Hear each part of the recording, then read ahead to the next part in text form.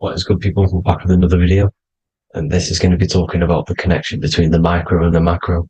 You know, you are the universe, everything is inside of you. So the first thing you need to understand is that the law of mentalism, we are a thought in the creator's mind, everything's being thought into existence. We have a spark of this mind, this same mind of the creator. And everything is a state of mind. Particles or atoms, whatever you want to call them, are a mental thing. They're a product of the mind. Everything's thought into existence.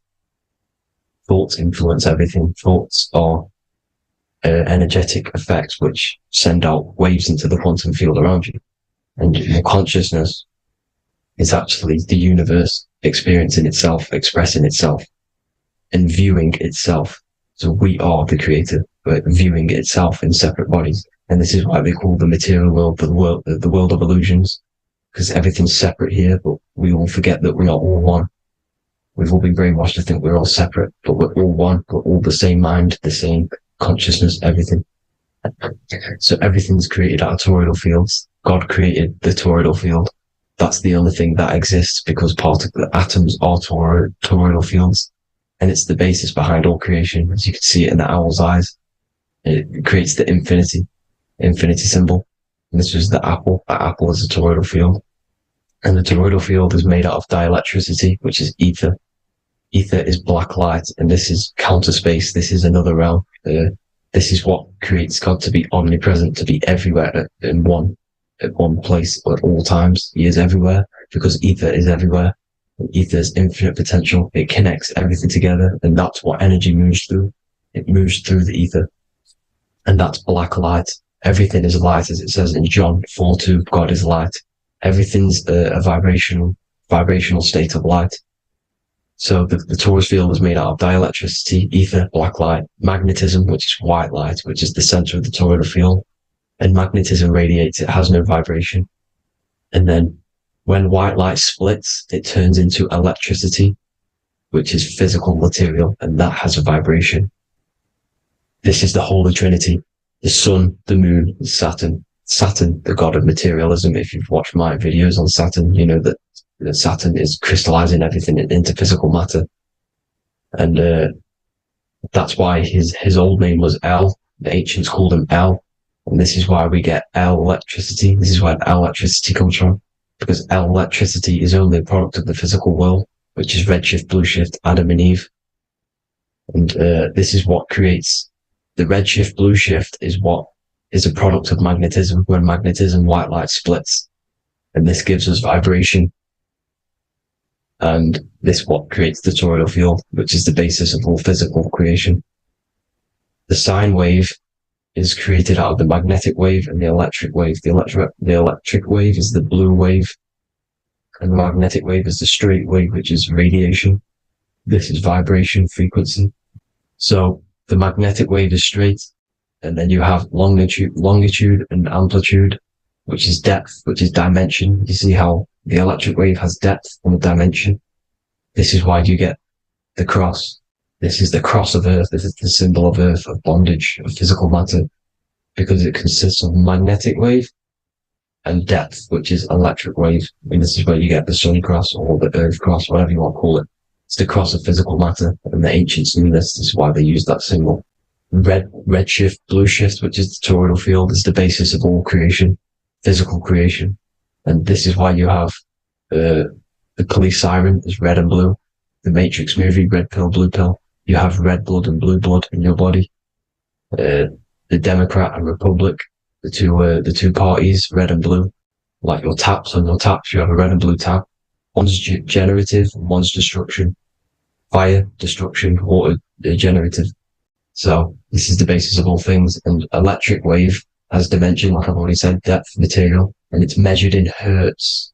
It's measured in hertz because it hurts you. It decays because the electric wave has a vibration, and vibration always has to go back to a standstill point. This wave cannot go forever, but the magnetic wave will go forever. It's radiation. Magnetic is radiation. It radiates forever. It pulses.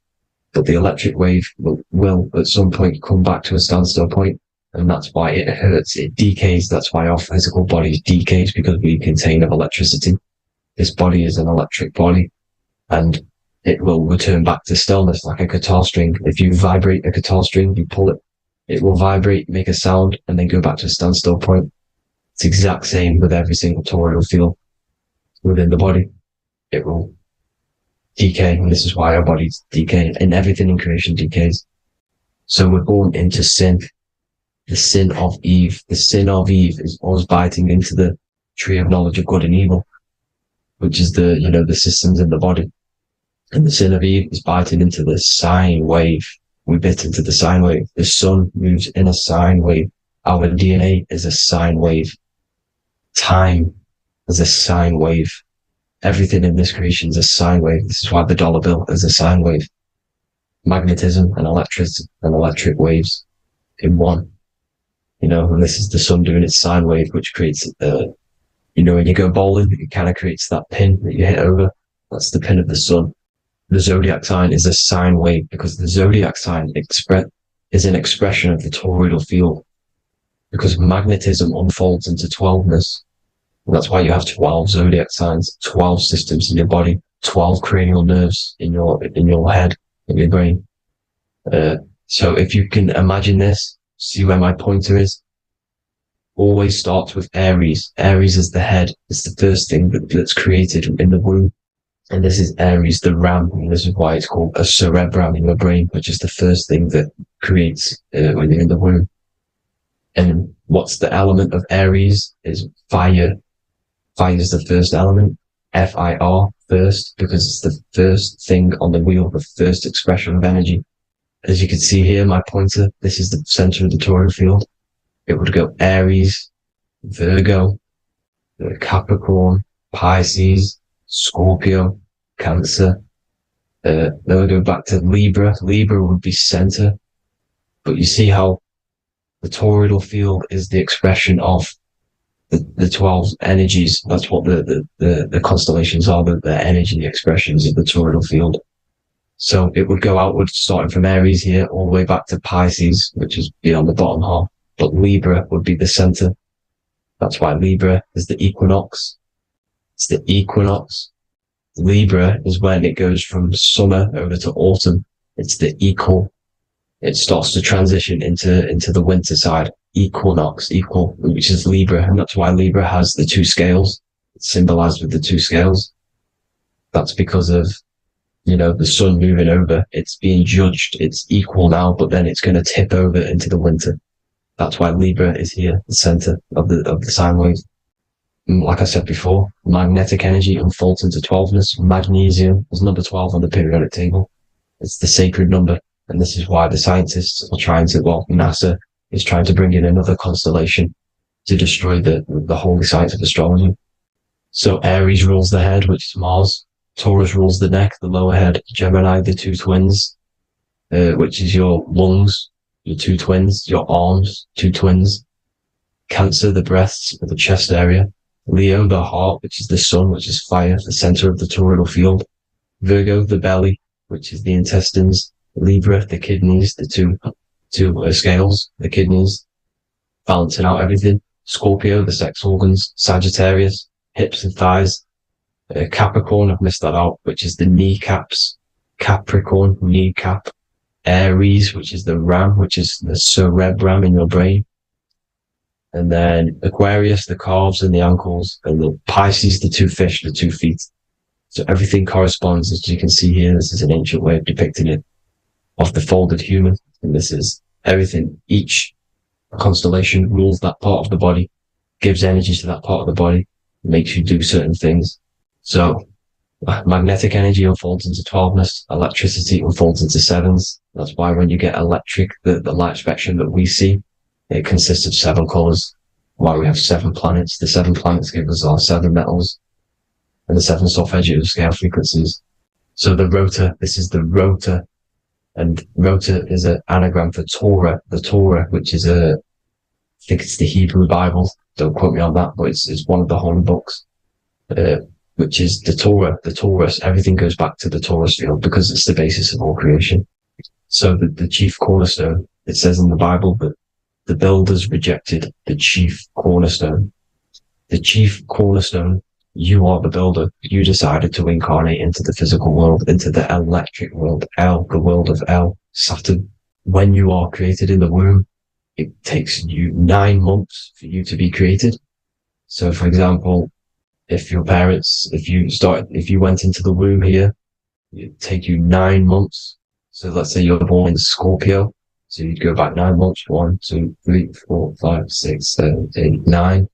You consist of all of these 9 energies because it takes 9 months or however long you took to be born. Some people are born earlier. You'd have to find out how many months you were in the womb for. But you consist of these 9 energies, and each constellation has a cell salt associated with it. And these cell salts are vital for your health, and your cells and the optimal health of your body. So the chief cornerstone that you rejected is these 3 cell salts, these 3 constellations. So you're mineral deficient in these 3 constellations. For example,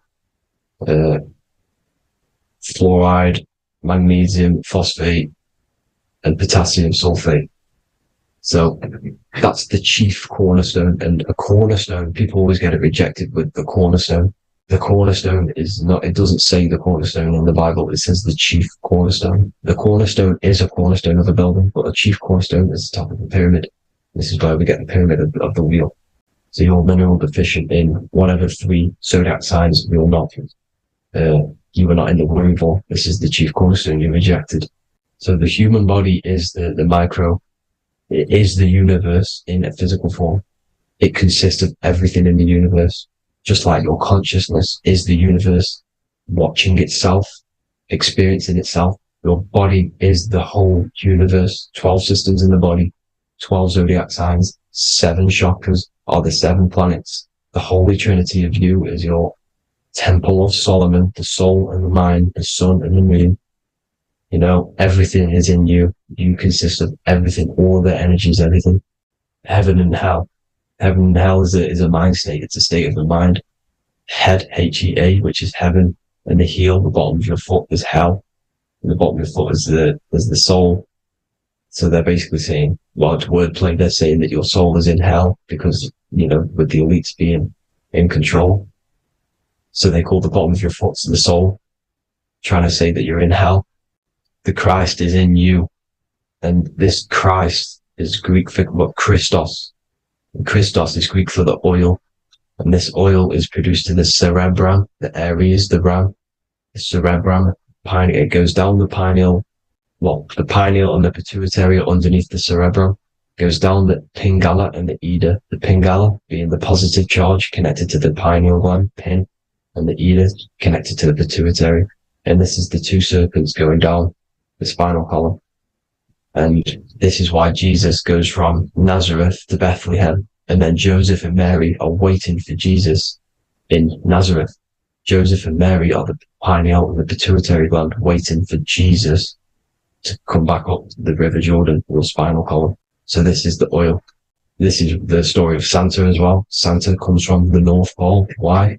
Because the North Pole of the Earth is the center of the toroidal field, and the North Pole of you is your spinal column, which is the North Pole of the toroidal field.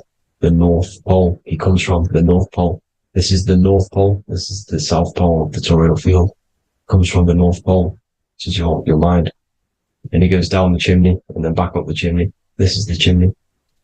And he drops off the present, which is the Christos, the oil. And this is why Jesus is crucified at 33, because he crosses over the vagus nerve at the top of your spine. When this oil comes back up the 33 vertebrae, these are your vertebrae here. When it goes up the 33 vertebrae, it gets crucified at 33 because it crosses the vagus nerve, and he's crucified on a cross at 33. This is the story behind Jesus and Santa. The Ark of the Covenant in the Bible is the 2 hemispheres which cover the vital parts of your mind, the brain side, which is the cerebrum, the pineal, the pituitary, etc. So the 2 hemispheres are the 2 angels, the Ark of the Covenant. This is the Ark of the Covenant covering the 2 vital parts of your brain. So these are the optic thalamus is another part, and it protects the Christ oil, which is inside at the center of the brain.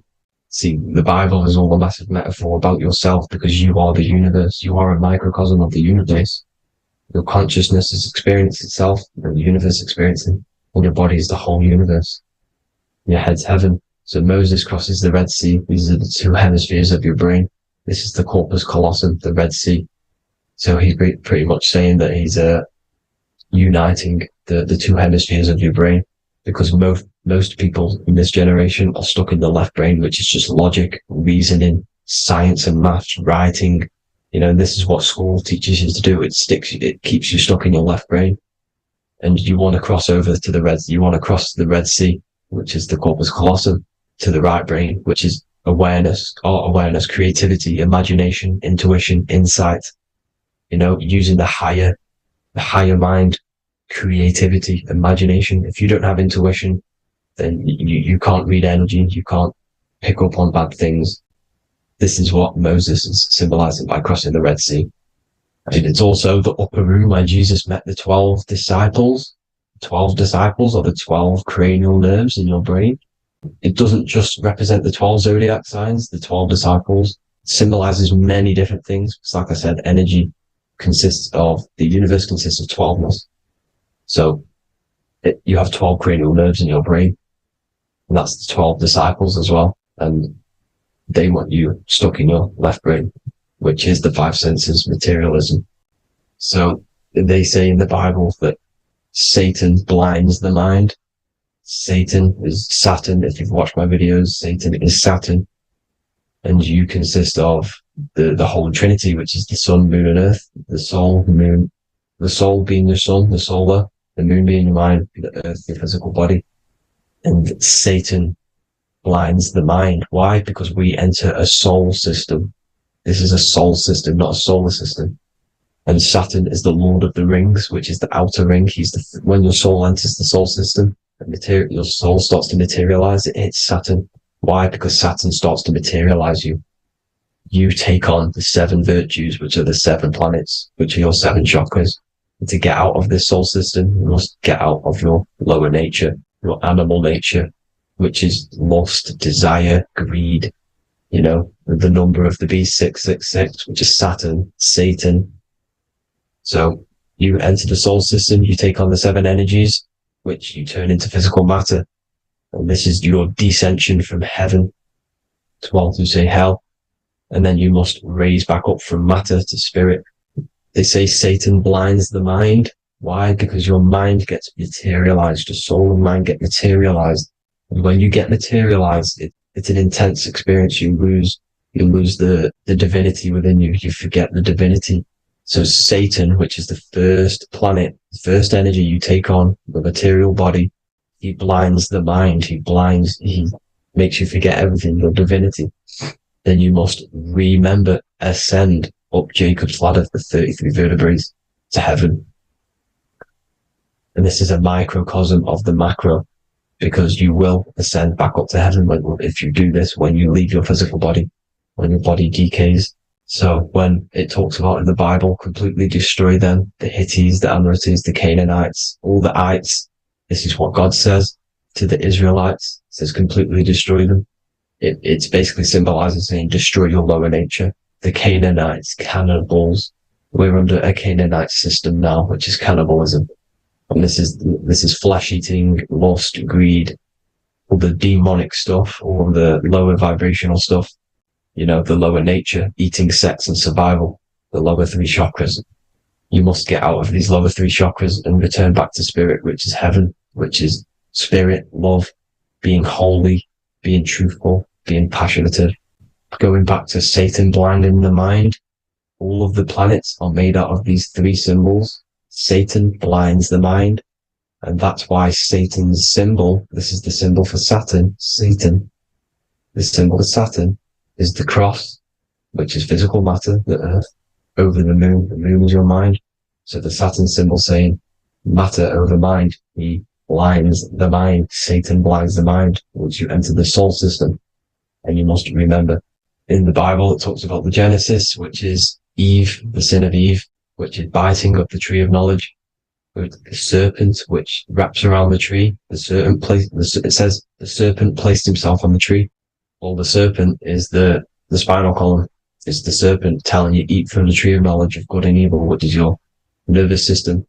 And eating from the tree of knowledge of good and evil is doing bad things. For example, over-sexualized, overeating, eating the wrong food. That's eating from your nervous system. It's decaying you, and it's preventing you from achieving the God self, the God consciousness. This is the symbolism of, the tree on the serpent, telling you to eat from the left brain, with the left brain being the sinister. Sinister is Latin for left. That's sin. Sin is left. And left is lefty Lucy, Lucifer, right, righteousness, right, God, godly. The tree of knowledge of good and evil, which is your nervous system, because it determines good or bad. That's the only thing you experience in this world is your nervous system. And then the tree of life is the cardiovascular system, and the Garden of Eden is your body. So that's it for this video, people. I hope you've got a greater understanding of how you are the universe and everything is inside of you.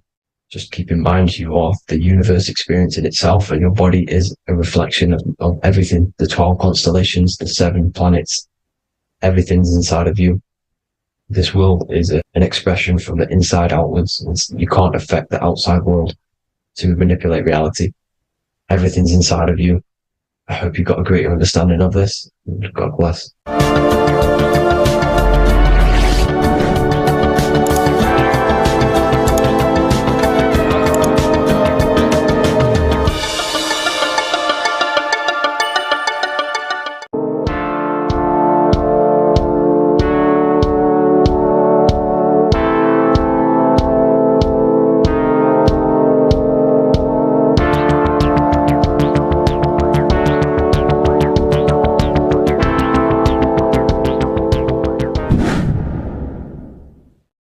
What is good, people? It's Revival of Wisdom. I hope you're all doing well.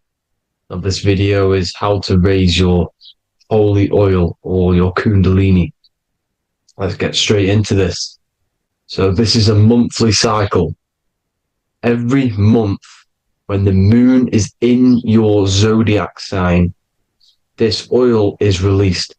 Now, the moon is in control of monthly cycles. For women, it's the menstrual cycle, and as well, this holy oil cycle.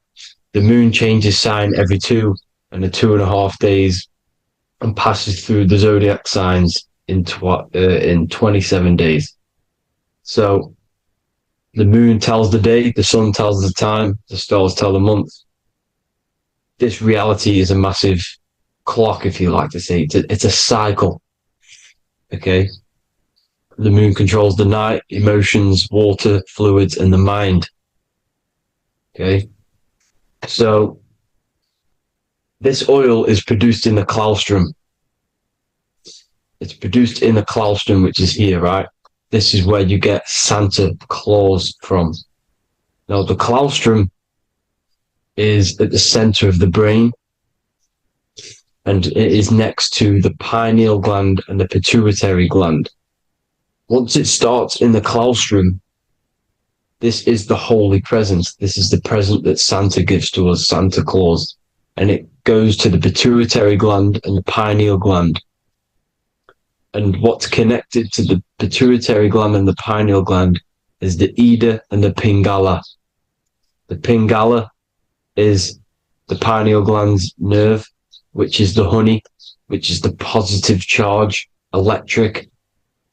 And the pituitary is the Ida nerve, which is the magnetic charge. This is the milk, the land flowing with milk and honey.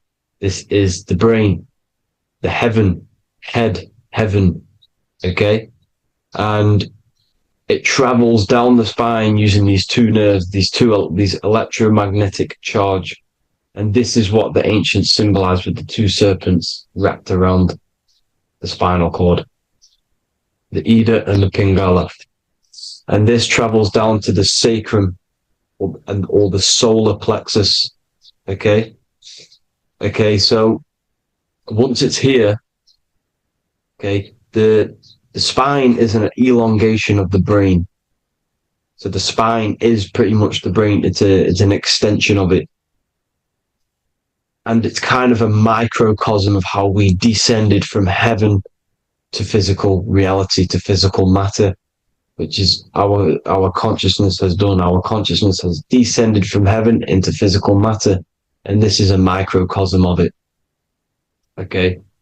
So once we're in the sacrum bone, this holy oil, like I've just explained, this holy oil starts in the Santa claustrum, goes down the chimney to the sacrum. This is the sacrum, the solar plexus, and drops the present off at the sacrum. Now, once we're at the sacrum, we need to raise our vibration to take this oil back up the spine. Okay. And the River Jordan symbolizes this in the Bible. King Herod wants to kill Jesus in Nazareth, which is here, this is the River Jordan, is Nazareth. He goes to be born in Bethlehem and then goes back up to Nazareth to Joseph and Mary. Joseph and Mary, the pineal gland and the pituitary gland.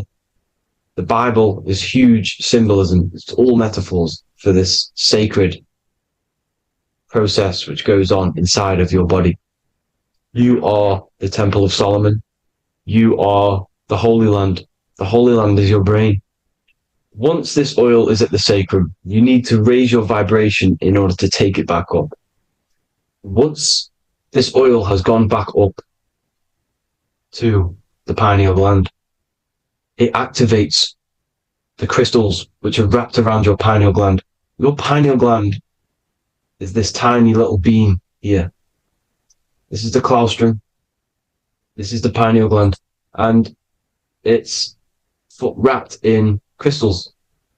And when this oil travels back up the spine by raising your vibration, back to the upper room where Jesus met the 12 disciples, or the 12 cranial nerves in the brain, and it activates and it turns on this pineal gland. And once it's turned on, it illuminates all the cells and the nerves in your brain and turns them all on and activates the higher God man, the God consciousness, Christ consciousness. And it regenerates the whole body. This is the secret to regeneration. It regenerates all the cells in the body. And this is how the ancients lived for thousands and thousands of years, as talked about in ancient texts. They lived for hundreds and thousands of years because they knew this secret. And this fluid, this brain fluid, the secretion, or the Christos in Greek, which means gold, because this is the alchemical process from turning lead to gold. Your body is the alchemical furnace. Now, the ancients knew about this center of the brain because they symboled it. This is the Eye of Ra, and it's the brain. And this is what's wrapped around our consciousness. Our consciousness isn't wrapped around the brain. The brain is built around the consciousness. We are the consciousness. You don't have a soul, you are the soul. Okay? Now, the head, heaven, hell, heel at the bottom of your foot, that's hell. Head is heaven, heaven and hell. Simple. Now, the pineal gland produces DMT, which is dimethyltryptamine, which is known as the spirit molecule. So, let's move on. Now, when this oil travels up, back, the spine, the chimney, it crucifies at the top, which is called the vagus nerve. So when it reaches here, the optic thalamus, it crosses and crucifies once it's raised back up. And this is why Jesus dies at 33. He was crucified at 33. Because you have 33 vertebrae on the back of the spine. And then it's crucified by the cross of the vagus nerve. When this oil crosses the vagus nerve, this is the crucifixion at 33. And it symbolizes the death of the physical consciousness. You then become spirit. You then become God consciousness, activating the Kundalini, regenerating the body and the mind. Okay. The Garden of Eden.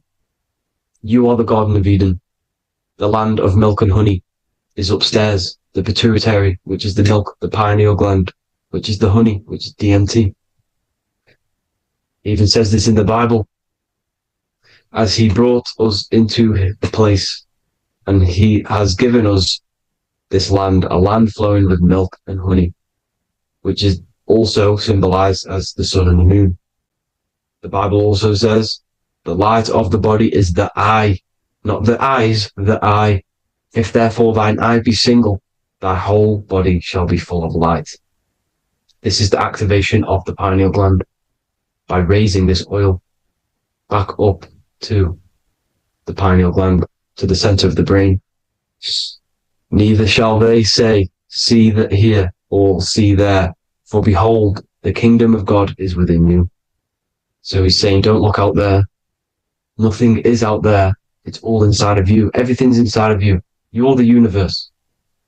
Now, how to raise this oil back up to the pineal gland? Every month, like I said, the moon controls the cycle. The moon controls monthly cycles. When the moon is going into your zodiac sign every month, this oil goes down the spine, and you must raise your frequency to get it back up. You must retain your seed. This is the most important. Your fluid, your secret, your holy fluid, your life force. You can't let that go. That life force is the reason you're alive. This holy oil is the reason you're alive, because it feeds all of the systems in your body. It feeds all the systems in your body. You have to retain your seed. Alkaline diet, positive thinking, and meditation. Okay? When you retain your seed, you will live longer. The moment you release it, you're killing yourself. You're killing a piece of yourself every time you release your seed. Every single time. You're killing a part of yourself. Okay? Now, this could be why this could be the illumination, the single eye on the Illuminati's symbol, the Freemasonic symbol, the illuminated eye, the triangle, which could symbolize the body, mind, and spirit, but the eye illuminated. Now, in the Bible, it talks about the two trees, the tree of knowledge and the tree of life. The tree of knowledge is the tree of good and evil, which is the most important system in your body, which is the nervous system.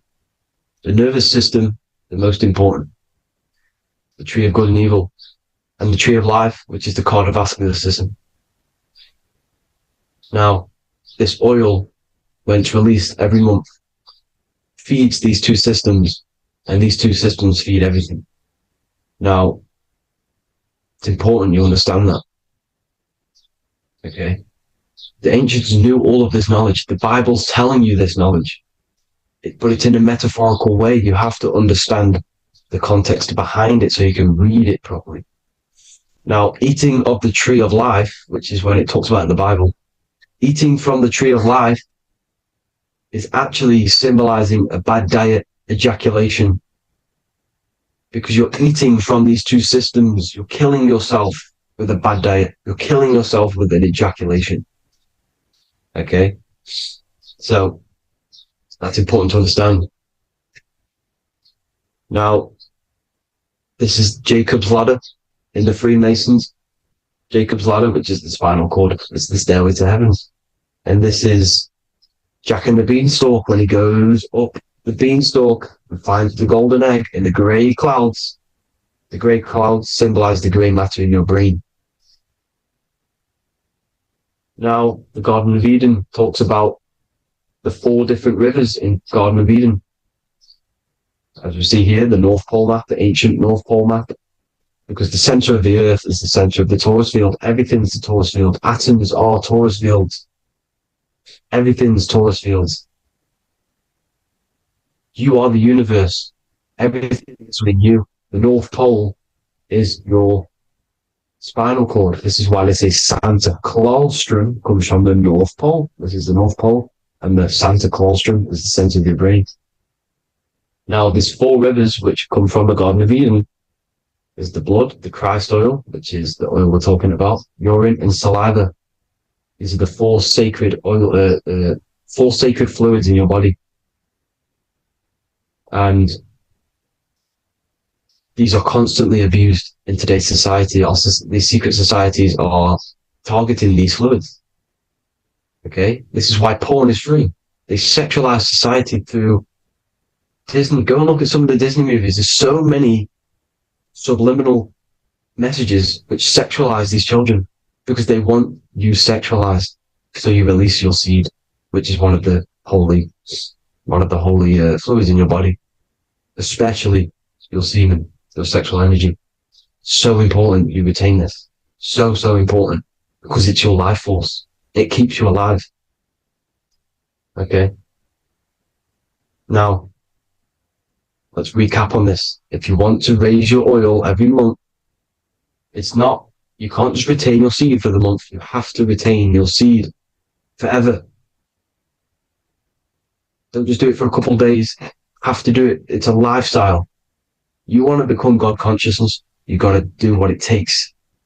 It's hard in this society because this society is made around, it's designed to kill you pretty much.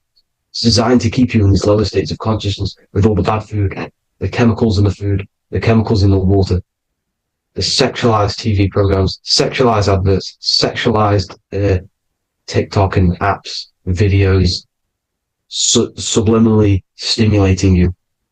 Because that is your weakness, sex. It's a weakness. Now, you have to retain your seed, meditation, and an alkaline diet. Why alkaline? Because acidic is low vibrational. This is the color spectrum. And what's the highest vibrational color? Violet. It's the lowest, red. You have to have an alkaline body in order to raise this oil.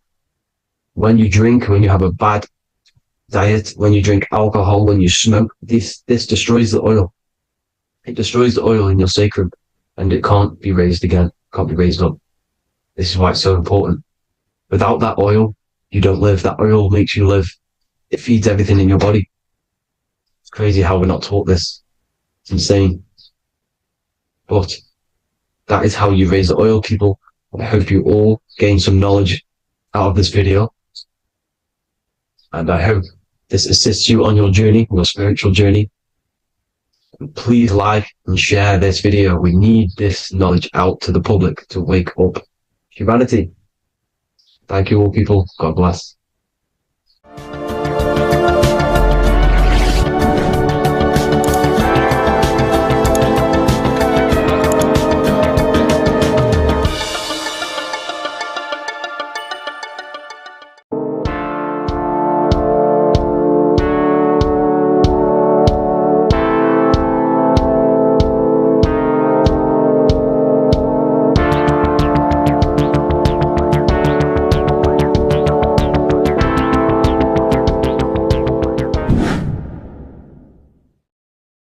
What's good, people? We're back with another video. This is going to just be a quick video. Manifestation, magic, bending reality. So let's jump straight into this. So you have a conscious and a subconscious part of your mind. The conscious is what you're conscious of, what you're actually doing, where you can choose or not. However, the subconscious is the part of your brain which is automatic. So all of the systems in your body, like the digestive system, your heartbeat, these are automatically being ran. And you do not have to tell these systems to do anything. You do not have to consciously tell your heart to beat. It's automatically doing it. And this is what the subconscious mind is controlling. It's like the dark aspect of your brain or your mind. It is the way bigger aspect of your mind. Okay, it controls all the systems in your body. Okay, and this is where all of your programs are. So when you're in it, from your childhood, what you've learned in school, all of these things are being kept in your subconscious, maybe traumas and stuff like that. So the subconscious is the female aspect, and the conscious is the male aspect, because the male is all about action and doing, and the female is more about creation, creativity, intuition. So you have a right and a left hemisphere of your brain, and these are obviously male and female. The right side of your brain is your female. It's to do with creativity, imagination, intuition, insight. Okay. And this is one of the most important sides of the brain. This side of the brain is the most attacked by the elites, whatever you want to call them. This side is one of the most important because obviously your intuition is a massive part of reality. And if you don't have intuition, then you lose track of the things around you. You can't consciously feel if things are wrong or right. They don't want you to have intuition or creativity or imagination. They want you in the left side of your brain, which is just reasoning, logic, and basic things. So they just want you to tell you what you want, tell you what to learn, and then that's it. They don't want you thinking for yourself, which is the right side of the brain. So whatever the conscious side of your mind impresses the subconscious side of your mind. So if you do affirmations, for example, if you consciously do affirmations every day, you're reprogramming your subconscious mind. You're impressing a vibration and a word into your subconscious mind, and therefore it will reprogram it. So the male and female aspect are symbolized by the Star of David as well. The male being the upside triangle, the female being the downside, connected all in one, because we both have male and female energy. So every thoughts are electric, which is the male aspect. Emotions are magnetic, which is the female. Each thought creates a wave of vibration in all directions. So think of it like a water drop in a pool, but it going out in every single direction. It's not just flat. And these thoughts have a certain frequency, has a certain vibration. That vibration has a certain frequency. And this affects your aura. Every thought, every emotion directly impacts your aura and the strength of your aura. So if you're angry all the time, your aura in the astral plane will look red. However, if you're happy, it'll be more like blue and green. So it's very important. Your electromagnetic field is created out of your emotions and thoughts. And that affects reality because you're 60% water, and frequency and vibration creates certain patterns and has a certain effect on water. And we'll get into that after this slide. So each thought that people are thinking around you, you are actually subconsciously picking up these thoughts because it's emitting this vibration in all directions. So this is why you can pick up thoughts of other people on the odd occasion. However, when you're more in tune with your intuition, your right side of your brain, you can start to pick up on vibrations, thoughts, and other people's auras. You can pick up on the energy once your third eye is open, and you know whether you should be in that environment or not. This is what we call an atmosphere. When we go into a room and you can feel the tension if someone's been arguing, for example. This is the atmosphere. This is the vibrations. These are people's auras emitting these certain frequencies and vibrations. Okay. So our aura is contained of multiple layers. Obviously, we have the physical body. This is the electromagnetic layer. However, you have the different planes of existence, the spirit, mental, astral, etheric, and then physical. The physical is the lowest plane of existence. And the physical plane is a product of all of the planes above. So the mental impresses on the astral impresses into the etheric, and then the etheric creates the physical object. So the mind is the root cause of reality. The mind is the cause of everything. Your consciousness is pure cause. There's no effect. Everything you see in this reality is the effect. Everything that you experience is the effect, because the root cause was the mind. The decisions you made you experience that certain experience. And that decision was created on the mental plane. And this is just pure thoughts. And thoughts are things. If it exists in your mind, it is a thing. It's a certain frequency. So if you have a certain level of thoughts, if you're thinking positive, for example, you're going to have a strong aura, you're going to have a higher vibration, and that attracts like. Like attracts like when it comes to thoughts and vibrations and electromagnetism. So if you're thinking positive all the time, speaking positive, doing positive, you're then creating a higher vibration, and that's going to attract people on that similar frequency to you. Everything is electromagnetism, frequency, and vibration. Everything.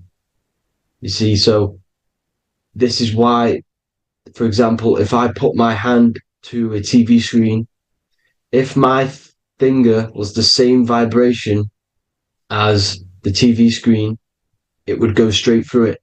However, the particles in my hand and the particles on the TV screen are two separate vibrations, and this is what causes the friction to stop and not my finger to go straight through it. So like I said, when you don't feel the vibe of someone, when you don't feel right, you don't really get along with someone, this is a vibration. Your vibrations are not matching, they're not similar, they're two complete different vibrations, and they're not aligning properly. So music has a massive part on this. Music is a massive, massive tool for the elites because music is frequency. And in 1975, the musical instrument are all tuned to 440 hertz. So Spotify, Apple Music, most of the music on YouTube is all set to 440 hertz. And 440 hertz is not divisible by 3, 6, or 9. And when you can't divide a frequency by 3, 6, or 9, it's not a natural frequency. As you can see here, this is 432 hertz. This makes a nice geometric pattern. However, 440 hertz is a distorted pattern. So when you listen to this, this actually shuts off the whole right side of your brain. Like I said at the start, this is the most attacked side of your brain. It's to do with creativity, imagination, intuition. When you listen to 440 hertz, it shuts off the whole right side of your brain. And obviously shutting off all of these forms of your brain. Music is a very, very powerful tool for the elites because it's the only thing which can enter your soul or your ears without consent, your body without consent. Everything else has to be through consent. You choose whether to eat something, you choose whether to drink something, but frequency, you're going to hear it no matter what.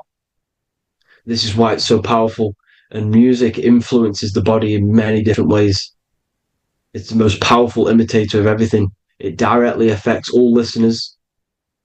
It directly affects intentions, gestures, movements, and actions. It stimulates your mind, and certain songs, certain catchy songs, can reprogram your subconscious mind, invoking certain emotions. This is why when you listen to slow beat songs, it makes you feel more sad. When you listen to upbeat songs, you feel more energetic. This is because these frequencies have a profound influence on reality and on how you feel. Because like I said, you are 60% water. And as you can see here, each frequency creates a different geometric pattern. And inside of you is 60% water. So like I said, 440 hertz is going to make a distorted pattern in your water. And this is going to have a profound effect on your emotions and your reality. So like I said, health is not just the body. You are made of body, mind, and spirit. You need to look after what you put in your body. You need to look after your spirit and look after your mind. It's very important to keep all these in balance, because once one of these are unbalanced, it affects the other two. So if you're eating wrong, it's going to affect your spirit and mind. If you're thinking wrong, it's going to affect your body and spirit. These are all interlocked. You have to look after them all. So it's very important you understand music. Stop listening to low vibrational music. To be honest, you want to listen to music without any sort of speaking inside of it. You just want pure frequencies, which are the solfeggio scale, like one of these, for example, 432, 528 hertz. These are all good frequencies. It's called the solfeggio scale. And these frequencies make you more in tune with nature. 5 to 8 hertz is what the earth vibrates at. So it's very important. And the Rockefellers are the one who changed this to 440 hertz. The Rockefellers, one of the elite families. So if you want to manipulate reality, it's very important to have your chakras aligned and having a high vibration, because the higher your vibration, the more powerful your words and your intentions are on reality. So the lower your vibration, the harder it is to affect reality, because you're on a lower state of consciousness. You want, like I said, you have the mental, astral, etheric, and physical. Everything is a product of the one above. As above, so below. This is what Hermes Trismegistus was saying in the Egyptian days. This is where it comes from. As above, so below. If you affect above, it directly affects below. So like I said, meditation helps on this, helps align your chakras. Think positive, feel positive. Like I said, your feelings are magnetic, your thoughts are electric. So once you combine these two together, you're then creating an electromagnetic frequency, and that will have profound effect on reality. So the law of cause and effect. The law of cause and effect. Every effect has the root cause. Like I said, your mind is the root cause of everything. Every decision you make is having a different effect on reality.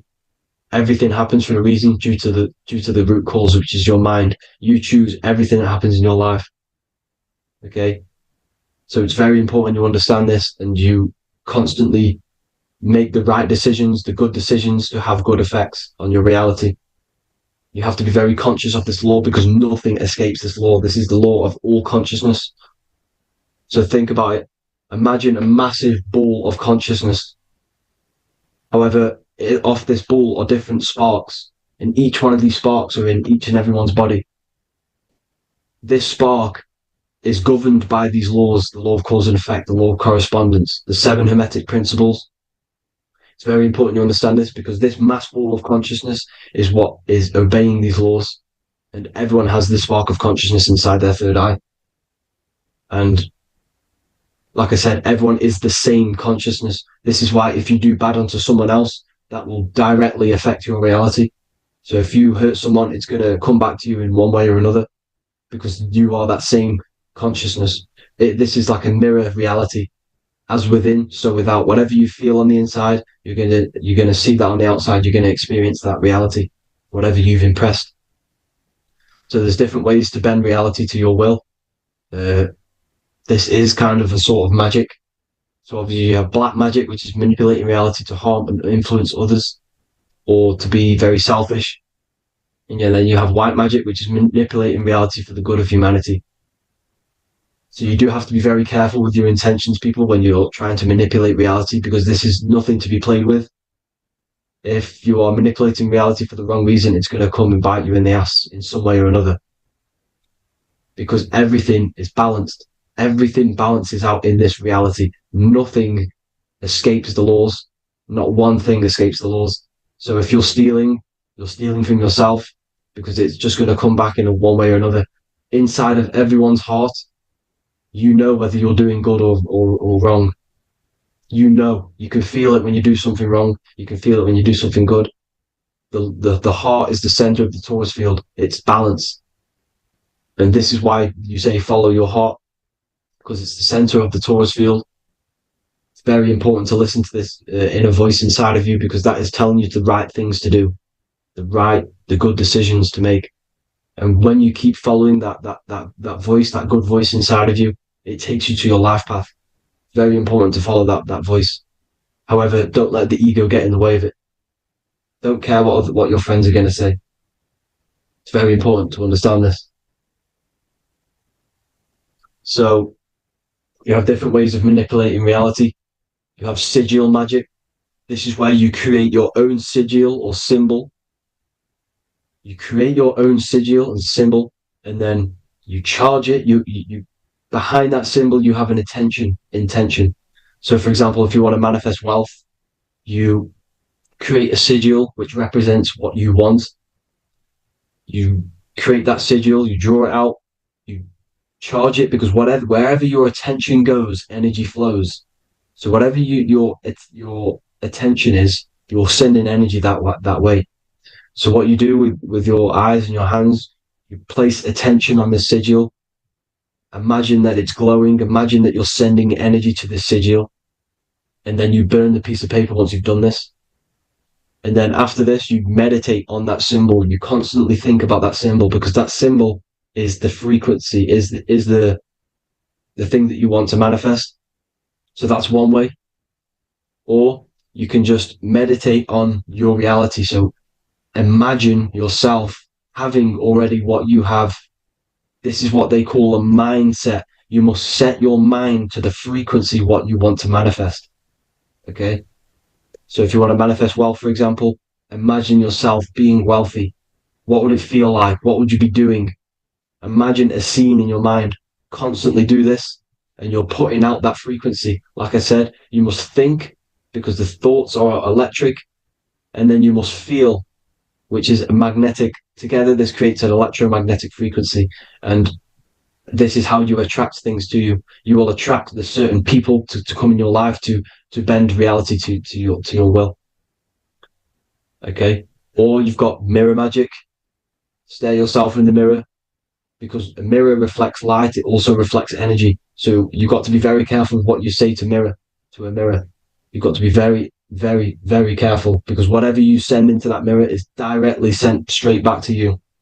So if you're thinking negative, you're sending negative energy back straight to you, and that's going to have an effect on your reality. Affirmations are very important, because your words are frequency, your words are vibrations, and each word you say has a certain frequency. If it's positively charged, it's going to affect you positively. If it's negatively charged, because like I say, your brain and your mind is like the director of energy. That's what your brain is. And it directs energy into certain things. You can either positively charge it or negatively charge it. And this brain is creating your reality constantly. It's manifesting your reality constantly in the present moment. So this is what the government knows. The government know your mind is the root cause of reality. This is why they call themselves a government. Government. The New World Order is not being manifested by them. They are controlling the information. They are controlling your perception of this reality. And they know the mind is the root cause of reality. Therefore, if they control your perception of reality and your information, what you believe, you're going to manifest that information, that perception. So we, the people as a collective consciousness, are the ones manifesting this New World Order.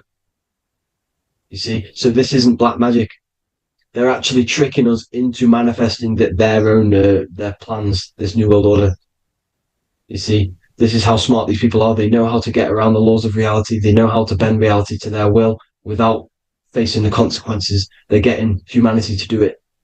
You see, there is a collective consciousness. As like I said, we all have that same spark of consciousness, right? So as a collective consciousness, we are on a very low vibration at the moment. However, we are waking up rapidly. There are more and more people waking up at the moment, and light always chases away the shadow. Light is a lot more powerful than darkness, you see. So one person waking up has a massive effect than one person being asleep. It has a profound effect. Because like I say, the light always chases away the darkness. It's more powerful. The light is always more powerful. High vibrations are more powerful than lower. So that's it for this, people. I hope you all enjoyed. This is a short, quick video. God bless you all.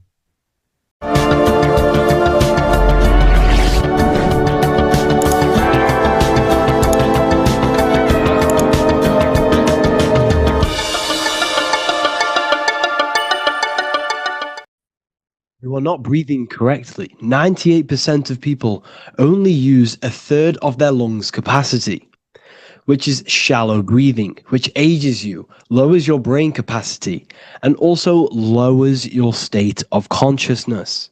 So it's essential that you breathe consciously on a day-to-day basis, because this is what truly elevates your consciousness. I am going to give you the key for you to raise your consciousness just through breathing alone. Such a simple thing, but yet the most effective way for raising your state of consciousness and becoming more spiritually and mentally advanced.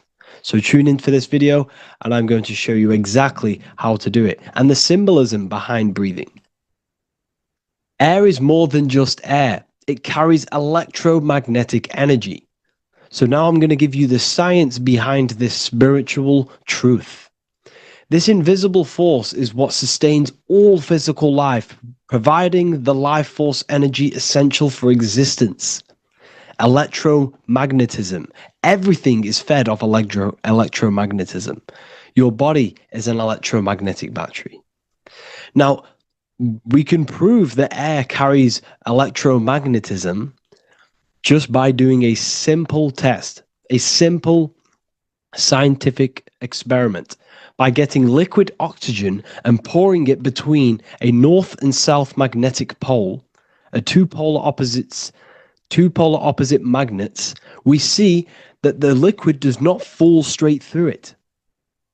It is sucked, it is magnetically attracted to these two opposing forces, opposing magnets. This is proof that air, liquid oxygen carries electromagnetism. When you are breathing electromagnetism, the essential life force behind all living beings.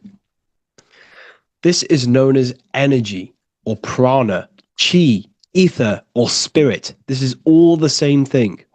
Air is not just empty space. It is energy. It is prana. It is life force. It is spirit. It is ether, chi, prana.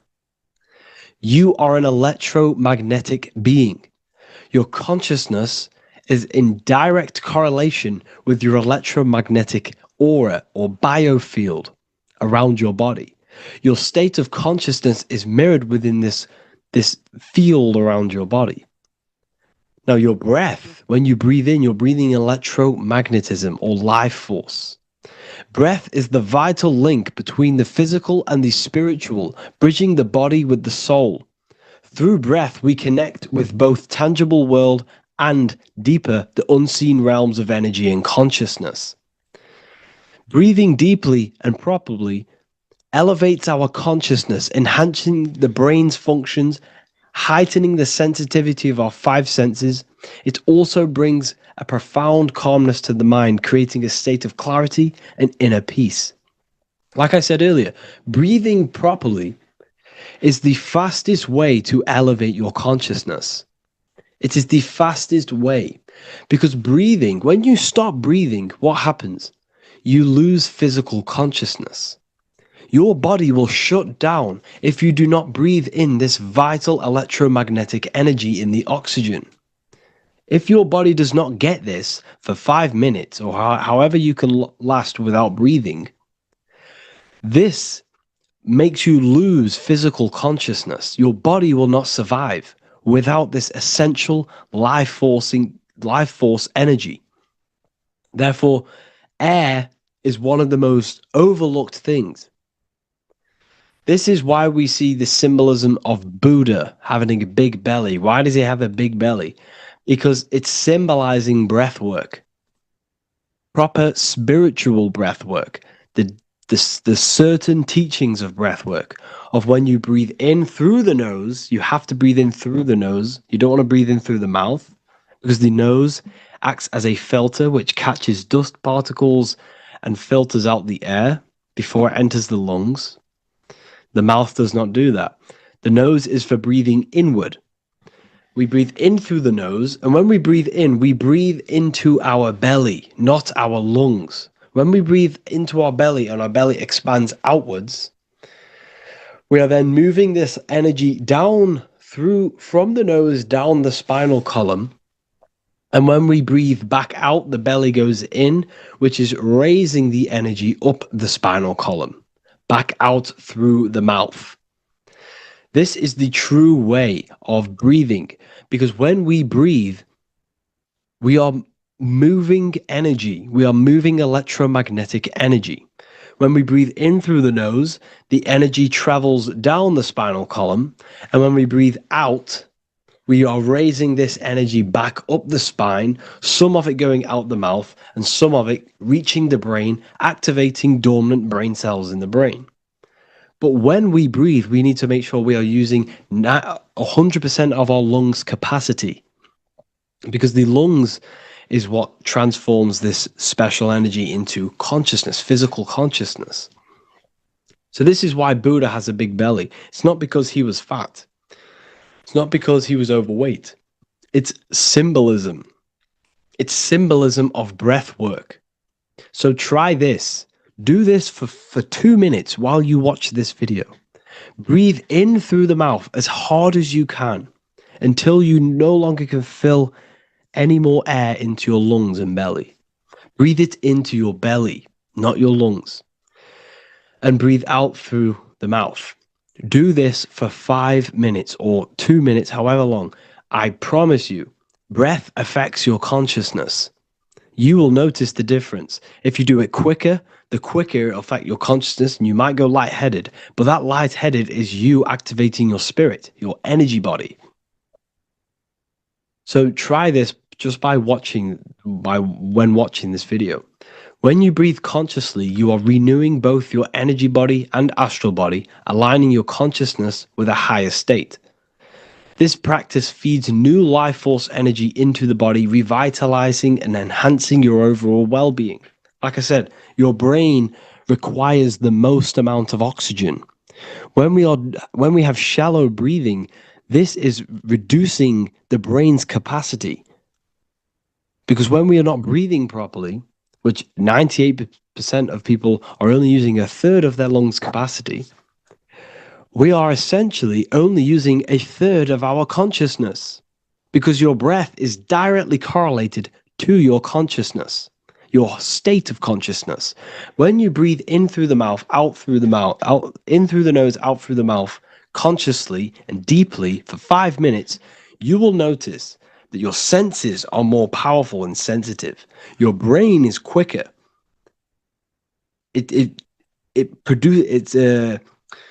What's the word? It processes information quicker. You become quicker. You become a superhuman, and you feel more spiritual because it activates your spirit, your astral and energy body. So when we meditate, it's definitely important to breathe in through the nose and out through the mouth as deeply as possible to align with a higher state of consciousness. And this is the easiest way to separate your consciousness from the body.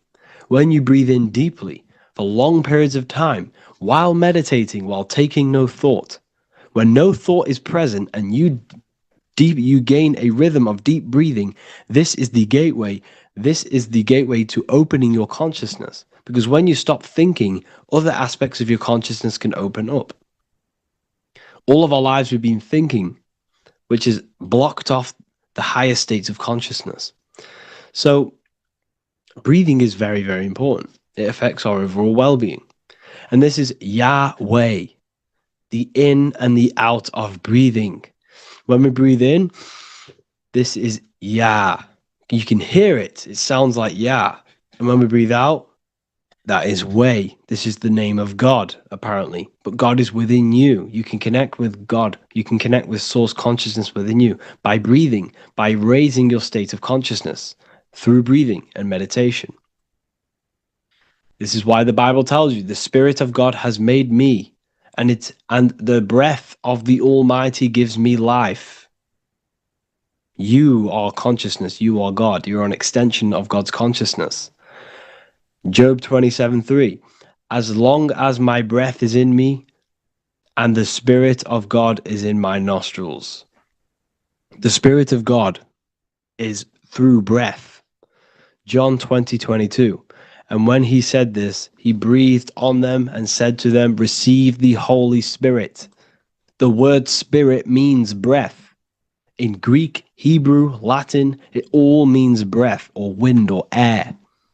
The Holy Spirit is a certain way of breathing, a breathing technique that elevates your consciousness, that syncs you up to a holy consciousness, an elevated state.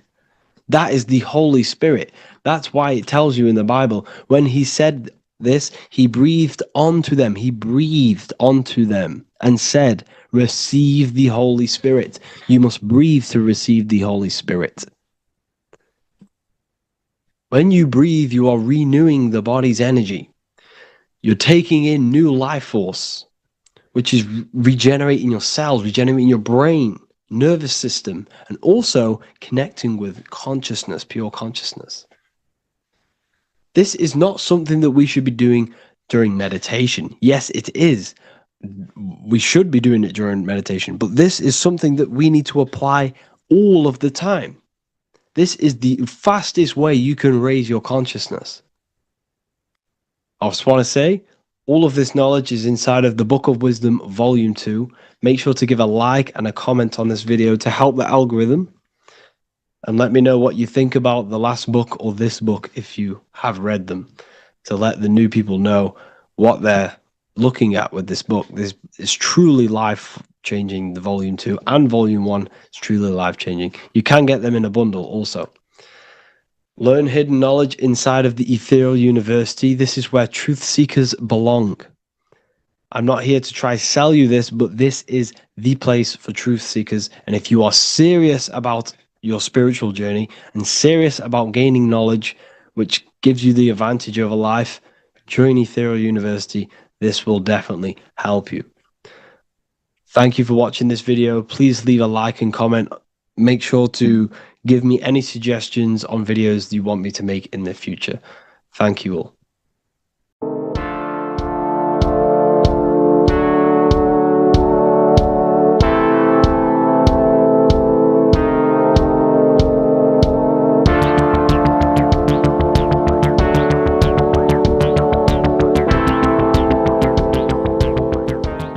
Welcome back everyone to another video.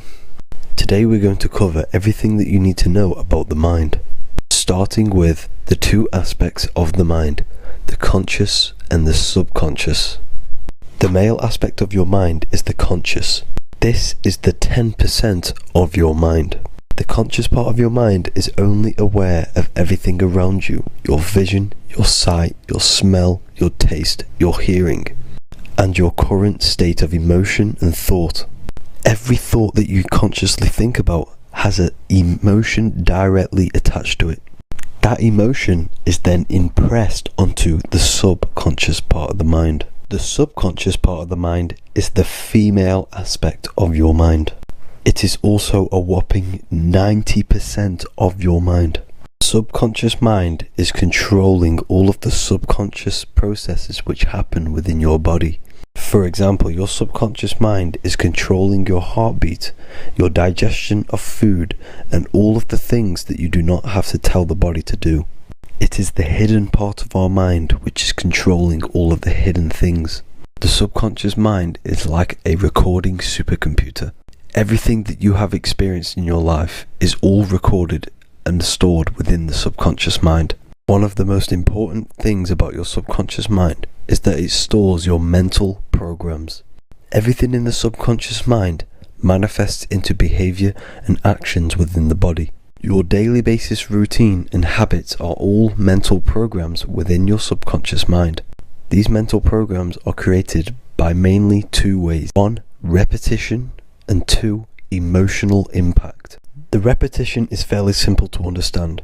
The more you do something, the more it impresses onto your subconscious mind and becomes a program. That program will then manifest into your behavior.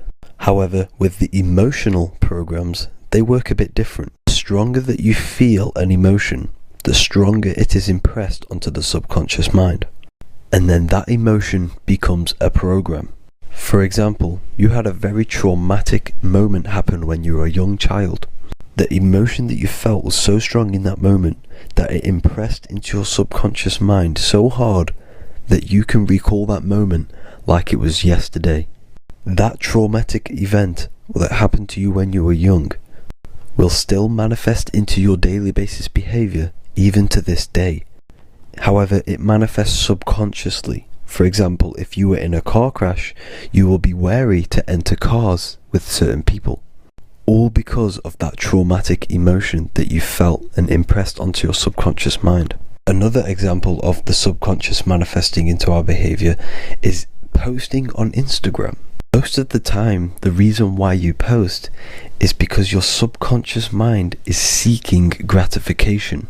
So before you actually do something, question yourself and find out the root cause of why you are doing this. Another thing that you need to understand about the subconscious mind is that it takes everything you say and hear literally. So for example, if you go and say, "You are an idiot" to someone, your subconscious mind will only pick up the word idiot. It only knows yourself. It doesn't know anyone else. You are casting a spell on yourself just by saying that to someone else. This is why the golden rule is to treat others like you'd like to be treated. Now, you can rewrite these programs which are already in your subconscious mind. However, it does take consistency. You have to change these programs which have been running for years. And by changing these programs, you change your behavior, because these programs manifest into your behavior. The best way to do this, personally, is to listen to affirmations first thing when you wake up in the morning, and do this for 10 minutes every single morning. Then at night time, you want to think and feel that you are becoming the reality that you desire. The more that you feel this reality, the more it will become a program and impress your subconscious mind. For example, you're trying to gain financial freedom. If you trick your subconscious mind into creating a program saying that you are financially free, this will manifest into your behavior. You will start doing more work. You will start looking for ways to make money. Your mind will be set on the frequency of money and financial freedom. Therefore, you will receive thoughts based around this program. If you take enough action, your life will dramatically change because of this program that you created in the mind. This is why we call it a mindset, because your mind is a frequency tuner which sets its frequency onto different thoughts, because thoughts are frequency. If you fill your mind with a specific frequency, you will gain thoughts and ideas based around that frequency. To create a stable mind, you need to master your emotions. You need to change your mindset. Everything that you experience is neutral. Based upon the mindset that you see it, you either give it a positive or negative charge. By understanding this deeply, you will then control your emotions. I hope you gained some wisdom and enjoyed this video. Please, if you can, leave a comment and a like, and subscribe to the channel if you like this content. Love and light to you all.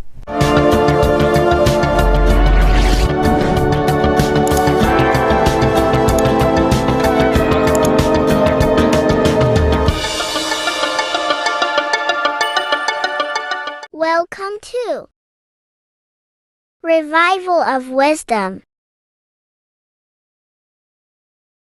This video is going to be about the flat earth and the breakdown of the whole cosmology. We're going to be digging very deep. I've got a lot of pictures and images to show you, and a lot of dots to connect. So let's start with the Freemasonry art.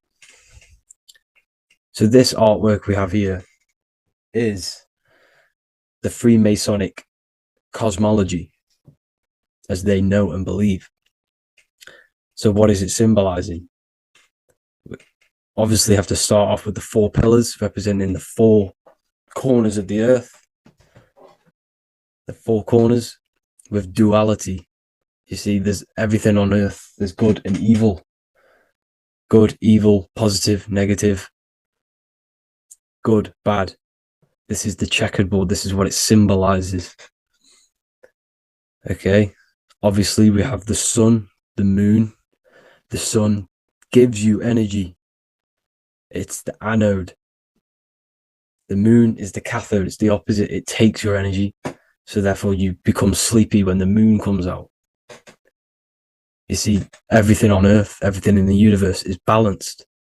There's complete balance, symbolized by duality. There's always 2 opposites. We have the all-seeing eye. and obviously 7 stars representing the 7 planets, but not planets as in we know planets.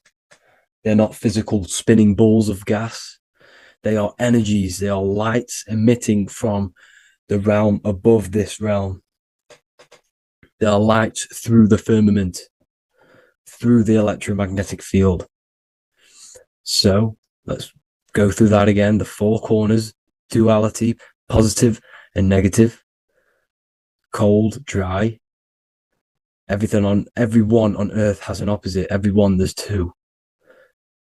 Okay, and then we have the sun, the moon, the 7 planets with a 5-pointed star. What's the 5-pointed star? Of course, it's the 5 elements: spirit, water, earth, fire, and air. Okay, that's what the 5-pointed star is symbolizing, the 5 elements of Earth. And then, most importantly, we have the compass. The compass is very, very important, hence why it's in the center. The compass is symbolizing many, many things. And one of the most important things, but we'll get into that after. We have a boat with water outside of the Earth. So we have a boat on water, symbolizing the waters separated by the firmament, the waters above, separated by the firmament from the waters within the firmament, the Earth. So this is what it's symbolizing. So the compass, what's the compass? This is where the compass comes from. The Polaris, the most important star there is, because it's in the center of Earth. The sun, the moon, and the black hole, black sun. Because all creation comes from center, the seed center. Okay, but we'll get into this after. But also, this is a very important Masonic symbol because they use this symbol a lot. This is one of their main symbols, hence why Neil Armstrong has the Masonic ring with the compass on it. The people who supposedly went to the moon, which obviously they faked to push this globe model, because the globe model is based upon fear. Because the globe model, if they can sell you the globe model, they can sell you anything then. You don't know where you actually are. The globe model is to push fear upon the masses, because the globe model means there's not enough resources. There's also risks of asteroids hitting the planet. There's also risks of space extraterrestrial invasions, global warming, asteroids.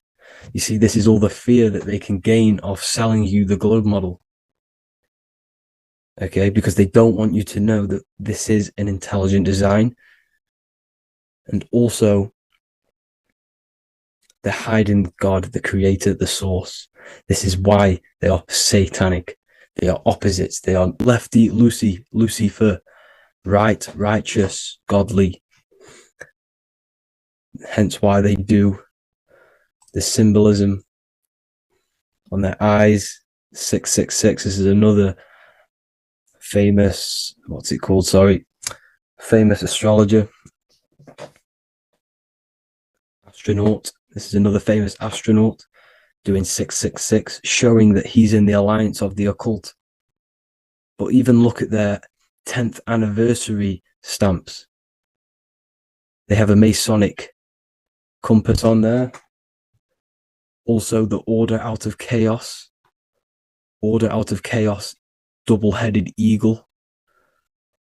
Okay, the order out of chaos ring, which they wear. So all of these astronauts are in the occult. They are lying to you. They are in with this order, this Masonic New World Order, whatever you want to call it. So let's break this compass down a lot more.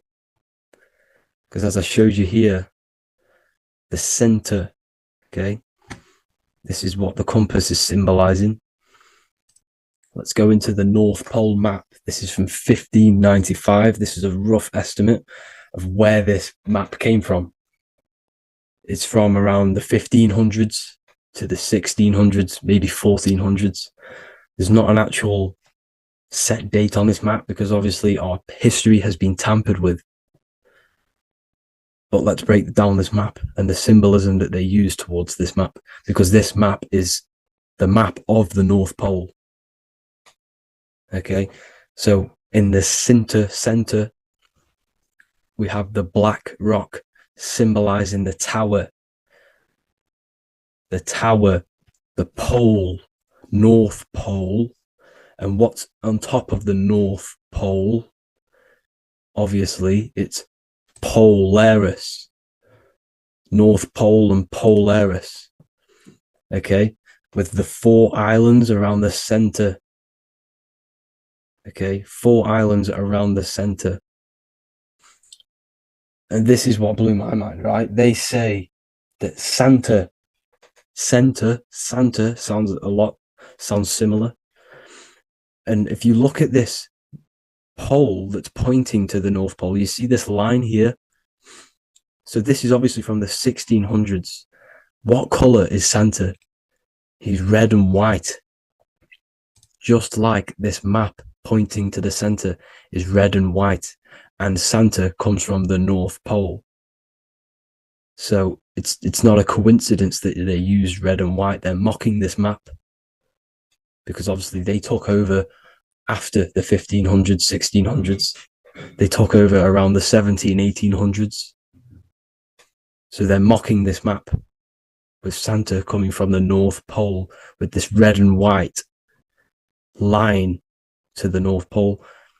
Notice the 4 islands. Okay. Like windows, their symbol, they obviously in the occult, they're part of the New World Order, is symbolizing these 4 islands with the blue behind it for the water. Okay, so this is another occult logo. They're symbolizing this center because the center is so important. Okay, we'll get into that. Also, we have the Mayan cosmology.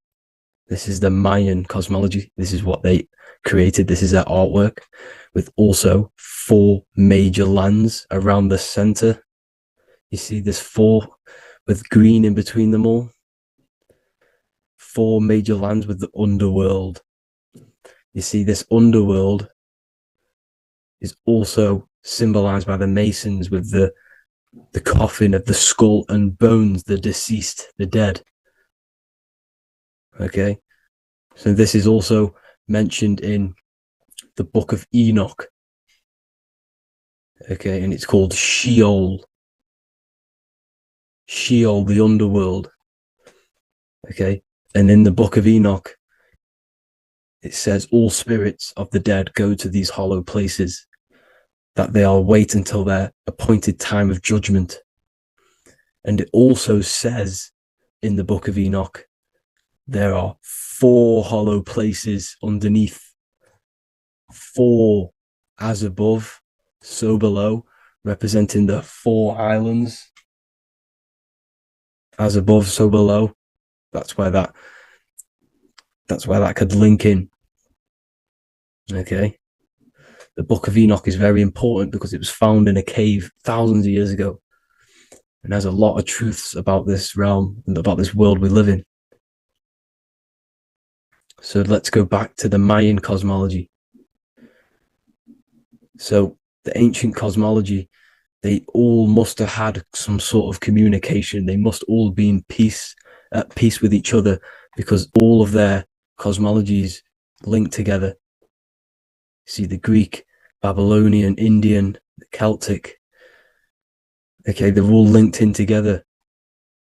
They all knew that they were in an enclosed system with an underworld and obviously a firmament. Okay, so this is what they all knew. They all must have had some sort of communication. They were a lot more advanced than us. They knew the center of the realm. Okay, and obviously the United Nations flag also symbolizes their center. You see how it has like a grid with a circle around the center. It's symbolizing that center of the realm, because that center of Earth is so important. The United Nations flag, all have it. See, some different ones will have that circle around the center. Because the center is the seed. All things come from a center. So the Torus field is so important because it is the spark of life. It's the building blocks of the universe, this creation. Because all things have a Torus field. Just like an apple with what's in the center of an apple, a seed. Because the center is where the energies hold, is where the energies meet. And it creates that spark of life. Just like your heart is the center of your body. And it has an electromagnetic field. Because the center, all things come from the center. So this is why the North Pole is so important. Because this is why it's so important. Because this is where the creation sparked from. The center. This is where the most electromagnetic energy is stored. So this is why the northern lights come from the center. It's electromagnetic energy. This is what the northern lights are. It's being emitted from this black hole in the center. Okay? And obviously what else is on the center? Polaris. Polaris is the center star. Okay? So the center star is what sits on top of this North Pole, Polaris, because it's a pole of electromagnetic energy, symbolized as a black rock, a black hole, pole. You see? Because all creation comes from void. Light is born from darkness. Without light, darkness can't be born from light. You see? But light can be born from darkness. This is why darkness is so important. And this is why there's a black hole in the center of our realm, like the black sun. The black sun. The Polaris star, the North Star. You see, so this is this North Pole, Polaris. This is what they're talking about. And this is why compasses are an 8-pointed star, because Polaris is symbolized as an 8-pointed star. This is where a compass will point you to. It will point you to that center. So notice how a compass has this black hole in the middle. You see?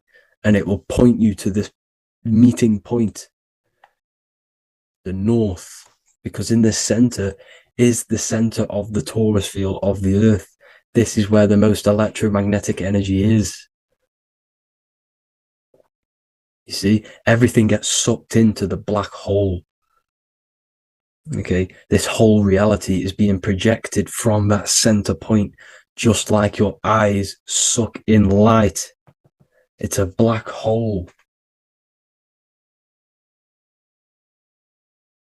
Your eyes suck in the light of this light being emitted from this center place, this electromagnetic energy at the center, which is the seed of everything, of everyone. You see, just like an apple has the seed in the center in darkness, because in the center of the apple, it's dark. It's black.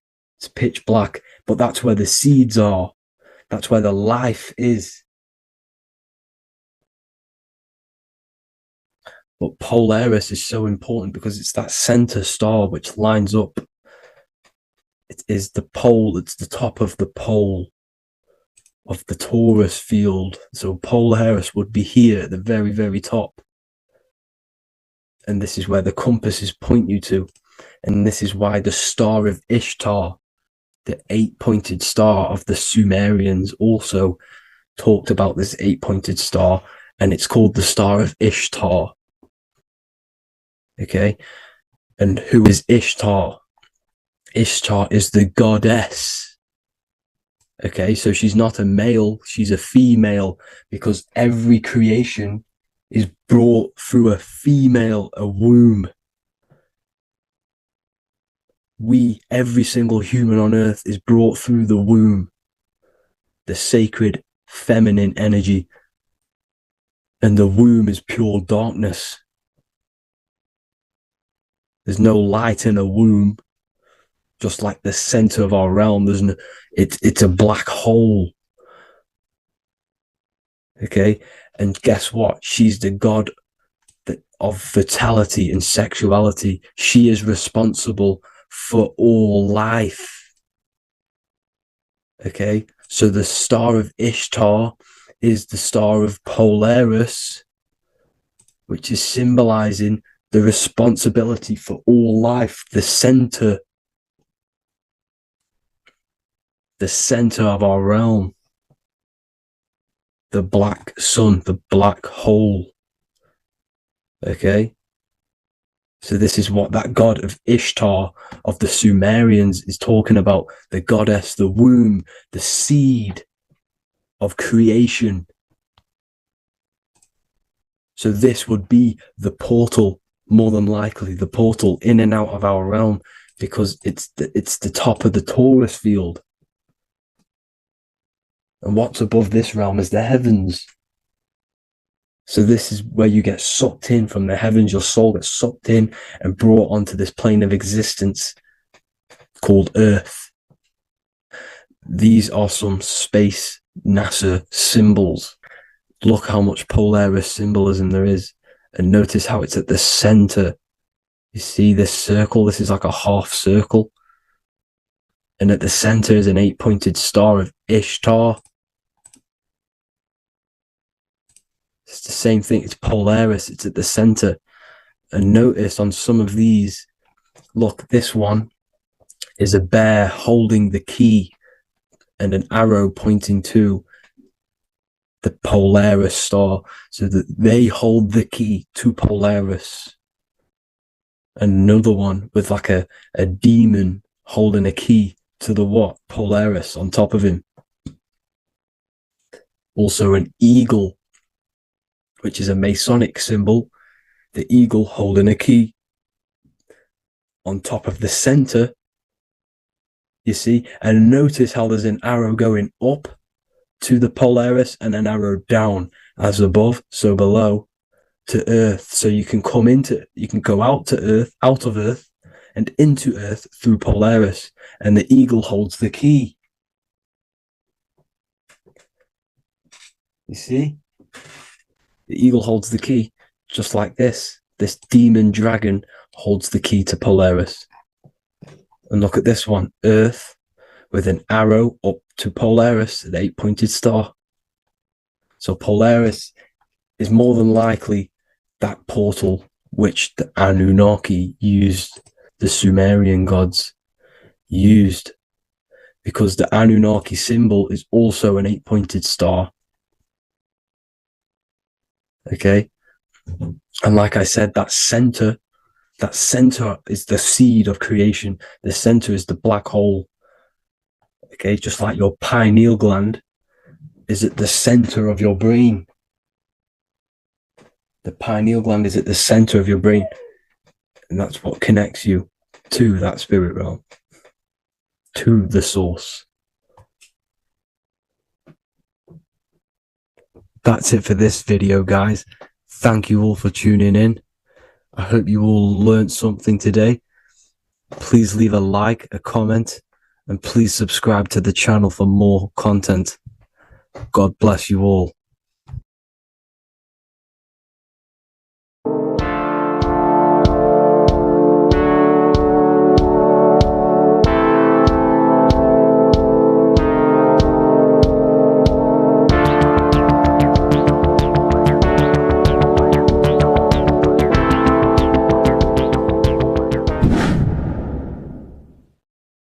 Welcome back, people. We're back with another video.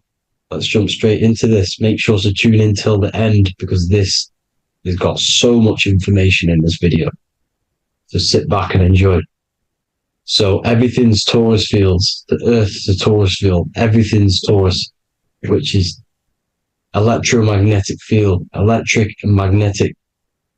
The center of the Taurus field is where the two opposing forces meet in the center. And this is what creates the plane of inertia, the dielectric plane of inertia. Okay? You got red shift, blue shift, positive, negative, south and north pole, right? This is what the ancients were showing with the tree of life.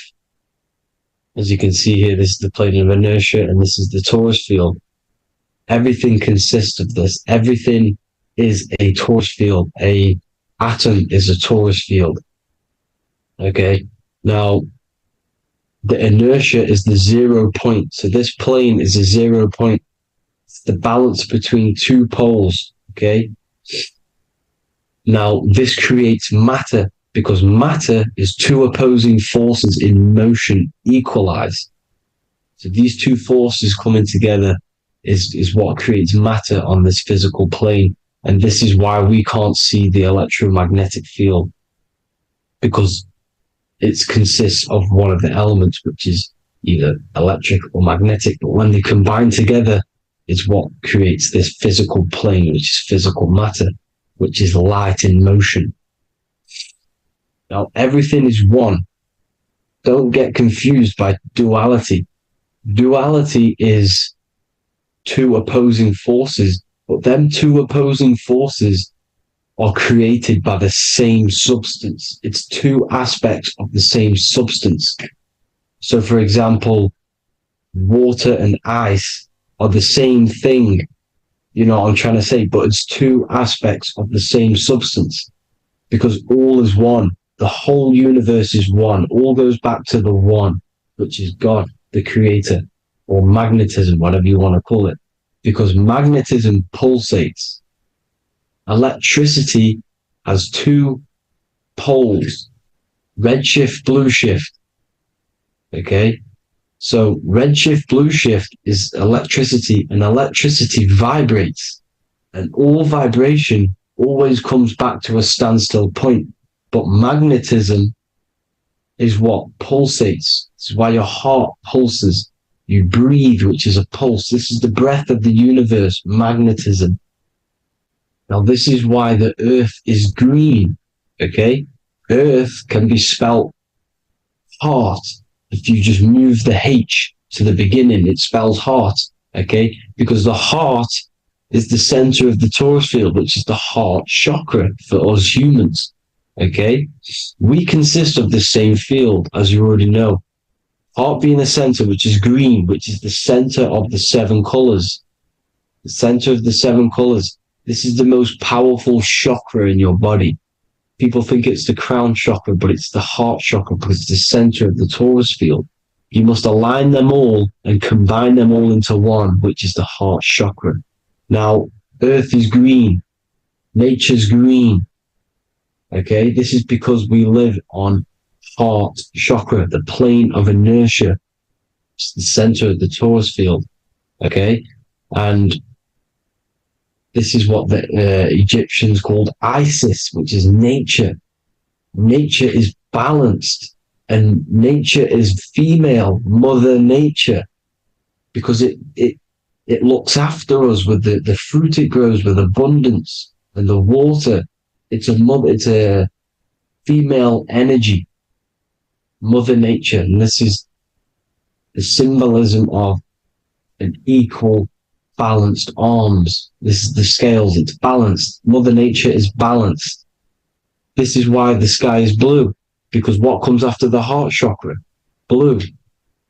Sky is blue. We live in Midgard. This is what the ancients called Midgard. You don't have to take this tree literally. It's a metaphor. We live in Midgard, where both positive and negative duality here. Now, Mount Meru. Mount Meru was known as the center of the earth, okay, or known as Hyperborea. And this is the North Pole, the electromagnetic North Pole. But when I say Mount Meru, it's not an actual mountain. They weren't saying there was a real mountain in the center of the earth. a magnetic rock. No. The plane of inertia, okay, there's something called a hyperboloid. That's what it's called, a hyperboloid. And this is the center of the torus field. And this hyperboloid is what is in the shape of a mountain, you see? So if I go to this next one, they say Hyperborea on this map. Why do they call it Hyperborea? Because this is the hyperboloid in the center of the torus field. And this is the electromagnetic mountain, a metaphor. Mountain, what they're metaphorically saying, this is the electromagnetic mountain at the center, the double vortex, the center of the torus field, which is the North Pole. Pole of electromagnetic energy. So this is why they call it Hyperborea. It comes from the word hyperboloid. And the center of the earth is so sacred. And they symbolize this with, obviously, the North Star, which is Polaris. And this is where the swastika comes from, because it's the 4 seasons moving around the North Star. This is the Big Dipper constellation moving around the North Star, which is Polaris. There's that pole again. Pole. Magnetic pole of the torus field. And this is where the green, emerald green, aurora borealis comes from. It comes from this center hyperboloid at the center of the earth, where the most electromagnetic energy is stored. The center of the plane of inertia, the center of the plane of inertia. This is the all-seeing eye as well. As you can see, they've got the sun, the moon. This is the Masonic cosmos, the sun, the moon, and the all-seeing eye, because the eye is Polaris, the eye of the stars. It's all a big eye.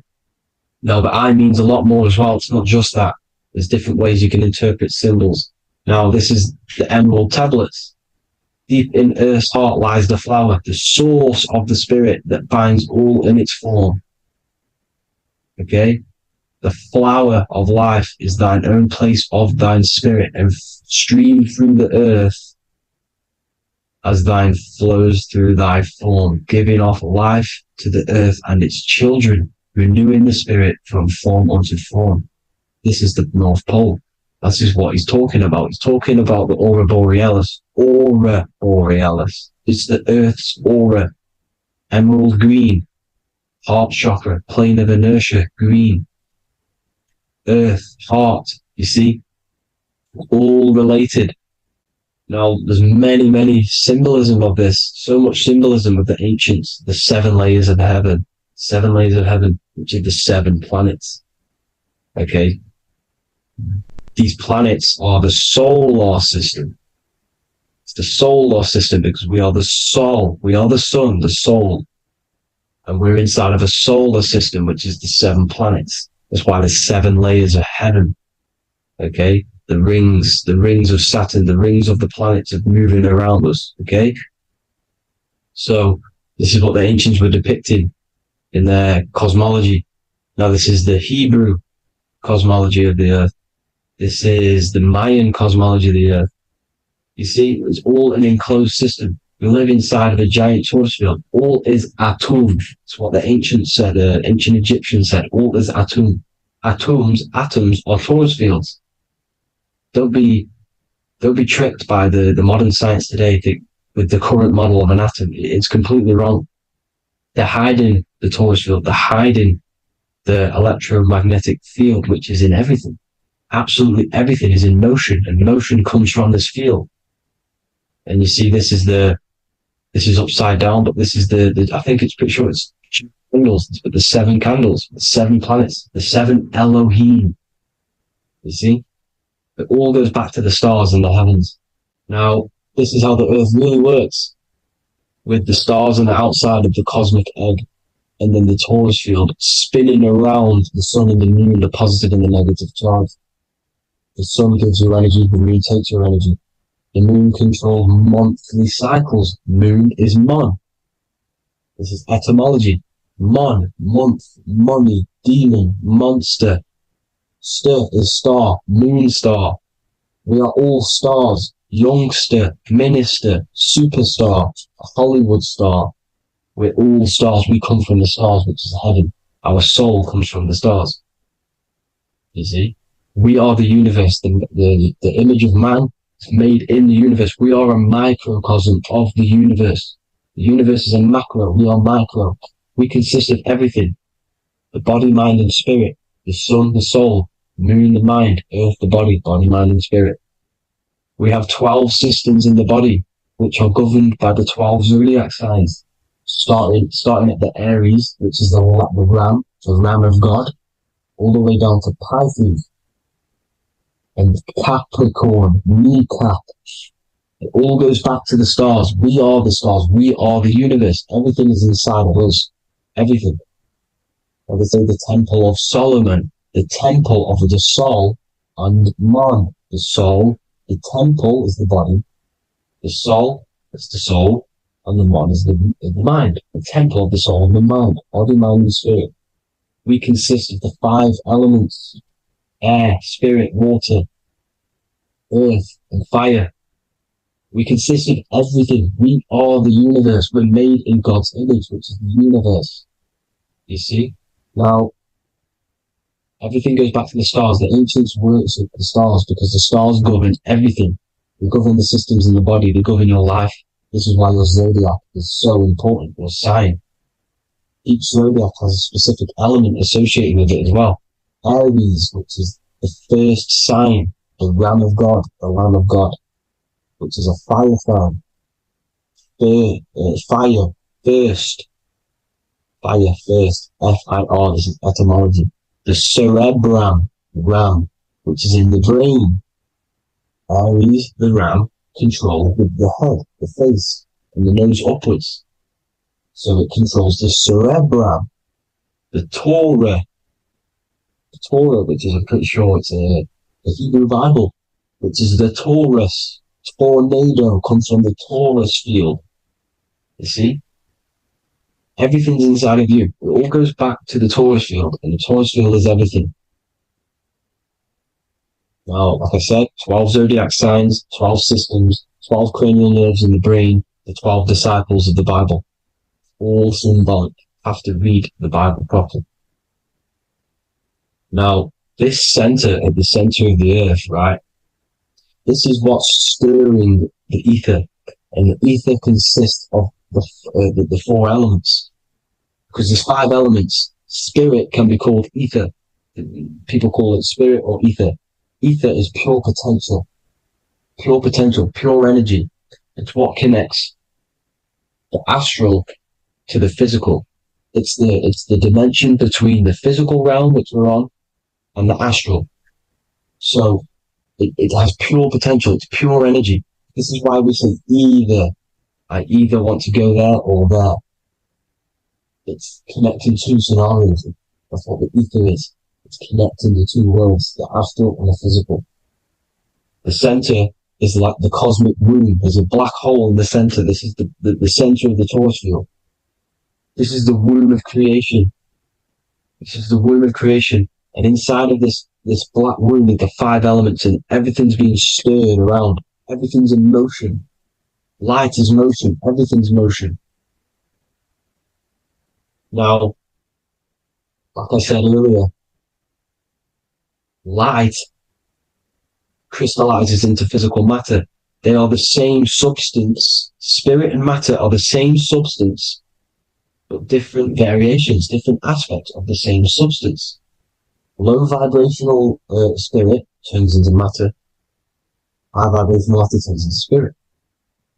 Or light, whatever you want to call it.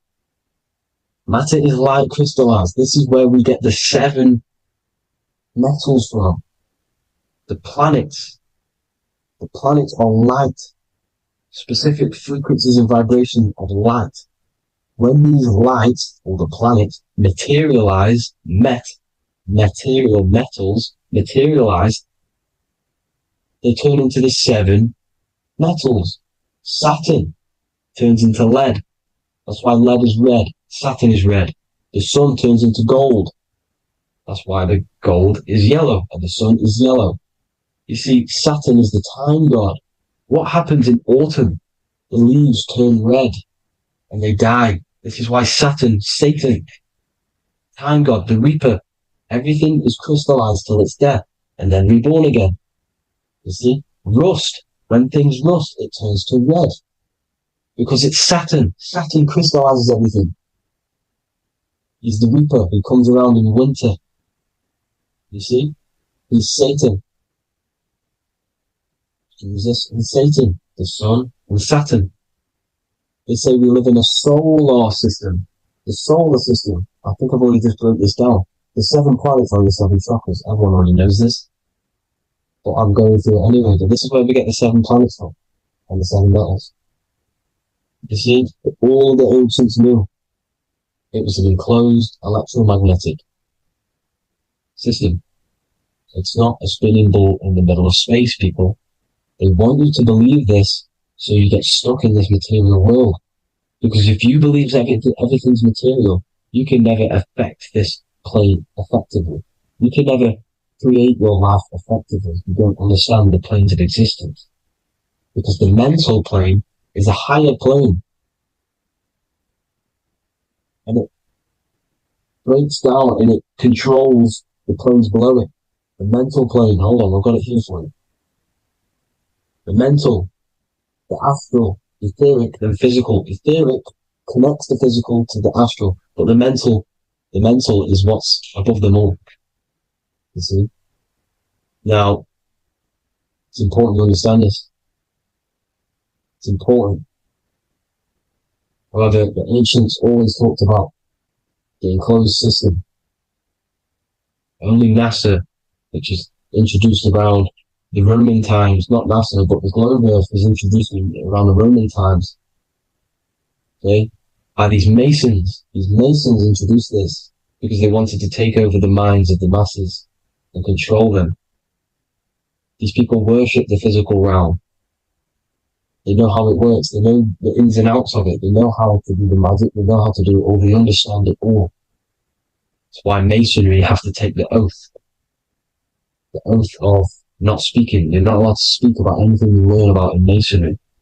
Because they're discovering the truth about your mind and how it creates reality and stuff like that. So, this is the Masonic cosmology. The 5-pointed star, the 5 elements. The checkerboard for duality, positive and negative. The 2 aspects of every substance. This is another ancient painting depicting the firmament. The stars inside the firmament. The sun. You see, the ancients worshipped the sun because it's so important for sustaining our life. It's the only reason we're alive is because of the sun. But then people think it gives you cancer today. They brainwash you to think the sun gives you cancer when it's the #1 source of all life. They want you to believe it's a big, spinning, dangerous ball and says, it's not. It's here to give us life. It's God's son. That's why Jesus is known as God's son. It is the Son of God. God created that to sustain us. You see? So it's important you understand the true cosmology of where you are. Because if you don't know where you are depleted of all of your morals. You're depleted. You're demoralized. You're lost. You don't know where you are. You don't know where you exist. Okay? Once you accept the globe model, the heliocentric model, you will subconsciously think that you come from nothing. This is why they implemented the evolution theory just after the globe model was introduced by Charles Darwin. Charles Darwin came in after the globe model. He's a Mason, he was another Freemason, and implemented evolution where we came from monkeys because they want you thinking less of yourself so they can manipulate your mind. You see? They want to manipulate your mind, and they have done since you got here. Since you came through that portal, you were manipulated from that day to believe this, believe that. The true cosmology, the truth will set you free. You'll understand things better. You will feel better in yourself when you know the sun is here for you. You'll feel better in yourself that you know that you didn't come from a monkey. You were created as a human man, a manifester, a creator. You're so intelligent. Your mind is amazing. You can manipulate matter, mind over matter. See? Thank you all people for tuning in. Tap in with yourself. Love yourself. Find the truth. Spread the truth. Nothing dies. Nothing in this creation dies. Everything's energy. Everything's light. Light can never die. You're a light being. That's why it says Q. Q man. Q is light in Hebrew or Latin. Either one of the two. You are light. You're a light being. You never die. Ever, ever, ever die. Ever. Stop thinking you're going to die. This body will die because it contains electricity. And electricity always goes back to a standstill point because of vibration. Electricity vibrates. You are pure light. You will never ever die. Thank you all people. God bless. Make sure to like, subscribe and share.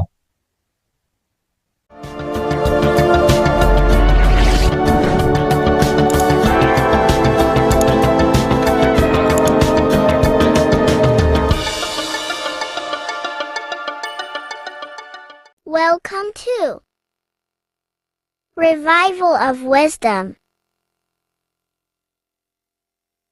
Welcome people, we're back with another video. Please make sure to hit that like button, subscribe and turn on notifications to never miss a video.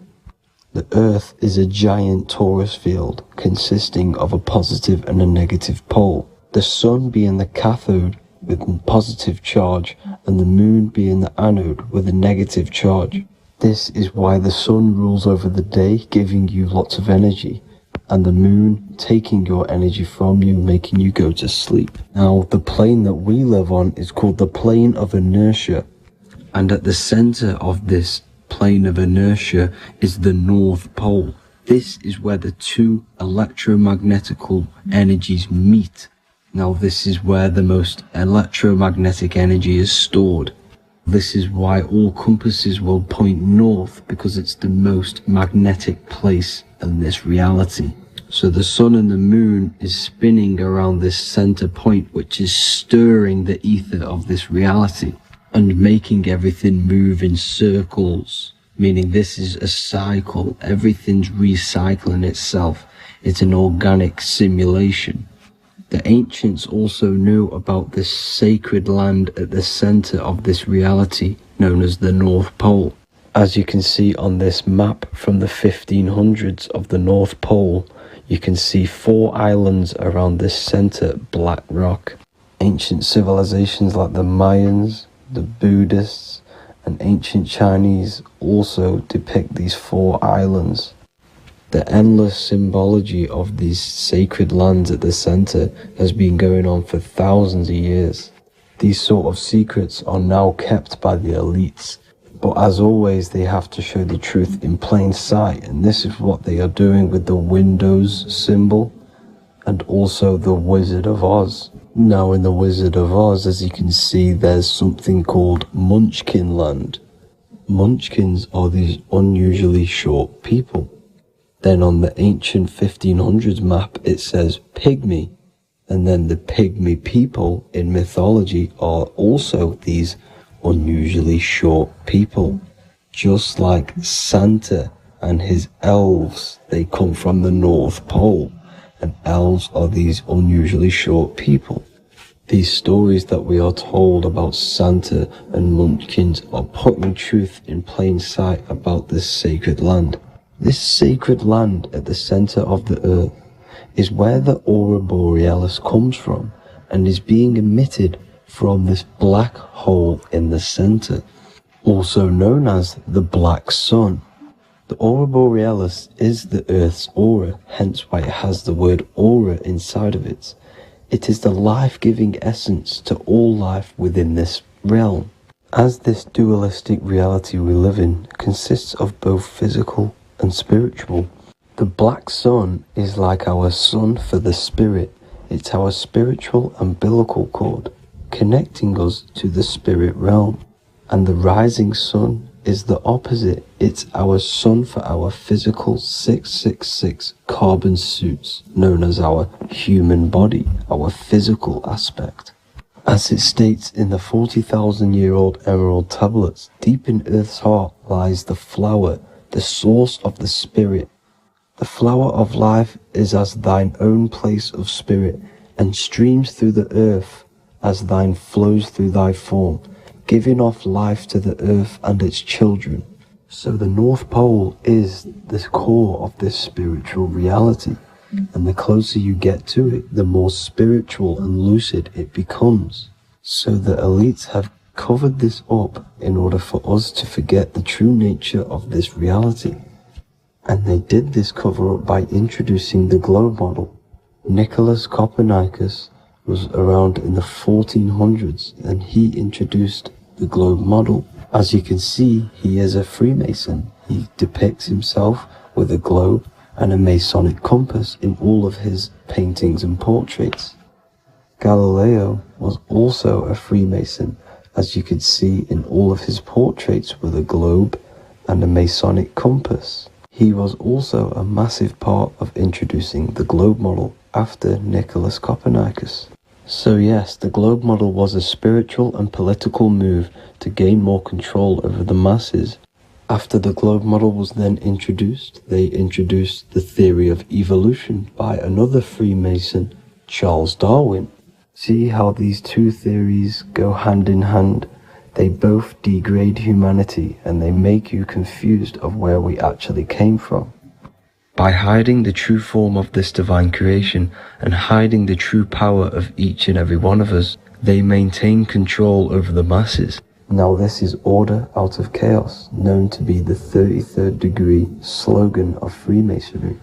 Now this is the Masonic cosmology, and as you can see, you have the checkered board for the duality, the 5-pointed star for the 5 elements, the 4 corners for the 4 pillars, the all-seeing eye, which is Polaris, the sun, the moon, and the 7 stars. So even Freemasons are taught the flat earth cosmology and the true form of this reality. Now the true nature of the sun, the moon, and the earth is shown and reflected through the Masonic compass. The Masonic compass is the sun, the moon, Polaris at the top, and the black sun at the bottom. It makes sense why all the scientists who introduced the globe model all used the compass and the globe together, because it's truth in plain sight. As I explained in my other video, all Freemasons have to take the oath, so it goes to show, why are we all learning these theories from Freemasons who can't talk about certain topics that they learn about? Why should we believe their theories when they're holding back the real truth about this reality? Now going on to NASA. NASA means to deceive in Hebrew, and they are also funded by the government. They are not a private company. The old owner of NASA, Werner von Braun, on his grave has the Bible verse Psalms 91. The heavens declare the glory of God, and the firmament showeth his handiwork. Now why would the owner of NASA put this on his grave? Seems a bit suspicious to me, alongside with the NASA astronauts are all Freemasons. And not to mention the countless mistakes they've made on their live videos in space stations, the moon landing, and the CGI footage of the Earth, which is obviously photoshopped. Just by tricking the masses that they live on a spinning ball, the elites gain the perception of the masses. Not only does it hide the divine creation we're inside of, it hides the divine spark within you. It hides the creator, the source. And by believing in space and we live on a spinning ball, it makes people come to the interpretation of that we are a coincidence and we do not have any purpose. And of course this is false. When you come to realization that we are all a divine creation and we can create our own divine life in this reality, life becomes more sacred and you start to enjoy little things. The elites want you to believe everything exists only in the 5 senses. They want you constantly looking outside of yourself because they know that will keep you on lower states of consciousness. Now this brings me to our next point. By tricking the masses into the heliocentric model, the elites started to advertise aliens in the movies in cartoons and magazines in the late 1940s. Now this is subconsciously programming us about aliens and extraterrestrial threats, which then they can use to their advantage. And this is something called Project Bluebeam. They are more than likely going to fake an alien invasion to push this 2040 agenda, which is for one government and one ruling currency. That's it for this video, guys and girls. Hope you all enjoyed. Please make sure to leave a like and a comment. God bless you all.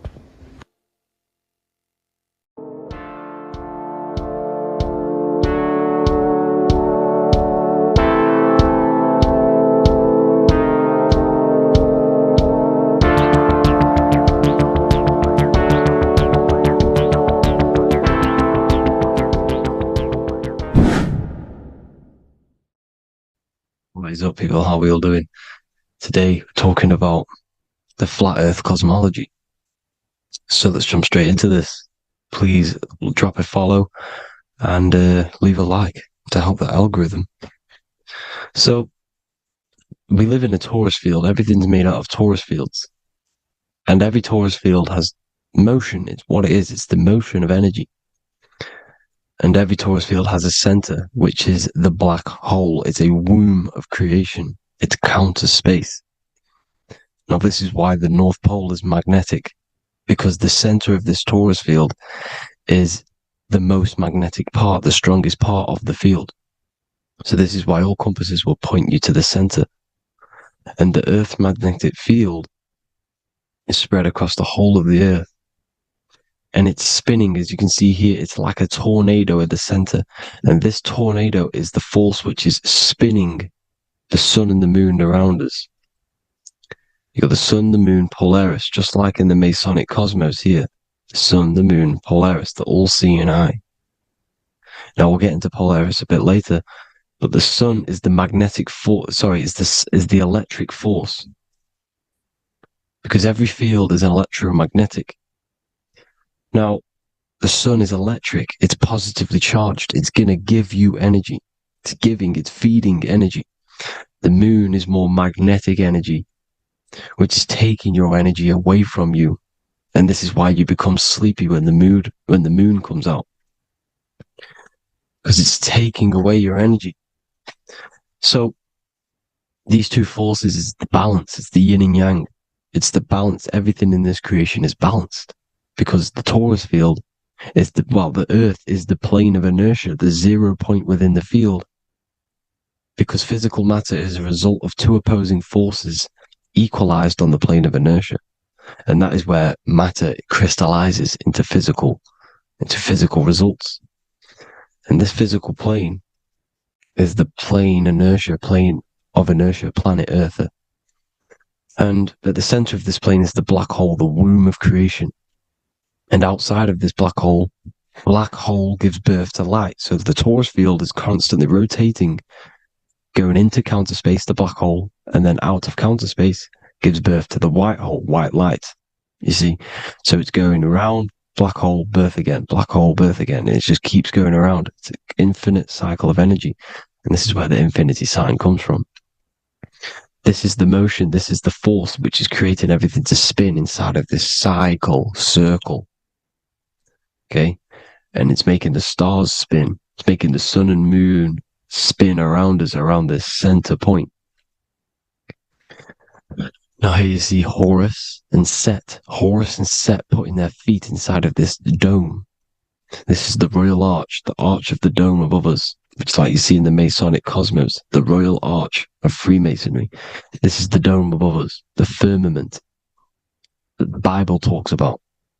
You see, they're putting their feet in because Set symbolizes the moon and Horus is the sun. Horizon, Horus. Horus is rising, the sun. So they're both putting their feet around this center magnetic pole, which is the pole, North Pole.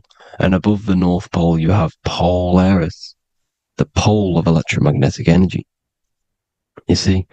And this is how we get the sun and the seasons.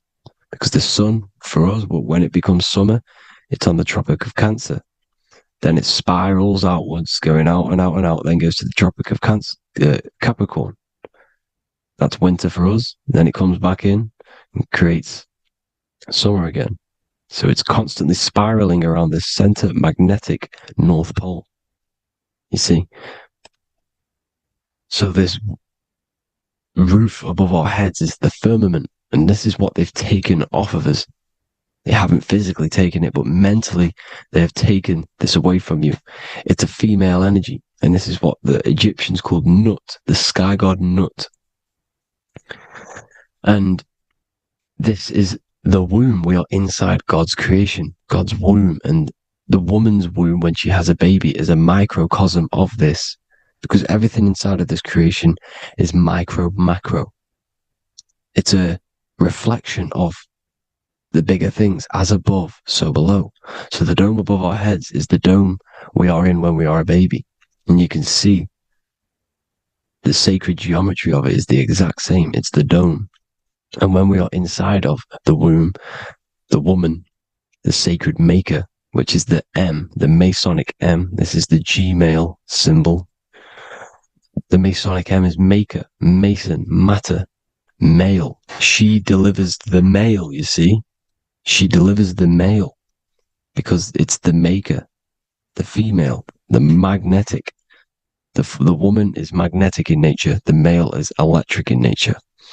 So when we are in this womb, the female, we are being fed by the center umbilical cord, by the center of the mother's stomach.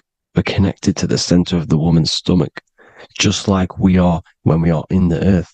The center is where the aurora borealis is being emitted from, the electromagnetic aurora borealis, the northern lights. This is our spiritual umbilical cord, connecting us to counter space, connecting us to the realms beyond this world. Because at the center of every Torus field is counter space. And at the center of the earth is our spiritual umbilical cord. And this is the earth's belly button, as you see.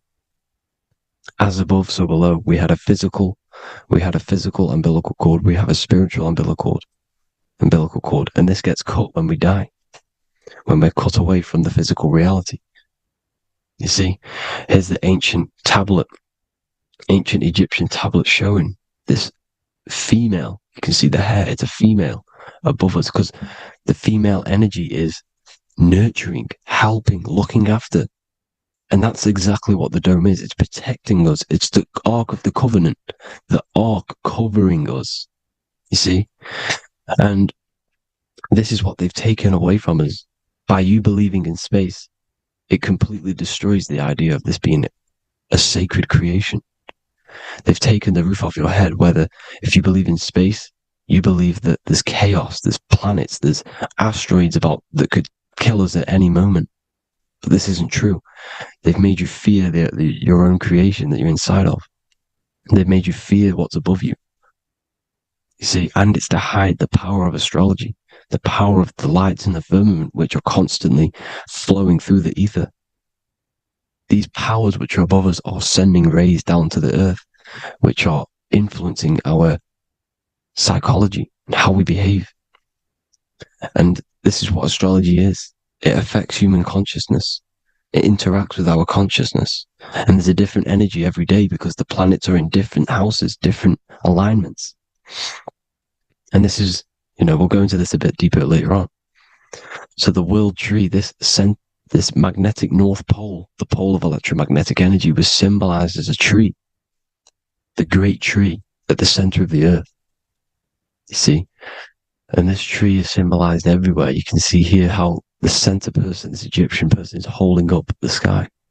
This is the North Pole, the hyperboloid, at the center of every Torus field. And this tree was in the Mayan cosmology. This is an ancient depiction. This is the Torus field. There's the plane of inertia. Here's the center tree. Here's the tree in the center, the magnetic North Pole, the woman holding the stars. Here's the Hindu with the two birds symbolizing the sun and the moon revolving around this center tree. The Mayan tree, his Horus and Set around the North Pole. They all knew this flat earth cosmology. They knew these secrets. It's so sacred you understand the creation that you're inside of. Because if you don't, you'll be led astray. You don't know where you are. You're lost. You see? And here's the Masonic art with the rays of the stars coming down, with the tree in the center. So it was personified as a tree. And we are in Asgard, Midgard, the middle garden, where there's good and evil. So the 7 layers of heaven, which is talked about in the Quran. Each planet has a different layer of the firmament, and this is the 7 layers of heaven, and these are our 7 layers of the energy centers in our body. So we start in the stars, so we are stars in a physical body. And this is why we say Mr., Sister, Fraudster, Sinister. Stir is star, and we are in the stars, and our star descends into the soul system, not solar system.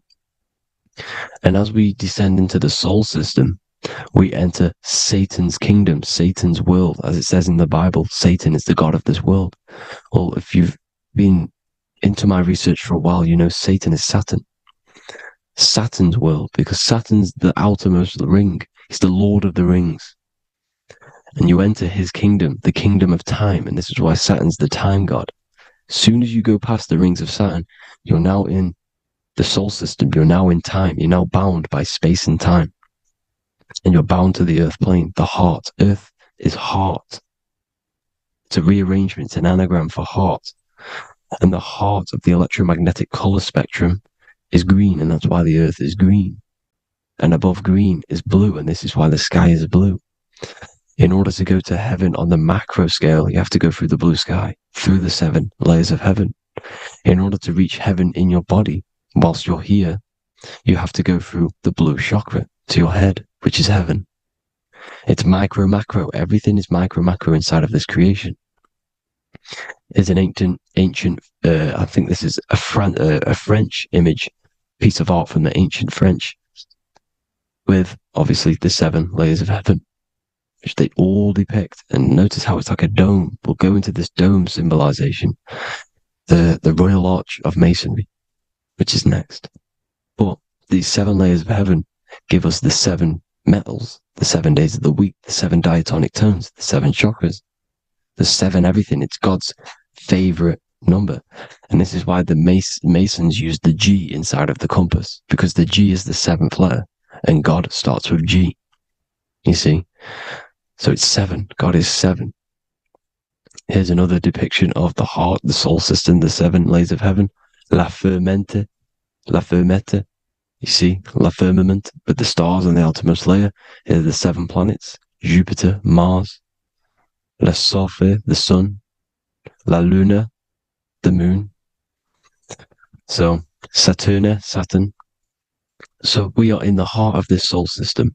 In order to ascend, we need to ascend up our chakra system, reach 144,000 hertz. God consciousness, the God man. You have to unfold God man, master of the mind, mastery of the mind. So what are the stars? The stars make everything unique. The stars are constantly rotating around the center, magnetic North Pole, the tornado at the center, which is stirring everything. It's stirring the ether. The center is the ether, and the 4 elements are born out of this ether. There's 5 elements: ether, spirit, water, air, and earth. The ether gives birth to the 4 other physical elements, which the whole of creation are made out of. About them 4 elements. 4 is the number of stability. You know, a chair, a table has 4 legs.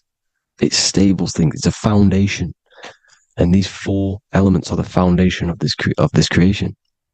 You see, and this magnetic North Pole is stirring this, and the 4 vibrational states of the ether are the 4 elements. Now let me get back to the stars. I just wanted to give you that. The stars are being stirred around this center point. Center. It's stirring everything. And they're always in different alignments. Every millisecond they're moving in different placements of the stars. And the planets are called the 7 wanderers because they're not fixed. The stars are fixed. But the planets are called the 7 wanderers, the 7 layers of heaven, because they move faster and slower than each other. Each planet is slower and faster, has a different rate of speed it's moving. So these alignments are mixing in with the energies of the different 12 constellations. And this is why you have a unique characteristic. You have a unique look, a unique energy, a unique personality. This is because when you were born and you took your first breath, that energy which was in the ether, because the ether is all around you, and energy travels through the ether. The energy that the stars were casting down and the energy that the planets was mixing in with the 12 constellations was in the ether. So when you came out of the womb and you your first breath, because breath is spirit, okay, so that first breath you took, that is the energy that is imprinted within your DNA, your soul, and you reflect that energy, you emit that energy. That's the energy that is with you forever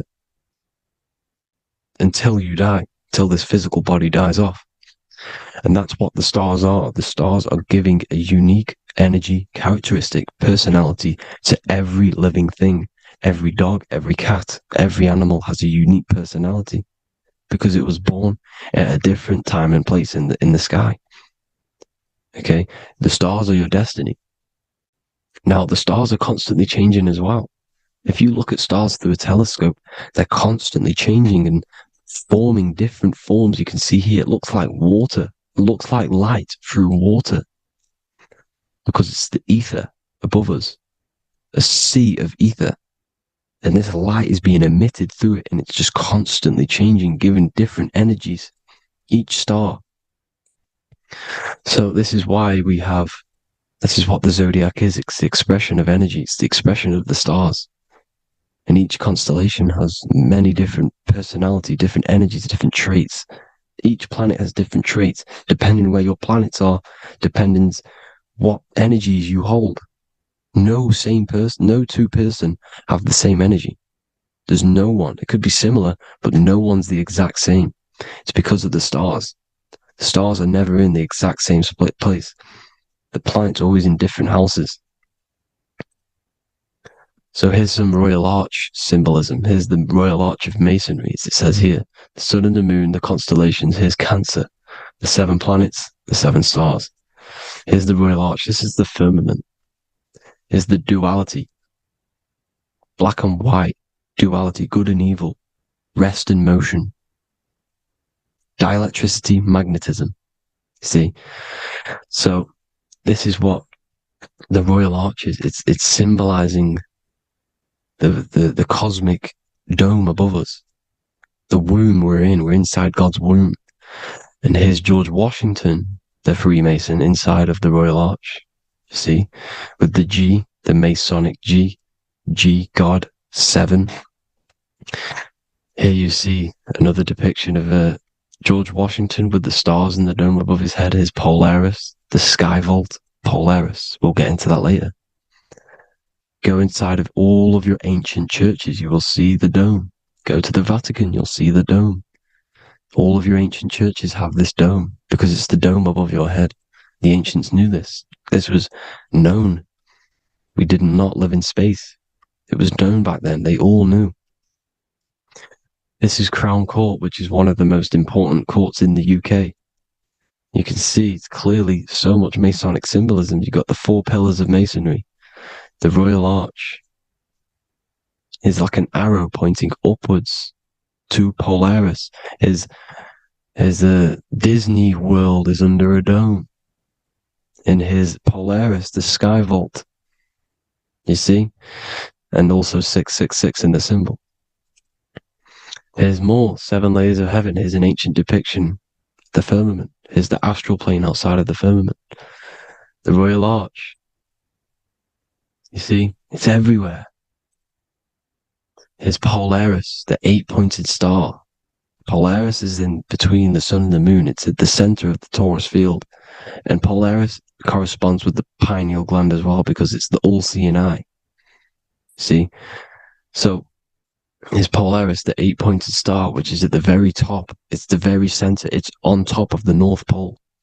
And it's an 8-pointed star that's always symbolized as an 8-pointed star. Here you see the Vatican. The Vatican is a giant key with an 8-pointed star. See? It's a key. Here's the dome. Here's the space delta, the USA space delta logos. Here you see the Egyptian god looking from the center, the North Pole, looking upward to an 8-pointed star, Polaris, an arrow pointing up to Polaris. Here's another, the bear holding a key with an arrow up to Polaris, 7, holds the key to Polaris. Here's an eagle holding a key above the North Pole to Polaris. Polaris, and here's another one. There's another bird, like a dragon, holding a key to Polaris. Because Polaris is definitely something to do with leaving this creation. Okay, maybe, I can't say for sure, but maybe it's to do with ascension, and this is why the Vatican hold the key to the 8-pointed star. And this is why the space, well, we all know space is a lie, but they're showing Polaris and its sacred symbology. Maybe it's to do with something leaving this creation, going to another. Here's some North Pole symbolism. As above, so below. You see the four seasons of the Big Dipper constellation going around Polaris. This is Polaris, this is the Big Dipper constellation, and this is the swastika. This image gives us the swastika, because all the symbols we use are created in nature. They're created somehow in nature. This is how we get them. As above, so below. This is the map of the North Pole with the 4 rivers, looking like the Big Dipper constellation.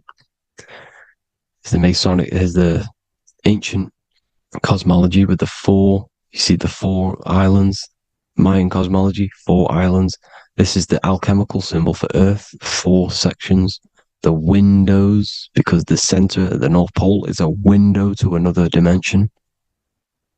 The 4 lucky 4-leaf clover, which is supposed to be lucky. It's just, it's truth in plain sight. And here's Hitler looking at 2 flat Earth maps. So this swastika has been used for thousands of years, thousands and thousands of years. And it's symbolic for the most sacred land on this plane, the North Pole. Shambhala. Do some research on Shambhala, people. It's a it's a Hindu mythology about the sacred lands at the center of the earth. And it's known to be full of enlightened beings. And it's all symbolized at the center. You can see their paintings of Shambhala. It's all at the center, the North Pole. And it's known to be the most godly place ever, because it takes you to a portal to the higher places. And maybe this is something to do with Polaris, connecting you to this sacred land at the very center. But anyways, people, thank you all for tapping in. Hope you all learned something. Have an amazing day. Please follow, subscribe, like, all the links in the description for the courses, the PDF. Please have an amazing day. God bless.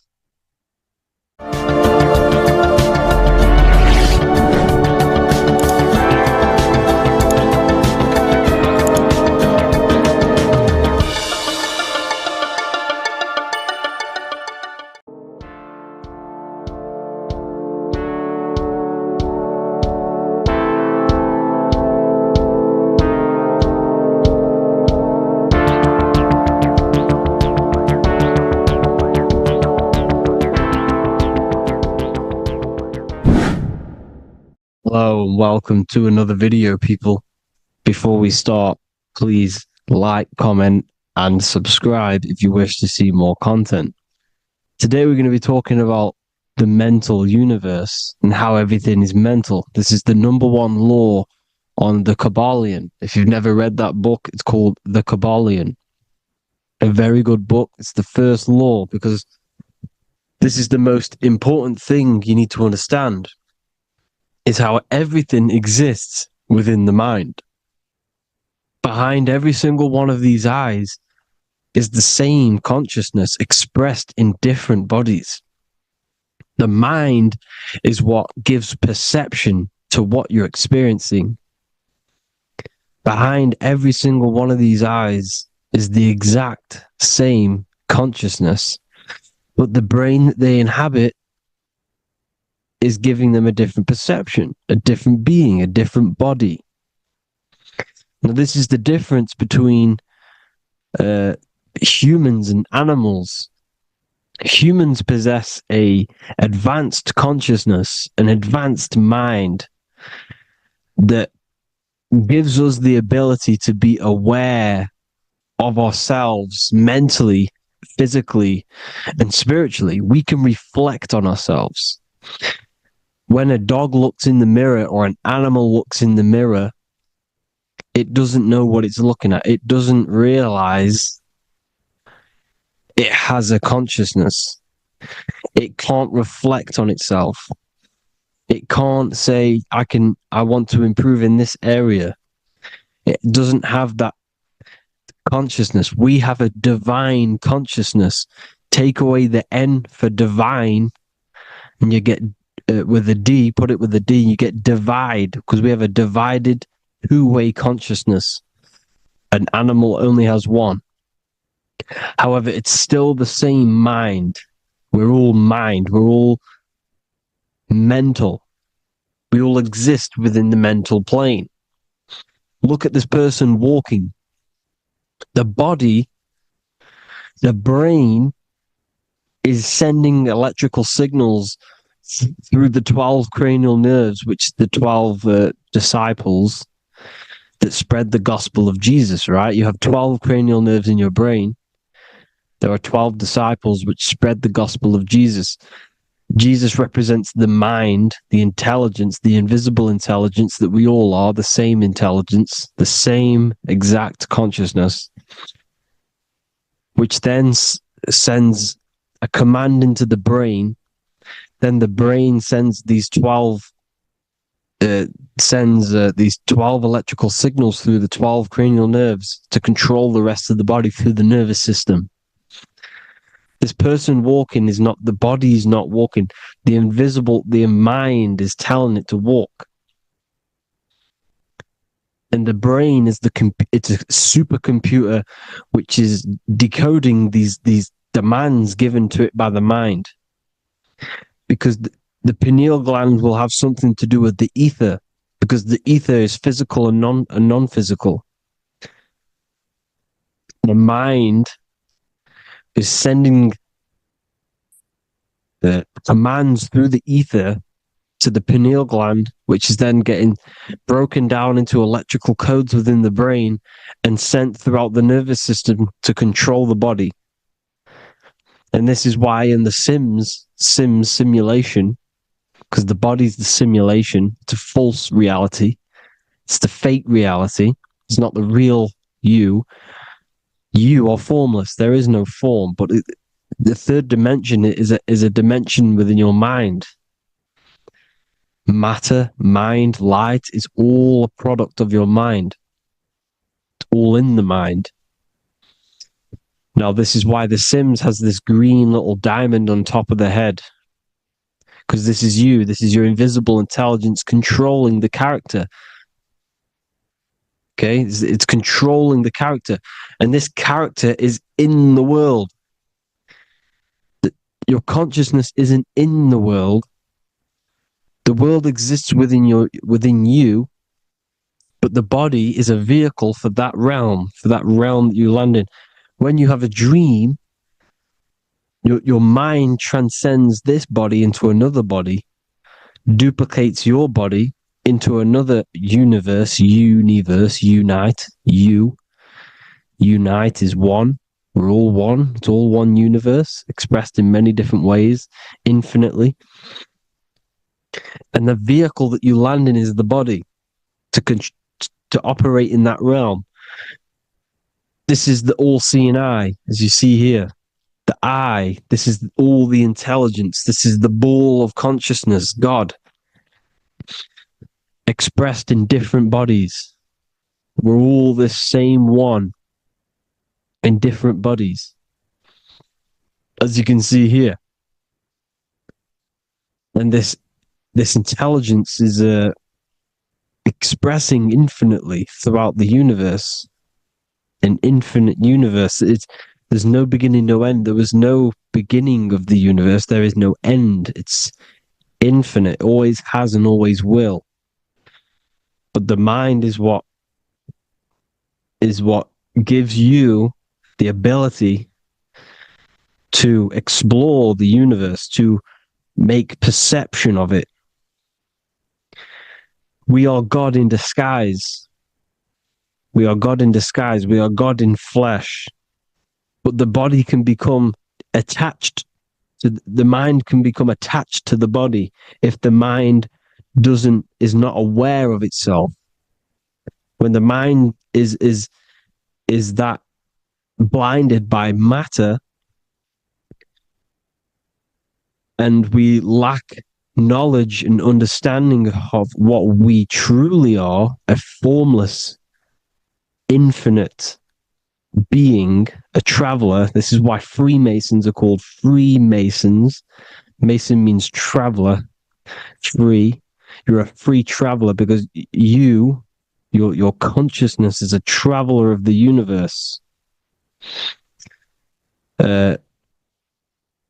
When we lack understanding, our mind bounds to the body because we don't separate the body with our different layers of consciousness. When we separate them and identify that we are mind, body, emotion, you then can apply this knowledge to when you want to astral travel and explore the different realms of your mind, because the mind is the universe. People, this is what we need to understand. The mind is the universe. I am you and you are me. This is the Egyptians showing you this. The Ankh is the symbol of life. This is the one ball of consciousness, mind, giving it the Ankh life to all the different life forms. The cows, the birds, the snakes, and the big Ankh given to the humans, because the humans are the most intelligent. We have the most advanced consciousness. We have the most advanced consciousness. This is why the one is giving a big Ankh to the humans here. Here you see again, this is not the sun. This is also showing Ankh giving out its life to all things infinitely. And this is the Most High. We are the Most High in disguise. When we strip off the body, we strip off the desires for the physical world, we strip off all of these fake identities that the mind gets attached to. That is God. The universe. You are the universe experiencing itself. I and I. The letter I and the number 1 is just one line. The letter I is the number 1. Because your I am, when you refer to yourself as I, every single one of you who's watching this video refers to yourself as I, which is the one. We are all the one. We are all intelligence. We are all invisible. We are all the one. 1 is the only number. 1, 2, 3. Everything goes up in ones because there is only one. Doesn't matter how far you go down the line with numbers, all of their numbers are created by 1 because there is only one. It's me and you are the exact same consciousness expressed in different bodies. Mind. Cause. There is only one cause. There is only one mind. There is only one being. But because we lack understanding of this, we think we are the bodies. And this causes division because the physical world is the most illusionary world. It's an illusion. It's all an illusion. Now you see with the two, you look with the two eyes, but you see with the inner eye, the mind. Okay, the mind is the mental plane is a shared plane. and it gives perception to what you're looking at, the mind. I'm affecting you when I speak, because the mental plane is shared. We all share mind. We all express mind. When I'm speaking to you, I'm affecting you because we are mind. So the words that I'm saying, which are being manifested from my mind, are being manifested through my body into vibration, is affecting you. I'm affecting you with what I'm saying. And these words are having an effect on your mind, because we're all mind. This is why you need to be careful what you're listening to, music and all sorts. Because music can also create thought loops within your mind. Because the chorus, we shouldn't be listening to choruses. Choruses are loops. And what they're saying in the chorus is being looped. And this can create thought loops within your mind. Go and listen to an old song that you used to listen to about 5 years ago, 10 years ago, 20 years ago. Go and listen to an old song, and you guess what? You will get nostalgia. Why will you get nostalgia? Because that song will trigger the thoughts that you were thinking in that time of listening to that song. So songs with choruses create thought loops, and they reprogram your subconscious mind. It's important why music is very powerful. Mind and mind, same word. See, language is the truth, people. This is why I use language in all of my presentations, especially the English language. It's riddled with occult truth. I is my me. I, you, and me are I, one.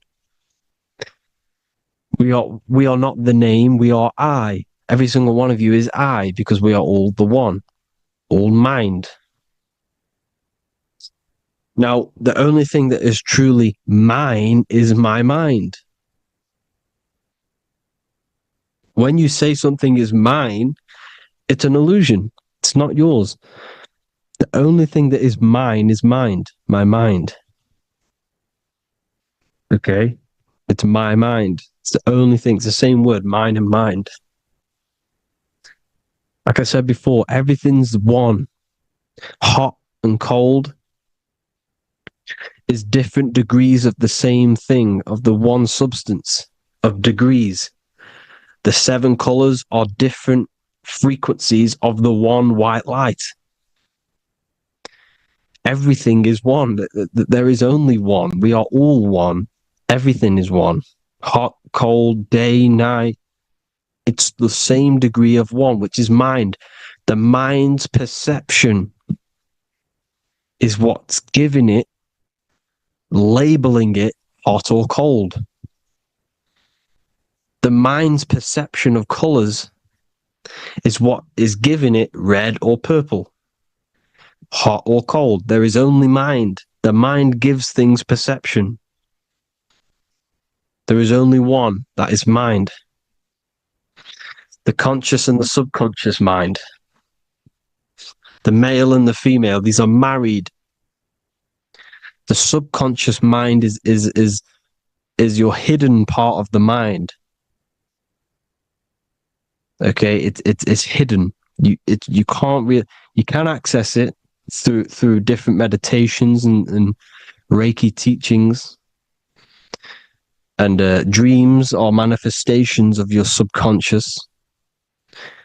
This is how you know mind and matter are one, because your mind creates matter in dreams. Your subconscious manifests everything in a dream, in the astral realms. The conscious is what you're conscious of, what you're consciously thinking of. So me, I am conscious that I am speaking into this mic and creating this video. My subconscious mind is the hidden part of the mind, which is speaking to my heart, telling it to beat. It's telling my food to digest. It's regulating all my blood. It's doing everything in my body without me being conscious of it. Without me being conscious. The subconscious is the feminine, the conscious is the male. The Bible, of course, Proverbs 12:4, helpful not, helpful, an excellent wife is the crown of her husband, but she who brings shame is like rottenness in his bones. In the same way, husbands should love their wives as their own bodies. He who loves his wife loves himself. You can take that physically, you can take that literally, or you can take it metaphysically. See, the Bible's written in such a way where you can take it as your level of realization. He who loves his wife loves himself. If you love your subconscious, if you love yourself, you speak good about yourself, because your subconscious takes everything literally. If you say, I hate you to someone, your subconscious does not know the difference between me and someone else. It only thinks me, me, me. Why? Because mind is the only thing that exists. You are mind, I am mind. If I say, I hate you, you're saying that to yourself. Your subconscious picks that up and says, I hate myself. And that's telling your subconscious that's what you want. Because your subconscious manifests 90% of your behavior. The programs within your subconscious. Tying your shoelace is a program. You don't need to be conscious of it. You can just do it because it's a program. It's deeply interwoven in the subconscious. Driving your car, texting on your phone. You don't have to think about what letter. You just do it because you know where the letters are. It's a program. Therefore, if you look after your subconscious, they are a married couple. It's your wife. Your subconscious is your wife. And it manifests 90% of your daily basis thought patterns, actions, behaviors, emotions, all the things that you all the trauma that you've experienced is stored within your subconscious, which is affecting you. So let's say you were in a car crash 10 years ago, and you had a really traumatic event, you really hurt yourself, and you had a very, very, very strong emotion that you felt of pain, that will still affect you today. And why? Because it will manifest into your behavior. How? Well, you'll be cautious of what cars to go in and who. You'll be cautious because of that event that stored within your subconscious, because of that feeling you felt was so painful and so strong. It's still manifesting into your behavior today. For example, you won't go in certain cars, you won't go with certain drivers. The subconscious stores everything, all your memories, the programs, and everything. So if you trick your subconscious, that's how you manifest your life. If you trick the subconscious, you already have something. And therefore it will manifest into your life, and into your behavior, thoughts, and actions. This is why the golden rule is to treat others like you want to be treated. Because I am you and you are me. We are all subconscious. We all have subconscious. Whatever I do to you, I do to me. Because my subconscious picks that up and thinks I'm speaking to me. Mind is very powerful. Whatever I do to you, I do to me. Treat others like you want to be treated. The golden rule. That is the only rule we need in this realm, in the universe. If everyone understood this rule and how the subconscious works and how karma works, we'd live in heaven on earth, the Garden of Eden, the golden age. As a man thinketh in his heart, so is he. Proverbs 23:7.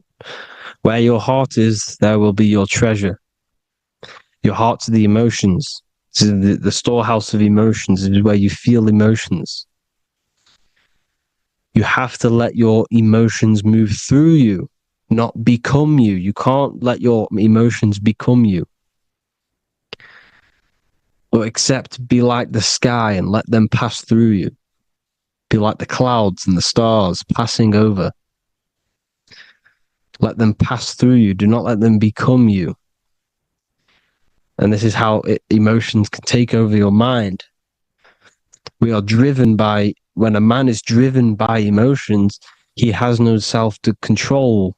You must control the mind, because the mind can be corrupted.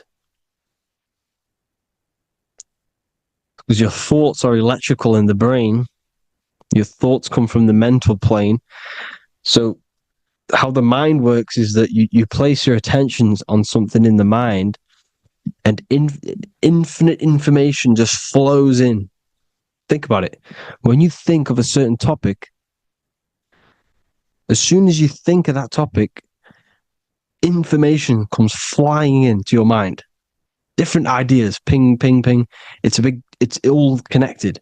It's why we call it a mindset, because your mind sets itself to frequencies.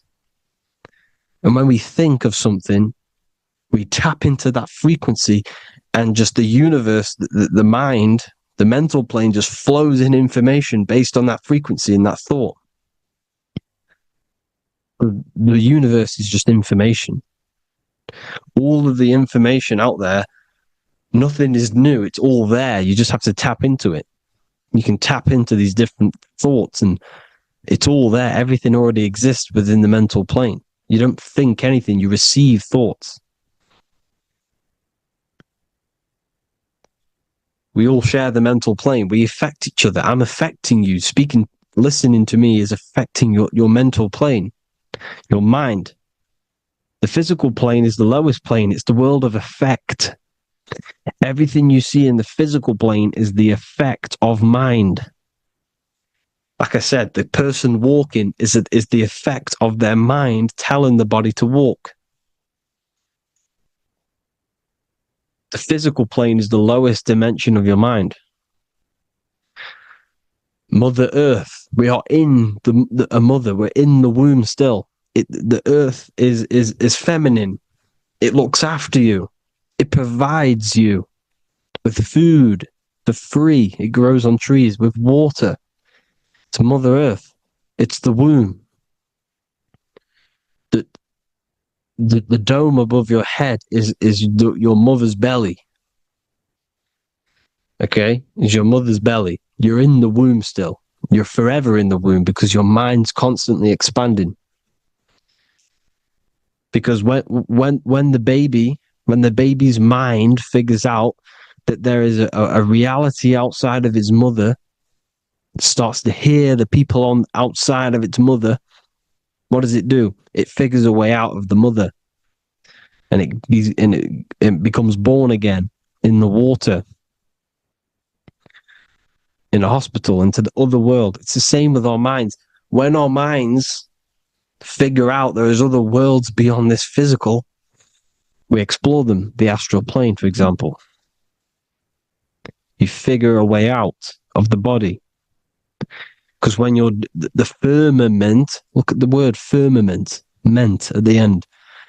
Firm is firm, something strong, something like a rock is firm.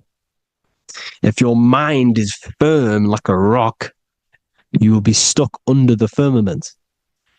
So, for example, people who are very programmed and can't think outside the box, they have a firm mind, and they'll be stuck under the firmament, because your mind is the only thing that's keeping you under the firmament. It's the only thing. When you're doomed, doom is dome. This is the dome, which is your head. Your head is the dome. Above your head, above the earth, is the dome, the ethereal barrier. But that's just an external manifestation of your head. You don't leave the earth, you leave your body to leave the earth, because your body is the earth. It's a dimension within your mind. So when you're doomed, you're domed. Your reality is your level of realization. You realize something, or when you have an idea, the mind, I and the I, EYE or I. Same thing, mind. It's all mind. Reality is your level of realization. You realize there's other worlds. That's your reality. Your perception's your reality. Mind in Latin is mens. Jesus was known as the fisher of men, which is the fisher of minds. He was fishing minds worthy of knowing the higher truth, the deeper occult knowledge. Jesus figured out that we are all God. And he got killed for it because in that age they were trying to suppress this information. Jesus figured out he was God because we are all God, every single one of you, and they killed him because we're all mind. We are not the body. We're the invisible intelligence, which is God. But you are not God if your mind is attached to this physical world, to the worldly pleasures. If you master your mind and travel the depths of your mind, that is God. Mental and men. Look at the word mental. It has men in it. Men in the Bible means mind. Here you see Masonic. The Masonic symbol with the eye, the mind. Looking over everything is the one. Everything comes from the one. All the lines coming off it. Giving its life to all of the life forms. Down here on the bottom, you have duality, black and white. Up here, you have singularity. One and the two. Unification and division. The lower self is divided into the left and the right. So the Bible even says, I forgot what verse it is, but it says, it's better to go through life with one eye than to have two and be cast into the fiery abyss of hell. I'm not sure what verse it is, but you can research it yourself. It's better to go through life with one eye, to be unified. Unified consciousness. Dimension. No brainer. No brainer. The language tells you the truth, people. Dimension. The dimensions are in your mind. Entertainment. Entertain the mind. Disappointment. It's all in the mind. Environment. The environment that you are in is a product of your mind. Within, rearranged spells high twin. Within is your mind, and your external world is mirrored from the decisions you make in your mind. Advertisement, commitment, it's all meant, it's all mind, everything is mind. Everything. So, this is important. The collective thoughts and collective beliefs. The collective, because we all share the mental plane. And because of this is why we are in a weakened state of consciousness at the moment. Because the collective thoughts and the collective minds overall are asleep. And they don't believe in anything. You see, everything is true within the mind. You think of something, it is there instantly. You think of a chair, it's there in your mind. You think of anything, it's there instantly. So everything is true within the mind. Anything can happen in the mind. Anything can happen on the physical plane if the collective consciousness, the collective minds, believe it to be true. This is why back in the days, in the ancient days, you look at all the old world stuff, you see all this crazy technology, and it's because as a collective, as humanity back then, they believed that they had much more open minds. Therefore, the things manifested in the physical world were a lot more out of the box, so to say, compared to today. For example, magic is not as powerful today because the masses don't believe in it. It's still powerful, don't get me wrong, but if the masses believed, or if everyone knew magic could be real, because it is, anything's real in the mind, it would be a lot more powerful. You see? So and what they're trying to do is create a hive mind worldwide. They're trying to make one religion, an external God. What happens when you worship something external? You give energy to it, because where attention goes, energy flows. Where your mind gives attention to, energy goes there. And when we all believe in external gods and give our worship and our power to these external things, we all give energy to it, which will manifest as a demon in the astral planes. It's a hive mind. They're trying to make a hive mind to summon our energy. Trying to summon our energy. And it through mind, through collective thoughts.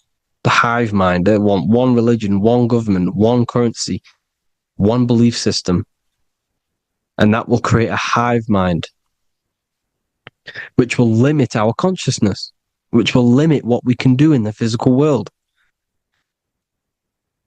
Because if everyone doesn't believe in certain things, it cannot happen, because it's all in mind. Mind is so powerful. I am you and you are me. I hope you all enjoyed this video, people. If you haven't already, join the Wisdom Academy. The Wisdom Academy, we have many occult lectures just like this one. Also, we have just launched Mindwave Hub. If you want genuine frequencies, genuine binaural beats, because the ones on YouTube, the ones on Spotify, Apple Music, they're all tuned to A440 hertz, which shuts down the right hemisphere of the brain. If you want to gain access to your true consciousness, your mind, you need to balance the two hemispheres and balance the chakras. You can do that externally by listening to binaural beats. If you want true frequencies, true binaural beats to hemisync the chakras, hemisync the brain, to gain access to the different dimensions of your mind, well, you can gain access anyway, but it's going to help you if you're trying to learn this. Join Mindwave Hub. The link will be in the description. Listen to the binaural beats, meditate to them, listen to when you go to sleep. They'll massively benefit you. Thank you all, people. Hope you had an amazing, lesson. Hope you learned a lot. And please subscribe. God bless you all.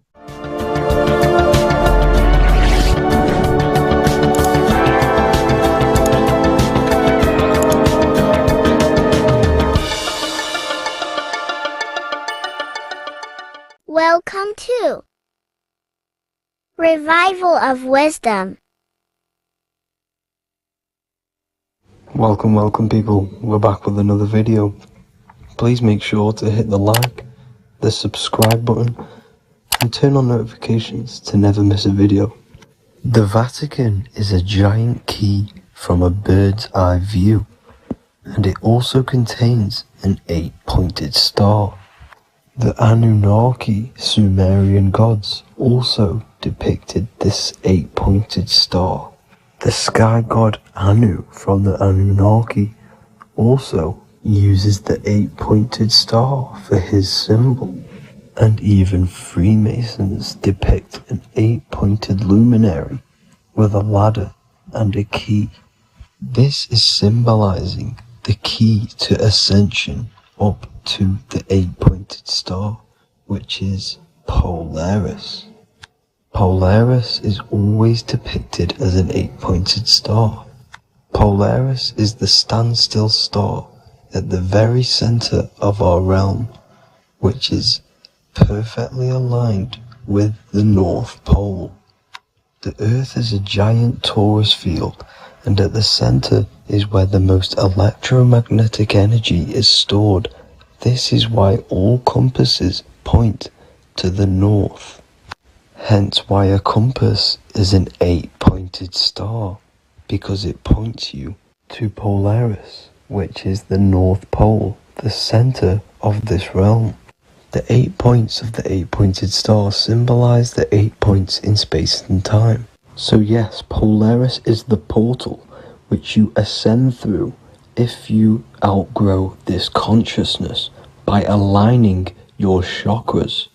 Our earthly realm is a macrocosmic reflection of us, and we as humans are the micro reflection, with the earth containing its 7 chakras as well as us. The North Pole is the 7th chakra, which is the crown chakra. So the key to ascension is held by the Vatican, hence why it's a giant key, because they mislead the masses through their religions, which teaches the masses to look outside of themselves. As stated in the 20,000-year-old emerald tablets, written by the Egyptian god Thoth. On earth, man is in bondage, bound by space and time to the earth plane. Encircling each planet, a wave of vibration binds him to his plane of unfoldment. Yet within man is the key to releasement. Within man may freedom be found. So the 7 planets are associated with each 7 chakras. The lowest chakra being the root chakra, which is associated with Saturn. This is why the elites love Saturn and reflect it in all of their symbols. Because the chakras are an ascension of spiritual principles, starting from the material and ascending up to the spiritual, the crown chakra. However, evil love bondage, and they are trapping souls in the physical realm by stopping and provoking the ascension process. They do this by abusing the energy of Saturn, and Saturn is associated with the lowest chakra. The lower 3 chakras are associated with survival mode, which keeps the consciousness in a constant state of fear and only aware of its surroundings. Once you start to ascend up your chakras, you become more consciously aware of spiritual deeds. And this is the process of returning back to your true spiritual form. Going back to Polaris and its connection to ascension, Kanye West symbolizes this on his music video 24. As you see him rise up into the sky, you see an 8-pointed shape around him, which symbolizes the 8-pointed star, as you see the beam of light. And even NASA symbolized this in their Space Delta logos, a bear holding a key with an arrow up to Polaris, the 8-pointed star. Here's another NASA logo of an arrow from the Earth to Polaris. The series Lock and Key on Netflix is all about portals and doorways, and they have the Kundalini energy as one of their keys. Kundalini energy is the energy which rises up the spine, the 33 vertebrae, and activates the third eye. The third eye is the spiritual gland, which connects humans to other spiritual realms. We are not the body. Our spirit, our soul inhabits the body. We exist physically, spiritually, and mentally. Therefore, we are multidimensional. The intellectual and spiritual inhabit the body. Therefore, this is just an avatar within this timeline. However, within each and every one of us, we all have the key to releasement, as says in the Emerald Tablets. This releasement is ascension, up until higher states of consciousness. As stated in the Emerald Tablets, man is in process of changing to forms that are not of this world. Grows he in time to the formless, a plane on a cycle above, and another one saying, man is a flame bound to a mountain, but we in our cycle shall ever be free. Know ye, O man, that when ye have progressed into the cycle that lengthen above, life itself will pass to the darkness, and only the essence of the soul shall remain. That's it for this video. I hope you all enjoyed. Please feel free to leave a like, subscribe, and comment any subjects you want me to talk about. God bless you all.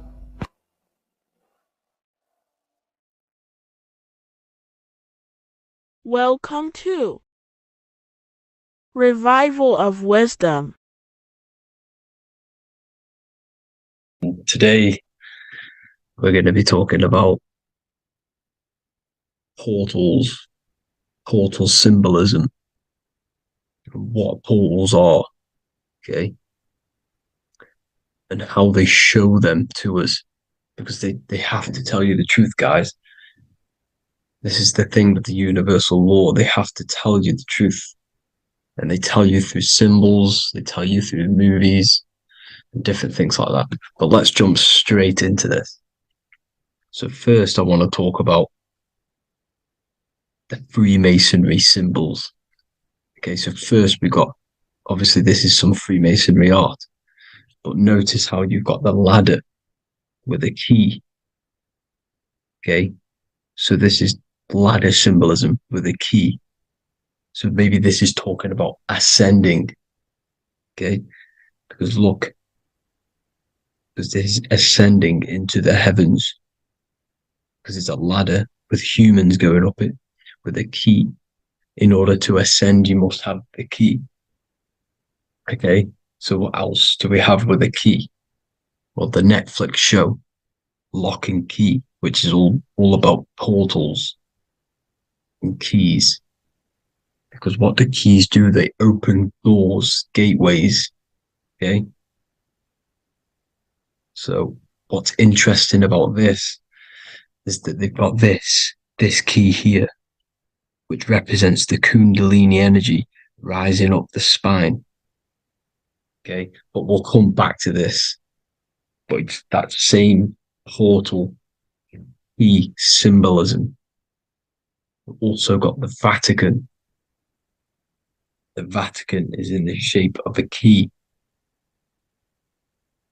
Okay, so you can see the start of it here and the end. So this is key symbolisms. Keys open doors. And notice how it's got the 8-pointed star. Okay, what is the 8-pointed star?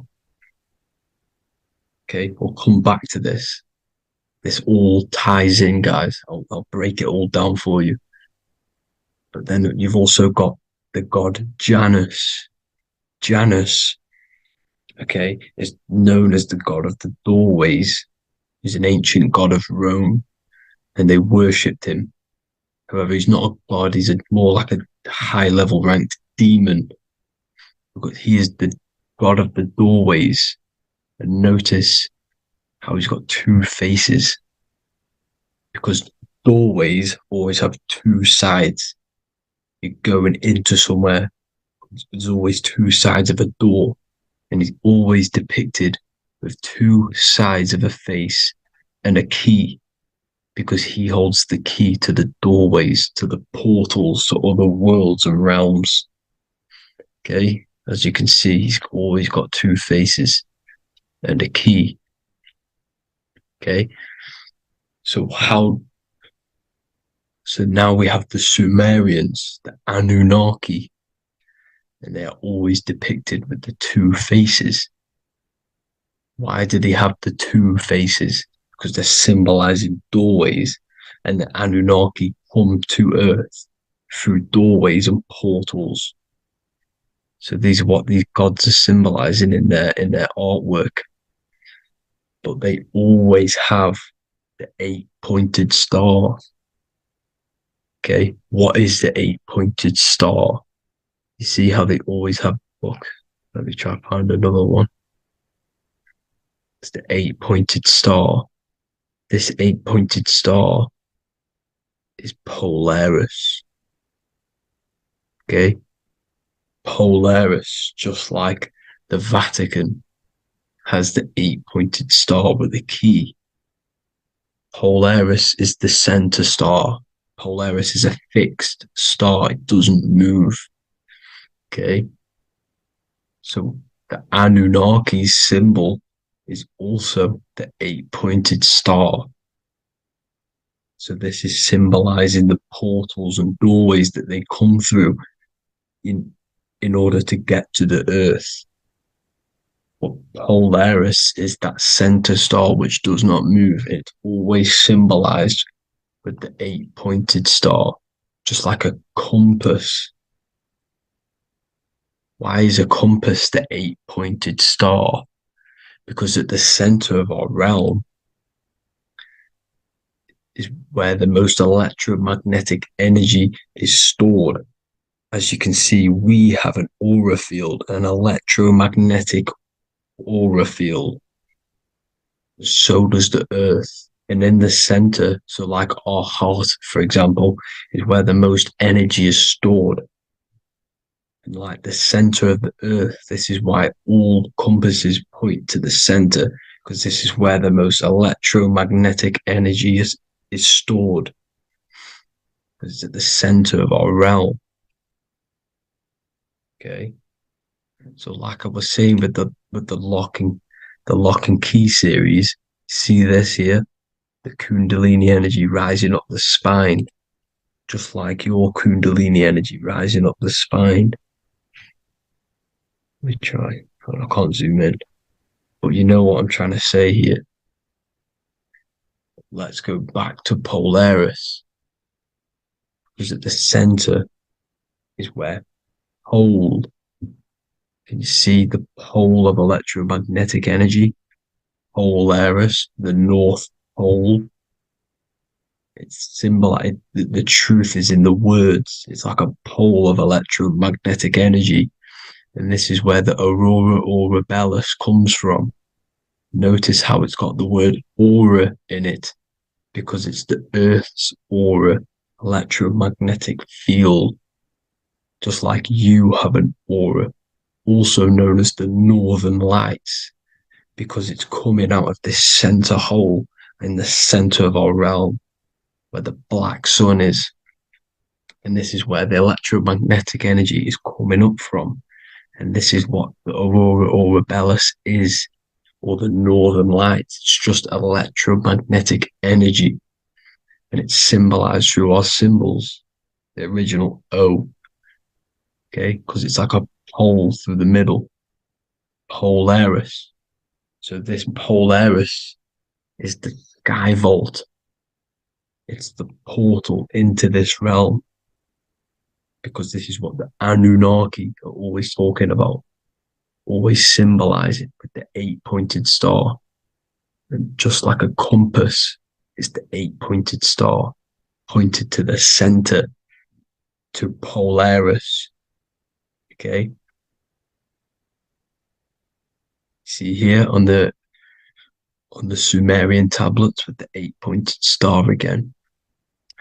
And how we know it's talking about portals with this 8-pointed star is because CERN 666 are opening up portals to the underworld, letting in demonic entities into this realm. How do we know it's a portal? Because their Hydro Collider has 8 points, just like the 8-pointed star. So they are creating synthetic portals to the underworld to let these demonic entities into our realm. But what is the key? Because if we're talking about ascending through Polaris, notice how here on the masonry art, this luminary here, so this is the sun, that's the moon, this is Polaris, because it's a luminary with what? 1, 2, 3, 4, 5, 6, 7, 8 beams coming off the luminary, just like the 8-pointed star. So you see the ladder with the key going up to Polaris. It's symbolizing ascending out of Earth. So what is this key that they're keeping from us? Because it's a human holding a key going up the ladder to Polaris. Well, chakras. We have 7 chakras. Okay, so this is what they are telling us in the lock and key symbolism. The Kundalini energy rising up the spine. Okay, just like they have 33 vertebrae on the back of your spine. Okay, this represents the Kundalini energy going up your 33 vertebrae, just like in Masonry has 33rd degrees. Okay, so what is the key? Your chakras. Your chakras have to be unlocked. Okay, you have to unlock your chakras, and you can't unlock this one without going through this one. You have to go through them all. It's like a ladder, just like Jacob's ladder. You can't go from the bottom to the top. You have to unlock each one. Okay, just like you have 7 chakras, you have 7 layers of your aura. Okay, you have to unlock your chakras to the highest point in order to reach Christ consciousness. And this is the key that they're talking about. They're symbolizing the organic portal within each and every one of us to ascend out of this realm. Okay, so this is the key that they're talking about, and they're holding back this knowledge to keep us trapped in this 3D realm. Okay, so like I was saying with the 33 vertebrae and the Kundalini energy coming up the spine, 33 vertebrae, you can see this sort of symbolism going up to the light, because it's the light. You see here, your crown chakra turns on and becomes enlightened, just like the Illuminati symbol. Can you see it? Also, Jesus also died at 33. So this is symbolizing, okay, they're symbolizing the death of the ego, the body. So once you open up your chakras and reach Christ consciousness, which is your 33rd vertebrae, once your Kundalini energy goes up your 33rd vertebrae, your body technically, not physically, but spiritually dies, because you then become formless. You reach Christ consciousness. So then you can travel other worlds. Okay. This is what they're talking about with Vatican, 8-pointed star, and the key.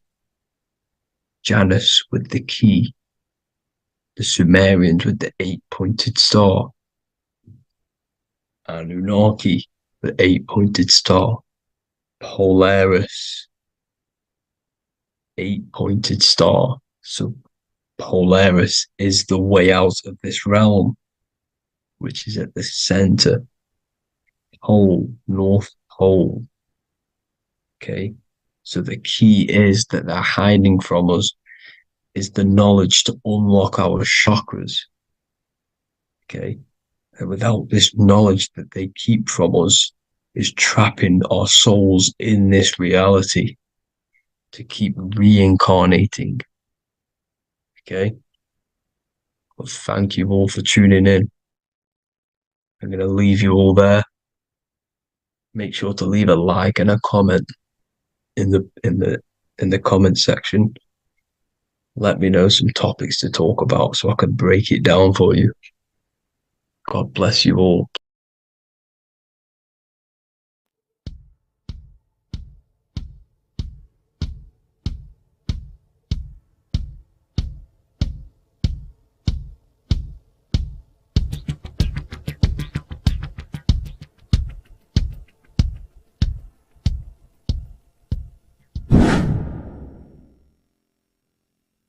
What is good, people? How are we all doing? Today we're going to be talking about the different planes of existence, the occult side of the world, the things they don't teach you in school. And of course, you can only find that on this channel, so welcome. So you need to understand is that your consciousness moves through these different planes of existence, these different states of consciousness, which make up all of you. Okay? They are all interlocked planes. They are all interpenetrated into each other. They are all one. They melt into the plane above and below. You see? Each plane is a product of each plane. As above, so below. Now, the higher you go, the more fluid, the more dreamy, the less dense it becomes. The lower you go, the more denser it becomes, the more solid it becomes. The lowest plane is the physical plane, which you are obviously aware of. You are inside of the physical plane now. But while you are in this inside of this physical plane, you are indeed inside of all these other bodies which you have not awakened yet. You have to awaken these different bodies. You have these bodies. Okay? It's like a ripple effect. And the center is the most dense, the most solid. This is earth, heart, the heart of the ripple. And the lower you, the further you go out from the center, the more dreamy, the less fluid, the more fluid, the more less dense it gets until you're one with the all. You see? And this is what it's like. This is what this system is. It's like a ripple effect. Now, let's jump straight into the planes. First, you have the physical plane, made out of 4 elements. 5 elements. The ether is the mother of the elements. It's the womb of the elements. It's the 5th element. And it gives birth to the 4 other elements. 4 is stability. Tables have 4 legs, and this is why the ether gives birth to 4, because it's the foundation of the physical world. Fire, earth, water, air. They are not pure. Each one of the elements melts into the other one. For example, earth and water both share cold. Water and air both share wet. You see, they compose of each other. They melt, they mold into each other based off the vibrational state of the ether. That's what it is. The 4 elements are the vibrational states of the ether. Okay? So you have the 4 physical elements making this, physical world. It's the lowest world. It's the world of effect. This world, whatever you see, whatever you experience, it's the effect. You can't change anything by manipulating this world. You got to manipulate the higher worlds to affect this world, you see? As above, so below. This is the lowest plane. It has 3-dimensional. It's the 3rd dimension. Space, height, and thickness. That's all it is. Front, backwards, upwards. You see, it's 3-dimensional. We cannot perceive the hidden side, which is the interior of this existence. We cannot perceive the interior from our exterior view. We are looking into this world. Okay? This is the exterior view. We can't see what's inside of that. That's the 4th dimension, which is the next one. It's the most gross and dense plane. 4 states of matter, the most slowest vibrational molecules, exist in this plane. Above this plane, you have the ether. Okay? The word ether and either are the same thing, because either connects 2 scenarios and languages. I either support Manchester United or Liverpool.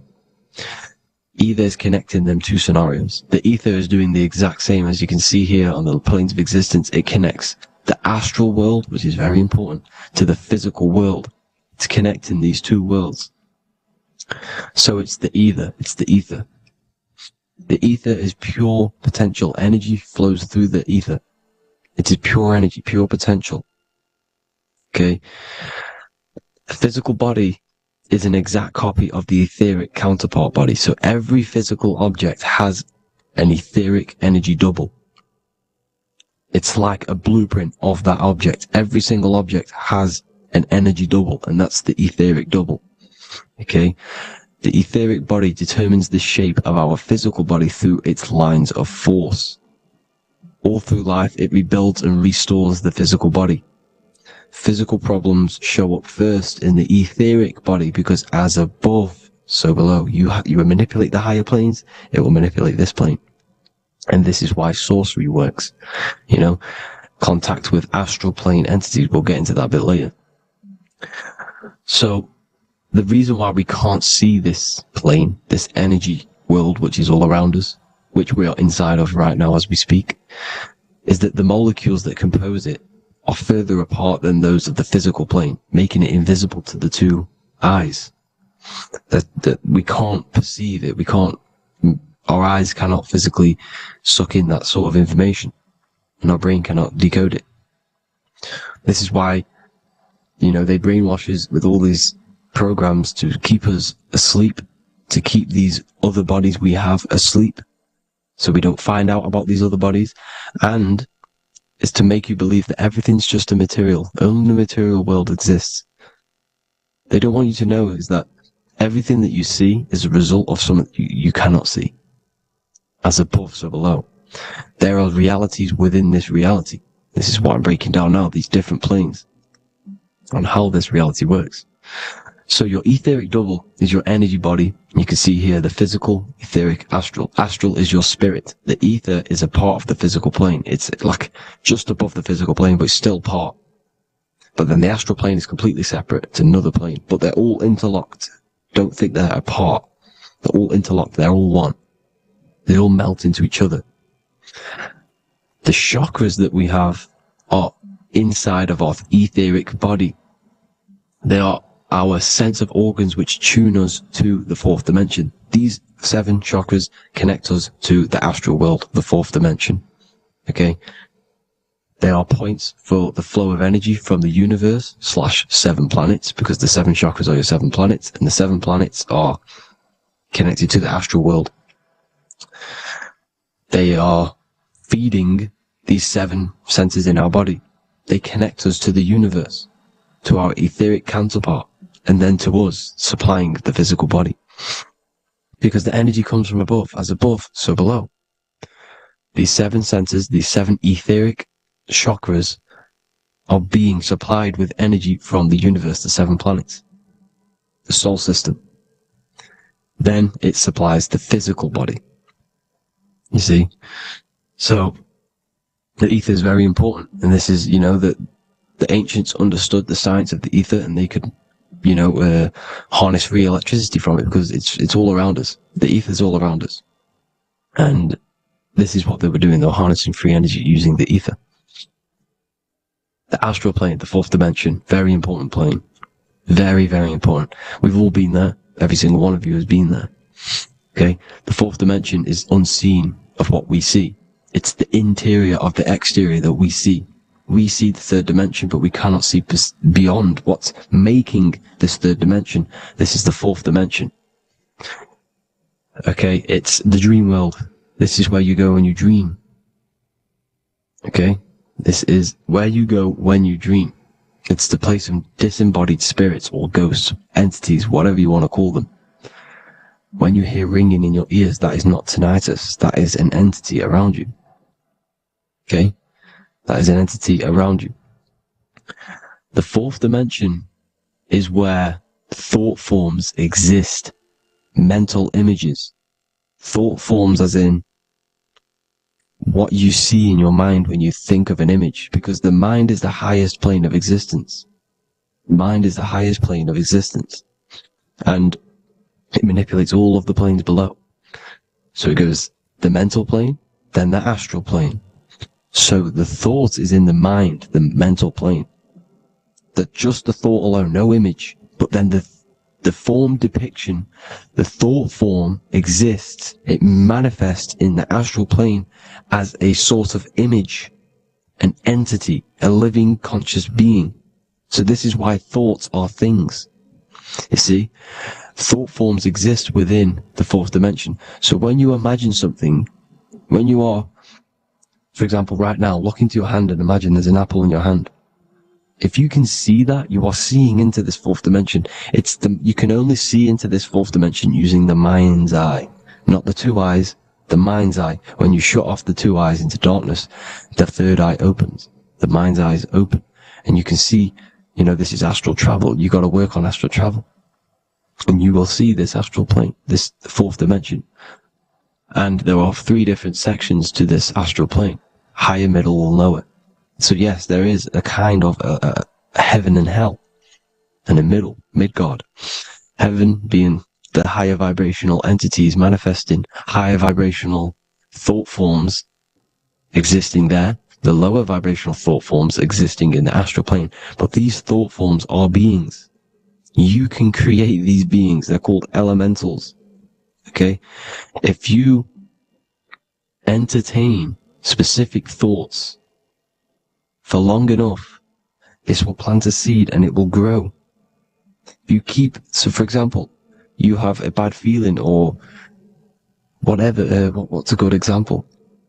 Unforgiving someone. You keep that energy inside of you for long enough, it will manifest in the fourth dimension. You entertain that thought long enough, it will manifest. And it will create an etheric body, and it will be an entity which will harm you, that will feed off you, this low vibrational energy. Your mind is so powerful. It creates thought forms, and these thought forms can take consciousness, can take bodies, etheric bodies. Now, that's why it's very important that you master your mind, master your thought patterns. So this fourth dimension is the astral world. So when you have a nightmare, this is the lower astral plane. You're in the lower astral plane. Whilst this physical body rests at night, your consciousness, you awaken this other body, your consciousness goes inside of this other body, whilst the physical body lays asleep. You see? So it's all inside of you. This is what you need to understand. You just haven't awakened these bodies yet. You can awaken them. You just got to awaken them. Okay? The next is the mental plane. This is the mind, the source, pure cause, pure motion, the most less dense, the most fluid. No form. There's no form to the mind. Astral plane is the first plane where a form takes existence, pretty much. The mental world has no form. It's pure mind, pure intelligence. Thoughts alone exist here without any images or manifestation. The most fluid, the most dreamy, the most causal plane. All of the rest take the effects of this plane. That's why it's mind over matter. Your thoughts, they create vibrations. Each vibration is vibrating on a specific frequency, which creates mental images, creates effects down here on this physical plane. This is why it's so important to master your mind. Master what you think. Master your mind. It's the hardest thing to master. You could conquer the world, but it's probably harder to conquer your own mind than to conquer the whole world. I can promise you that, because the mind can play tricks on you. You got to listen to that inner guide within you that will constantly manifest the good things. So anyways, people, hope you learned a lot from this. Please work on trying to activate these other bodies. I will maybe do another video on trying to activate these bodies if you wish. Please comment down below if you would like to see that. And have an amazing day. Please like, subscribe, comment down below any video ideas you want me to do, any information you want me to spit. Thank you all. Have an amazing day.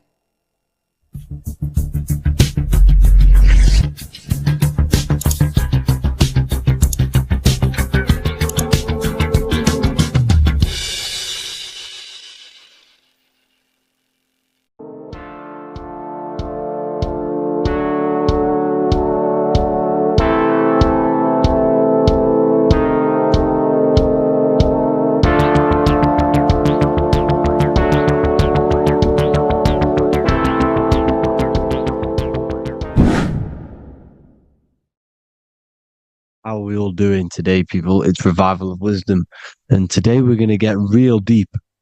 This video is going to get real deep. A lot of people are not going to be ready for this sort of knowledge. Okay, you really have to do is to really deprogram the mind, because everything we've been taught is a complete lie, is to keep us trapped.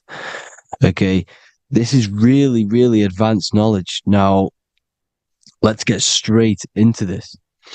All of the ancients depicted other worlds, and they called this place Midgard. Midgard is the mid-garden, the middle garden.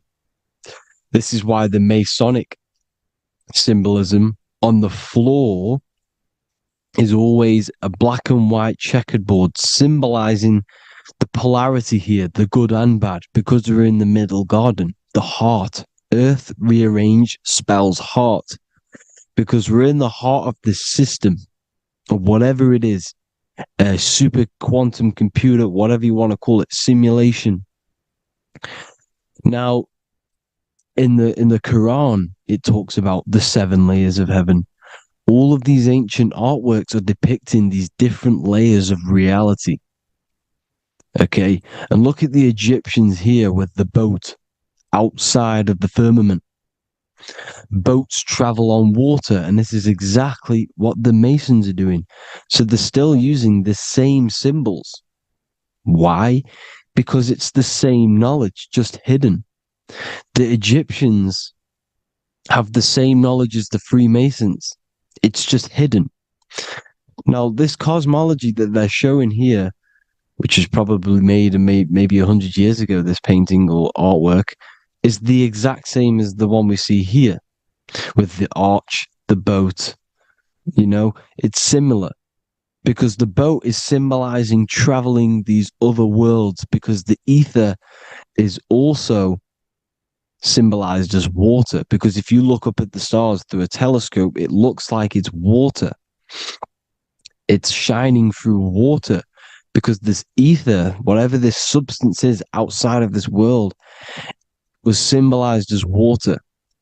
Okay, and look at all these ancient depictions showing these different layers of reality. Now, we are being trapped within this 3D dimensional world, which is the cube, the Saturn cube, because there are 6 sides to everything in this world.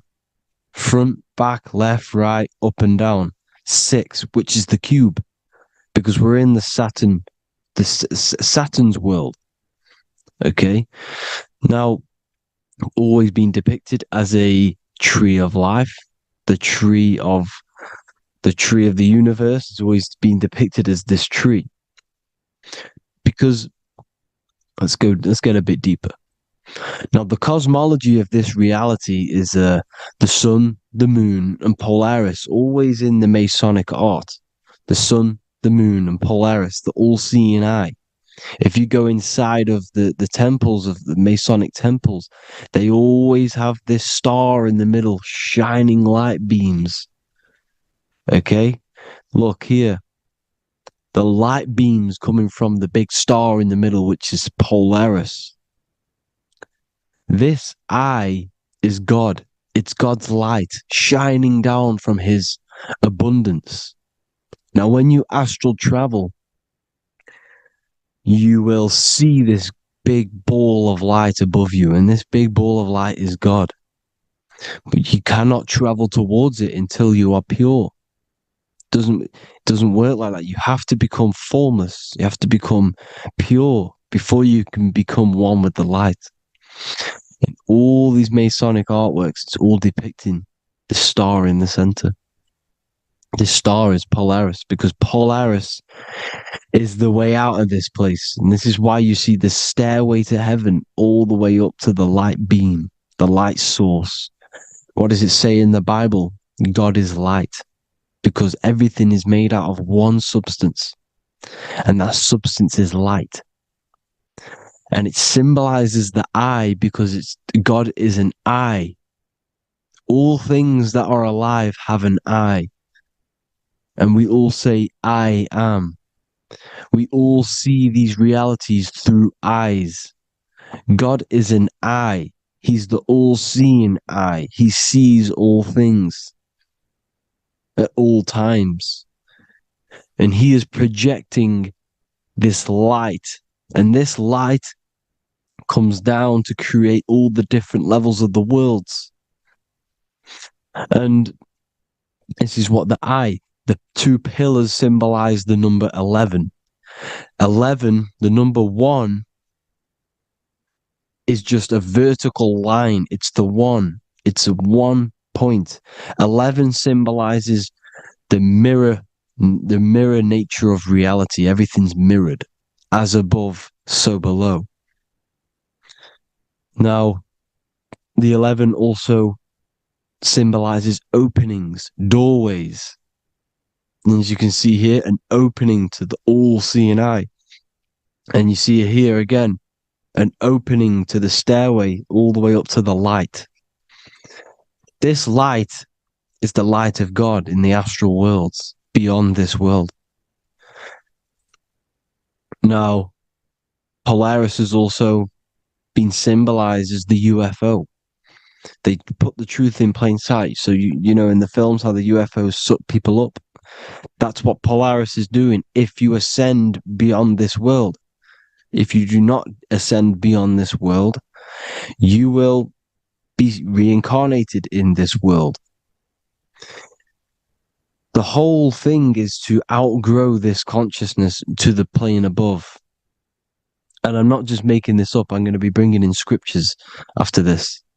But you can see with the Christmas tree, we always put a high, big star at the center, at the top, which is the star of Polaris, which is exactly what the Masons are doing here. The star at the top. And it's on top of our Christmas trees.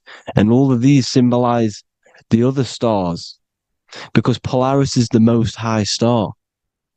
And all the other stars are wrapped around the firmament lower than Polaris.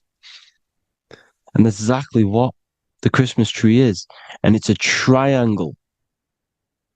It's a triangle, just like light beams travel from one point in the triangle, just like the all-seeing eye. It's a triangle. The light is coming from one point and sending its rays downward. You see, it's kind of like you see here with the water. And the lower you go, the darker it gets, the more evil it becomes. And this is what the ancients would call hell. Now, this all-seeing eye is Polaris.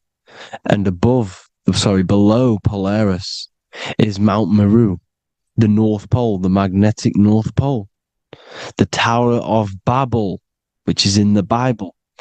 The etymology of the word Babel, Ba meaning spirit, which gives the ability to move the soul through the worlds, which is that's the ancient Egyptian description of the word Ba, meaning of the word Ba.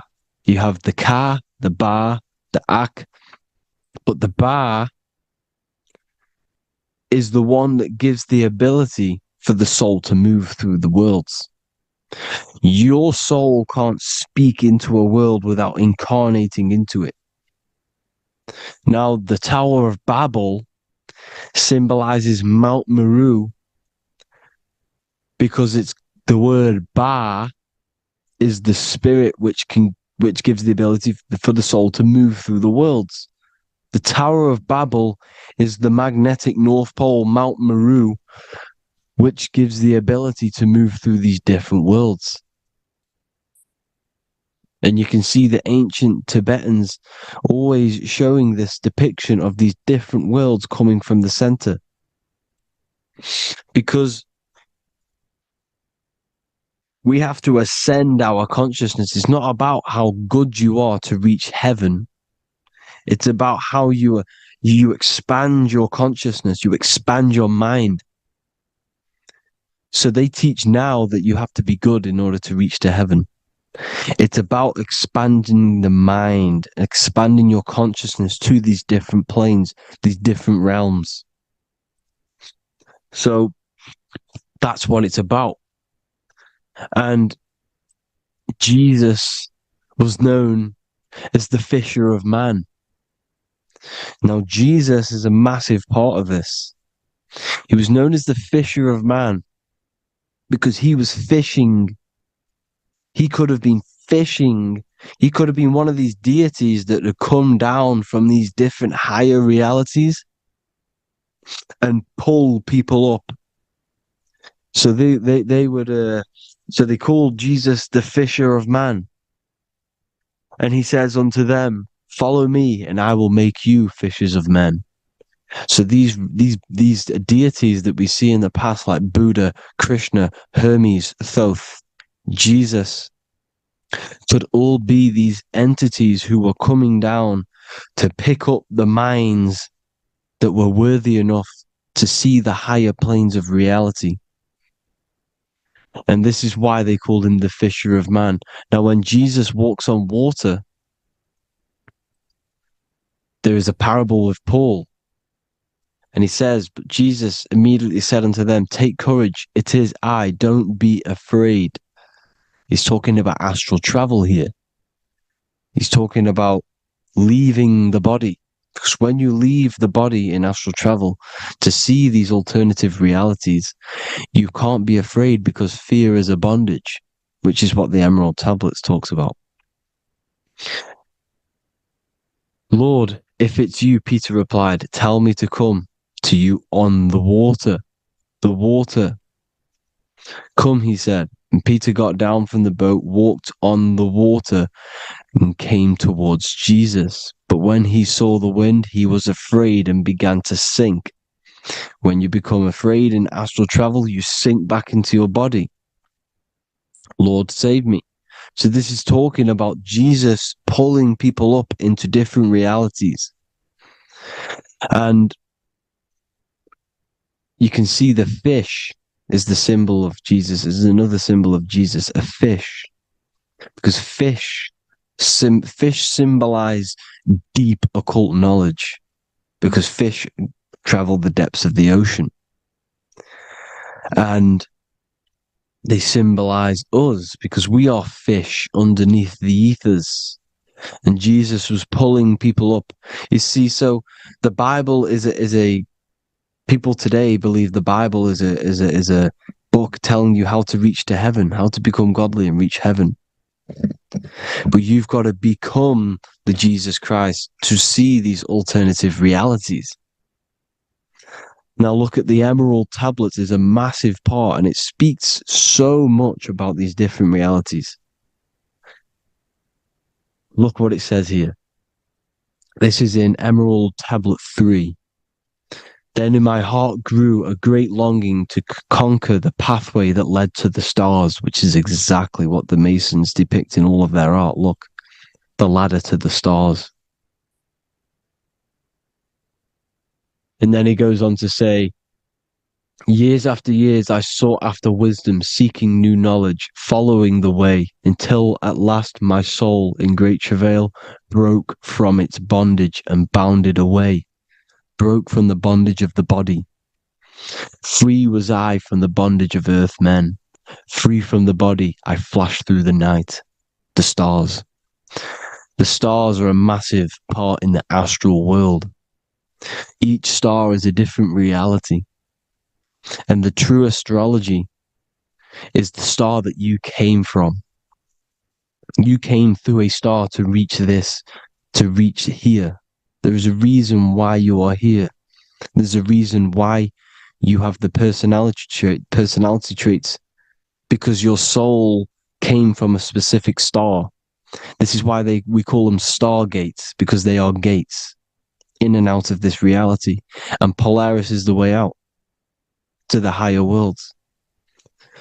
Now look, far into space, my soul traveled freely into the infinite circles of light. Beyond knowledge were some planets and great gigantic beyond dreams of men. Then he goes to say, lift up your flame from out of the darkness, fly from the night and ye shall be free. Lift up your flame. Your flame is your soul, because it has to be lifted up out of the darkness. This is the darkness, this world, this body is the darkness. Because it's a bondage. You need to break free. You need to learn how to astral travel, people. You have to learn this. If you want to get out of this world, you have to learn how to astral travel and see the other realities. Traveled I through space-time, knowing my soul at last was set free, knowing that now I must pursue wisdom until at last I pass to a plane hidden from knowledge, known not to wisdom, extension beyond all that we know. So he's talking about he went to a place where we cannot even comprehend here, a place that is not even known to earth men. He's telling you he's ascended out of this world to the planes that are beyond. And it says here in the Emerald Tablets, man is in process of changing to forms that are not of this world. Grows he in time to the formless, a plane on the cycle above. Know ye must be one, ye must become formless before ye are one with the light. The light, the same light that I was talking about, the Masonic light, with the triangle, God, the one source. Ye must become formless before ye are with the light. Formless, you have to leave the body. You have to leave the body. You have to gain the ability to leave this body and travel to these other worlds. Now, it says here, not as man am I, for free have I become of dimensions and planes. In each I take on a new body. In each I change my form. Know I now that the formless is all there is of form. You see, all things created come from the things that, all things that you see come from the things that you cannot see. All of us have the same spark of consciousness, the same I am. Every dog, every animal, every human has this same I, this same thing which sees through the eye. It's formless. It takes this formless entity is the same entity of us. We are all the same entity in different bodies. And this entity it was represented as the flame, the cosmic flame, which is inside of all of us. And this is why the Masons depicted your spine as a candle or the Holy Grail. You would either see this or a candle with a flame on the top, because the Holy Grail is your consciousness, which is on top of your spine, which is the candle. Now, Jesus, Thoth, Buddha were all these deities which were coming down to lift people up because they were fishermen of men. And he would lift you up to the higher worlds, out of this world, to the ones above. Now, Thoth, you can see him here, he's leading the way. He's holding someone and he's leading the way with knowledge and power. He was leading the way to other worlds, out of this world. There's no point trying to change this world. This world will stay the same. It will stay the same. You have to get out of this world. And that's what they're telling you. That's what they're keeping you from. They're keeping you stuck within this thin layer of reality.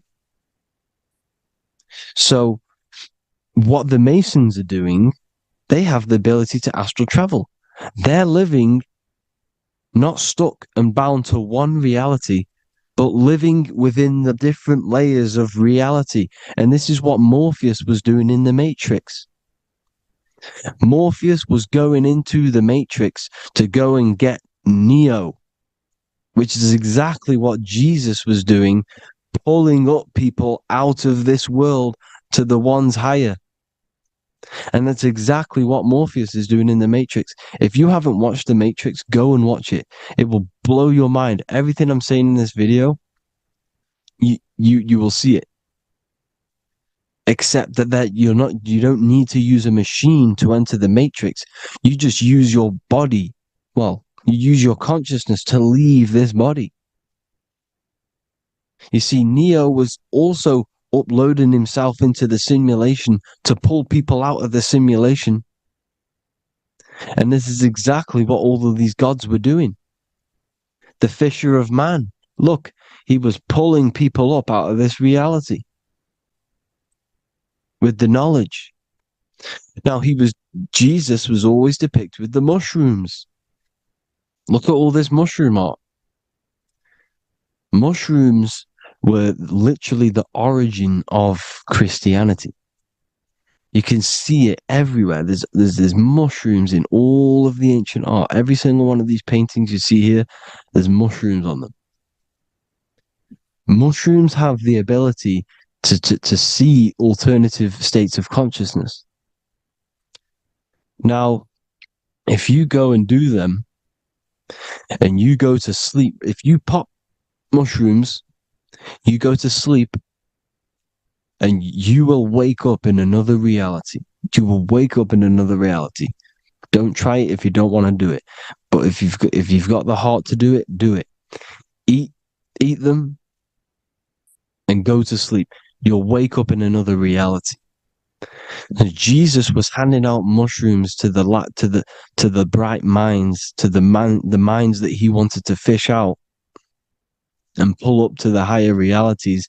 He was giving them mushrooms to see themselves in an alternative state, in an alternative reality. This is why there was so much mushroom art, and it's not just ancient Christians. It's Sumerians, it's the Mayans, the Celtics, the Egyptians. All used mushrooms. All of them. Look at all this art. It's on stones. It's everywhere, because mushrooms. See, everything in nature is a macro. Look at the form of a mushroom. It's literally your spine and brain, because they alter your consciousness. Your body is just a radio receiver. Everything that you're experiencing is a program being ran by the central nervous system, and your consciousness is experiencing this program, these electrical impulses of the nervous system, because it's all feeding back to one point, which is the pineal gland. And this is the candle with the light on it. Type in Masonic candle and you'll see it. It's your spine with your spark of consciousness on top of the spine. And it's a mushroom, because this sends you to alternative states of consciousness, alternative realities. Now, they were all doing this, the Egyptians, the Mayans. Now, there's more symbolism which goes into this. Look at the Christmas trees we use. The Christmas tree with the presents underneath them. Magic mushrooms grow under trees. And these are the presents under the trees that we symbolize today with Christmas. Santa's red and yellow for the red and yellow mushrooms. The same mushrooms Mario has to collect, and when he gets enough mushrooms, he levels up. And then what does he do when you go past the world? When you win that world in Mario, you go to another reality. You go inside of another world. It's truth in plain sight, and it's using mushrooms. It's using mushrooms. Everything, all of the characters in Mario, well, a lot of them are mushrooms. Look at this one. The presents, black, yellow, and red and white. Red and white mushrooms. And the bow on the top is the mushroom head. That's a bit of a reach, but, you know, the symbolism never lies, is what you need to understand. And it's as above, so below. Now look at the Sumerians. The Sumerians were also multi-dimensional beings. Okay? Look at how they have the double faces. They had 1 foot in this reality and 1 foot in another reality. And look at this one, a double-headed god inside of like a portal. You see? Because and look at these with the wings, the astral travel. Birds, ancient birds symbolize the soul. Because the soul is a bird, it flies to different worlds. It flies around the cosmos. And mushrooms gave you the ability to see these alternative states of consciousness, these alternate realities. Because you exist in infinite realities. You exist in infinite realities. Now look at the 33rd degree Ordo Ab Chao badge. You get this badge when you become a 33rd degree Freemason, and it's a double-headed eagle. A double-headed eagle. And you can see this in Sumeria first. Sumeria have the same symbol. A double-headed, bird. You can see it here as well. And the Masons are still using this symbol today. And when you become a 33rd degree, 33 vertebrae on the back of your spine, above the vertebrae is your consciousness, and it's a double-headed eagle. One reality in one. You become a multi-dimensional being in the 33rd degree. And I've heard many interviews of Masons say it becomes Luciferian. You see, they speak in code. These Masons can't tell you about what they learn about, but they will speak in code. They said it becomes Luciferian. The word Luciferian is lucid. The root word of Luciferian is lucid, and lucid is lucid dreaming, alternative realities, dream worlds. You become a god. Luciferian means you're becoming your own god, pretty much, because you are becoming a multi-dimensional being living in between the different layers of reality at the 33rd degree of Freemasonry. And look at the double-headed eagle, because the birds symbolize the soul. And they reach high, they fly high, just like the soul wants to fly high to the light, to become one with the light, like the Emerald Tablet says. Now look at Janus. Janus was another god, and he's known as the god of doorways. Janus always depicted with a double head. Janus is why we say janitor or January. And January is entering a new year. Janus is known as the god of doorways with keys, always got a key, because keys open doors. That's why the janitor holds all the keys. And Janus always has double heads, because he had one foot in this reality, one foot in another. He was a multi-dimensional being, a Luciferian, living between the different layers of reality, instead of being stuck in one like we are. Well, a lot of people. And that's the whole point. You see, all of this stuff is about like changing the world and stuff like that. This world will probably never ever change. It's probably been like this forever. Well, forever, for a long time. But it's about moving out of this reality to the higher states. And the Masons always depict the ladder to the luminaries, the stars, with a key, the same key of Janus. The Vatican is a key, and it's in charge of all the religions. Why is it a key? Because they're holding back the key. They're keeping you stuck within this reality, keeping you stuck as identifying yourself with the body, identifying yourself with this world. You are not in the world is within you. This is a program being ran by your central nervous system, and your consciousness is experiencing this reality. Now, this is going to be a mind-blowing video for some people.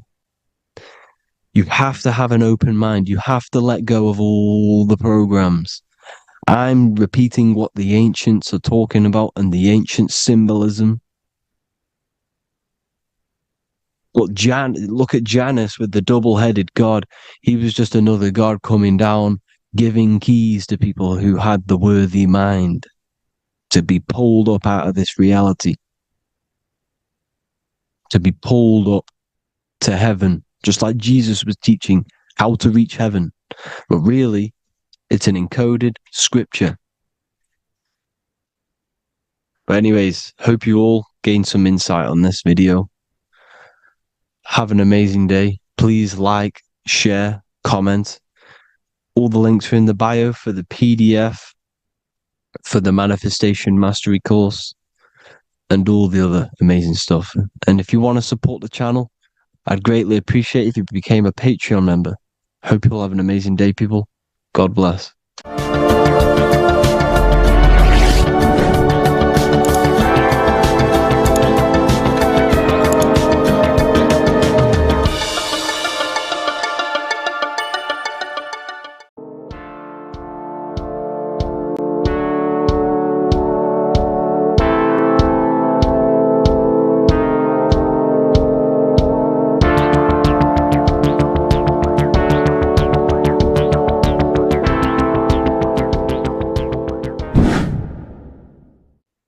earth has become a realm in order to trap souls within so that they can harness our electricity, our energy.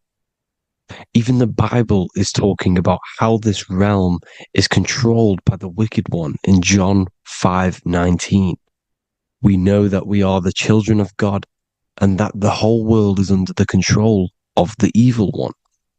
Ephesians 6:12. For our struggle is not against flesh and blood, but against the rulers, against the authorities, against the powers of this dark world, and against the spiritual forces of evil in the heavenly realms. So the Bible is telling us that this is not the only world.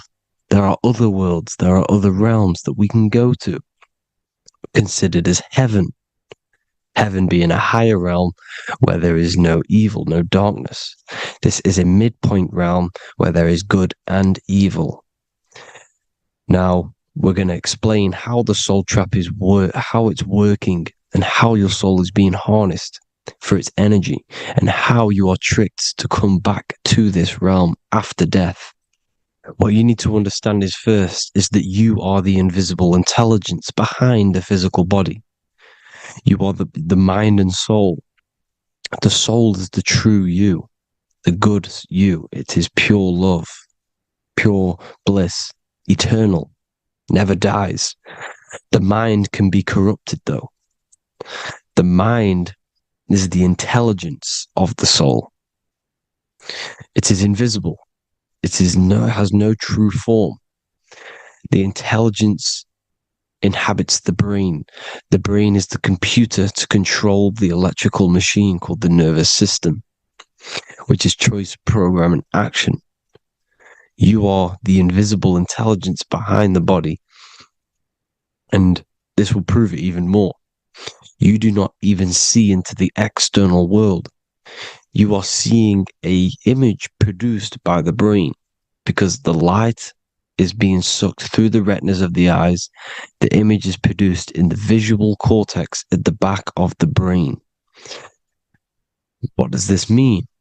This means that we are the consciousness in the center of the brain, in the pineal gland, that is experiencing the program being ran by the central nervous system in the brain.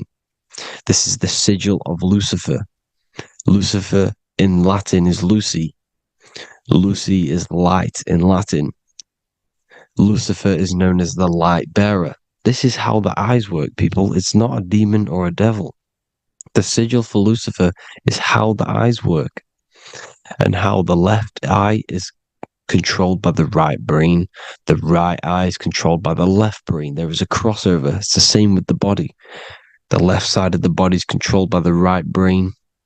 The right side of the body is controlled by the left brain.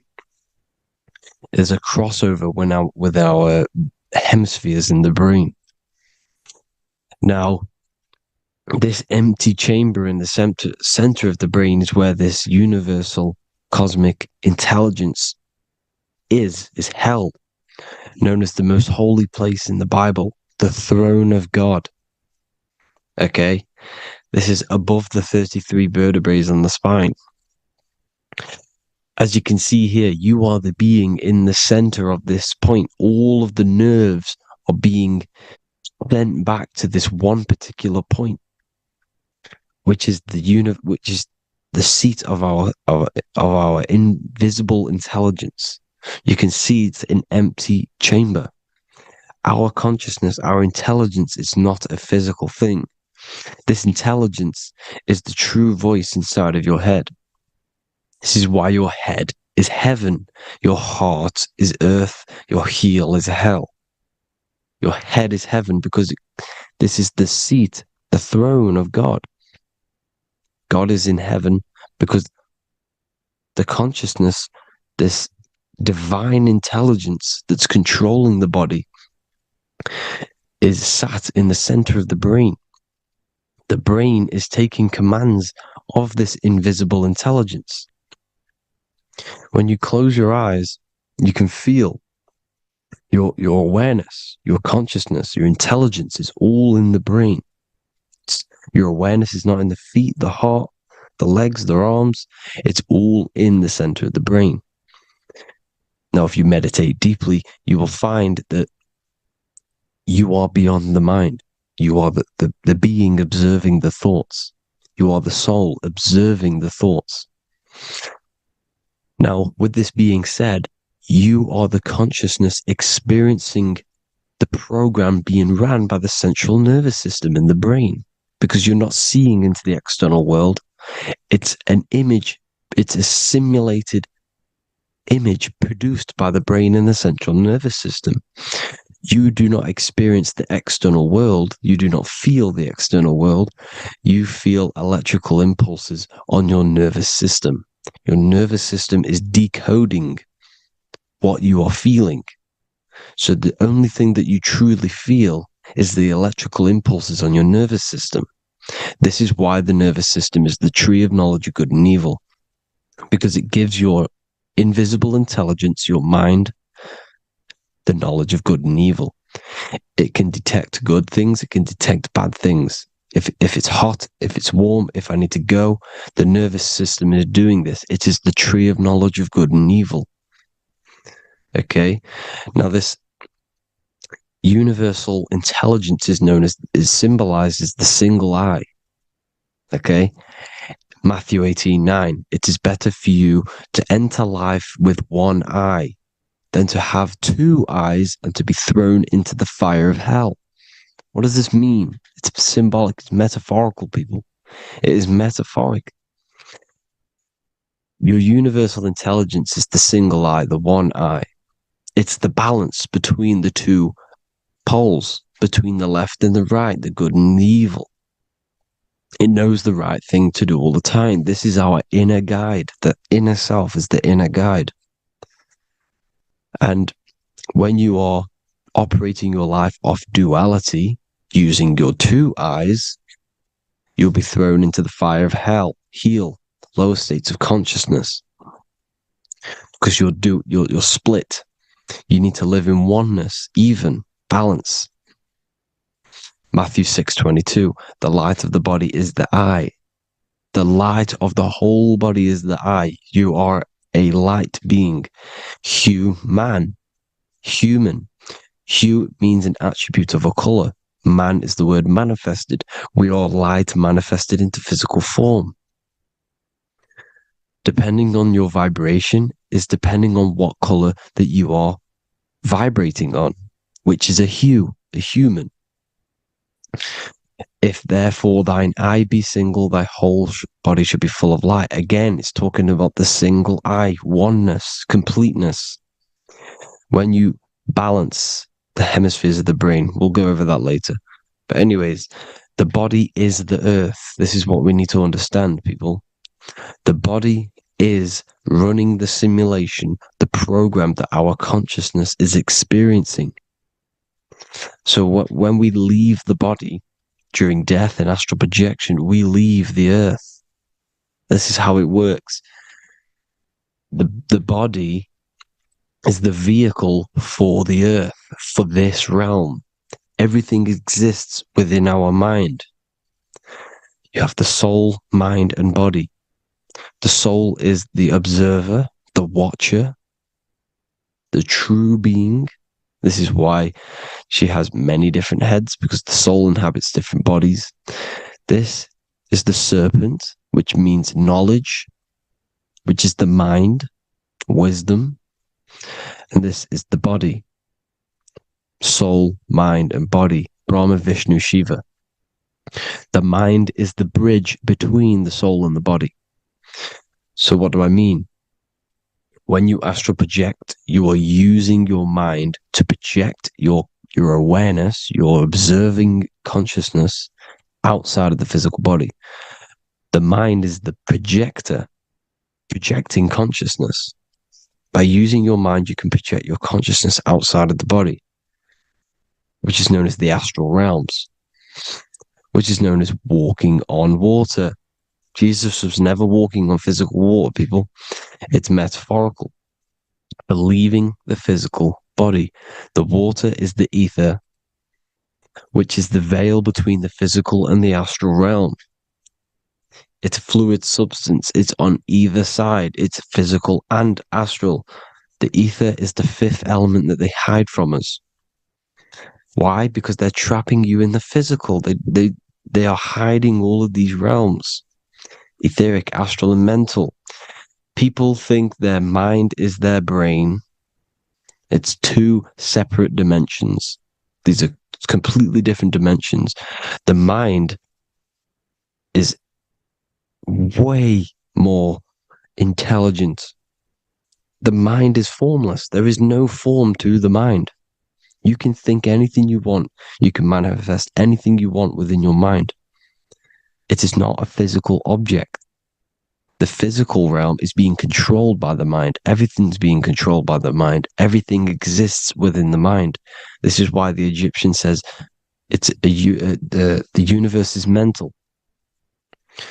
So when we project our consciousness outside of the physical, we go to the astral. The ether is the water that Jesus is walking on. This is the veil between the physical and the astral world. The word together has ether within it because it joins the two worlds together, together, the astral and the physical. The word either is ether because the ether is on either side, physical and astral, physical and spiritual, physical and non-physical. In the astral realm, the mind can manifest anything we want. We incarnate to restrict our minds. This is why Saturn, if you go and watch my video on Saturn, how Saturn is this simulation, okay, our minds can manifest anything we want in the astral plane in the click of a finger.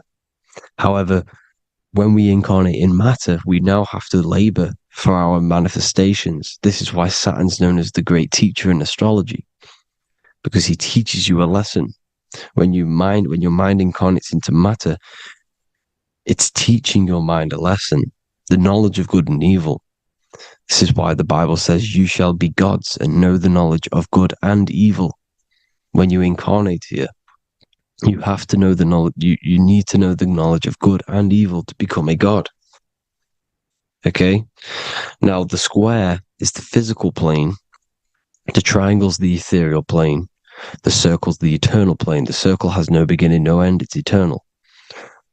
The physical plane is the square. It's limited.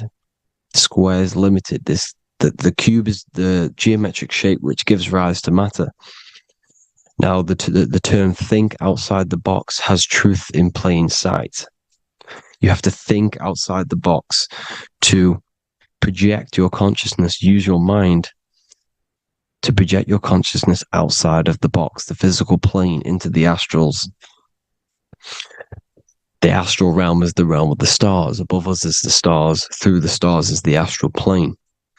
This is why astral has the word star within it. The devil is the de-veil. When you sell your soul to the devil, quote unquote, it's metaphorical. The devil exists in the physical plane. It's the lowest state of consciousness. The de-veil, you de-veil yourself into the physical when you are the devil. The de-veil. The ethereal plane. Now, we all know what the famous symbol of the all-seeing eye, right? The all-seeing eye with the eye in the triangle. Look at the Masonic artwork showing you the triangle above in the sky.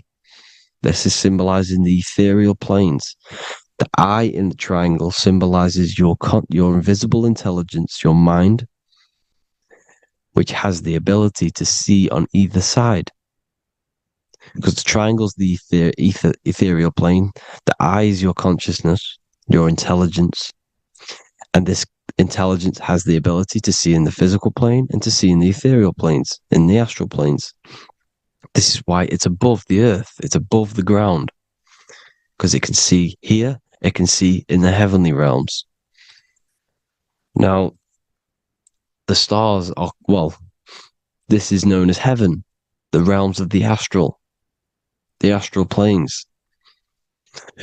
This is some quotes from the Emerald Tablets of Thoth. Out of the darkness ye must rise upwards, one with the light and one with the stars. Man is in process of changing to forms that are not of this world. Grows he in time to the formless, a plane on the cycle above. So there's other worlds. The Bible's telling you there's other worlds, there's other realms. Know ye, ye must become formless before ye are one with the light, the astral light above, which shining through the stars. Not of the earth are ye, earthy, but a child of the infinite cosmic light.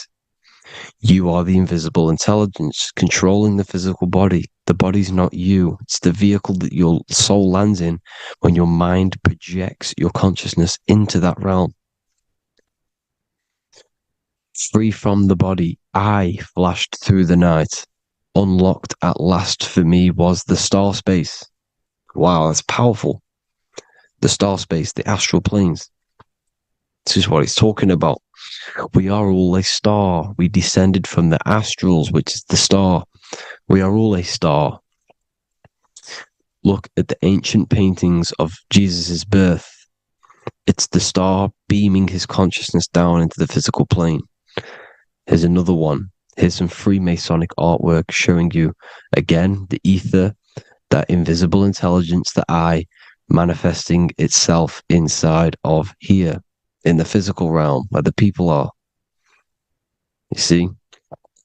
It's the same here. This is Jesus. Here's the bird symbolizes the Holy Spirit, your invisible intelligence, descending into the waters, the ether, the ethereal, everything. The ether's the base of all physical matter.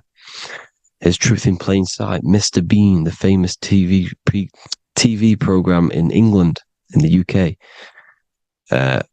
He begins the program like we all begin the program for falling from the stars. He falls down with a beam of light. And this is Truth in Plain Sight. This is false. The aliens don't exist. They're a lie, alien. But this symbolizes the star beaming our consciousness. And when we die, this star will suck us back up. Just like this UFO is doing. It's Truth in Plain Sight. So, this is some more Freemasonic artwork. Going from duality to singularity. Sun, moon, masculine, feminine. Right hemisphere, feminine, left hemisphere, masculine. The consciousness in the center, the balance point. Here's another more Freemasonic artwork. The two pillars, left and right hemispheres, and the invisible intelligence between the left and right hemispheres, the light of the body. This is why light's coming off it. Because it's light, it's pure light. The blazing star. The stairs go from the checkered board, the duality, up to oneness, in between the sun and the moon, the masculine and the feminine. This is symbolizing going into oneness. What did the Emerald Tablet say? You've got to become one with the stars, one with the one with the self. Balancing the two hemispheres so that you can gain, because when the two hemispheres are balanced, you can gain a more deeper connection with your invisible intelligence. Same with the chakras. When the chakras, the 7 seals in the Bible, these are 7 seals because when you conquer the 7 chakras, when you balance the 7 chakras, you then gain a more deeper connection with your internal self. Because your mind is not filled, it's not being ran, it's not being dominated by these 7 deadly sins, the 7 seals, the 7 chakras. These are 7 energy centers which are concealing our true form. Balance makes us have a stronger connection with our true cosmic intelligence. Heaven is even. This is why Jesus is pointing at the heart. The even point is the heart. You got to balance the chakras and live from the heart, because the heart is the earth. You're in good and evil. The body manifests the lower and the higher self. The higher self is in the higher parts of the body. Wisdom, intuition, expression. The lower self is in the lower parts of the body. Sex, food, and power. This is how they are trapping your soul, people. Like I said, The mind is the bridge between the soul and the body. So by tricking the mind, not giving it the right knowledge, and keeping the mind stuck in the lower three centers, thinking about power, food, and sex, this is low vibrating energy. It's going to keep your mind addicted to the physical realms. Okay? This is why you need to go even, balance, heaven. Okay? I will explain the soul trap in a second, how it fully works. But I'm telling you all the science behind it so you can understand. When you are doomed, you are domed. This is the dome, the firmament, the firmament, the mind. Ment is mind, firm is firm. A firmament is doomed under the firmament. You must have a loose mind, an open mind to expand your consciousness beyond the stars, beyond the ethereal barrier. You have to vibrate higher than this world. Your consciousness must be expanded more than the physical plane. You need to learn how to astral project. You need to learn how to leave the body, how to operate outside of the body, so that you, when you do leave the body, you will have recognition. You will have knowledge. You will have practice. But this is as above, so below. The woman's belly is the earth. It's as above, so below. It's a microcosm of the macrocosm. We are the children in the womb. We are the people in the earth being ready to be born into the heavenly realms. As above, so below. It's a microcosm, macrocosm. Everything is in everything on a bigger and a smaller and a larger scale. Now, when the baby figures out that there is a world beyond its mother, what happens? The baby starts to move around and tries to get out of the mother. Because once it starts to hear the external world, starts to hear people, it's going to wonder, what's outside of why am I in here? What's outside? So the baby will force its way out of the mother. It's the same with our minds, as above, so below. When our minds figure out that there are other realms beyond this world, we will seek a way out. This is the womb, the mother earth, mother nature. It's the mother. We're in the womb. We can be born out of this world, which is being born again in the Bible. When you are doomed, you are domed under the dome, under the firmament, the firm mind. The firm mind will keep you under the firmament. Due to the law of polarity, there has to be other realms. There has to be. Because the law of polarity works in this world, and it will work on every scale possible. It's universal laws. These are universal laws. The law of polarity means that there are other realms polarizing this realm. There is a hell, there is a heaven. There is a midpoint, which is Midgard, which is the one we are in now. Earth, heart. Earth is the heart. Heart is the center, good and bad. The balance between good and bad. Your reality is your level of realization. Your mind realizes other worlds, you will seek a way to them worlds. It's that simple.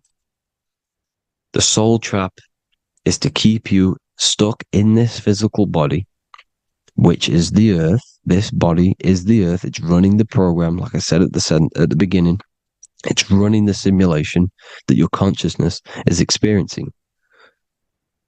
You are an electromagnetic being, and you're hidden in a cage, your rib cage, and you're stuck in cells, a prison cells. Look, you're in cells. We produce electromagnetic energy. Your soul produces this energy. And by trapping your consciousness inside of this physical realm, they harness this energy within the astral realms. They're using you to manifest demons, because your mind creates demons, through emotions and mental thought energy, which is a whole nother video. I can make a video on that.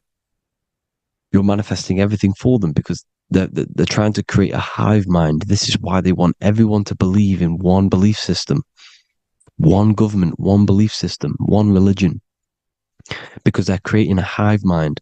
This hive mind will manifest and be summoned within the astral planes, because the mind manifests the astral plane.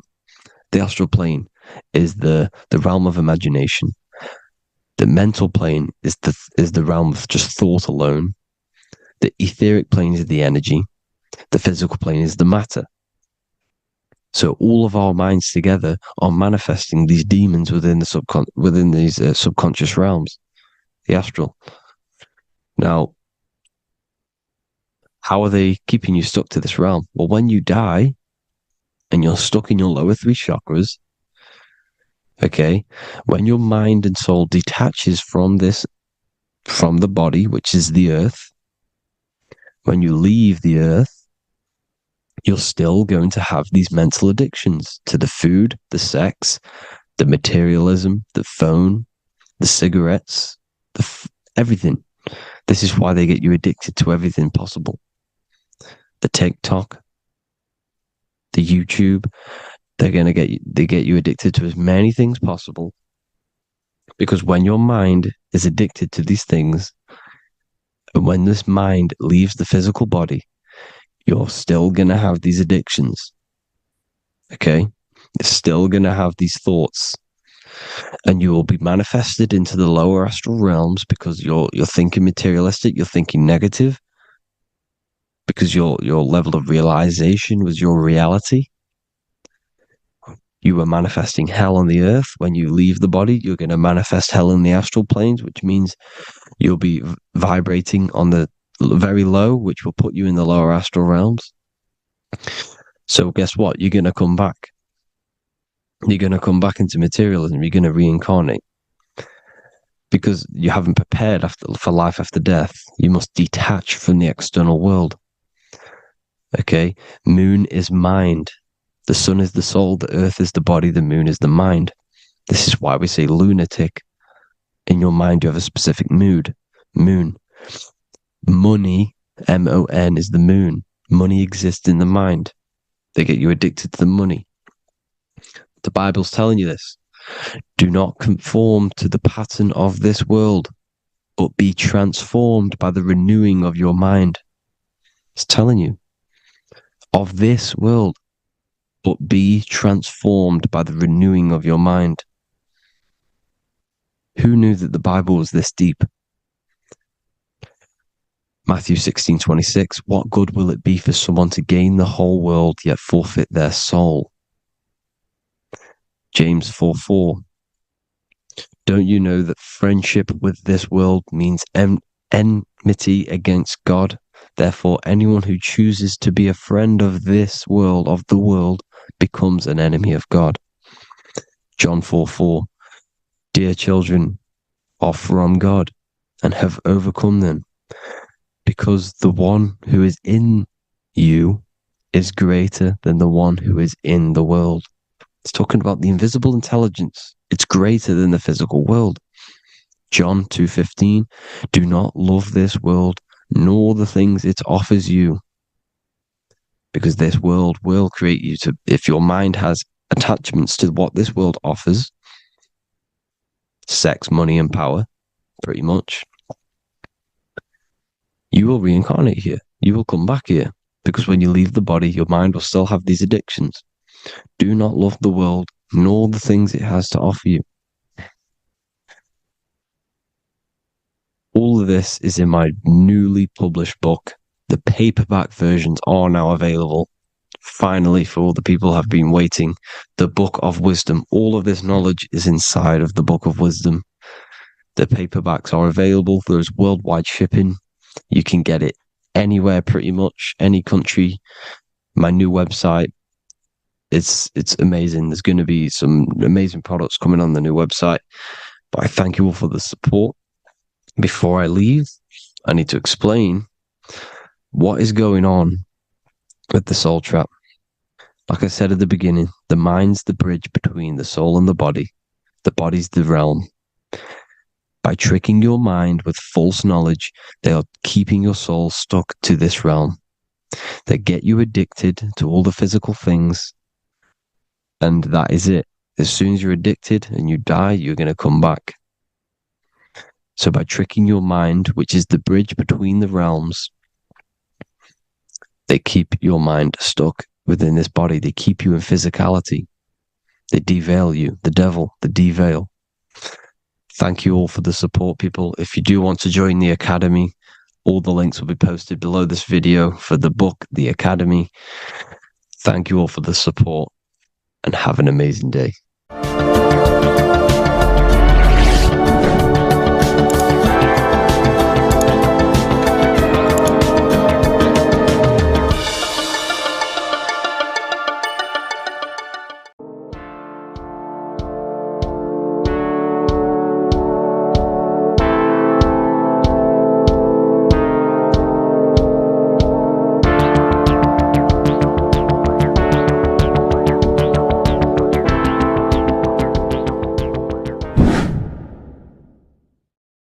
People, how are you all doing? It's Revival of Wisdom, and today we're going to be talking about your birth certificates and how we are slaves to a system and how they have trapped us into this system.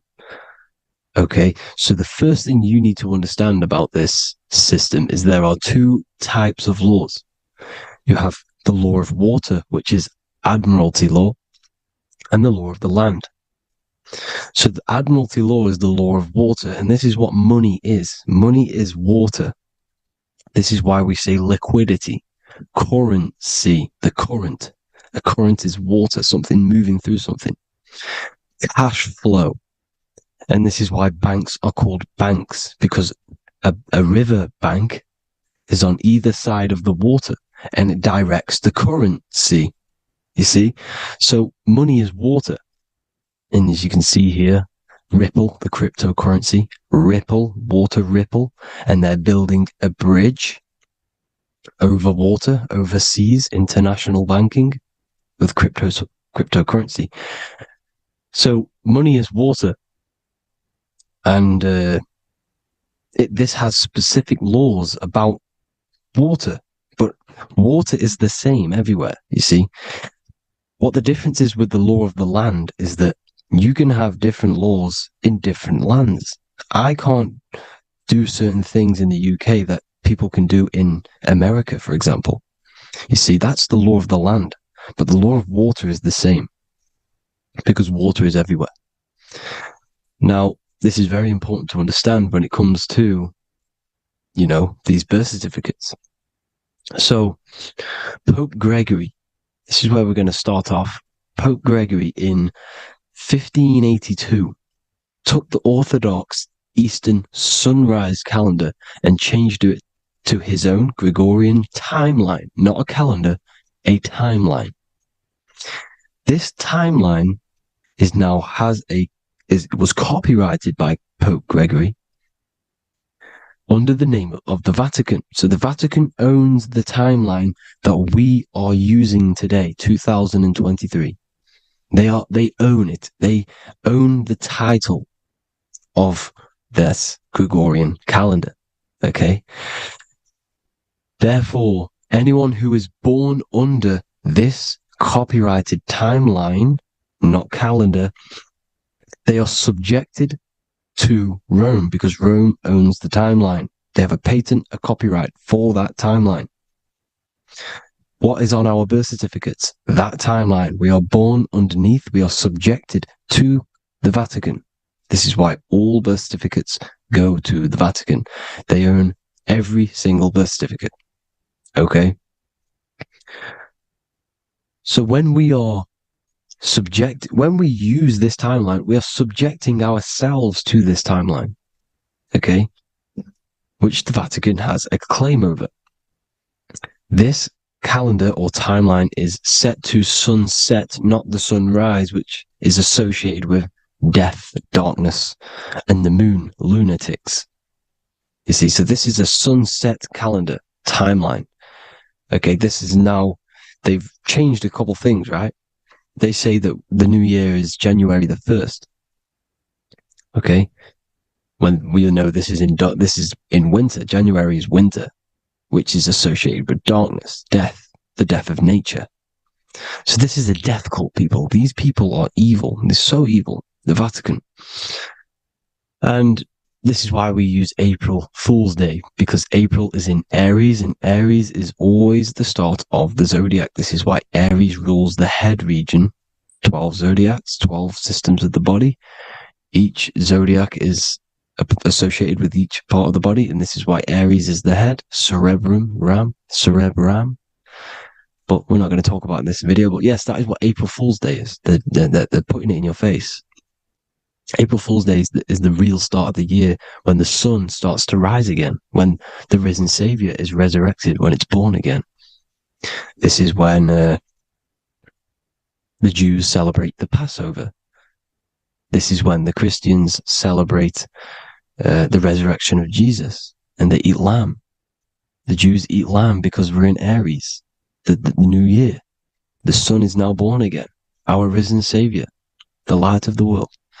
So yes, this is what April Fool's Day is.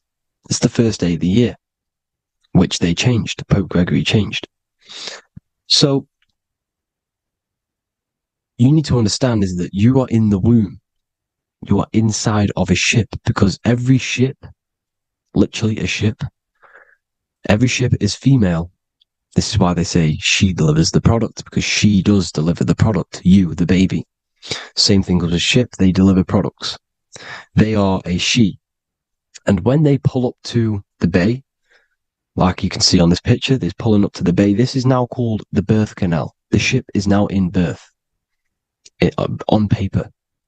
Okay, this is law.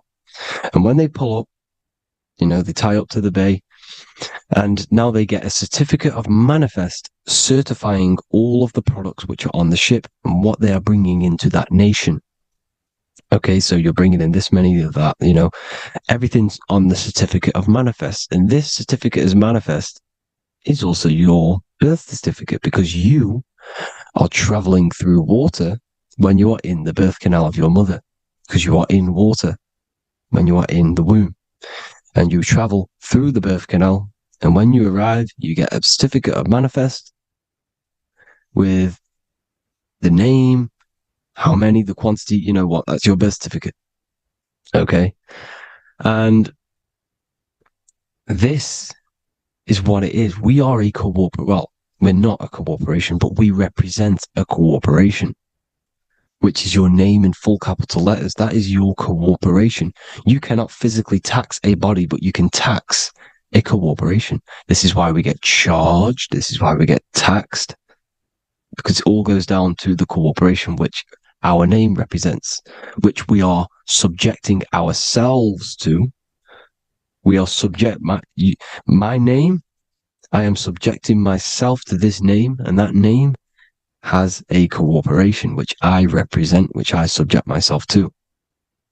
You see, this is how we are attached to this straw man, this character that they have built on paper. So it's a character which is on paper. This is what we represent. So when the woman gives birth, she delivers the baby, and then she has another substance. Now I'm going to break down how they attach this name to us, how they do it. Okay. Our mother is carrying us the product in the womb, the water. And it goes, for example, it goes from the United Kingdom into a state-owned, corporate, federal-owned hospital, which is government-owned. She does not declare the package when she enters the building. Aha, so keep that in mind. When she delivers the package in the federal territory, she does not declare the package either when she leaves. Therefore, there is no evidence that we exist when we arrive. On paper. On paper, there is no evidence that we came into the building or left the building. We have not been declared.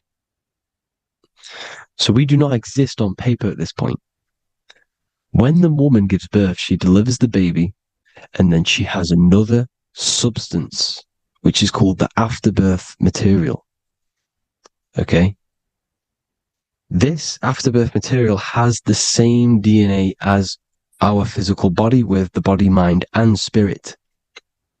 Okay? This is how they get this cooperation. Hold on. The afterbirth material does not get claimed by the mother nor anyone. Therefore, they salvage that substance because we are under the Vatican. Every state is all Catholic. Your birth certificate is Catholic. No matter what religion you think you are, every single birth certificate is Catholic because we are subjected to Rome. All roads lead to Rome. Rome runs all of this. Okay? We're still under the Roman Empire. Okay? So, Rome are Catholic and they believe in salvation. This is how religion comes into this. This is how they use religion to get this. So they salvage the afterbirth material and they claim it and they salvage it and give it and charge it to Rome. And they give it a name.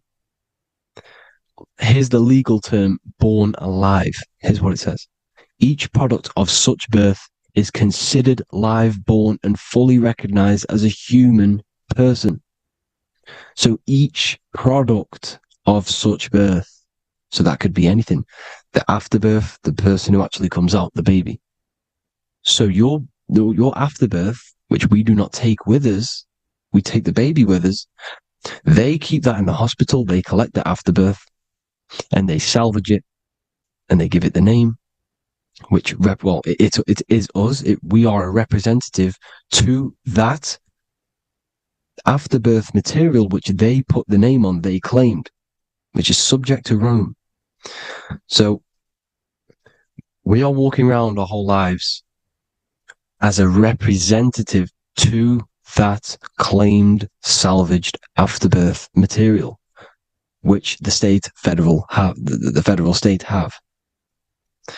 Okay? We are under the Catholic Church, Vatican, therefore the afterbirth material is a child of God. See?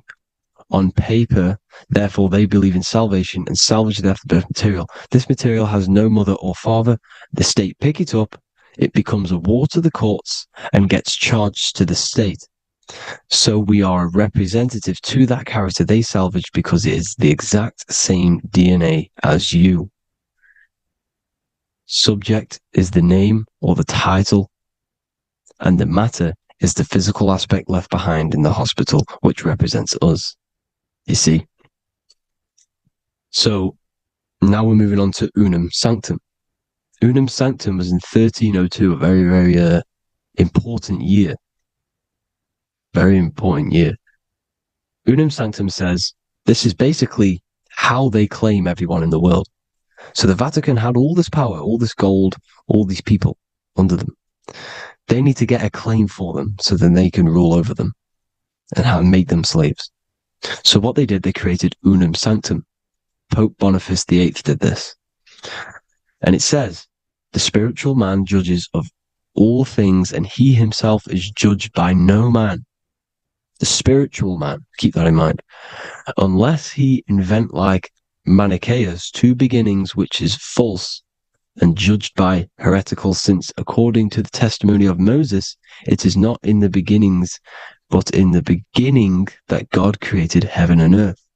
Furthermore, we declare, we proclaim, we define that it is absolutely necessary for salvation that every human creature to be subjected to the Roman pontiff. So they are claiming us in Unum Sanctum, and it's in the vaults in the Vatican. They will put a spell on it because they are sorcerers, they are magicians. They put a spell on it, they lock it up, and whatever goes on that piece of paper goes. And this Unum Sanctum is claiming all of us. So what does it say in the beginning? The spiritual man judges of all things, and he himself is judged by no man. The spiritual man, the man with the body, mind, and soul, the first baby that comes out the birth canal. That's you, your body, body, mind, and soul. You have the Christ, which is I am, which is grace. Grace means here now, in the present. you have the Christ, which means I am. Therefore, you have a soul. If you can say I am, you have the Christ. You have a soul. But a creature can be anything with no soul. You see? So no man can judge the man with the soul. However, as it says in the second part, we proclaim, we define that it's absolutely necessary for salvation that every human creature to be subject to the Roman pontiff. So they are subjecting the afterbirth, not the man with the body, mind, and soul, but the afterbirth to the Roman pontiff, to the Roman Catholic Church.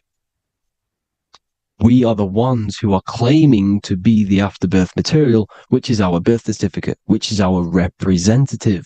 We represent that because it is our DNA. This is how we are stuck. We are stuck because we represent this DNA, which is on paper, recorded. You see? So we, being untaught, uneducated in these subjects, we are subjecting ourselves to this system, to this slavery. Because we just want to live. We just want to live happily. Just peaceful. Think about it. Where's all this coming from? Where's all this war, all this killing, deaths coming from? We just want to live. It's coming from the Catholic Church, these evil death cult, which has subjected us, which has used us as slaves, and we are still slaves, and it's just going to get worse and worse and worse. So this is how we have subjected ourselves to be the slaves to this system. It's a lot to take in, and there's a lot more deeper stuff which goes into this. I'm just going over the surface. I'm going quite deep, but there is little details that I still need to learn myself. But this is the general how that we've been stuck to this slave system. So we are batteries, okay? This is why we get charged. When you go in a court, you get charged, okay? Because you're a biological battery. This is why cities look like motherboards, because we are feeding energy to this matrix. Okay, when we look outside of ourselves, when we give power to so-called Jesus Christ, worshipping idols outside of ourselves, where attention goes, energy flows. We are feeding the matrix with energy. By looking within, placing your attention within yourself, you are taking back your power. Because the I am is Christ. The you, the soul, is Christ.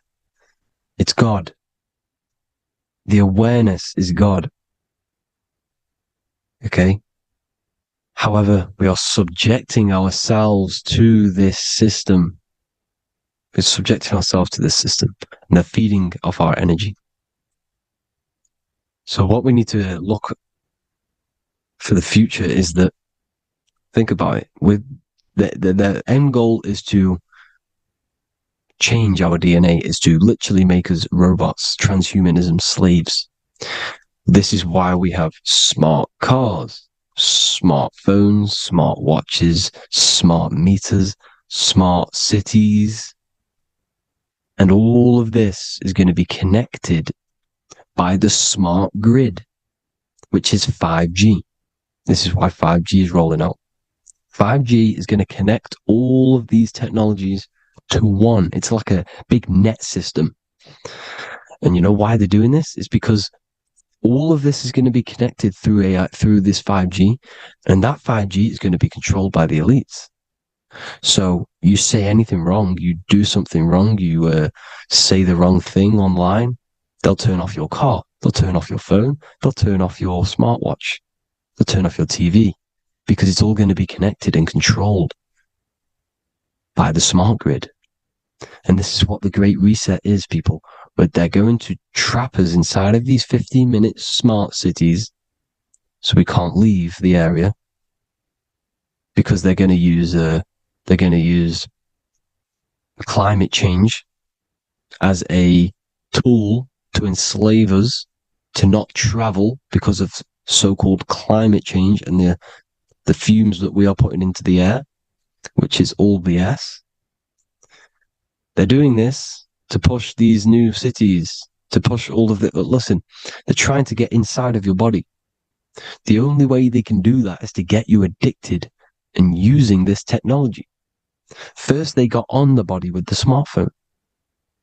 Well, first of all, we use the technology. We get used to it with it in our hand. The next step for them was to get on the body, which is the Apple Watch, as you see down here. They have now successfully got onto the body. The next thing is to get inside of the body. This is the brain chip. You see how they've slowly lured their way in, slowly got you addicted to this technology, got you dependent on this technology. And what they're going to do is that they're going to mold society to be dependent on the brain chip. So in order, for example, if you want to go and pay for food, you're going to have to get a chip to pay for the food, because it's all going to be digital money. And that digital money will be connected to the chip, and you'll need the chip to pay for things. You see?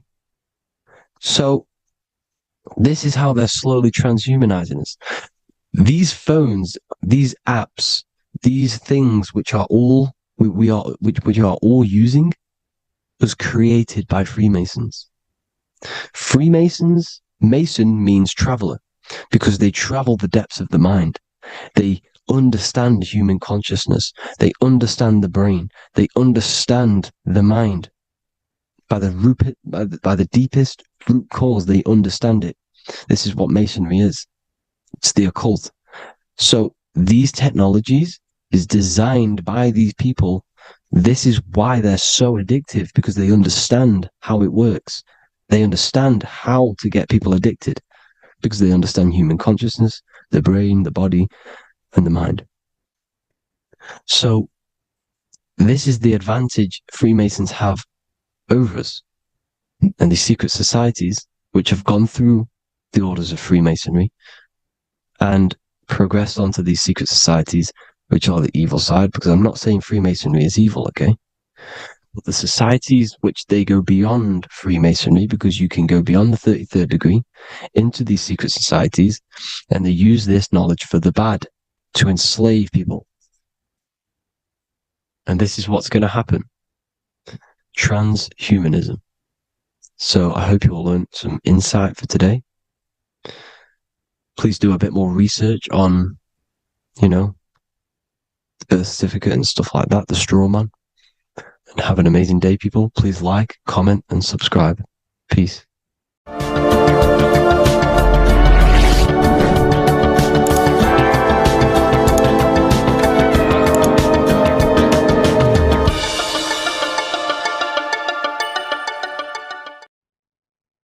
You don't just have a physical body. You have a physical, mental, spiritual, and emotional body. Each one of these aspects are a body of its own. Body does not just refer to a physical substance. You have a mental body for thinking, an emotional body for your emotions, a spiritual body for your energy in your astral form, and a physical body to encapsulate all of these. Each four of these aspects are essential for the human experience and essential to balance. Now, today we're going to be syncing the four aspects of your consciousness with the four seasons and the four elements, and how this ties into the Bible.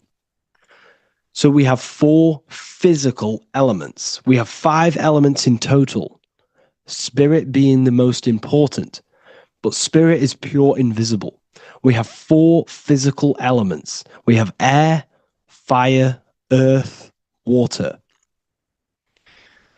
Earth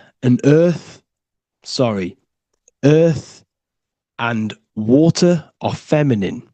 Air and fire are masculine. Air and fire are active. Water and earth are passive. The air corresponds with the mental body of consciousness. This is where your intellect, this is where your communication, this is where your thoughts, intuition all comes from. This is the mental body of consciousness that allows you to think, allows you to process, figure things out, and have intellect and gain knowledge. This is your intellectual aspect of your consciousness, located in the head region. We have a fire nature, a spiritual nature. This is our astral body. Our astral body is all to do with the subconscious realms, the higher realms of consciousness. This is the body that allows us to be free from the physical body. Our spirit is more of our energy. Water is our emotional body. This is what allows us to feel things, that allows us to gain intuitive feelings of conscience. So emotion allows us to understand what is right and what is wrong. When we feel something bad, we know that this is wrong.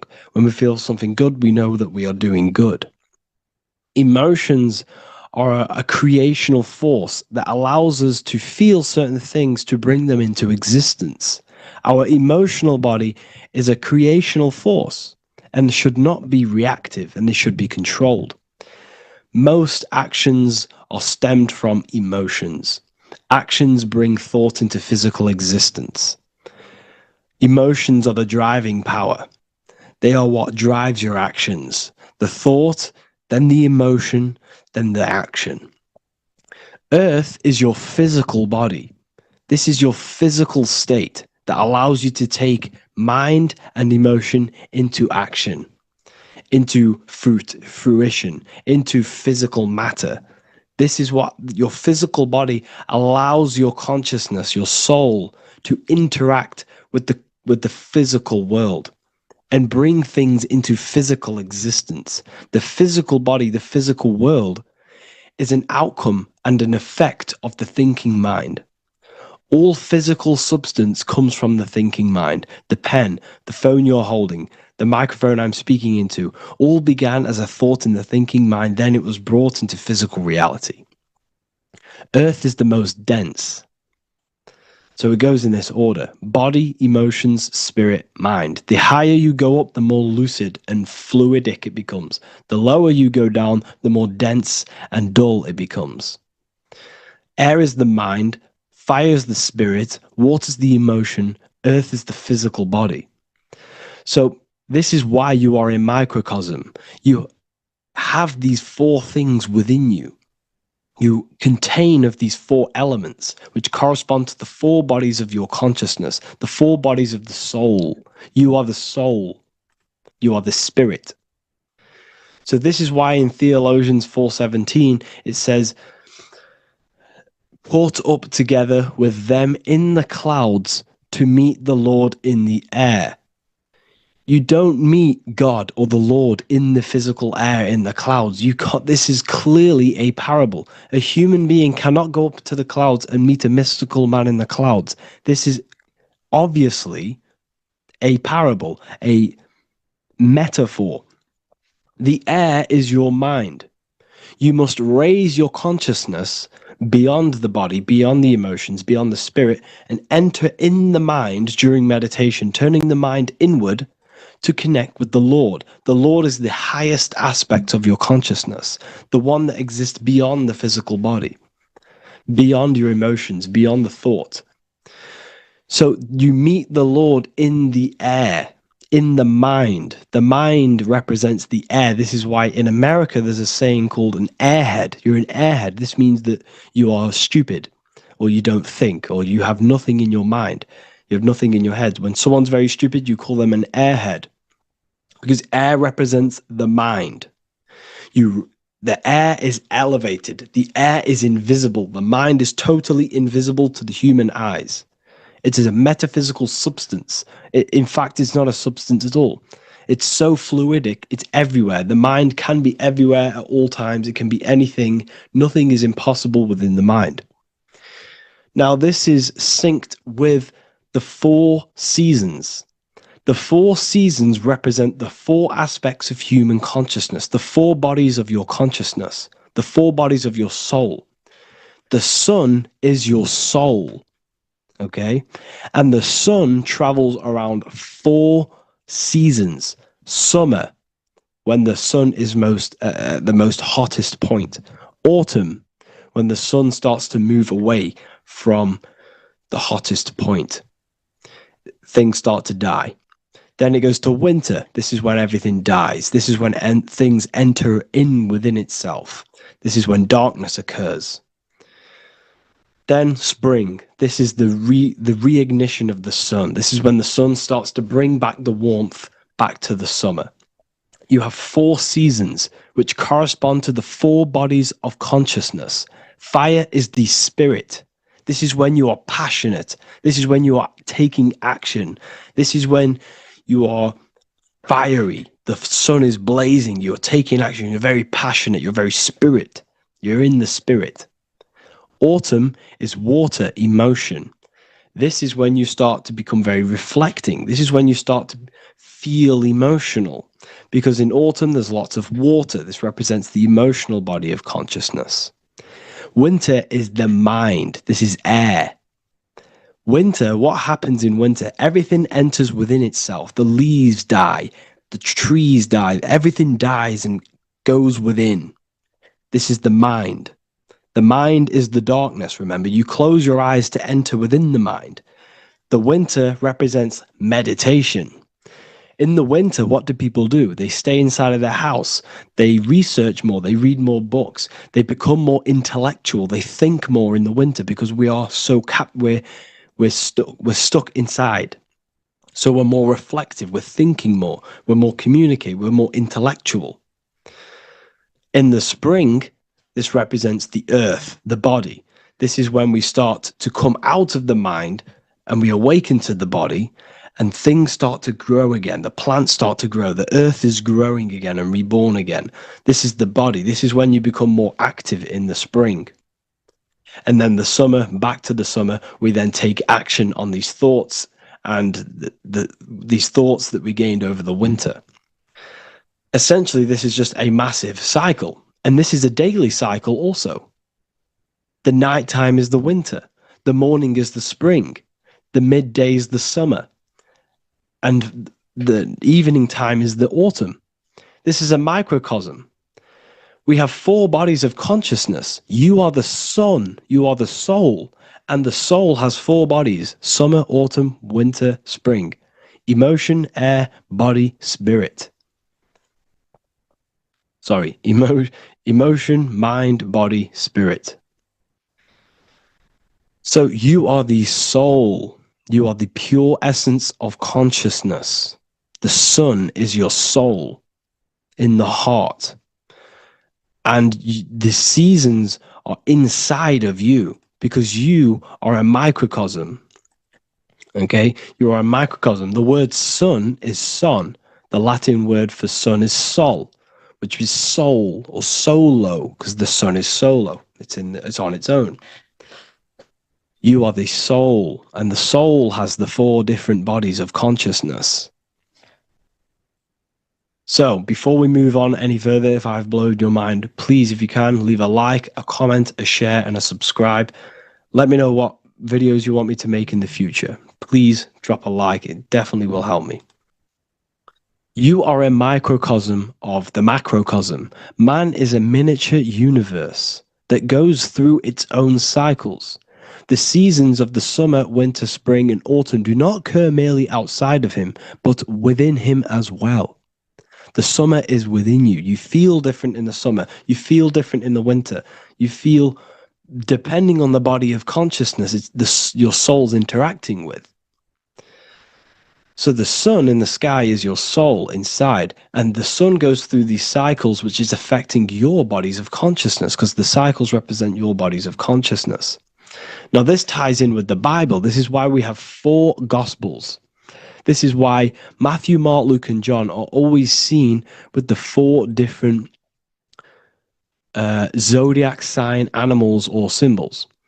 So you always see each one of the Gospels, if you just type in on Google Matthew, Mark, Luke, and John, type in ancient pictures, paintings or pictures of them, and you will find these 4 zodiac signs are always standing with each one. Taurus, the bull; Leo, the lion; Scorpio, the eagle. An old symbol for Scorpio was the eagle, and a man for Aquarius. Here you see very, very ancient paintings and artwork. Here we see Matthew, the man, Aquarius. Here we see John, the Scorpio. Same here. We also see it on the tarot cards, on the world card. We see the 4 fixed zodiac signs. Here we see it as well. These are called the 4 fixed zodiac signs. Now, when we look at the zodiac, we're no longer looking at the sky, because what you must understand is as above, so below. What is above you is inside of you. What is above is what is below. What is outside of you is within you. The zodiac is inside of you. The zodiac revolves around the sun. The sun is your soul. These are different energies of your soul. Like I said earlier, the 4 seasons are the 4 bodies of your consciousness. And in each body of consciousness, you have these different energetic energies that you can work with. Okay, so this is the true astrology. This is the true astrology, the internal esoteric astrology. You can't find much information on this at all. Very hard to find. So what we're looking at are the 4 bodies of consciousness. Obviously, when you look in the middle of each, when we look in the middle of each season, spring, the middle of spring is Taurus. The middle of winter is Aquarius. The middle of autumn is Scorpio. The middle of summer is Leo. These 4 signs are known as the 4 fixed signs. Okay? Scorpio is fixed. It's the middle of autumn. Scorpio is a water sign, emotion. Aquarius is the air sign, the mind. Taurus is an earth sign, the body. Leo is a fire sign, the spirit. This is why we see Matthew, Mark, Luke, and John with the 4 fixed signs of the zodiac, which represent the 4 bodies of consciousness. Leo, the spirit, fire. Luke, Taurus, earth, body. Matthew, Aquarius, air, mind. John, Scorpio, water, emotion. Each gospel is depicting Jesus and showing Jesus in each gospel. Each one of these gospels is showing and depicting Jesus according to the different body of consciousness. In John, this is when Jesus starts to turn water into wine. Water is emotion. Wine is transmuted emotion. This is when he does miracles with his emotions, water into wine. Aquarius, which is Matthew, air, the mind.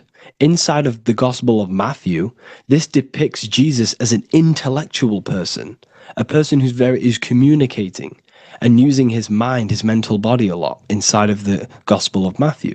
Go and read it, and you will see this. Luke, Taurus, earth, the body. Luke shows and depicts Jesus according to the body of consciousness, the physical body. He shows Jesus as a human, being a human being, helping people physically and helping people's physical needs, like giving away food and doing all sorts of good things for other people. Leo, Mark, inside of the Gospel of Mark, this shows Jesus as a spiritual teacher, a passionate person who is taking action. Each gospel is showing Jesus according to the different body of consciousness, and Jesus represents you, the sun. That's why it's called the Son of God, the light of the world. Jesus represents your soul, and your soul has these 4 gospels, the 4 bodies of consciousness, the 4 fixed signs, the four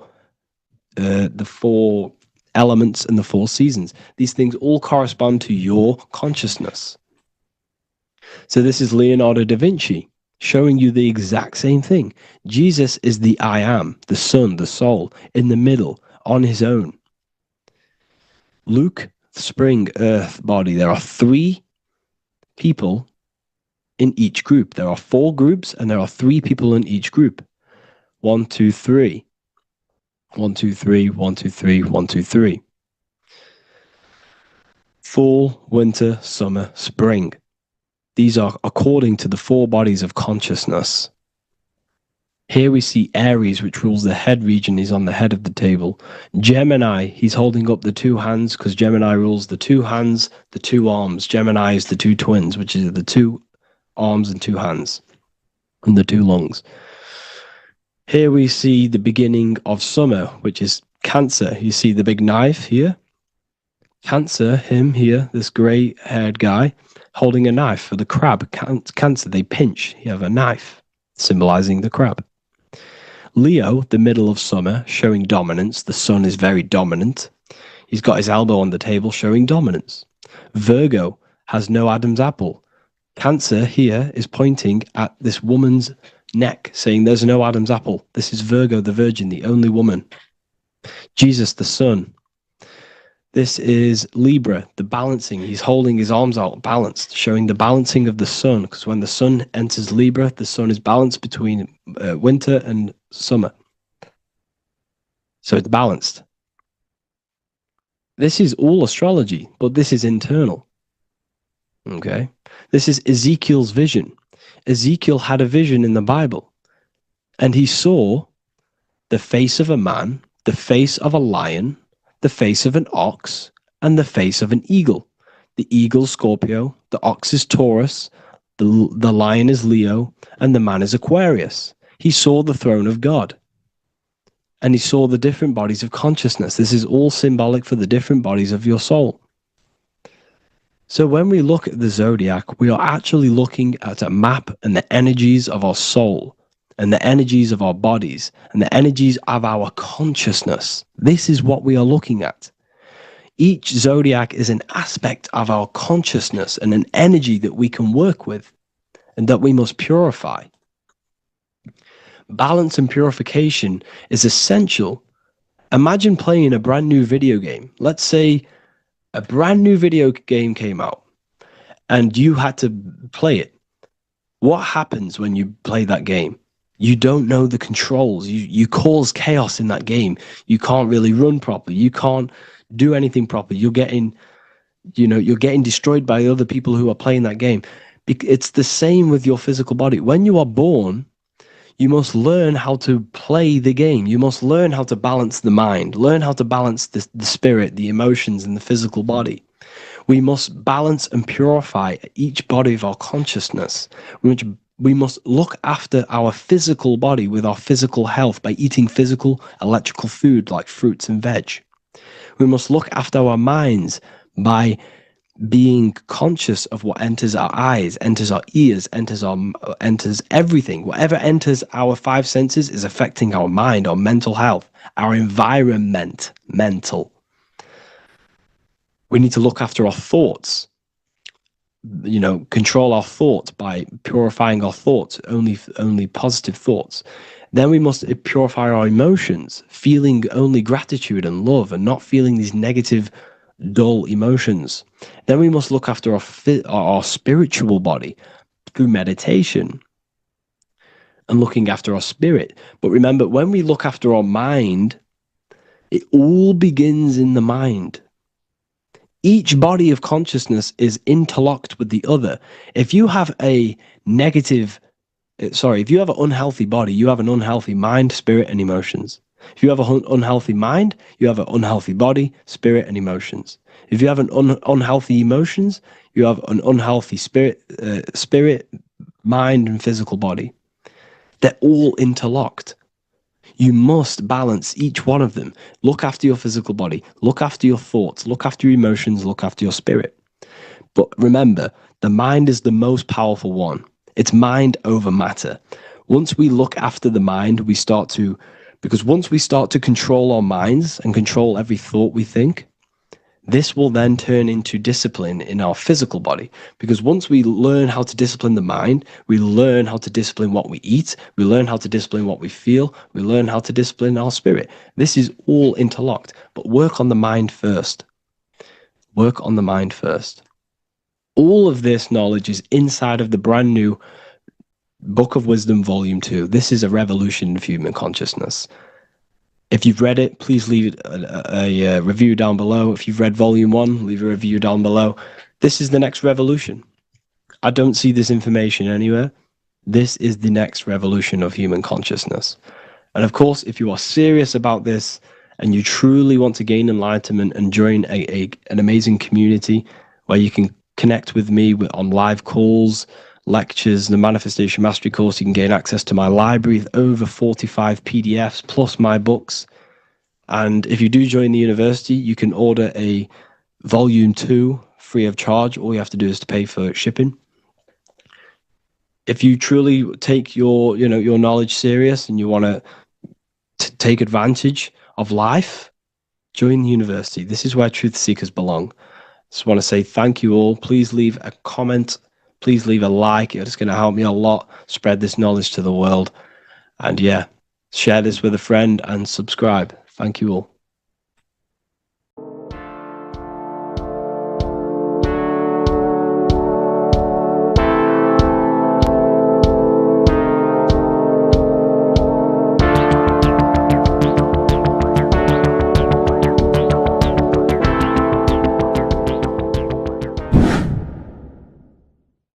What is good, people? It's Revival of Wisdom. Today we're going to be talking about Saturn. I've done this video in the past. However, this video is going to contain a lot more in-depth explanation of Saturn. So the 33rd degree Mason, Manly P. Hall, said, Saturn is the key to crystallization, physical matter. Light is matter, matter is light. They are interchangeable. Low vibrating light turns into matter, high vibrating matter turns into light.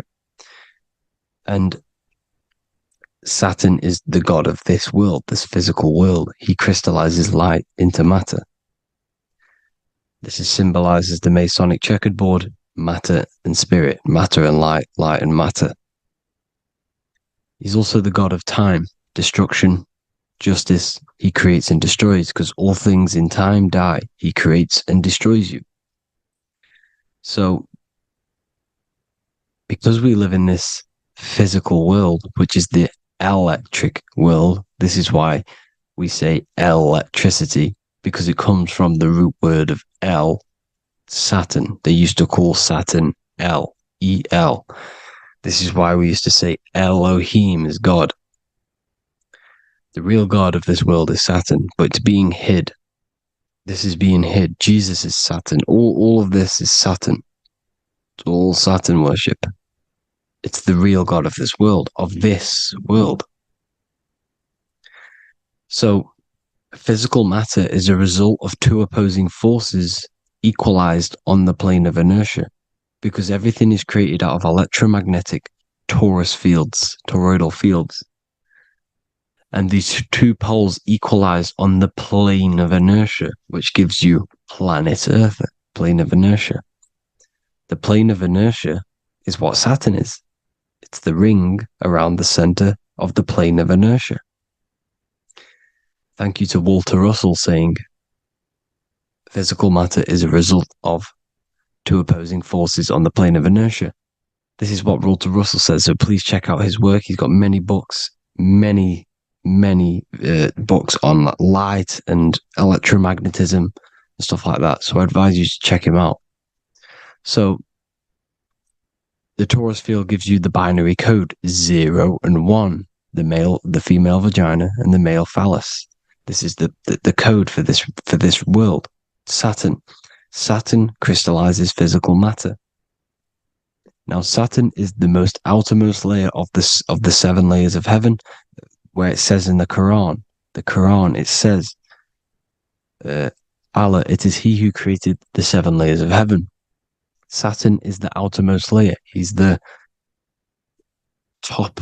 He's the most high. So when we say the most high, we're referring to Saturn. He's the most high before the firmament, before the stars.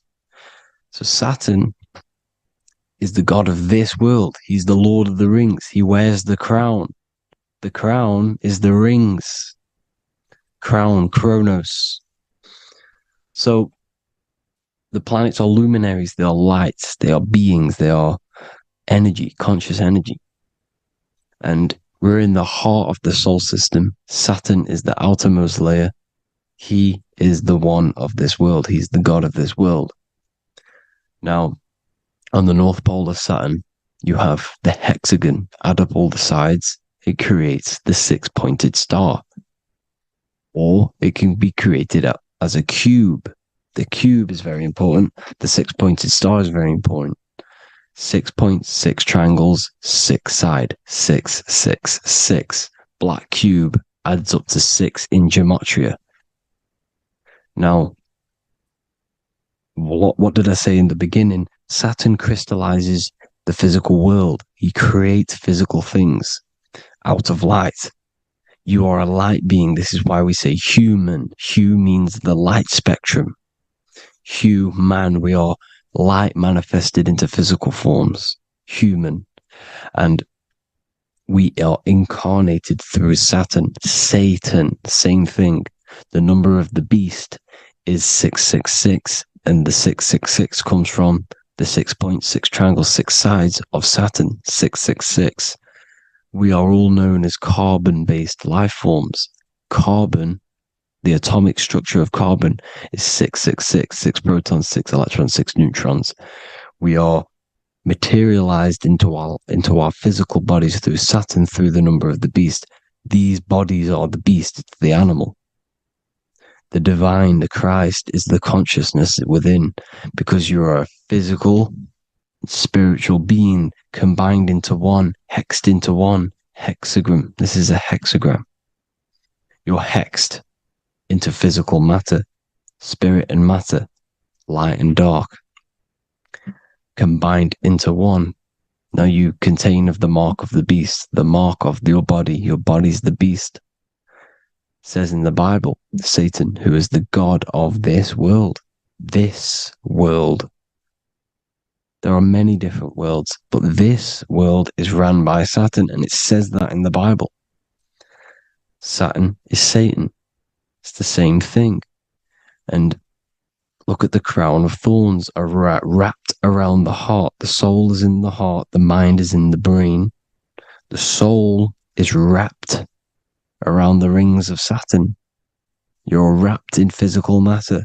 This is what it's showing you. This is symbolizing the rings of Saturn wrapping you. And the cross on top is the cross of the cube. The cube, the black cube of Saturn, unfolds into a cross. So Satan, who is the god of this world, Corinthians 4:4 in the Bible, Satan, who is the god of this world, has blinded the minds of those who don't believe. Saturn blinds your mind because the god of this world materializes you, and he blinds your mind when you incarnate into physical matter. When you enter this soul system, not the solar system, you hit Saturn first. He materializes you. And look at the symbol for Saturn.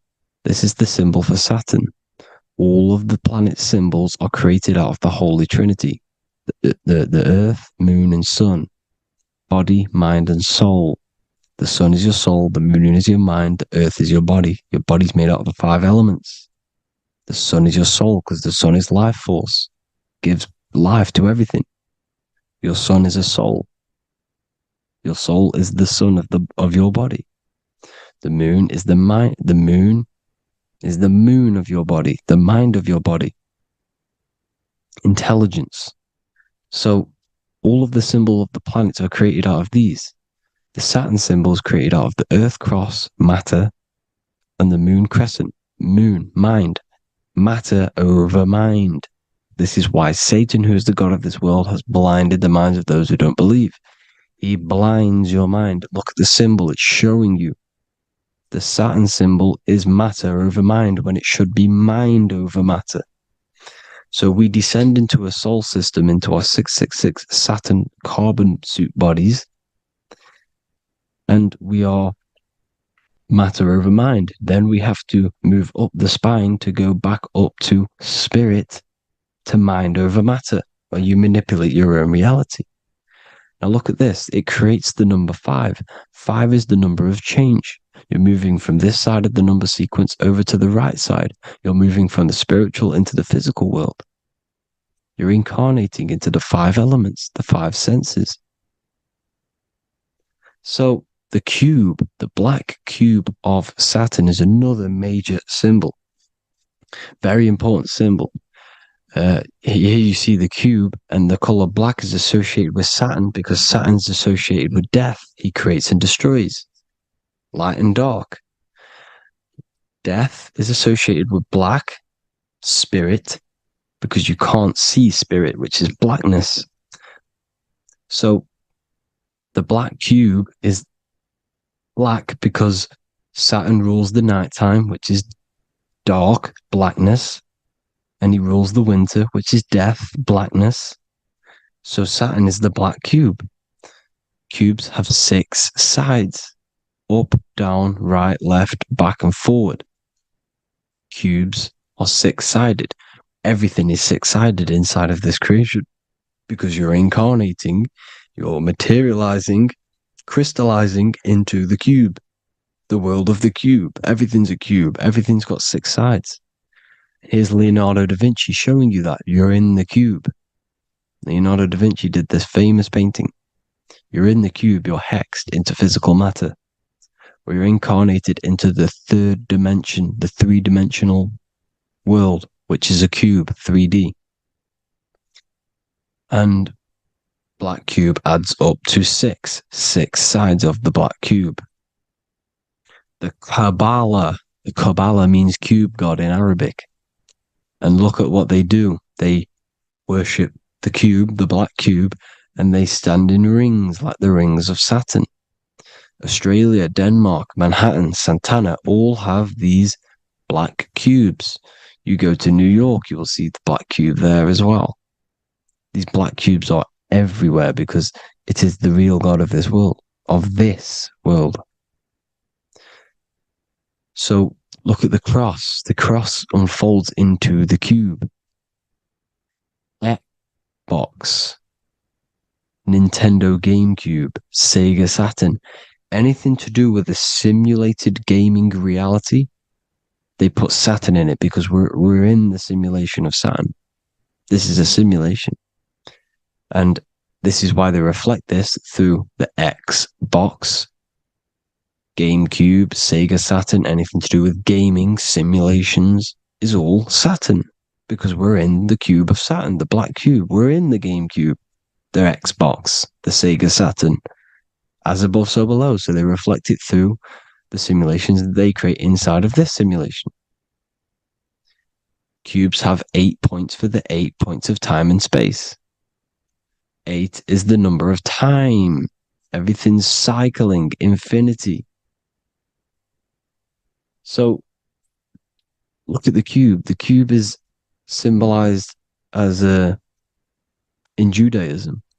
The Judays have the black cube. They wrap themselves in a black band and they cover their eyes into blackness. The black cube, for the black cube of Saturn, they use the star of Saturn and they worship their god on Saturn Day because it's all Saturn worship. Look how the Saturn god is wrapped around with these thorns or leaves, just like Jesus is wrapped around his heart.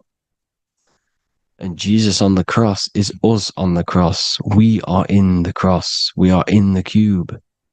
The cross is the cube. And the cross is even in the Saturn symbol. This is another symbol for Saturn. There's 2 symbols.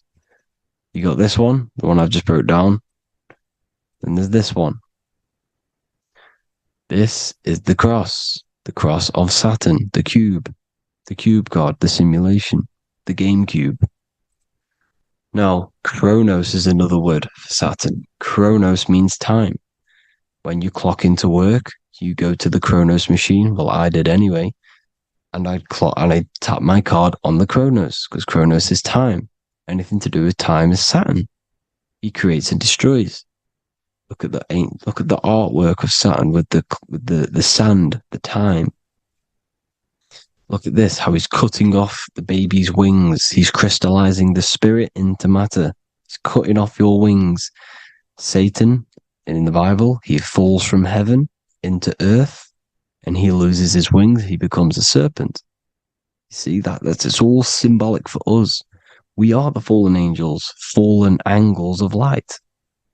We're fallen angles of light. We are light beings. Now we're fallen into physical matter. Saturn's chopped off our wings. He's chopped off our spirit wings, because when you astral project, you can fly. You will fly around.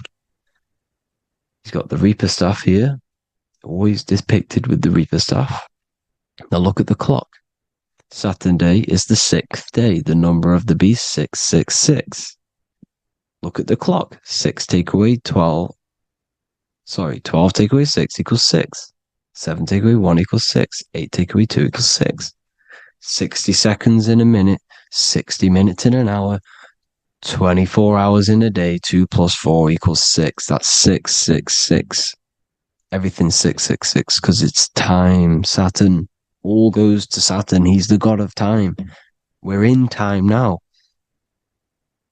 We're in time. We're in the time, which is God. The god of this world. The god of time. Now look at this. The Reaper is also depicted as the Reaper. With the staff. The black cloak. Black symbolizing death. Spirit. Judges wear black. Because Saturn is the law. He's the god of this world. He's the law. This is why they wear black cloaks. When you graduate from university, you wear a black cloak and a black cube on your head. You've been hexed. Funerals, you wear black because it's all to do with Saturn, Father Time, Father Crystallization. Now, Saturn, here's another one of him cutting off the wings of a child. Because he cuts off the wings. He creates and destroys your body. We're in the electrical world. Everything that is electrical vibrates.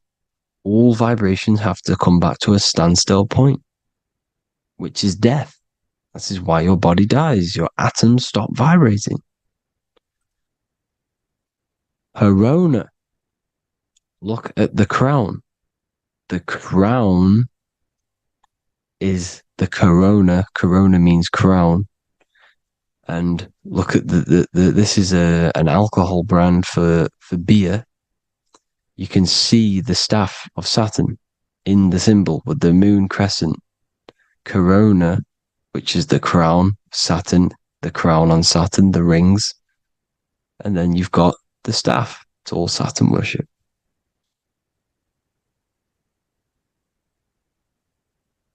Is the black cubes of 9/11. 2 black cubes. This was a ritual for Saturn. It's all ritualistic.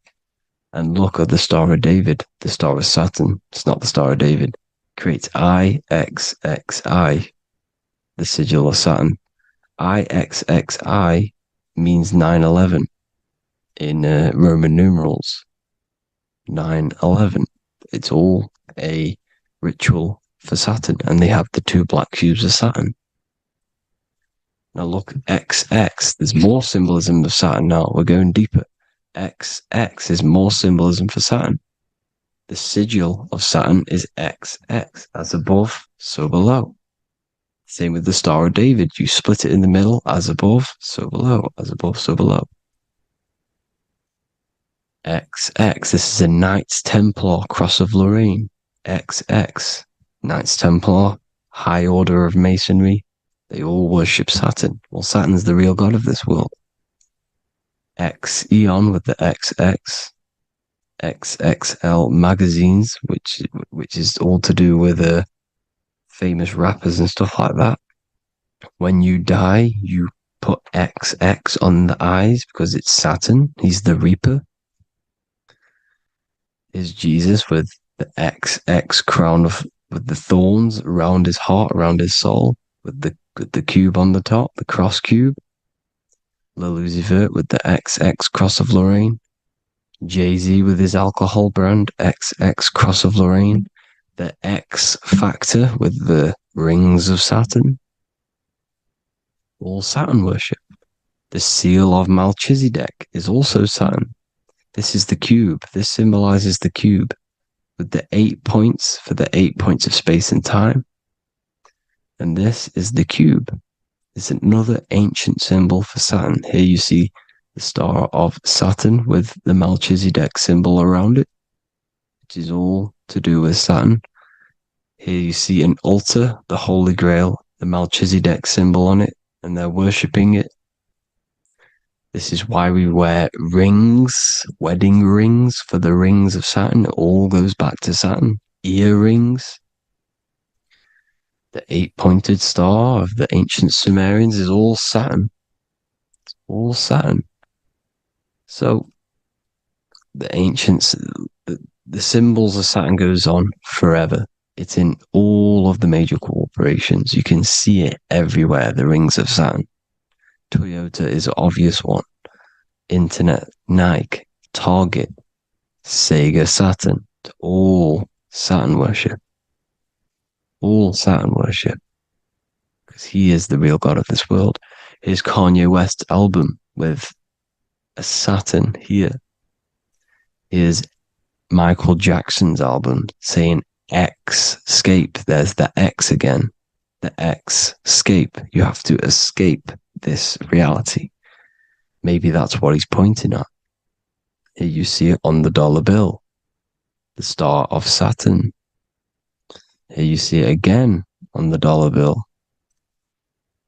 So that is it for today's people.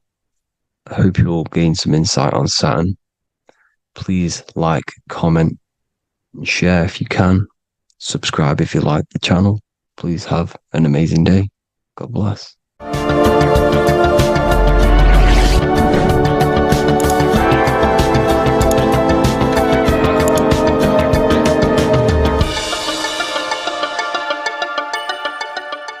Welcome to Revival of Wisdom.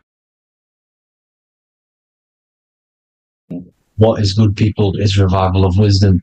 We're back with another video. Today we're going to be talking about the importance of Saturn and the occult. Let's jump straight into this.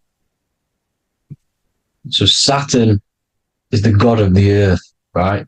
It's the time of God, change, destruction, physical matter. He creates and destroys because the energy of Saturn is the key to crystallization.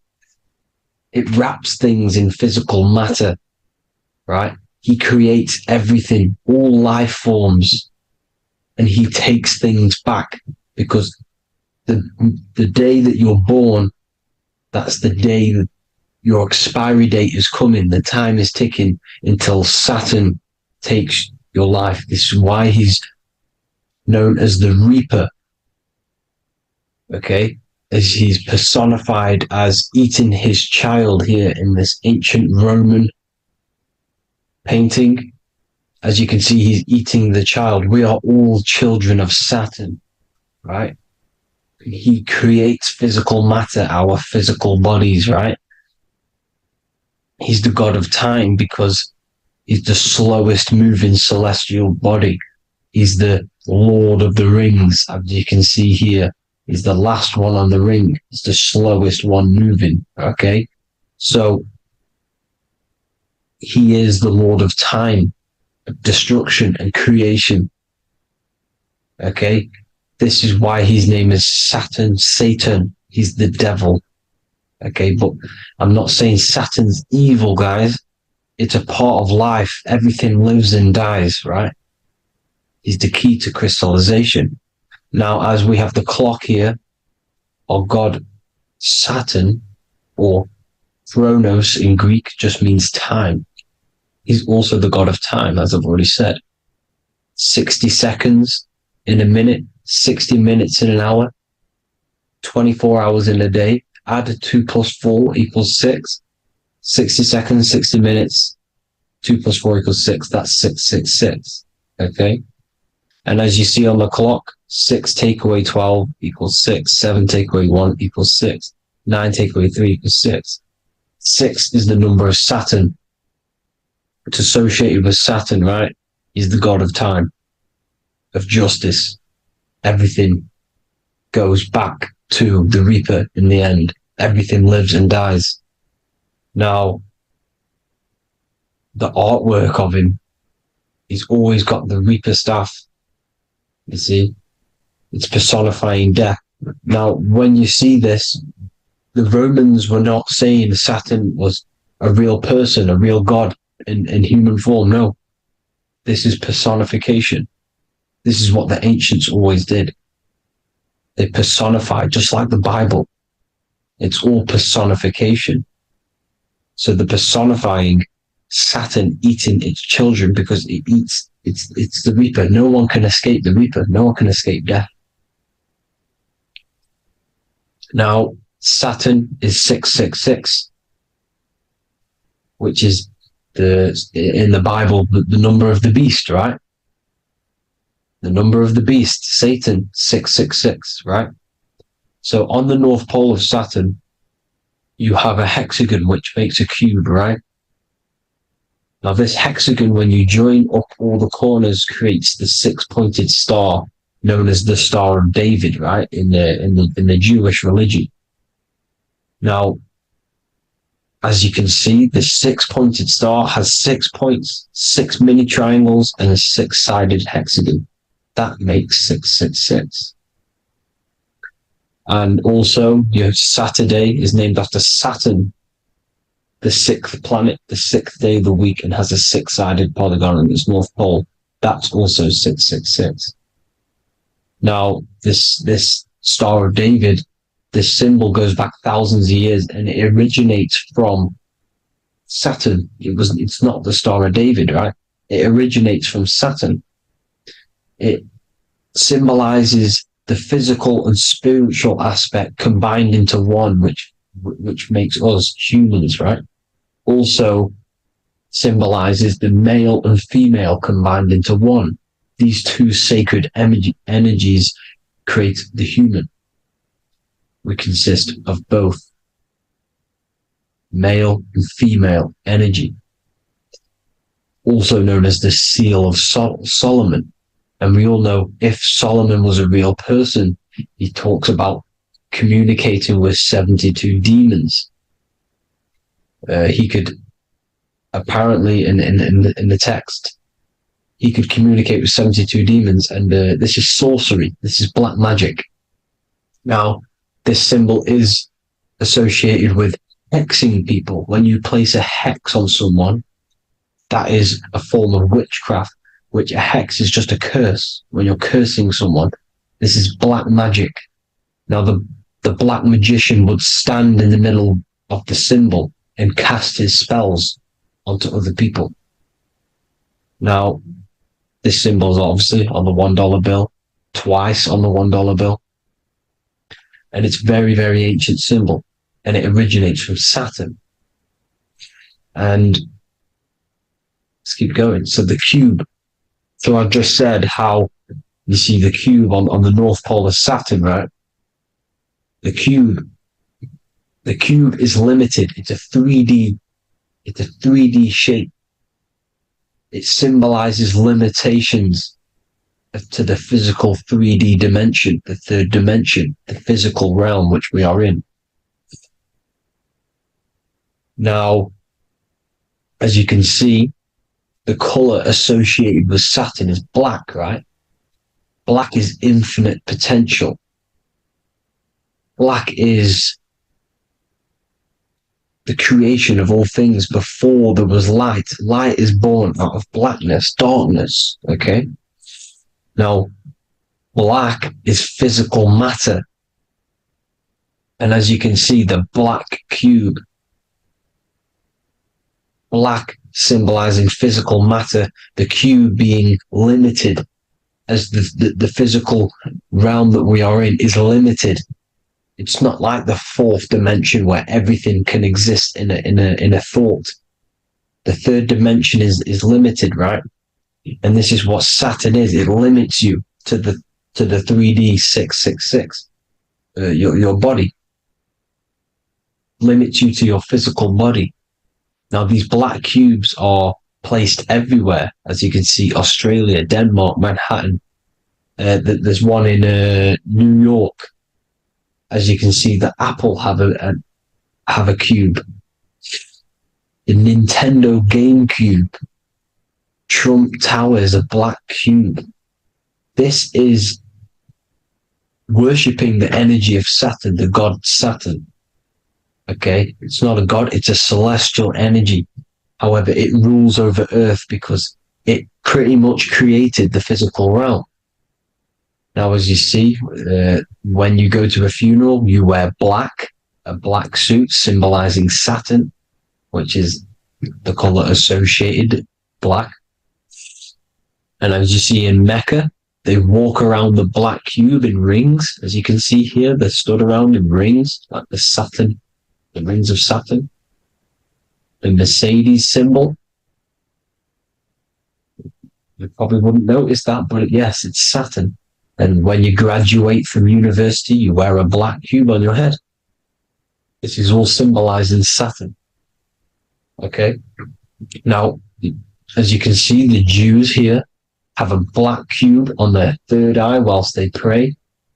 Notice how he's shutting his eyes into blackness, darkness, and he's wrapped around a black strap around his arm. This is symbolizing the wrapping of physical matter, of how physical matter wraps things into existence. And as we all know, the Star of David is a Jewish symbol. So he has the black cube and the Star of David, right? So all of these religions are secretly worshipping Saturn. Okay, this is all Saturn worship, Kronos, the god of time and destruction, the physical reality. Now,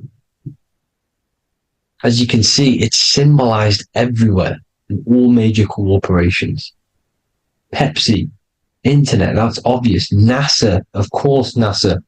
NASA means to deceive in Hebrew. Universal, Walkers, that one's so obvious. Nike, Toyota. So many different ways they symbolize it. You either see the rings of Saturn or the black cube, as I just showed you here, the Nintendo and the Mercedes, right? It's absolutely everywhere. Now, they also use 666 to symbolize it, as I've just broken it down to you. 666, the World Economic Forum. We all know how they're trying to enslave us into this new world agenda. Google Chrome, CERN, Disney, Coca-Cola, Cadbury's, all of these have 666. Now, every UPS barcode has 666. And even www. Is Hebrew for 666, as you can see here. Monster. It's the same Hebrew letter. It means 666. Drake, 6 God. That's his God, Saturn. Why? Because they love physical realm. They love the physical dimension, the third dimension. Because they can rule here through riches. They can build an empire here. It's not like the fourth dimension. They don't want to ascend. They want to stay down here in the physical realm. Okay? Now, this is why they're cloning. They can move their consciousness into other clones to live forever. This technology exists. This is why they love the third dimension. As you can see, all of these sellouts here, Drake, Leonardo DiCaprio, you know, all of these people doing 666 because this is their God. This is their God. They love the physical realm. They sold their souls for wealth and fame in this physical realm. So why would they leave? You see? Now, this isn't all just evil, okay? So you have 7 chakras, right? You have 7 days of the week. 7 solfeggio scale notes. These are frequencies, the solfeggio scale. Now, it's called the Saturn moon matrix because the moon symbolizes your mind, because you're created out of the Holy Trinity, which is body, mind, and spirit, right? That's the triangle, the equal triangle, body, mind, and spirit. Now, the 3 main celestial bodies are Earth, Moon, and Sun. The Earth being your physical body, the Moon being your mind, and the Sun is your soul, hence why it's called solar. It's a solar, soul. Now, these symbols are alchemical symbols. So when you're doing alchemy, you use these symbols to obviously symbolize what we're talking about. Now, as you can see, these are all the symbols of the planets. Of Saturn is created out of the moon on top, the moon on the bottom and the earth on top, as you can see here. You see? And this creates the number 5. Now, with the moon being your mind and the earth being your physical body, this is mind over matter, because the earth is your body's matter. This is a matter over mind. You don't want to be matter over mind. This is low states of consciousness. You won't be mind over matter. You see, to manipulate matter, to create your own reality. Now, obviously, we all know Saturn is associated with the lowest chakra, which is the root chakra. This is to deal with your animal instincts. When you're down here, you identify as the physical body. You don't know anything spiritual. You're you have a pure physical mind. You don't believe in anything spiritual. This is survival mode, consumption. They want you trapped down here, which is matter over mind. They don't want you to create your own reality, which is mind over matter. You see? Now, that's what Jupiter is.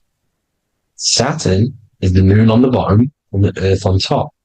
But Jupiter is the moon on top with the earth on the bottom. That's mind over matter, you see? So, these chakras are an ascension process from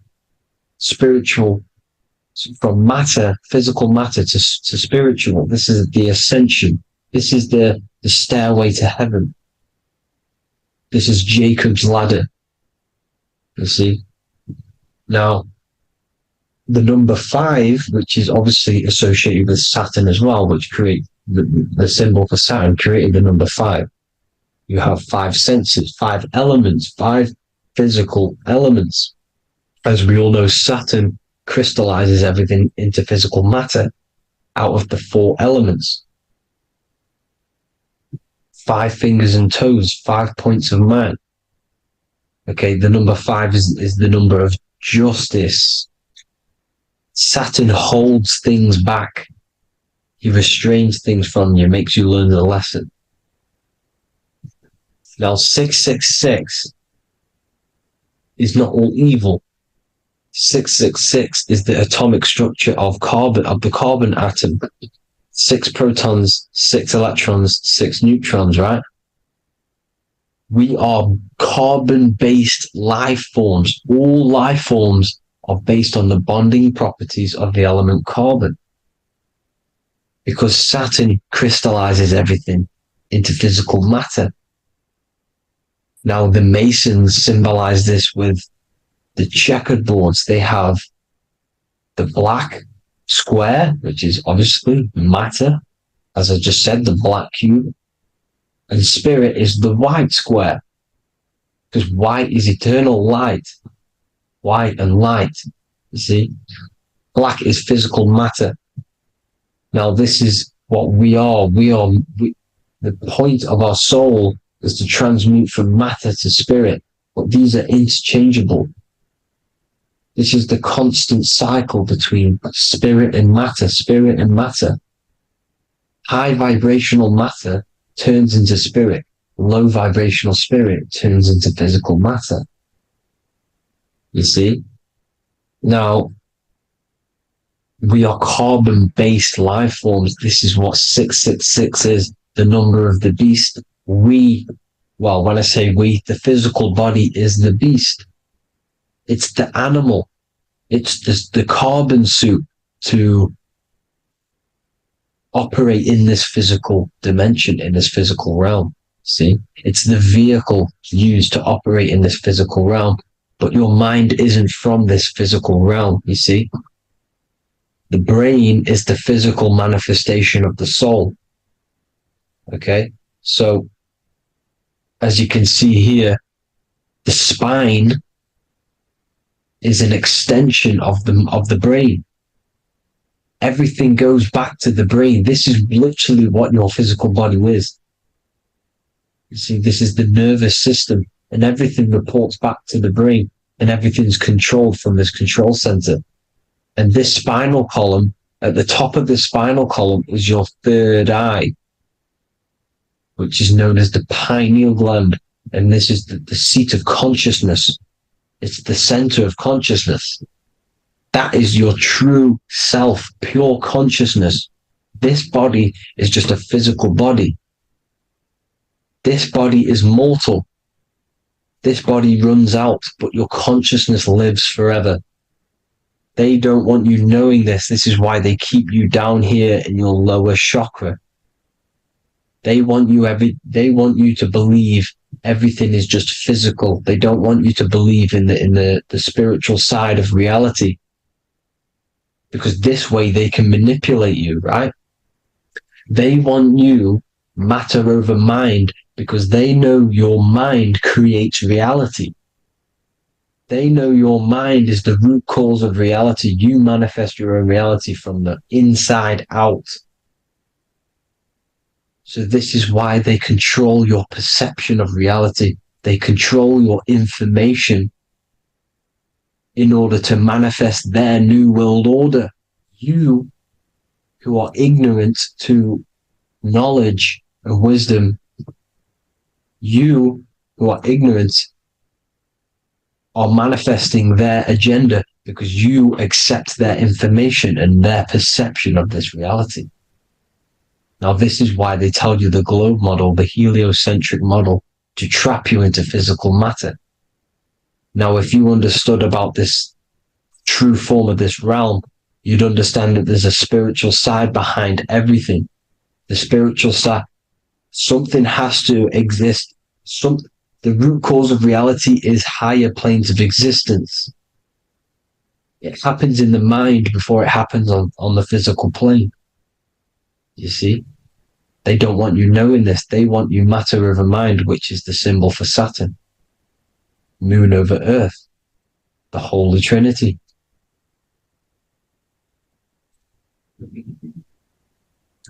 Now, as you can see, the cube also makes IXXI. This is Roman numerals. This is Roman numerals, and when it's translated from 9/11. Yes, 9/11. This is the secret code of the one world order. The two twin towers, when the two become one. Okay, when the two become one, this is how you reach the higher states of consciousness, the physical and spiritual. Now, as you can see, the 9/11 memorial are two black cubes. It's two black cubes. This is all Saturn worship. Now, I'm not saying that Saturn is an evil celestial body, right? No, everything has a good side and a bad side, right? It's duality.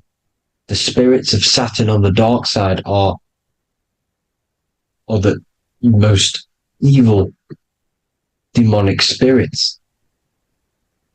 Now, these are the spirits that these are invoking through these rituals, right? Yes, 9/11 was a massive ritual. It's a satanic ritual, okay? Now, we all know Elon Musk. Elon Musk is coming with the mark of the beast. an English gematria, this equals 666, right? 666, as I said, is the number of the beast. You are the beast, your physical body.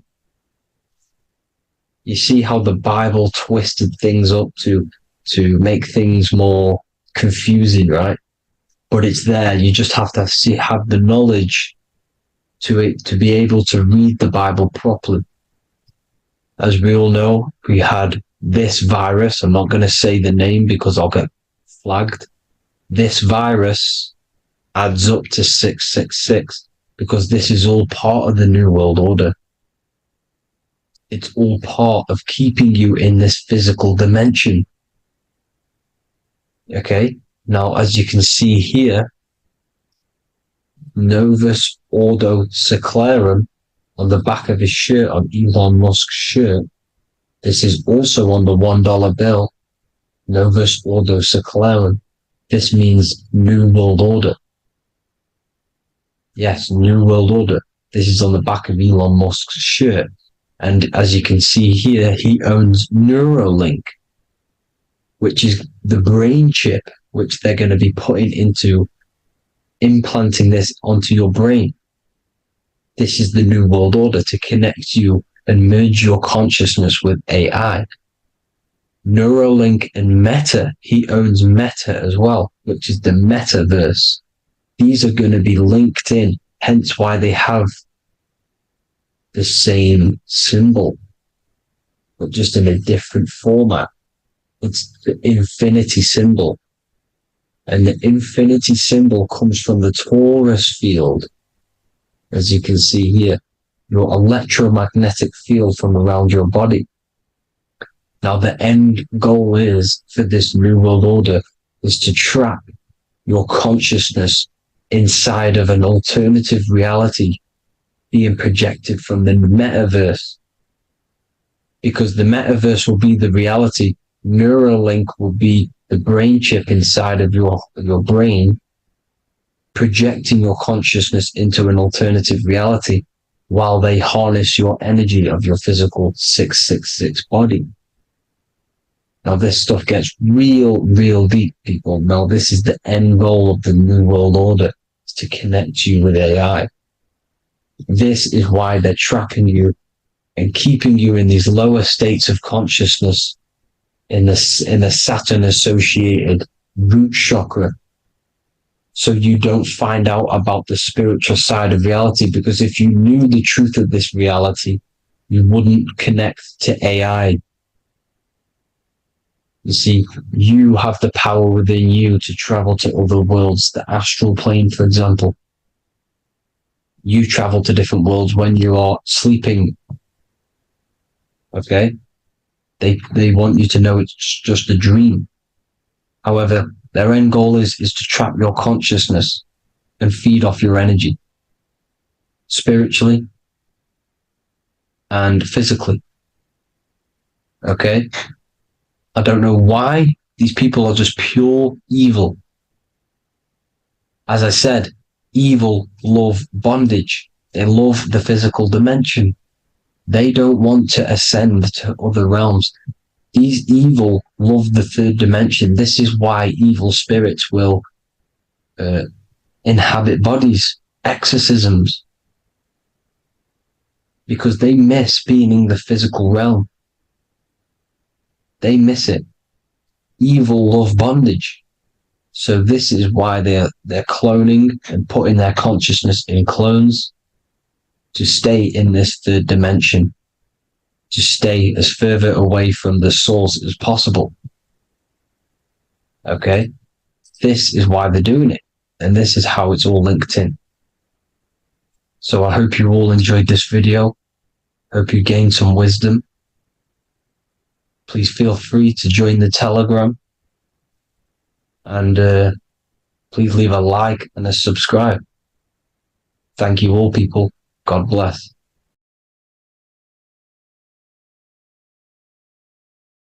Welcome to Revival of Wisdom. Today we're going to be breaking down Saturn worship and how the occult are linked in with Saturn. Okay, so first of all, let's start with the celebrities. All these celebrities are doing 666. Okay, covering the one eye, which also symbolizes the all-seeing eye, which is another occult symbol. But we're focusing on the 666, the 6 with the 3 fingers. Also, we have CERN with the 666 within their logo. Also Disney, okay, as you can see here, 666 within their logo. Pepsi, Coca-Cola, and even Cadbury's. Monster Energy with the 666 in Hebrew numerals. Unleash the beast. So what is 666 to do with Saturn? Because on Saturn, there is on the north pole of Saturn, there is a 6-sided hexagon, okay? So Saturday is named after Saturn Day, the 6th planet. It is also the 6th day of the week, and has a 6-sided polygon on its north pole, 666. And not only that, when you create a star out of the hexagon, you will create a 6-pointed star, okay? With 6 triangles within the star, and a 6-sided hexagon, which all adds up to 666. Okay, so this is why all these symbols contain 666. So why do they worship 666? Saturn. Because Saturn is the god of time and death, okay, and order and lessons. Okay, Saturn is a very cold and dry being. That is the 6th planet from the sun. Okay, Saturn represents the winter, which symbolizes death. Okay, because all nature dies within winter because the sun's not there. So it represents darkness and death. It rules the zodiac sign of Capricorn. Okay, so in the celestial cycle, Saturn is always opposite the sun. So it's the opposite of the sun. So they're worshipping this energy which is death-like. Okay, this god which is death and does not bring life. Okay, and also is the god of time. Okay, also in the Roman and in Greek it's called Chronos. Okay, which is just a translation for time. It's also known as the Father Time, aka the Grim Reaper. Okay, the Grim Reaper. Keep that in mind. We'll come back to this. Here are some more logos with Saturn. Okay, NAG, Internet, Wi-Fi. Okay, all these occult logos all worship Saturn. They are a satanic occult. They worship this death god, this evil god. Okay, this is where the cube now comes in. Okay, because what colour is associated with Saturn? It's black, because it's the absence of light. It's opposite the sun. So black is the colour associated with Saturn. Each planet has its own colour associated with it. Okay, so when you make the cube, okay, as you can see here, the cube out of the polygon, it creates what? A black cube. Okay, and the Kabbalah, okay, Kabbalah means cube, Allah means the god, the cube god. These religions are secretly worshipping this cube god, the god of death, Saturn, Satan. It's the same entity behind it all. Okay, so also we have these black cubes in Australia, Denmark, all around the world, these black cubes, because this occult is worldwide. It's Saturn, Satan taking over this realm. Okay, also with this black cube, they walk around it like the rings of Saturn. It's around the black cube of Saturn with the rings, they walk around in circles. What are circles? Cycles. What is a cycle? Time. The time god. This is why it has a ring around it, because it represents time, cycles. Okay, and this is another depiction, Saturn, always depicted with this Reaper staff. Okay, keep in mind this staff, just like we associated with aka the Grim Reaper.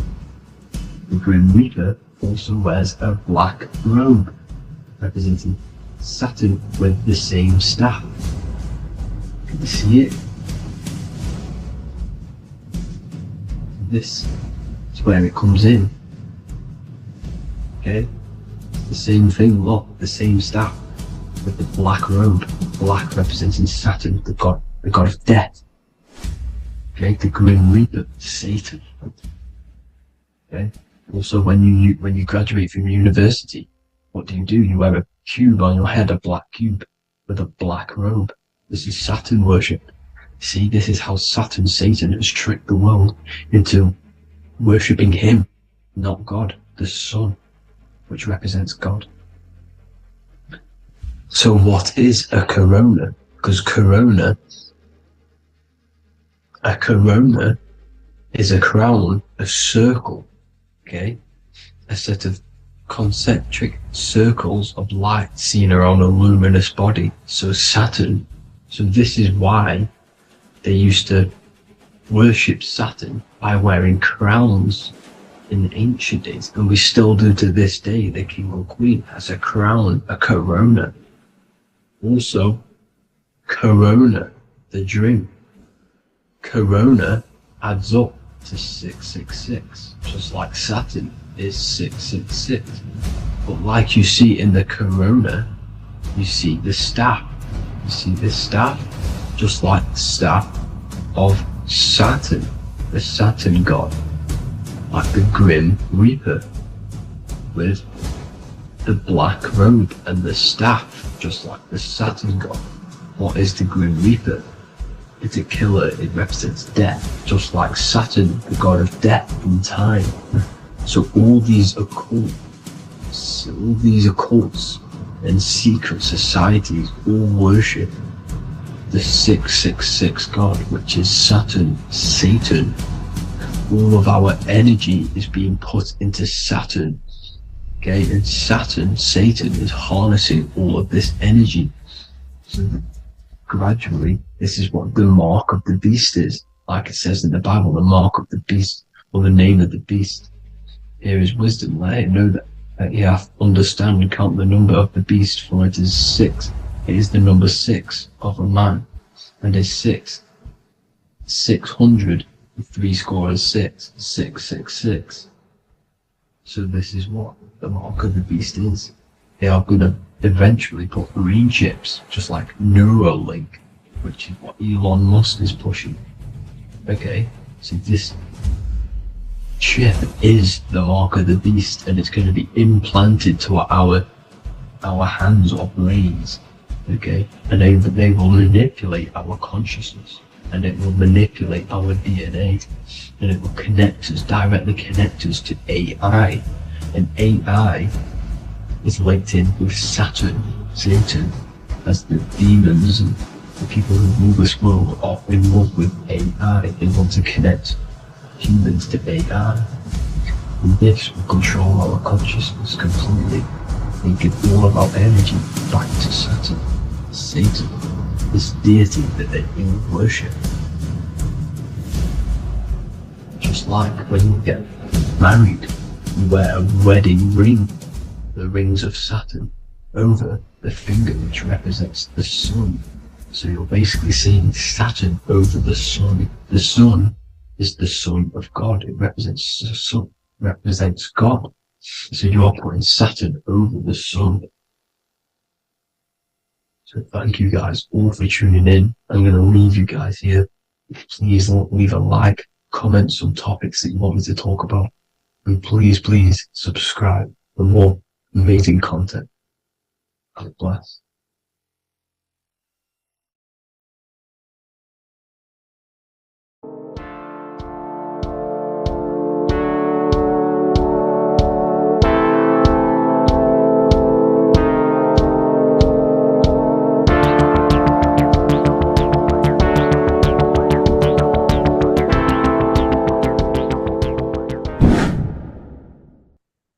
Left and right hemisphere, and what are they doing? How does it contribute towards your perception in this world? And this is what we're going to be talking about in today's video. We're going to be breaking down the two hemispheres of the brain and how they function in your life. So first, we have the left hemisphere. This is the logical hemisphere. This is the analytical. divided, scientific, or verbal hemisphere. The right hemisphere is creative, wholeness, artistic, symbolic, and metaphorical. The right hemisphere does with non-verbal things. It produces a holistic perception. It is more to do with creativity. Because what you must understand is that we are not in the external world. The world is produced by our brain. We see with our brain. Our eyes are a part of the brain. What we touch is the brain's interpretation of electrical signals on the nervous system. What we smell is the brain's interpretation of smell through the nose. What you taste is your brain's interpretation of chemical reactions on your taste buds. So what you are experiencing is the brain. The brain is a computer creating a simulation. And you have two hemispheres which breaks down this reality.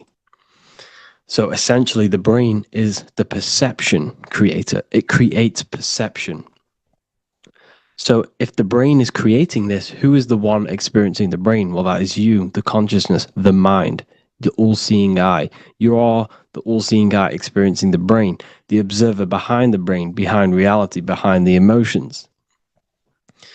So if you're walking through a woods, this left brain sees individual trees. The right brain sees the whole woods. It sees the biome. It sees the bigger picture.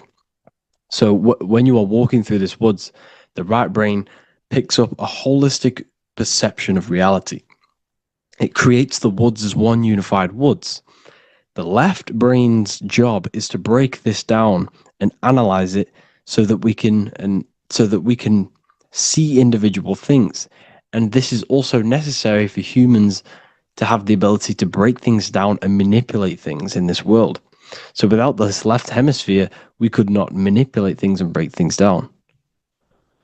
So this right hemisphere is important because it sees the whole woods. It sees humanity as one unified consciousness.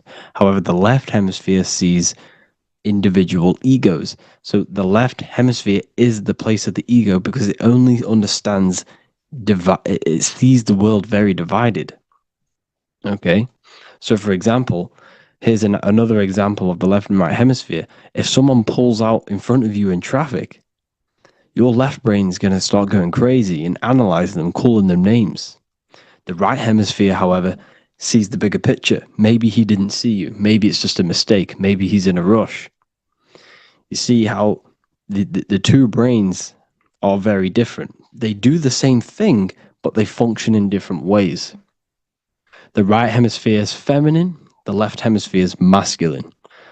So, like I said, this person pulls out in front of you. You start to think with the left. If you start to perceive that in the left brain, you're going to start analyzing them. You're going to start going crazy and calling them names because you're analyzing it. You're not seeing the bigger picture behind it. You're not seeing it from his perspective. So there is a crossover. So the left hemisphere of the brain controls the right side of the body, the right ear, the right eye. Everything to do with the right side of the body is connected to the left hemisphere, and the right hemisphere controls everything on the left side of the body, including your eyes, your arms, your legs. So everything is crossed over, and even your visual field is crossed over. So this is your visual field, as you can see here, and even the left side of your visual field goes to the right brain. There's a crossover. No one really knows. There's not really a reason for this. However, this is how the human body is designed. As we all know, the human body is the most advanced piece of technology on the face of the earth. They cannot replicate the human body. And they tell you it has no creator. This is crazy. People are that brainwashed, they can't even understand that their body is the most advanced piece of technology. Your body is so advanced, the computers that you use are mimicked of the body. Everything they create is mimicking nature, but they don't show you how intelligent nature is because they don't want you to understand you're in an intelligent design. So anyways, let's get back on track. There is a crossover in the brain, and this is why they teach you to write with your right hand. And I was speaking to someone who's in a nunnery or whatever you want to call it. They were a nun, or they knew someone who was who was a nun, and they forced these people, these nuns, to write with their right hand. You had to write with your right hand. This is why, I'd say at least 70% of the world, or 80%, is right-handed and right-legged, because they taught us this to activate the left hemisphere more, because of this crossover that happens in the body. So when we are using this right side more, we are using that left hemisphere more. Why? Why are they doing this? Well, they also called it writing. Writing is a spell, to cast a spell on you, to use that right side of the body so that you use this left hemisphere, because they want you to see the world as a divided perception. They don't want you using the right hemisphere, using that left side of the body to activate the right hemisphere, to see the bigger picture and see how everything is all one and everything is created. This left hemisphere domination keeps you from seeing the connections between everything, because that left hemisphere analyzes, it breaks things down. So when we are left hemisphere dominated by using the right side of the body, we are essentially seeing everything as divided. And this is why so many people will not understand my work, because my work connects dots and connects fields of knowledge, and makes you see the bigger picture. So people who are left hemisphere dominated will see my work and think this guy's crazy. But everything, it's all about activating that right hemisphere. So they called it writing, because every word you say is molding your mind in some sort of way. The things you see is molding your mind. Everything you take in through the five senses is molding your mind. And language is a massive spell, especially the English language. They called it writing, so that you use that right side. It's a spell, because your subconscious mind picks up everything you say. And 90% of your daily basis behavior and thought patterns is produced by these subconscious programs within the subconscious mind. Essentially, your conscious mind is only the 10% of you. The conscious mind is just what you're aware of, what you're wearing, how you're feeling, what you're thinking. That's your conscious mind. The subconscious mind is controlling every system in your body. It's telling your heart to beat without you being conscious of it. So essentially, this is what they're programming. They're programming this system in the back of the mind, which is controlling everything through the words. And this is what spells are, because it's all about creating perception in the subconscious. So they want you to use that right side more. I truly believe the ancients, they were balanced. They used the left and the right side of the body. They didn't have a stronger side, because they understood this science of the body and how the body works. So this is actually called phonetics. It's not etymology. Etymology is the study of root words. Phonetics is the study of how words sound similar. The way words are spoken. So phonetics, phone, is why we call them a phone, because you speak into a phone. So this is write and writing, to use that right side to activate the left hemisphere more. So your hands are a manifestation of your brain. The left hand is the right brain, the right hand is the left brain. And as a child, we were always taught that when you place your hands together like this is the size of your brain, which is true, because your hands are a part of your brain. They're an extension of your brain. Every part of your body other than your brain is an extension of the brain. Everything's working and feeding back information to the brain, because you're experiencing the brain. So another trick that you can do, or another exercise, is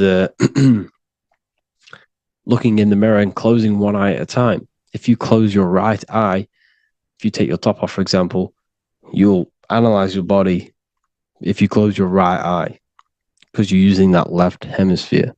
Sorry, other way around. If you look at yourself through your right eye, you'll use that left hemisphere, which will analyze yourself. You'll see individual body parts. If you close the right eye and use the left eye, you'll see your body as a whole. You won't really analyze it. This is how you can analyze yourself, using these two hemispheres. So this whole system is created to keep you thinking logically, and to restrict you from creating, and restrict you from understanding symbolism, allegories, metaphors, and teamwork. They want you stuck in a logical way of thinking and a logical way of seeing the world. This is why when you go to school, you are told exactly what to do. You're told to think this way and no other way. You're told to do orders, do this. It's a very left-brained system, because if we all started to open up this right hemisphere, we'd all see, wow, everything is all one, everything's all connected. And this is what my work is doing. I'm showing you everything is one. The physical world is an illusion of duality, but everything comes from the one source, the one mind. The universe is a giant mind. I am mind, you express mind. We all possess mind. Behind the physical body is the same mind consciousness. And we are all expressions and fractals of this infinite consciousness called mind. And this is what they don't want us to figure out, is that we are all just one consciousness expressed. It's an infinite consciousness. It's even in the squirrel, it's in the dog. All of these different animals, they're just different bodies, but behind the bodies is the same consciousness, which is mind. That's what the pineal gland is. The pineal gland is not the mind, and it's not the third eye. The third eye is your mind. If you have a closed third eye, it just means you have a closed mind. If you have an open third eye, it just means your mind has expanded from beyond physical things through astral projection and mystical experiences. This is how you gain an open third eye. It's just an open mind. A mind that has astral travel, that has explored the realities within the mind. So everything they do is to keep us in a divided state.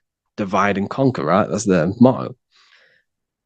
All to keep you thinking how everything is divided. Everything they've done is division. Postcodes, countries, everything is divided. Like football teams and all this stuff. It's also a natural process when you grow up, because as you grow up, your brain is constantly analyzing the world. So this is sort of a natural process of how you become more left hemisphere dominated, because your brain is always analyzing. And unless something awakens you, you can awaken that right hemisphere where you can start to see the bigger picture. Even the music, it's all tuned to 440 hertz, shuts down the right hemisphere of the brain.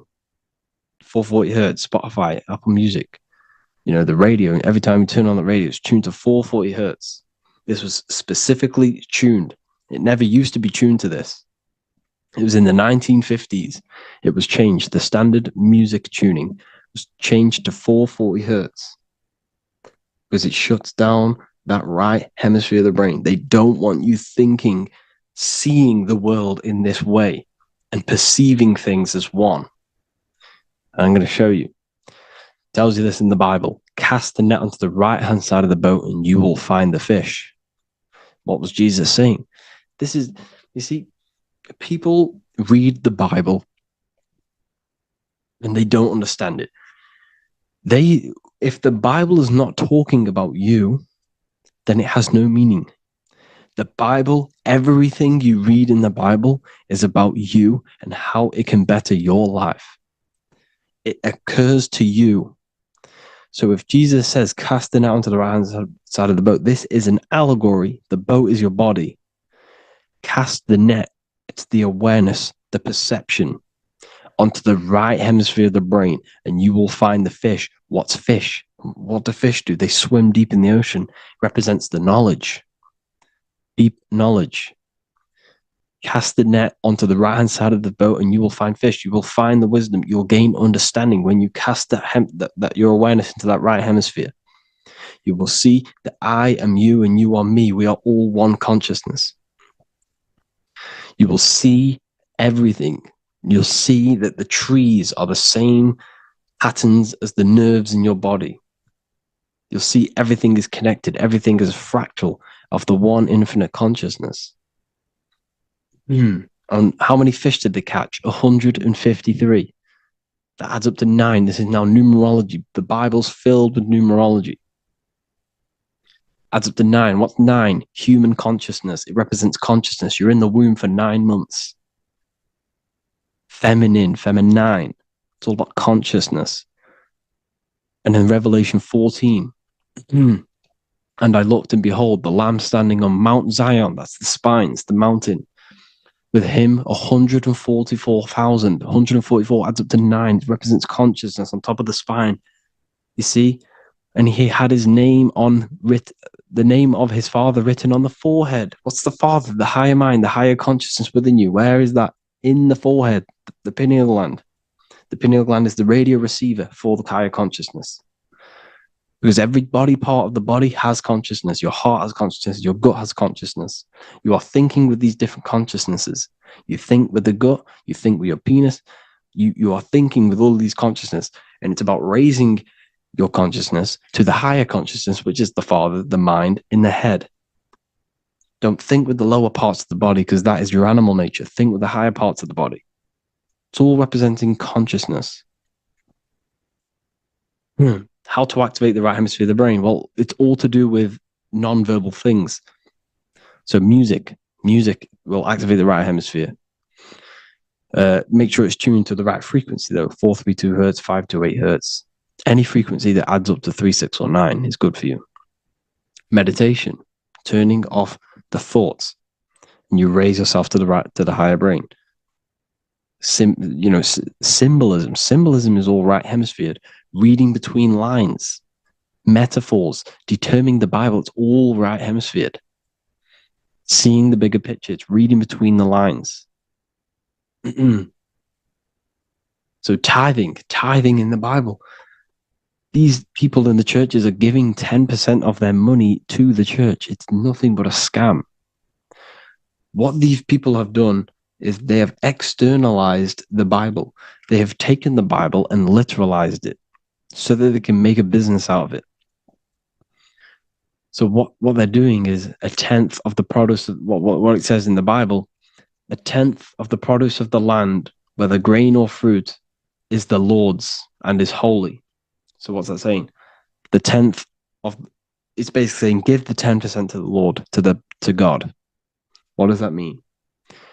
Well, what's the land and the fruit? This represents physical things, the physical things that you have. The tenth of the physical things that you have. What's that? That's your ego. All the physical things that you have is all to do with your ego. That's the lower self. The ego, what is the ego? It's the mind's perception of the physical self. You had no ego when you were a child. Okay, when you were a child, you had no ego. As you grew older, you created the ego. But the ego is the full self. It's the echo. Ego, echo. It's the echo of the full self. So it's saying give the ego over. Take away the animal self. In that left hemisphere, that's all to do with the left hemisphere. That left hemisphere sees the ego. It sees individuality. It's divided. So it's saying give that 10%. Give that 10% of you over to the right hemisphere.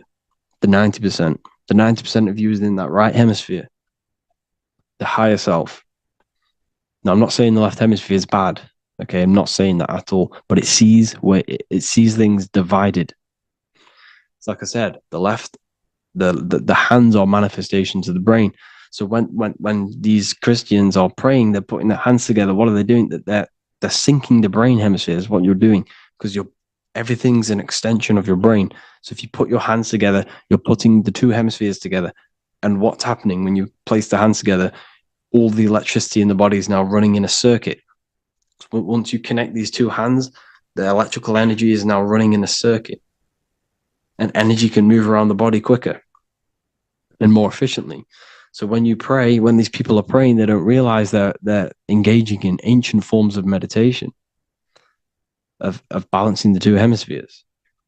So now we're talking about balancing the hemispheres, not the right hemisphere. This is what Israel is. Look at the symbol for Israel, the up triangle and the downward triangle. What's that? The up triangle represents male. The downward triangle represents female. Okay? This is talking about the brains. Israel is Ra. Isis, which is female, the Egyptian god. Ra, El. El means God. Electricity. That's the force of the physical world. It's the force that runs this world, electricity. It's the force of God. El, consciousness. It means God. Is Ra, L. Isis, Ra, and El. It's the two hemispheres of the brain, the holy land of Israel. It's the holy land, it's the brain. Once these two hemispheres are synced, this is how you unlock your consciousness. This is the easiest way of astral projecting. Hemisphering, I forgot the word for it. Hemisphere syncretization, something like that. It's about syncing the hemispheres. This is how you unlock your consciousness. Once the brain is running as one electrical system, this is how you balance the two masculine and male opposing energies. Once these opposing energies are no longer in war with each other, the brain, they come together to work as one. You unlock your consciousness. You are born again. What happens when a male and female have sex? It creates a new child. It becomes one. You are born again. Once the two hemispheres of the brain, you are born again. You can then have an out-of-body experiences. So this is why the symbol of the Holy Land, Israel, is the up and down triangle back combined together, because it represents unification of the male and female, unification of the hemispheres. You're born again. You unlock consciousness. And you can get this for free. It's called the Gateway Tapes on my website. Basically, it's a audio track from the government, and they did this in the Gateway Experience. It's a CIA document, and what they do is there are different forms of meditations you go through. I think there's about 5 waves of meditations you do, half an hour each one, and it will teach you. It will sync your hemisphere, because what does it do? They understood that playing one frequency into one ear and another frequency into the other, they understood that the right ear is connected to the left hemisphere, the left ear is connected to the right hemisphere. So when you play 2 different frequencies into both ears, what happens? The brain picks this up, the 2 hemispheres of the brain picks this up, and it syncs it. It syncs these 2 hemispheres, these 2 frequencies together. So now the brain is working as one to sync this frequency. So this is how you can sync your hemispheres, through listening to these frequencies. Okay, you can get them for free and do the meditations yourself. This will definitely help you. This is an easy way to astral project. So it's all about syncing the hemisphere and seeing reality from a unified perception. We should all aim to get out of that left hemisphere. I'm not saying don't use it, but we should now start to read between the lines of the Bible, read between the lines of the symbolism they're showing. Study symbolism, study allegories and myths. What are they trying to tell us through these allegories? And, this is how we start seeing things in a better way. Once we understand that we are all microcosms of an infinite consciousness, we can all come to one, because love is the unifying force of this infinite consciousness. We are all divided. We are all disconnected from our hearts. Once we all connect with our hearts and see that everything is one, we can all start to love and come together as one, because love is the unifying force of consciousness.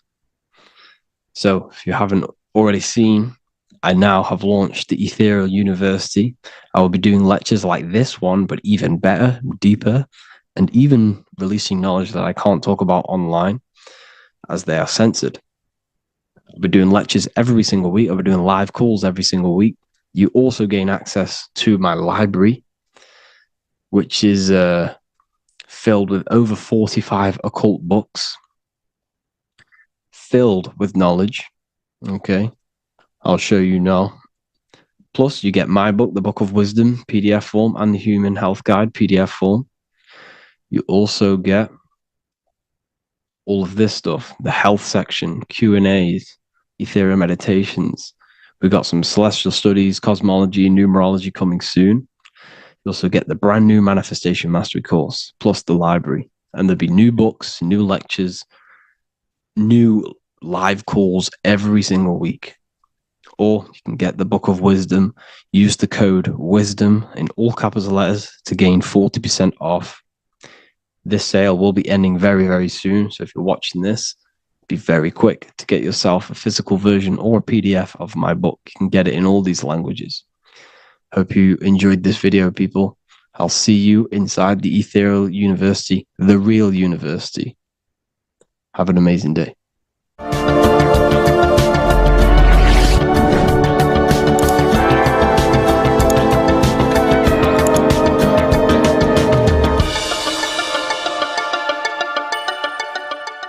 Neo is plugged in on the back of the neck, which is the reptilian brainstem.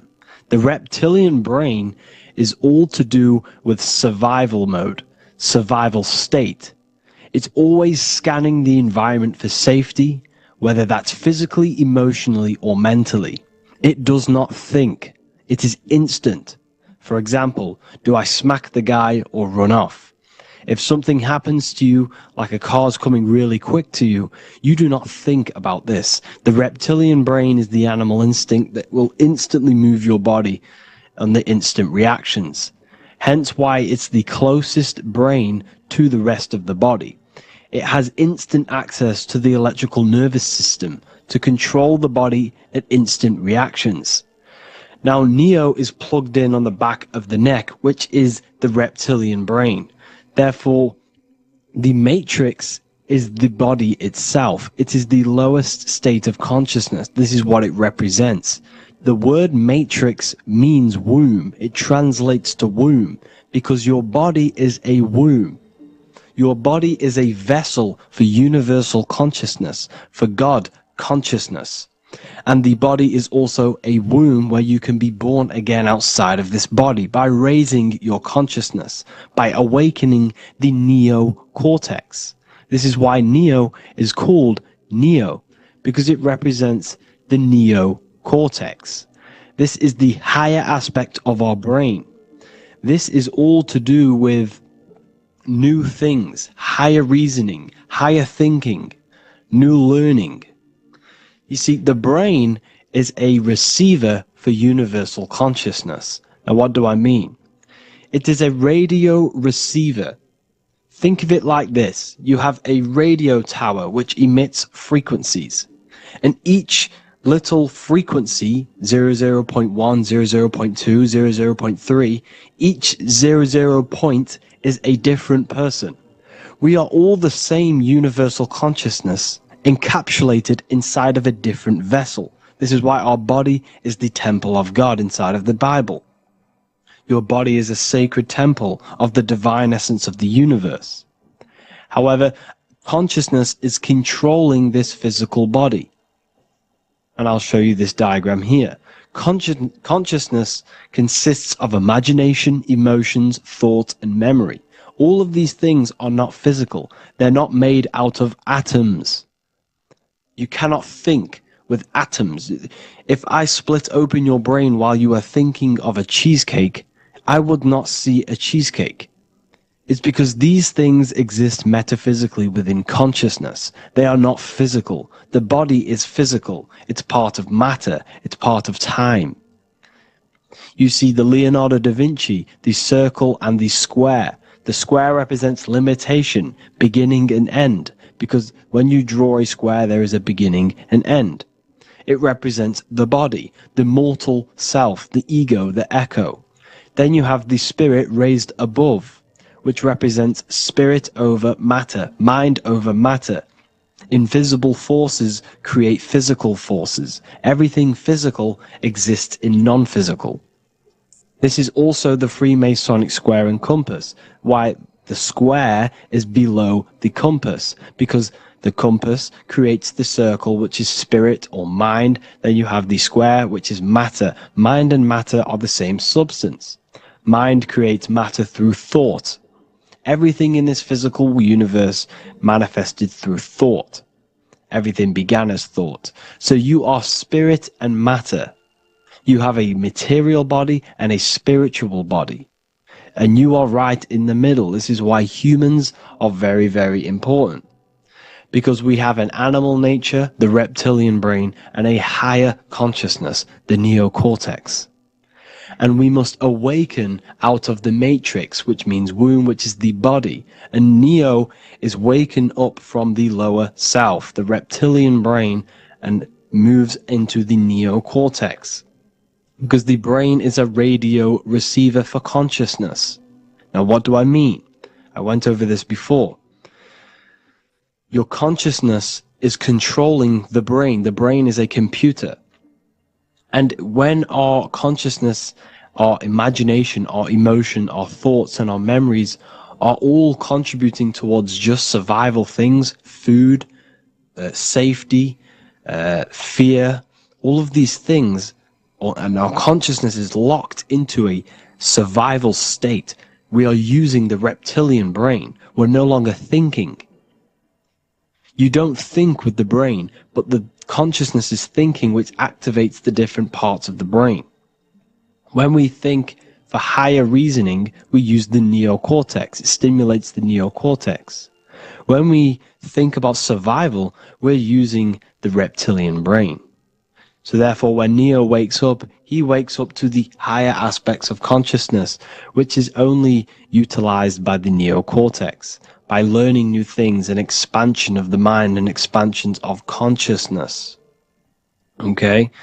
So the whole matrix is to keep you designed, well, the whole matrix is designed to keep you in a survival state, in the three-dimensional awareness. They want you constantly scanning for safety, scanning for food, scanning for emotional safety in relationships and other people. You see, they do not want you to think. They want you stuck in that reptile, that animal state, that beastly state that most people are in. Most people, all they do is eat, listen to music, consume, have sex, lust, desire.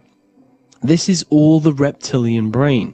So when we say the world's being ran by reptilians, it's symbolic. There is no physical reptilian humanoid beings controlling, manipulating human consciousness. We are all the same consciousness. However, there is a corrupted state of consciousness running this world. And this consciousness worships the physical plane. And they control the physical plane. So by doing that, they keep you stuck in a reptilian way of thinking, the animal state, to keep you stuck in the lowest state of consciousness. Now this is the god Osiris, which represents the reptilian brain. None of the Egyptian gods ever existed. They are all symbolic for the brain and anatomy of the human body. Osiris represents the reptilian brain. As you can see, this anatomy compare to the brain stem and Osiris statue found in Egypt. And we also see an ancient artwork of Osiris with green skin and two reptile crocodile alligators next to him, which also symbolizes the reptilian survival state of human consciousness and the activation of the reptilian brain. This is what it symbolizes.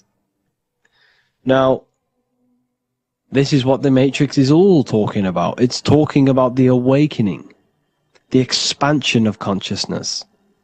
The word divine is dive in because you connect with the divine by diving inward. There is no man in the sky going to save you. You must connect with the self. Know thyself. Truth comes from within. All of these things I'm telling you comes from within you. I'm just pointing it out. All of this is self-realization. A lot of people say, well, what are my sources? My sources is knowing thyself, observing thyself, using the neocortex of critically thinking, sitting down and thinking about yourself and having deep realization of yourself. You can realize that your thoughts are not of this physical world. It's quite simple. The brain does not think. The brain does not imagine. The brain does not hold memory. All of these things exist in consciousness, the one consciousness, but we are all fractal, infinite parts of. This is the eye on the triangle, consciousness being given down to the rest. This is separate. Consciousness is separate from the rest of the pyramid. The pyramid is your body. Neo is the one consciousness. This is the Egyptians symbolizing the one consciousness giving Ankh, which is life, to all the different life forms. However, you can see that the central sphere is giving a big Ankh to the humans, because humans, like I said, possess the advanced consciousness, an advanced brain that allows us to turn above our reptilian animal self. For example, we can go against our reptilian lower animal nature and turn to our godly nature. Animals cannot do that. They are stuck in instinct. They are stuck in a reptilian animal way of thinking and operating. Everything they create is to survive. We can turn against our lower nature and create for amazing things like buildings, architecture, technology. We can use our creative consciousness for anything we wish, not just survival needs. And it's the same with your spiritual journey. You can raise your consciousness beyond this animal state that they try to keep you in through fear, consumption, food, and the reptilian brain. We must awaken, start to think critically, and awaken to our divinity. Because the mind, the consciousness within you has infinite potential to expand. There are infinite fields of knowledge that you can explore. The mind can never be filled. It can never ever be full of knowledge. It always expands, and that's why you are alive. That's why you are part of this universe. That's why the science always says the universe is always expanding, because the universe exists in your mind, and the mind is always expanding into new fields of thought, new fields of knowledge and information. And that is your whole sole purpose, of expansion of mind and expansion of consciousness, and the exploration of the mind of God. We are living in the mind of God. You are a thought in the mind of God. You must awaken out of this body. This is why Jesus says you must be born again to see the kingdom of God. You must be born again. You must raise your consciousness beyond physical limitation and awaken to your divinity. And this is pretty much it for this video. I hope you all understand this, that this is all symbolic for consciousness.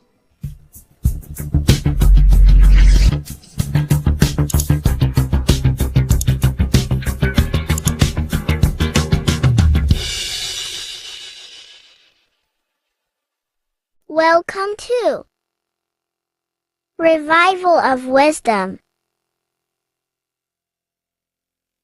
Welcome people, we're back with another video, and this video is about Freemasonry and the connection to the Illuminati.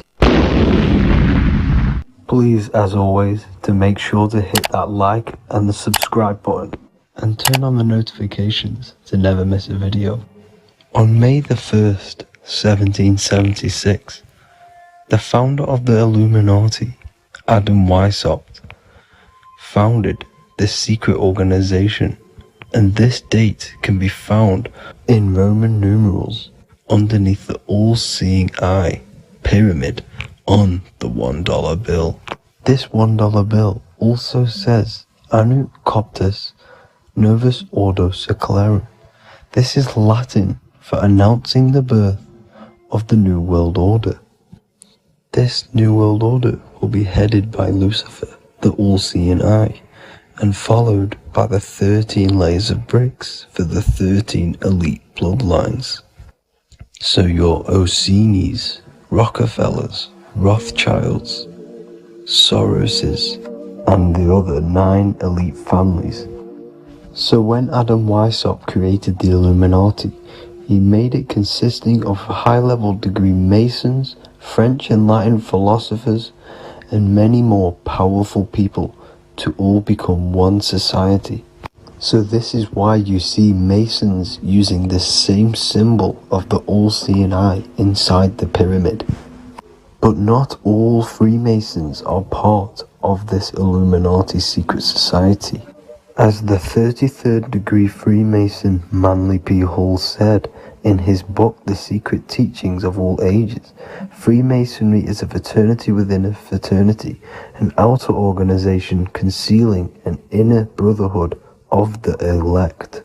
So what he's saying here is that Freemasons have to go up the degrees of Freemasonry, and once they hit the top, they either get elected or not into these secret societies like the Illuminati, Skull and Bones, and Knights Templar. So when you see celebrities doing this one-eye symbolism, either covering one eye, doing the triangle, or doing 666 over one eye, this is showing and reflecting the symbolism of Freemasonry. They have taken the oath to never speak on anything they learn about Freemasonry. Duncan's Ritual of Freemasonry book states the oath they have to take. Quote, I ... of my own free will and accord, that I will hail, ever conceal, and never reveal any of the secrets, arts, points of Master Mason's degree to any person whomsoever. All this most solemnly, sincerely promise and swear. Now, this is what happens when they break the oath, stated in this book, quote, myself severed in two, my bowels taken from thence, and burnt to ashes.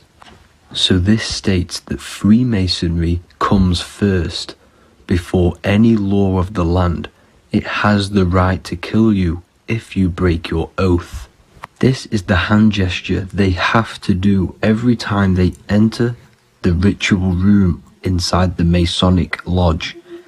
This is the cutthroat symbol, showing you and reminding you of the oath and what will happen if you break it.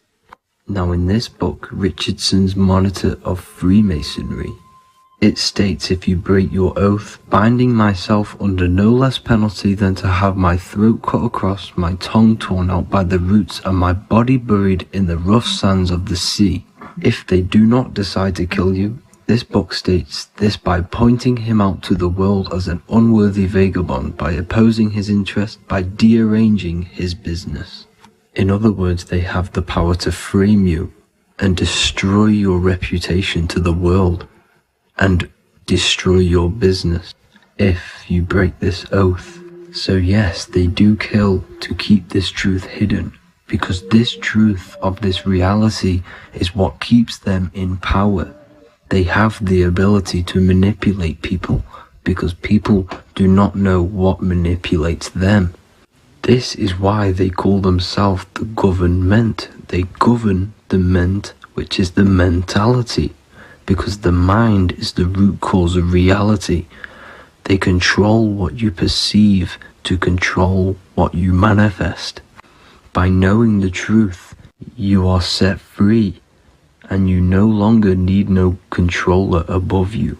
So this is why they are willing to kill and do whatever it takes to keep the truth concealed within these high-level degrees of masonry and these secret societies. However, going back to Manly P. Hall's book, it states, part of the symbols are displayed here to the initiate, but he is intentionally misled by false interpretations. So this is saying even Freemasons are intentionally misled and told lies to conceal the truth, to make sure the truth is hidden in the high degrees of masonry. So that's it for this video, guys. Thank you all for tapping in. Please leave a like and a subscribe. God bless.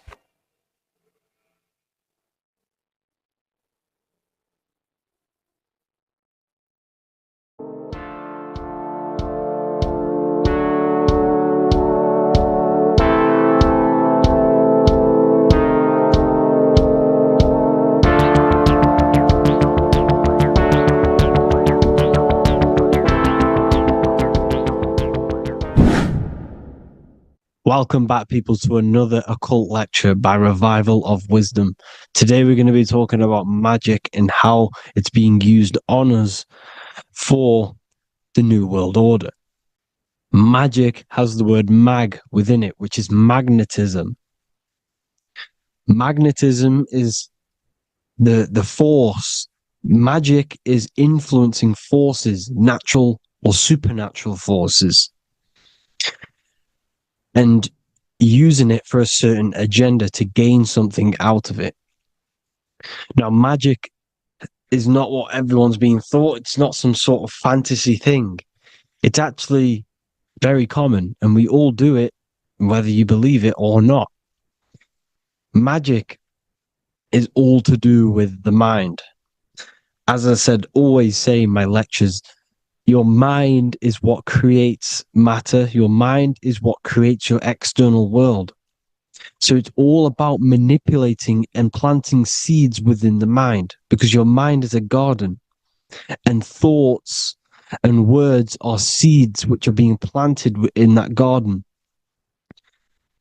Your life, your physical life, the people you have in your life, your friends, your car you own, the job you have, is all a reflection of the thoughts that you've been thinking in the past. You are where you are in life because of the thoughts that you've been thinking. Therefore, your life is a direct reflection and manifestation of your mind, the Garden of Eden. Okay? The mind is what they are targeting. What you see, say, and hear has a direct effect on your mind. Me talking to you is influencing you. The words I'm saying is planting seeds within your mind. Now it's up to you to consciously act on these thoughts or these words, or to maintain these words. As above, so below. As within, so without. What's inside of me is outside of me. What comes into the storehouse comes out of the storehouse. You have the left, you have the right, you have the up, and you have the down. As above, so below. Whatever is in your mind will be expressed in some sort of way, consciously or subconsciously, spiritually or physically. The mind is what manifests everything. And this is what we need to understand. We need to understand is that the mind is not physical. All things spiritual manifest physical. All things seen come from the unseen. The words you're thinking, that everything you have is coming from the unseen. The actions that you do come from the unseen mind. Another expression for as above, so below is you are the universe itself. You are a universe, a mini universe. But just because you are mini does not mean you are the whole thing. If I take a little piece of infinite, let's say there's an infinite light source. Let's say I take a little chunk of that infinite light source. That little chunk I took is still infinite because it's been taken from infinite. You are the universe. Your awareness, your mind is the universe. It's information. You are the universe experiencing itself. This is why we say we are all God. As above, so below. What is in me is outside of me. The sun, the physical manifestation of the sun is your soul. The 12 constellations are manifested in the physical body. The 5 elements are manifested in the physical body. They're manifested in the 5 fingers you have. As above, so below. This is manifested, this is a symbolized in Freemasonry and secret societies as the 2 pillars. The mirroring reflection, the reflection of reality, the mirror. As above, so below. What happens in the mind, what happens in the astral, happens in the physical. This is Aleister Crowley. This is all symbolism. This is the 2 pillars with the all-seeing eye and the triangle at the top. Aleister Crowley was a master magician. very powerful dark magician, black magician. There's two types of magic. You have white and black, just like the checkered board, the Masonic checkered board. You have white and black. You have good and evil. White magic is influencing natural forces to gain something that will help the collective consciousness, help the collective, help the earth, help other people. Black magic is something you manipulate something so you can get something personal out of it. Doesn't matter if it's good or bad. It's still considered as black magic because you're being selfish. Everything you do should be contributing towards the collective consciousness and helping others. And this is why the ancients lived in a system where everything was in unity. We understood that I am you and you are me. What I do to you happens to me because I am you and you are me. We are the same mind substance on the inside. We're all the same mind substance being expressed in different bodies. So what I do to your mind will have a ripple effect on my mind because all of our minds are connected within the mental plane. So this is why they know all this knowledge. They know all this knowledge. So yeah, this is the mirroring effect of reality, the two pillars, or symbolizes the number 11. The number 11. We'll go deeper into that.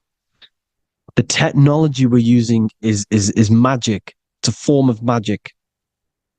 Television is tell a vision.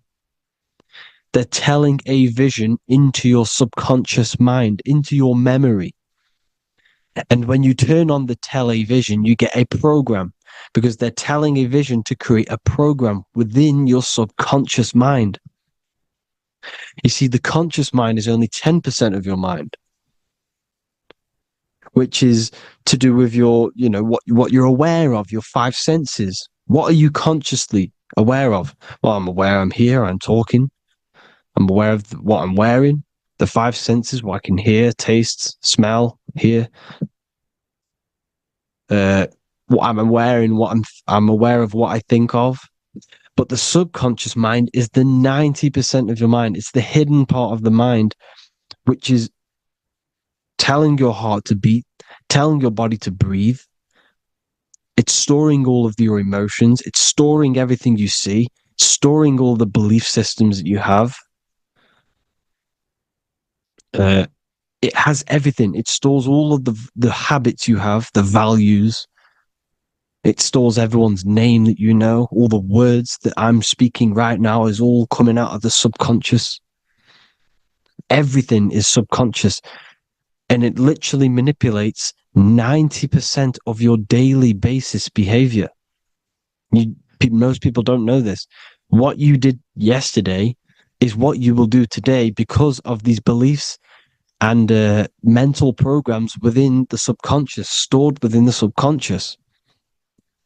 So the subconscious is what they're aiming at. They're trying to create programs within the subconscious because the subconscious manifests 90% of your thought patterns, 90% of your actions and words.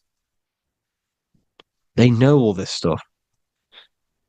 So the subconscious mind is the most powerful part of the mind. Another way the subconscious manifests and influences your life is, let's say you were in a car crash years and years ago, 10 years ago. Let's say you're in this car crash, right? And you really hurt yourself. The emotion you felt in that time when you were injured in that car crash had a great impression on your subconscious mind. You see, the stronger you feel something emotionally, the stronger impact it has on the subconscious. You can remember and recall that moment and very vividly because of the impact it had on the subconscious. For example, you become that terrified of cars that it manifests into your life today, that you are wary to go in certain cars. You don't want to go into cars at all, maybe, because of that moment that stood within the subconscious. And it will manifest into anxiety. It will manifest into not going into cars. It will manifest into depression, maybe. these things, these emotional, very emotional, traumatic events have a great impression on our subconscious, and they control your life. This is why you need to meditate and let go deep within yourself and let go of these internal, deep emotions that you may have repressed and keep pressing down and ignoring. But you need to address it and let go of these subconscious impressions you have, which are controlling your life, like anxiety, depression. All of these things are stemming from things that are stored within your subconscious years and years ago, more than likely. Broadcasting. They're casting spells to a broad audience, to news, north, east, west, and south. They're casting spells. No, if you watch the news, everything's red. Breaking news in red writing or the red background. Everything's red. Why? Because red's the root chakra, which is all to do with survival. They want to stimulate this root chakra because they want you down there in survival mode. They want you in survival mode because you're easier to control. They control out of fear. And not only they're casting these spells as if, because most of the things they cast in the news hasn't already happened. They're constantly bombarding you with, there might be a war breaking out, war this, war that, kill here, kill there, murders. It's impressing, it's casting spells on your subconscious mind. So when the event does turn up in real reality, in physical reality, you're less emotional, you're less surprised. You're not as surprised because you've already heard it before. Your subconscious has already heard it all before. If you never heard of a war and then a war broke out, you'd be going crazy. So they subtly program your subconscious mind through the words, because the words they say is impressing your mind. It has an effect on your mind, which will have an effect on your behavior, your words, your conversations you have with people. They're casting spells to north, east, west, and south on the tell a vision. They're telling a vision by broadcasting, by saying spells. This is why we call it spelling. Even the word, listen, the words we say cast spells. Bless. Oh, bless you. That's be less. The subconscious mind only picks up literal things. You see, when I say bless you, your conscious mind picks that up as, oh, thank you, you're blessing me. But your subconscious picks up as be less. You see? Because the subconscious it has no filter. It's just, it is what it is. Everything is factual in the subconscious. Therefore, if I call you an idiot, your subconscious, my subconscious will think I'm talking to myself and calling myself an idiot, and it will take that as true. That is truth. Everything is truth within the subconscious. And the subconscious manifests your behavior. The devices this is the biggest one. Black scrying mirrors. Device, the devil's vice. The device. Okay? Black scrying mirrors, black screen. Screen is scrying. Black scrying mirrors were used to communicate with spirits within the astral plane in the medieval times. They're still being used now by black obsidian mirrors. And look at your phone, it's a black mirror. And there's some sort of, I'm not saying this is fact, but personally I believe these are portals for spirits and ethereal entities to come into your life, to come into your surroundings. So this is the next big thing. The TVs, your iPhone, your iPod, all black mirrors. And mirrors are very, very powerful. Even just a normal mirror. Mirrors have an effect. Whatever you say into a mirror, what you say is energy. And when you say something into a mirror, you're saying it into yourself. It's an infinite cycle of words of energy because it's being reflected infinite times. When you say something into a mirror, it has a massive effect. You're saying it directly into your eyes, into your mind. So what you say in a mirror should be said with precaution. Never say anything negative into a mirror, because mirrors are very, very powerful ways for you to reprogram your subconscious mind for the good. You can say very positive things into mirrors and it will reprogram your subconscious mind. Okay? Manifesting is all magic. It's all magic. Everything is magic. But consciously doing it is what they're doing. They hid this knowledge.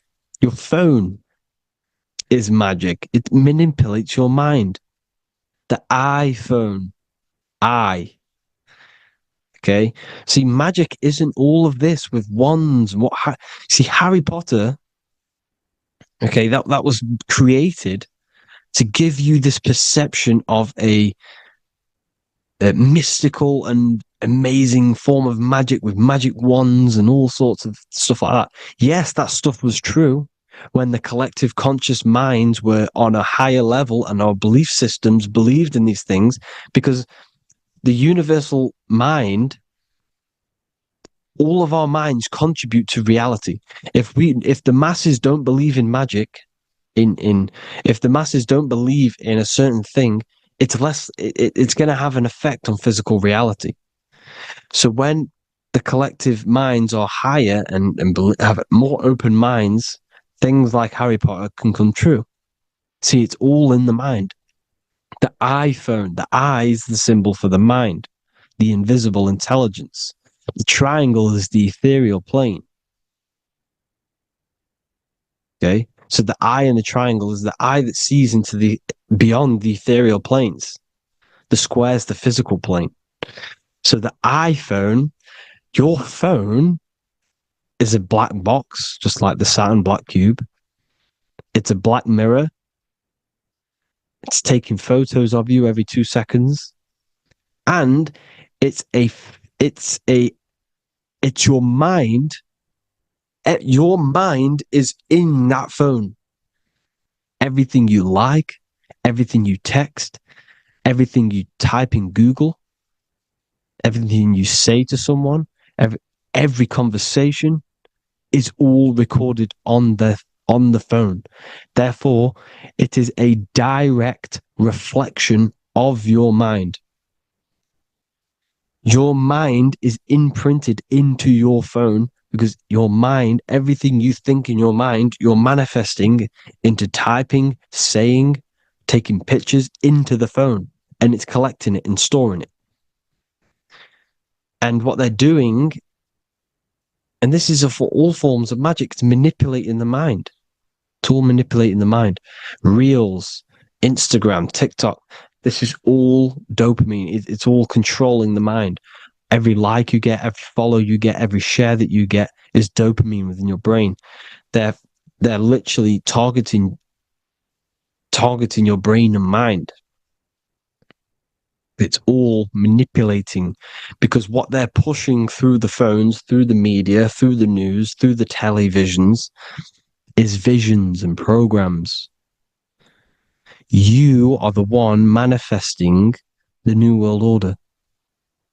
They're not manifesting the New World Order. They're giving you the information so you can manifest the New World Order. Everything they say is contributing to your mind. For example, digital money and all the information they put out for you to see is contributing to your enslavement. Your mind is manifesting the New World Order. They know this. They don't manifest it. There's billions of us. We could easily run over them. physically. But on a mental level, these people have the knowledge and they hide it from us and they let us manifest reality because we are the collective. They give us the information which manifests their agenda. It's all magic through the phones, the media, the television. So your phone is a manifestation of your mind. It's a record of your mind.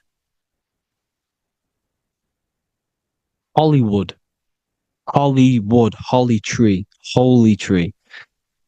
They used to make wands out of holy trees, because it was the most holiest wood, the best for casting and transmitting energy. So they used holly trees to cast spells.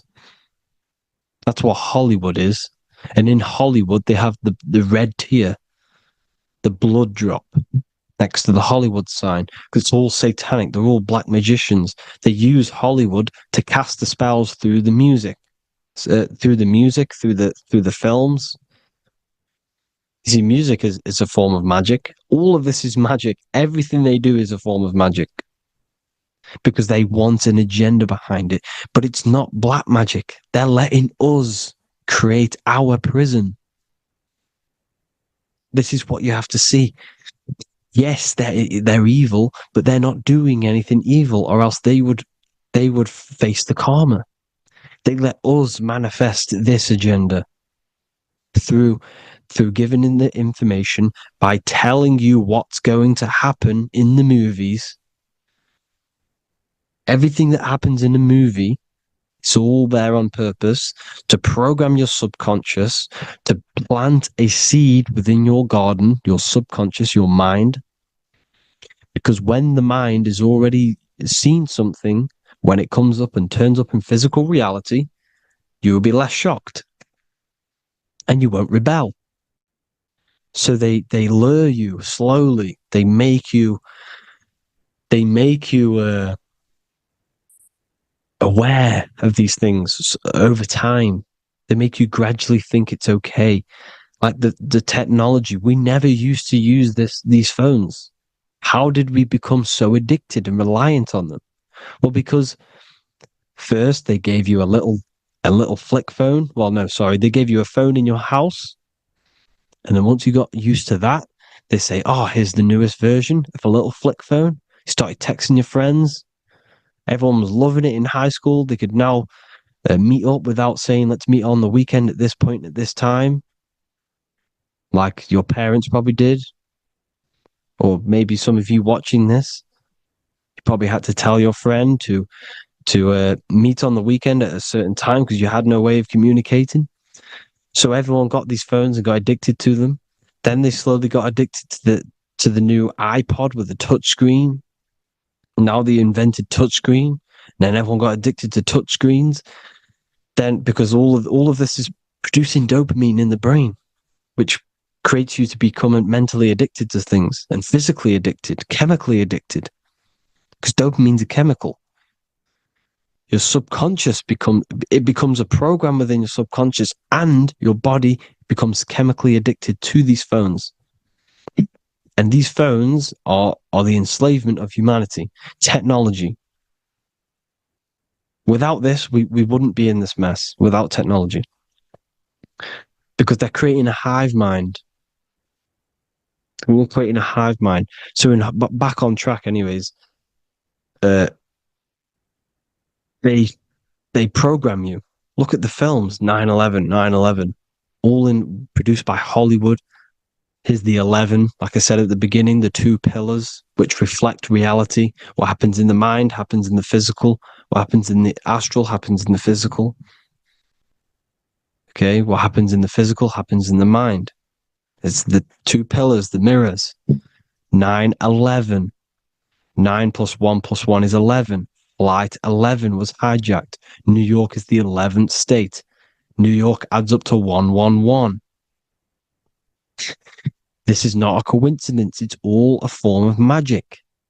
It's a ritual, energy harvesting ritual, because your mind produces energy. Your mental attention produces energy. And they're feeding off this energy in the astral plane, these demons. Music is the most powerful personally, I think the music is one of the most powerful forms of magic they're using. Okay? Music is hypnosis. It puts your brain in a hypnotic state. It influences your electromagnetic field through vibrational energy. It reprograms your subconscious mind. Why do you think you remember the lyrics? You see, your subconscious stores all of the memories. Remember, the subconscious manifests 90% of your behavior.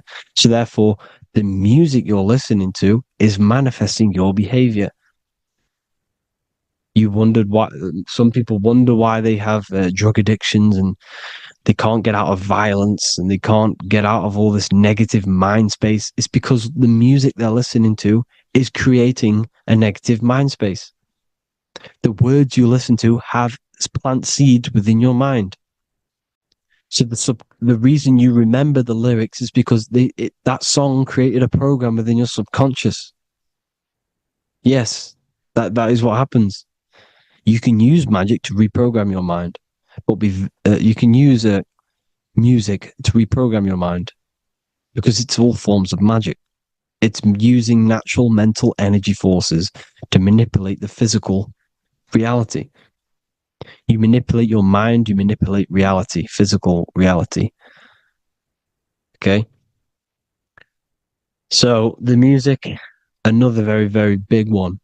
When you turn on the radio, it's just all talks about alcohol, drugs, and sex because they want you down in the lower three chakras. They want your mind attached to matter when it's mind over matter. Your mind's not physical. You see, the word spirituality is the new trend. It's not about your spirit. It's not about your spirit. It's about your mind. It's not about spirituality and looking after your spirit, and they've got you focused on your spirit. Why? Because they hide your mind from you. You see, a lot of people think their mind is their brain, but the mind is everything. There is no physical reality without mind. You can have a brain. Imagine if you had no mind but a brain. It wouldn't work. The mind is everything. The mind controls your avatar. It begins in the mind before it happens in the brain. Then the brain manifests through the body. The brain's just an electrical computer.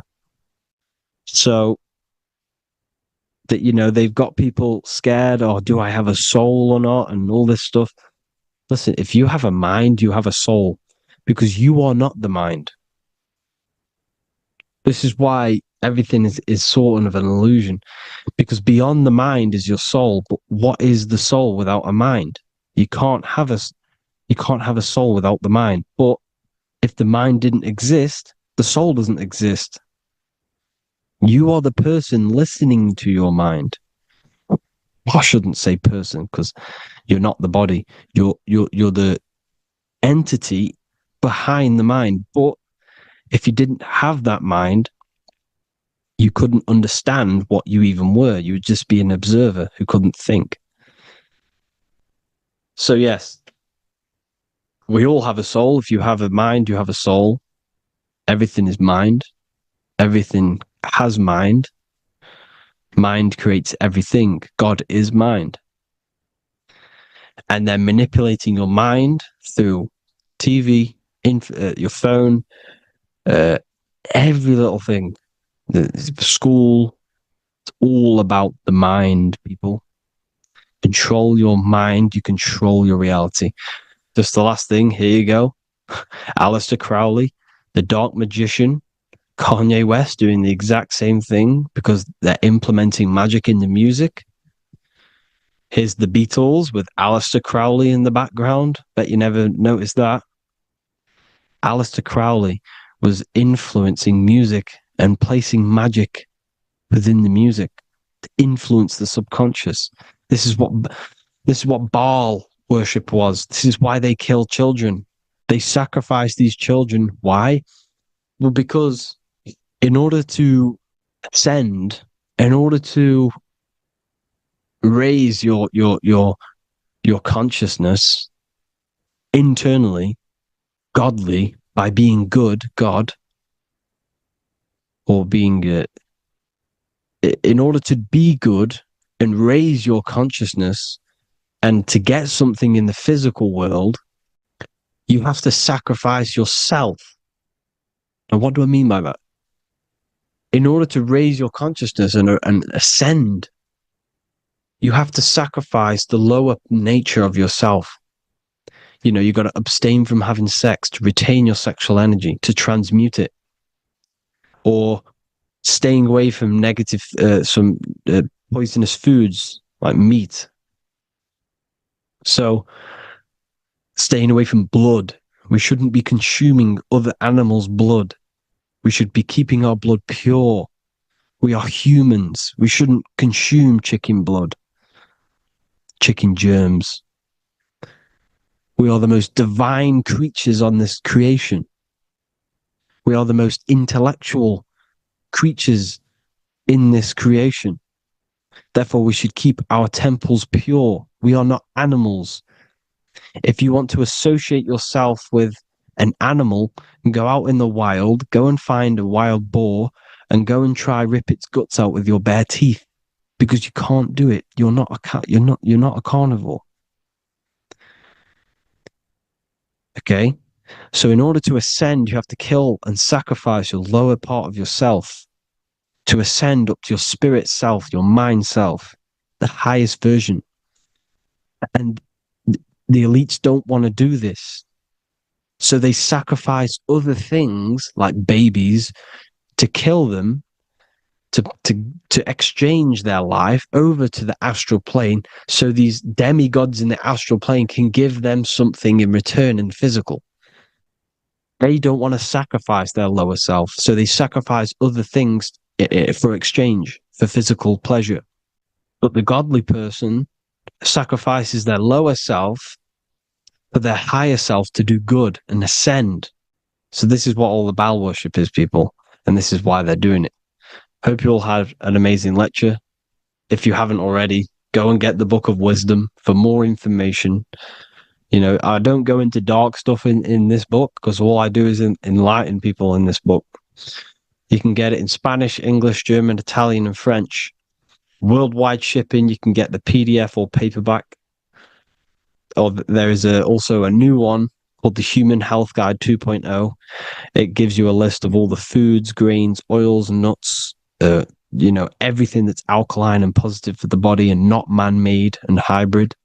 It tells you all the products to stay away from, how to fast, how to improve vision, how to improve everything, literally. So the Human Health Guide has been released. If you want that, I'll pull all the links in the bottom of the description. Hope you all enjoyed the lecture, people. God bless you all.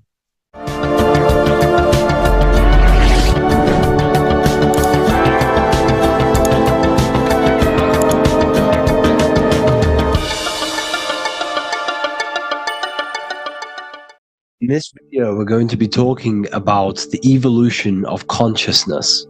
You are born human, however, you possess consciousness, which is the awareness behind your being, the awareness behind your thoughts, the experiencer behind your five senses, the experiencer, the observer behind your thought, emotions, and senses.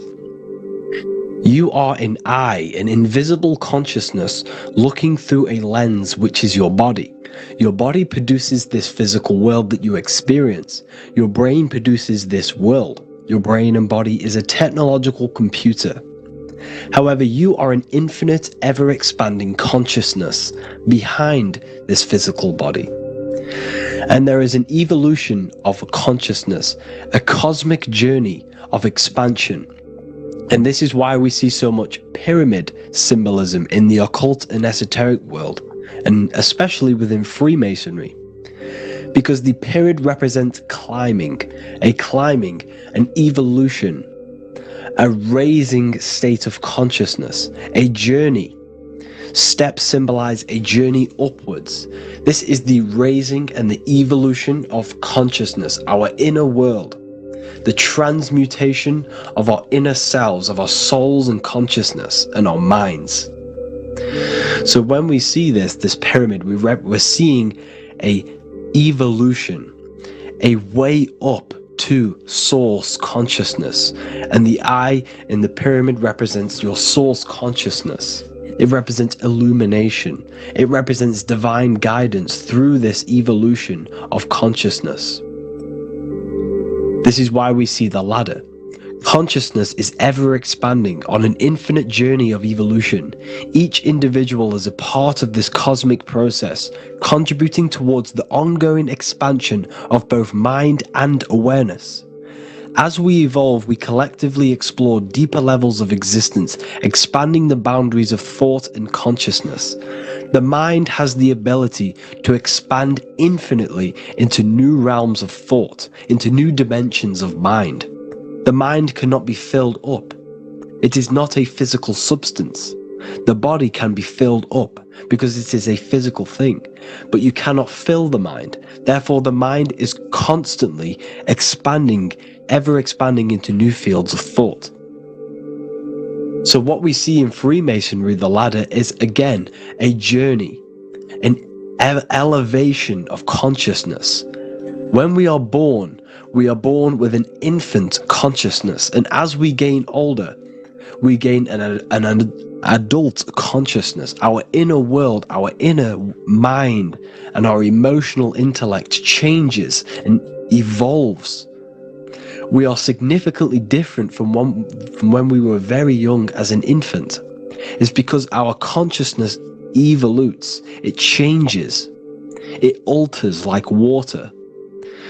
So, just like this evolution of your own consciousness as growing up, there is consciousness of beings existing in cycles beyond our own. And their consciousness is unimaginably different from ours. They operate on a higher level of understanding and knowing, experiencing reality in ways that transcend our current comprehension. Our minds right now cannot comprehend the highest states of consciousness. There are entities, there are beings beyond our own, existing in higher dimensions of consciousness that we cannot comprehend because they have expanded. They are on a further way up the ladder of consciousness. However, we are all on the same journey. None of us can take the same journey. There is one ultimate goal, reaching source consciousness. However, this is always ever expanding. However, we are all on a different journey. There is one truth, one source, one goal. However, there are billions in different ways of reaching it, and we are all on these different paths to source consciousness, to this ladder, this evolution of universal evolution. Okay? Their awareness is attuned to new dimensions of existence, reflecting a more advanced stage in the cosmic journey of consciousness evolution. So when you take DMT, you are shot into these higher realms of consciousness where you meet these beings who look similar to these images. They are not speaking to you physically. They don't speak to you three-dimensionally through vibration and words. They speak to you mentally. If you have done DMT, then you know this. And if you have met these beings, then you know this. You might have even met some of these types of beings on mushrooms or any psychedelic drugs. Because ultimately, when you take these mind-altering substances, it's altering your consciousness. It's merging your consciousness with the spirit of that substance. And you are essentially attuning your mind to higher dimensions of consciousness. That's why we say we're getting high when we take these substances. Therefore, when you meet these beings on DMT, you are essentially meeting beings who are attuned to higher dimensions of consciousness, and they speak to you mentally. They speak to you telepathically through thought, because the universe is mental. Everything exists within the mind. The way you are now, your physical existence, is a state of mind. Mind, thought creates matter. Spirit and matter are two opposing ways of thinking. If we have a very spiritual mind, we have an expanded mind, we are a spiritual person through the mind. However, if we have a very low state of consciousness where we think about food, sex, lust, and all physical things, then we have a physical consciousness. Matter and spirit are two opposing forces, two ways of thinking. The mind attunes itself to different levels of understanding in different dimensions. So, essentially, this is what we're looking at. The body is a vessel for the fluidic, formless consciousness, a temple that houses the essence of our awareness. While the five senses are limited to perceiving only the physical plane, the mind transcends these limitations, capable of perceiving the full scope of reality. It is through the mind that we access deeper truths beyond the material, tapping into boundless nature of existence. Physical existence is a thin band, a thin layer of reality. It's like 0.001% of reality. And your five senses are only tuned into this layer of reality. But the five senses are, by design, only allowed to perceive physicality. But the mind has the power to expand beyond this physical five sense state. The mind has the power to expand and evolute. It is a conscious decision whether you want to take this path or not. You can stay in a three-dimensional way of thinking, or you can expand your consciousness from within. It's not an external journey. There is no God going to save you. You must save yourself. Therefore, behind every single one of these eyes is the same source consciousness. However, we are all different cells in a different journey. The organs in your body, the cells in your body are all alive. They all possess same consciousness, universal consciousness. However, we are all on a different journey of evolution. As above, so below. As the baby is in the mother's womb, when the baby becomes conscious, there is a world outside of its mother. What does it do? It presses and seeks a way out to be born in the other world outside of its mother. It is the same with your consciousness, your mind. When your mind becomes aware that there is realities beyond the immediate surroundings, it seeks a way out. And this is exactly what I'm doing to you now. I am now expanding your mind and telling you there is other ways of reality. There is other dimensions of consciousness which you can access through inner transmutation, through different ways of thinking, spiritualism, and meditating and connecting with yourself and detaching from external things. We can upgrade our consciousness. Your body is a womb. Why Jesus says you must be born again to see the kingdom of God, because you are born physically and then you must be born again spiritually, awakening your inner consciousness. So like I said, as the baby is in the womb, it's the same principle. As above, so below.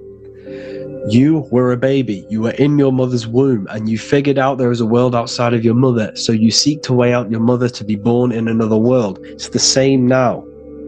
You must do this now. This is your spiritual evolution. This is the evolution of consciousness. It's ever expanding. When you die, this is a transition.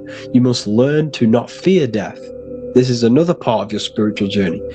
You must master death. Therefore, like I said before, the mind has limitless capacity to expand into new realms of thought, continuously exploring uncharted ideas and concepts without boundaries. The mind can ever expand. It can never be filled. It can never ever know everything. There is infinite fields of knowledge, infinite fields of thought. Your current state is just one stage on an infinite pathway. You won't remain human forever. The human experience is a crucial phase where we learn to balance polarities, master the fundamental laws of the cosmos. It is a period of growth and transformation, preparing us for the next stages in our cosmic evolution. The goal is to strive for perfection, yet the true perfection is unattainable. It's like a tunnel. and there is a light at the end of the tunnel. And as you walk through this tunnel, the light is ever moving backwards. You should forever seek to meet that light, but you will never meet that light because consciousness is ever expanding. You should strive for perfection, yet knowing that perfection is forever unattainable. The journey is endless, with each step revealing deeper layers of understanding and experience. The pursuit of growth and expansion is itself the essence of our evolution. You can find all of this knowledge in the amazing book that I have read for years. I have read this book, The Emerald Tablets of Thoth, the Atlantean, by M. Toral, translated by M. Toral. I'm telling you now, this book, now that I've told you this, you have some context on the book. The whole book is about evolution of consciousness. He's talking about higher dimensions beings. He's talking about how you can transcend this physical plane. It is truly the most amazing book you will probably read. One of the best spiritual texts you'll see. It's hard to understand, so you must read it over and over again. And the more your mind progresses, like for me, I read this every couple months, and the more I learn about consciousness, the more I expand my own consciousness. And every time I read this book, I pick out something new that just completely blows my mind, because you can only understand this book to your level of consciousness, to your level of understanding. So now that I've told you all this information, go and read this book and it will absolutely blow your mind. And so will the Book of Wisdom Volume 2, which is now available. I released it the other day. I'm just going to read a page out now. This page is called Spirit and Matter. The Earth is not merely a dense, lifeless rock drifting through space. It possesses spirit, a living essence that animates its form. But what do we mean by spirit? Spirit in esoteric terms refers to the energy, the life force, animating the principles infused in matter. So essentially, what this page is talking about is how everything has spirit, consciousness within it.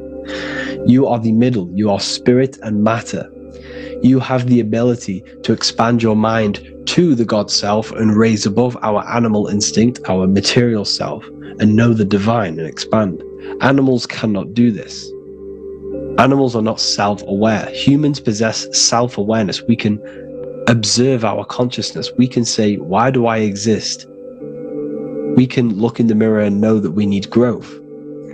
And this is what Anunnaki means. Anu means above.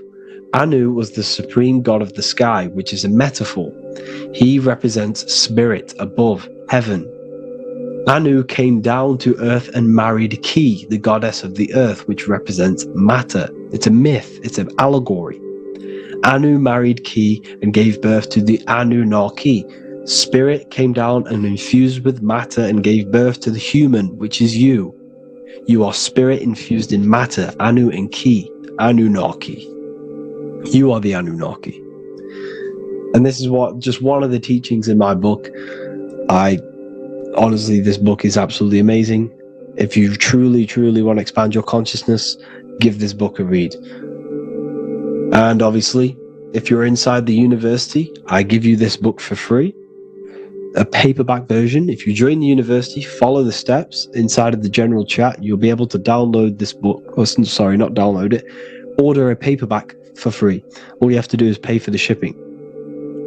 You'll also gain amazing knowledge inside of my library, where your mind will just be overblown with the amount of esoteric books. There's over 45 rare occult books, plus you get a PDF of the Volume 1 and Human Health Guide. You get reoccurring updates where I expand on symbolism, occultism, where you will just feel absolutely amazing once you understand esotericism in yourself. You'll also learn how to create the dream reality that you want with the Manifestation Mastery course, where I teach you how your consciousness creates reality. You'll have a real lectures where I post lectures on symbolism, occultism, esotericism. There's a conscious community and live calls and Q&A where you can ask me questions and I'll answer your questions. I just want to say thank you to everyone who has joined the university. Thank you for even liking and watching this video. Any support I just appreciate every single one of you. Please, if you can, leave a comment and a like on this video, and let me know any videos you want me to make in the future. And I will start uploading a lot more to the YouTube. So yeah, thank you all for tuning in today. Have an amazing day.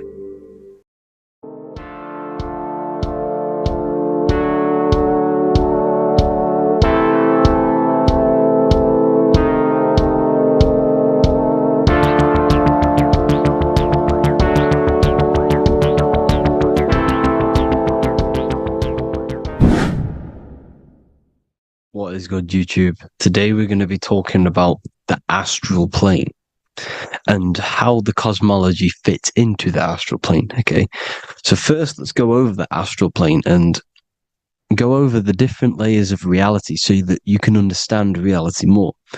You are a multi-dimensional being. You are not in these, you are in all of these realities at the same time. They all interweave into one big reality. But there are different planes. They are different vibrational dimensions. There are different dimensions of reality. The mind is the root cause of reality. We're living in the mind of God. Everything is being thought into existence from the root cause, from the universal mind. This is why the ancient Egyptians said, all is mind. We're living in the mind of God. And we are a microcosm of this mind. This is why we all have the same mind. This mind is the world of thoughts. Now, this world of thoughts is just the thought alone. For example, it is the thought of a chair. But then when you start to imagine this chair and you start to mentally see the chair, you're now manifesting the thought, the singular thought, into some sort of form. So now you're imagining the chair. You're imagining the form of this chair, which is then manifesting into the astral plane. The astral plane is the world of thought forms manifesting. So when you are imagining something, you are seeing into the astral plane. Okay? Your third eye, it is an eye because it sees the astral plane. It is seeing the other side through imagination, through dreaming. Well, we'll go over dreaming later. So the thought of a chair is a singular thought. The imagination of the chair is the manifestation of the chair. And in the astral plane, it's basically the world of all the chairs that could ever exist. So you're thinking of the chair as a singular thought, which is the mental plane. The astral plane is the imagination of that chair, is the thought, the manifestation of it. Depending on the vibrational state of the thought will depend what level of the astral plane it will go to. For example, if you're thinking about a chair to torture someone on it, it's going to go on the lower astral plane. Or if you're thinking and imagining happy things, it's going to go to the higher astral plane. So wherever your mindset is, that we call it a mindset because your mind is setting frequencies to certain things. Thoughts are frequencies. And a mindset is setting your frequency, setting your mind to a certain frequency. So when you set your mind to a certain frequency and you imagine something in that frequency, you're going to match everything in the astral plane that are on that similar frequency, just like you would in the physical world. Because we're all in these worlds right now as we speak, but we can't see them with the two physical eyes. We can feel it though. When you're around someone and you've just met a new person, for example, you can feel their vibration, and if you're not on a similar vibrational match, you will not get along with that person, or you just won't not get along, but you won't connect with that person because you're on two opposing frequencies, not matching. And this is something you can't see, you can only feel, because it's the astral plane. It exists within the astral plane. Everything in the astral plane is made out of vibrations. So if you do astral project, and if you already know how to astral project, you will see beings and people and things that are on the same frequency as you. This is why before you astral project, you need to sort your vibration out before you astral project, because you are projecting your consciousness into this. It's the mind. The mind is the bridge. It can move between realities. You are a observer. You are a observing soul which observes different realities. And the mind is the bridge between all of these different realities. The mind can choose. If you want to project into the astral, you set your mind to it, you can. Okay? So let's not get off track. The lower astral plane is where demons are. The higher astral plane is where heavenly beings are. Heaven and hell are kind of a real thing. The etheric plane is a powerful substance, the ether, the fifth element that they don't tell us about. If you type in on Google the 5 elements, they will try to remove it with wood or metal, because they don't want you knowing about the ether. Ether is the energy double behind all physical objects. So the ether is very important. It is the 5th element. It is part of the physical world, but it's also part of the astral world. It is on either side. You see how they're showing you the truth in the language? Ether and either are the same word. The ether has 1 foot in the astral and 1 foot in the physical world. It's a substance that connects the physical to the astral world. It is the either. It's on either side of reality. It's on the other side. Other, either, same word. Ether is connecting the physical to the astral plane. It's the world of frequency. Frequencies, EMFs, torus fields are in the etheric plane. It is the energy plane. It's where energy moves through the ether. Okay?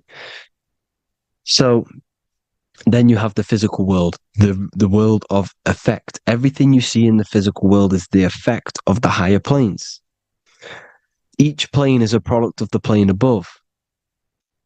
So, and it melts into each plane. The physical plane is the lowest plane, it's the most densest, and the highest is the most fluid. This is the most fluid, this is the most dense. This is where we get the saying, as above, so below from.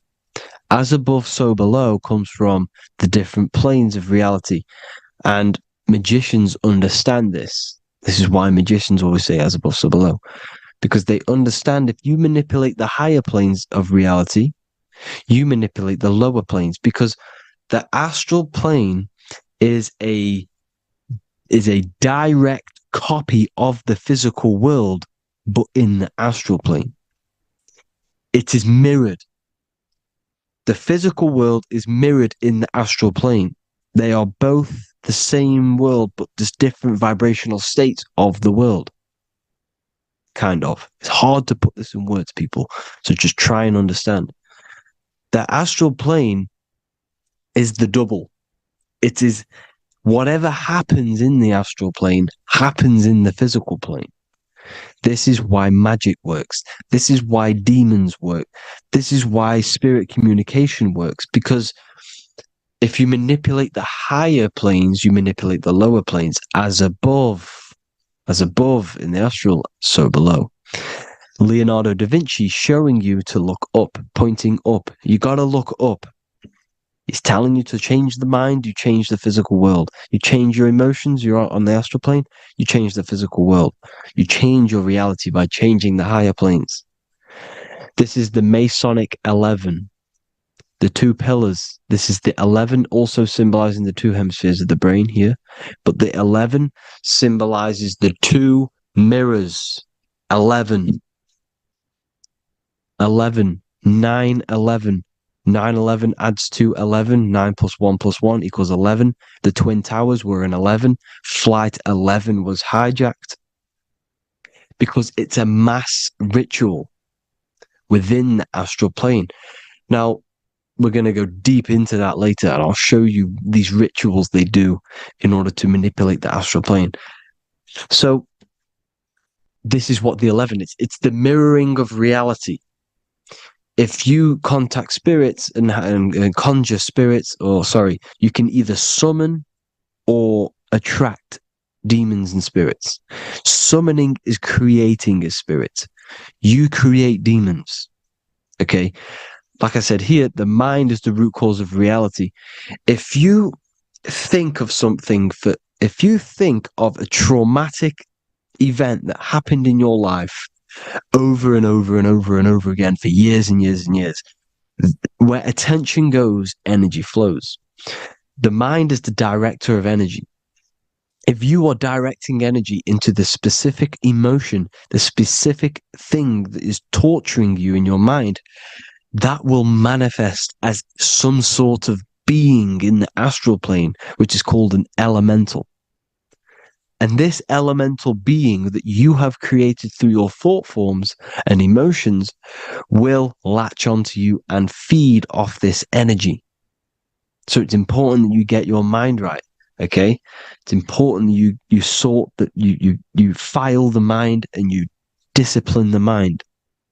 Make sure it's only entertaining positive things, because you are quite literally creating your own demons.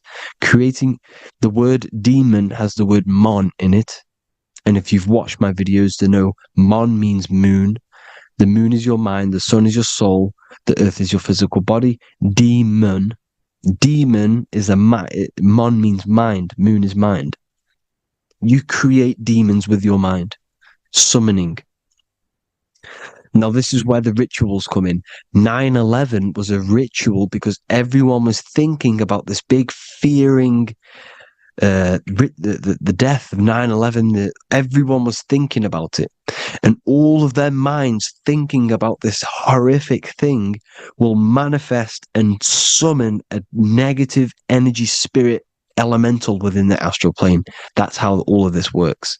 This is why it was a mass ritual. Okay, Chris Brown, new album name 11/11, release date on the 11/11. This will be my 11th album and contain 11 songs. All of these people know the occult. This is Hermes Trismegistus with the star of Saturn, the six-pointed star, as above, so below. The mirroring of reality, physical and astral, the two Masonic pillars. So as above, so below. What's above us? The stars. The stars are connected to the astral plane. This is why we call them stargates. When we dream, we are experiencing these different realities. And what are stars? They tell in the Bible, it says Genesis 1:14. And God said, "Let there be lights in the firmament of the heaven to divide the day from the night, and let them be for signs." Signs translates to things to come. Why things to come? The stars tell the future.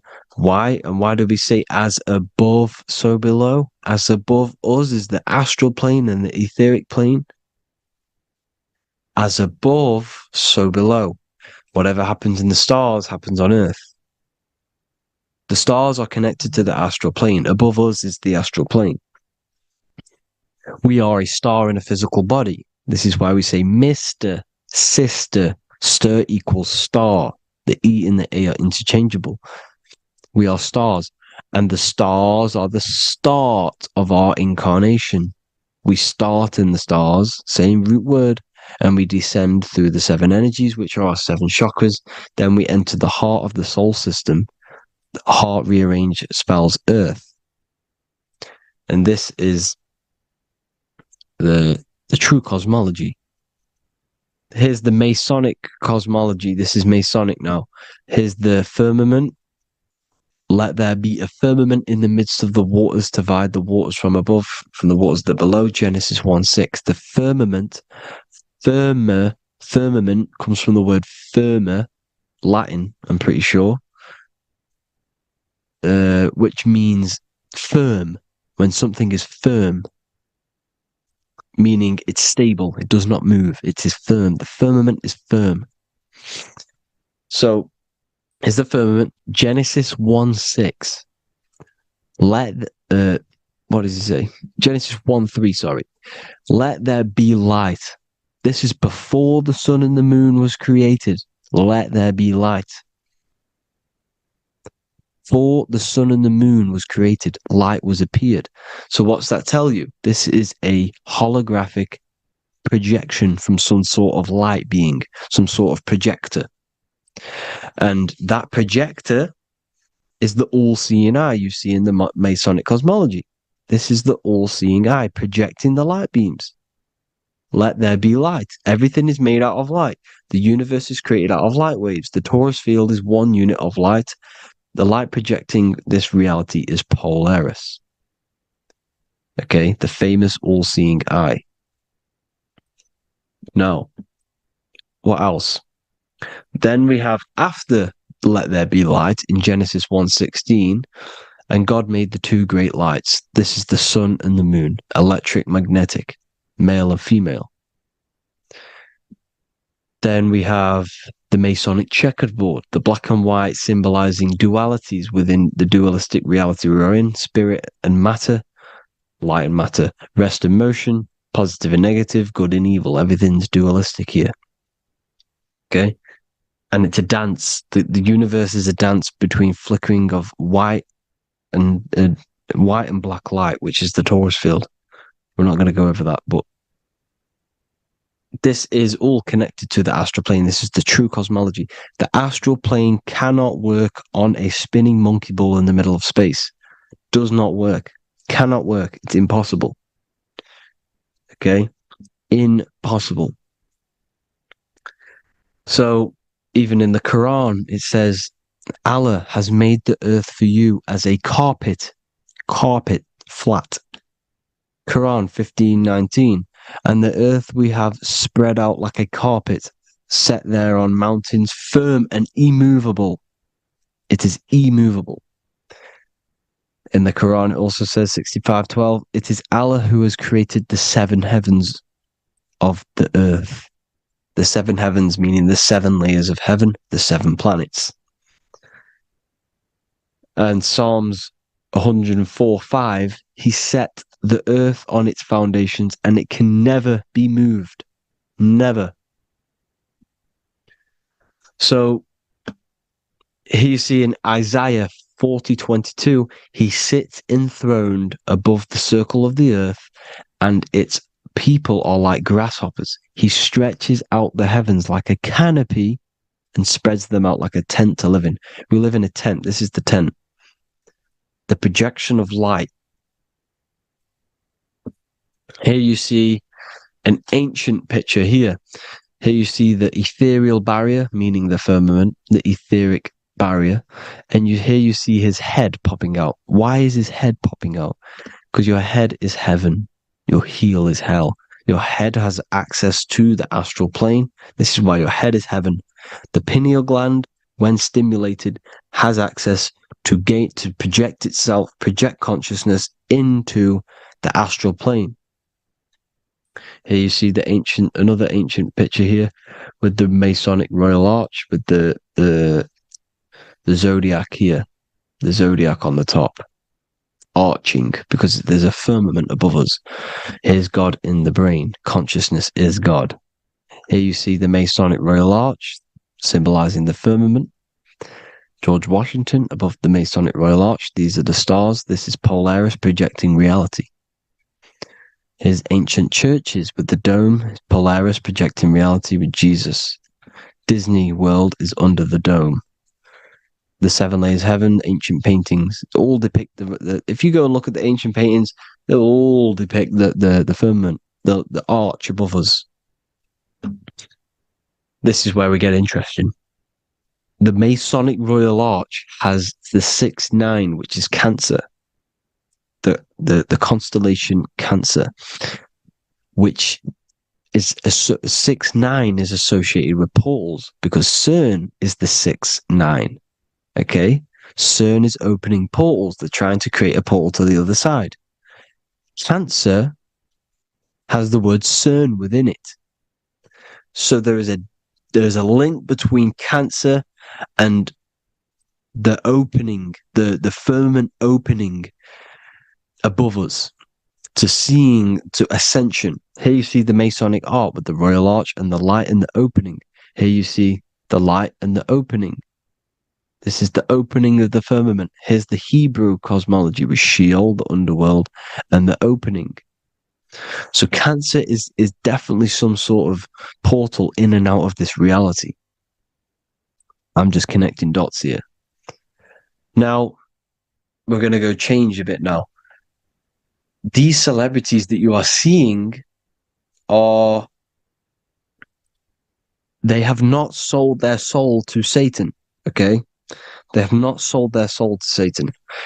Satan is a demonic, low vibrational energy that has been summoned over the thousands and thousands and thousands of years of evil occult arts.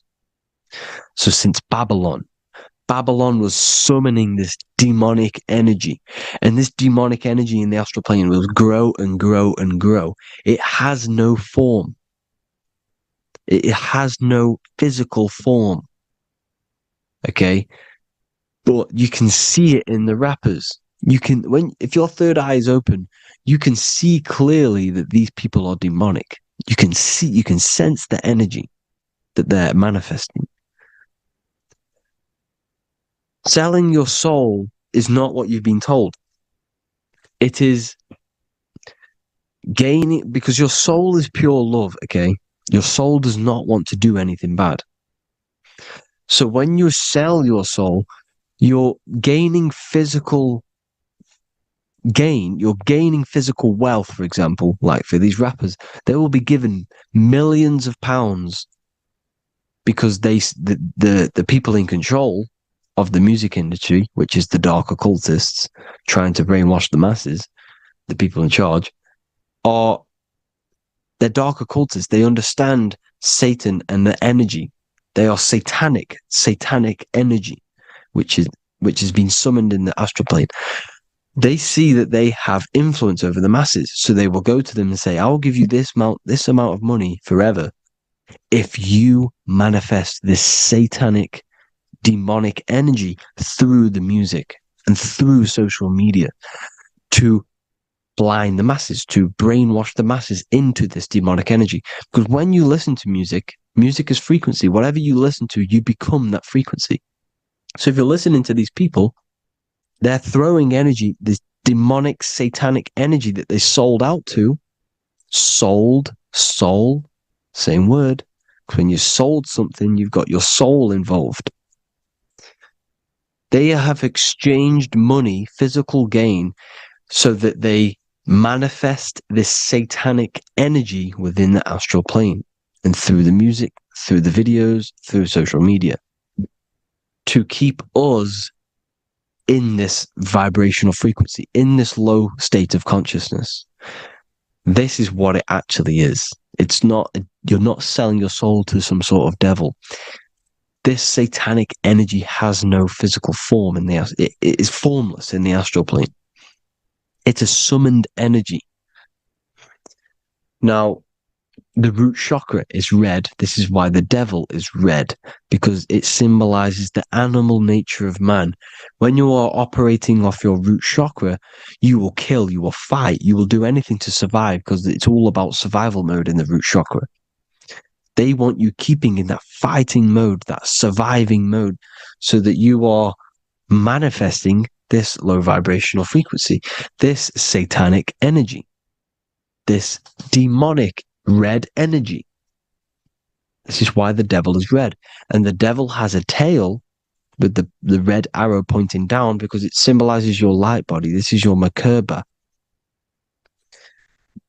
Your Merkaba is your light body. Mer equals light, Ka equals spirit, Ba equals body. Merkaba, this is the devil's tail pointing down, the descension, your heel, up to your heel, hell. Ascension to heaven, head. You see? This is the all-seeing eye with the illumination coming off it, your head, when you're illuminated. The Merkaba is your celestial sphere to portray different planes of reality. It is the vehicle of ascension. It's your light body. It's in the word Kabbalah. Kabbalah. Ka, spirit. Ba, body. La, light. Same thing. Kabbalah. Merkaba. Same thing. It's all about the light body. This light body sees different realities. So when you see the goat in the music industry, it's this satanic summoned energy that's been summoning for thousands of years within the astral plane.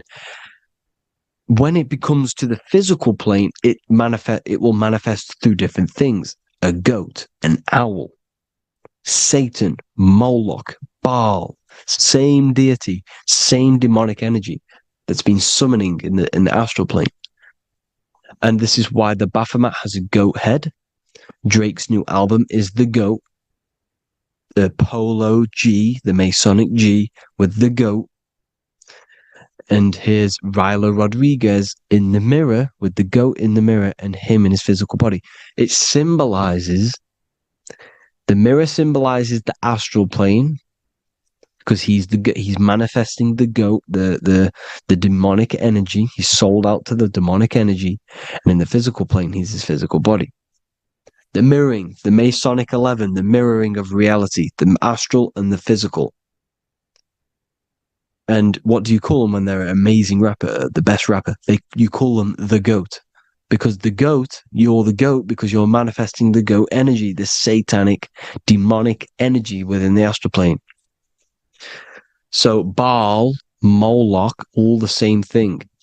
Because in the astral plane, if you want to gain spirits to come to you and communicate you in the physical world, if you want to communicate with spirits, you have to gain their attention. You can either gain their attention or come together and agree to create some sort of being, which is Satan. Okay. You can, like I said earlier, you can create these beings, you can summon them or attract them. One way to attract them is sacrificing. In order for you to become God, man, to turn to God, you have to sacrifice your life. You have to sacrifice, not drinking, not doing things, not doing anything demonic, not doing anything bad, not eating meat. You have to sacrifice yourself to become the light. However, if you want quick, instant gains in the physical world, you can sacrifice something else to communicate with these spirits, because these demonic energies feed off demonic energy, your demonic energy. So these dark occultists will give away babies, they'll sacrifice, torture babies so that they gain, so that they can communicate with these spirits for physical exchange. Yes, you can do this. These powerful spirits, these powerful demons can give you powers. They can give you certain things. And this is what they are doing. They're summoning and attracting these demonic energy. This is why, trafficking is one of the most, Balenciaga. Baal is the demonic energy in the astral plane, which requires child sacrifice for his presence. Balenciaga, and they were trafficking children. They were trafficking, killing them, and offering them to the spirits. This is what they are doing. Balenciaga. It's in the name. Here you see, you can see here a stick man with two horns. The goat, obviously, it's all the same deity. Baal, the goat. Moloch, is Moloch the owl, the Egyptian owl, because it comes from the owl of Moloch, which is Baal, which is Satan, all the same demonic energy. And it's on the dollar bill, a tiny dollar bill, tiny, on the $1 bill. All the same thing. Bohemian Grove, they worship the big owl, Moloch. It's all the same thing. It's all one big demonic energy which has been summoning in the astral plane. And it's trying to take over Earth, the physical plane. That's what it's doing. So I hope you all gained a deeper understanding of the astral plane and what's actually going on in the world. Please leave a comment if you can to help the algorithm. Drop a like if you like this content. And hope you all learned something today. And God bless you all. Thank you all.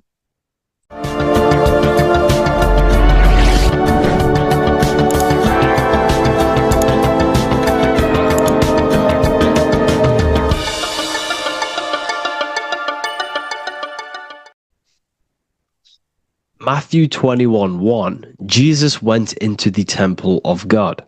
Corinthians 3:16, do you not know that you are the temple of God? Now what is this telling you? That God is within you. Hence why in Luke 21:12 it tells you the kingdom of God is within you. And the side of your head region is called a temple for a reason. Because the brain encapsulates the mind. The brain is a physical manifestation of the mind. The heart is a physical manifestation of emotion. So we have these different layers of our consciousness. We have an intellectual, communicative aspect of our consciousness, which we would call the mind. We have an emotional aspect of our consciousness, which is the heart. And to communicate with the divine, it's all to do with the mind. Hence why the ancients always symbolize the mind being God. This is why Michelangelo always placed God inside of the brain on top of Sistine Chapel in the middle of the Vatican. He understood that God is in the brain. God is within you, not outside of you. The church tells you that God is in the sky because they are creating a externalization of the truth to create a business and a distraction so that you don't find the divinity within you, so that you don't find your power. Now you have Adam, the physical man, the physical body, the ego, the lower self. And he is resting. He's not trying to reach to God, but God is reaching because the higher consciousness within you is always trying to communicate with you. It's always trying to wake you up to your divinity. But the lower mind, the lower self, Adam, the physical self, is always in ignorance of truth, always in ignorance, and stays in a materialistic way of thinking, which is the lower animal self. And this is what we call a sleep or an NPC. This is the lower mind of man. But all you have to do is to move your finger to touch God. You have to look within yourself, within the brain, meditate, and you can find God. This is why in the Bible we see many references to the human body and anatomy to truly connect with God. Kings 6:8, the door to the middle chamber was in the right side of the house, which is the right hemisphere of the brain. The middle chamber is the pineal gland, where the seat of your consciousness is, where the seat of your higher consciousness is, the mind.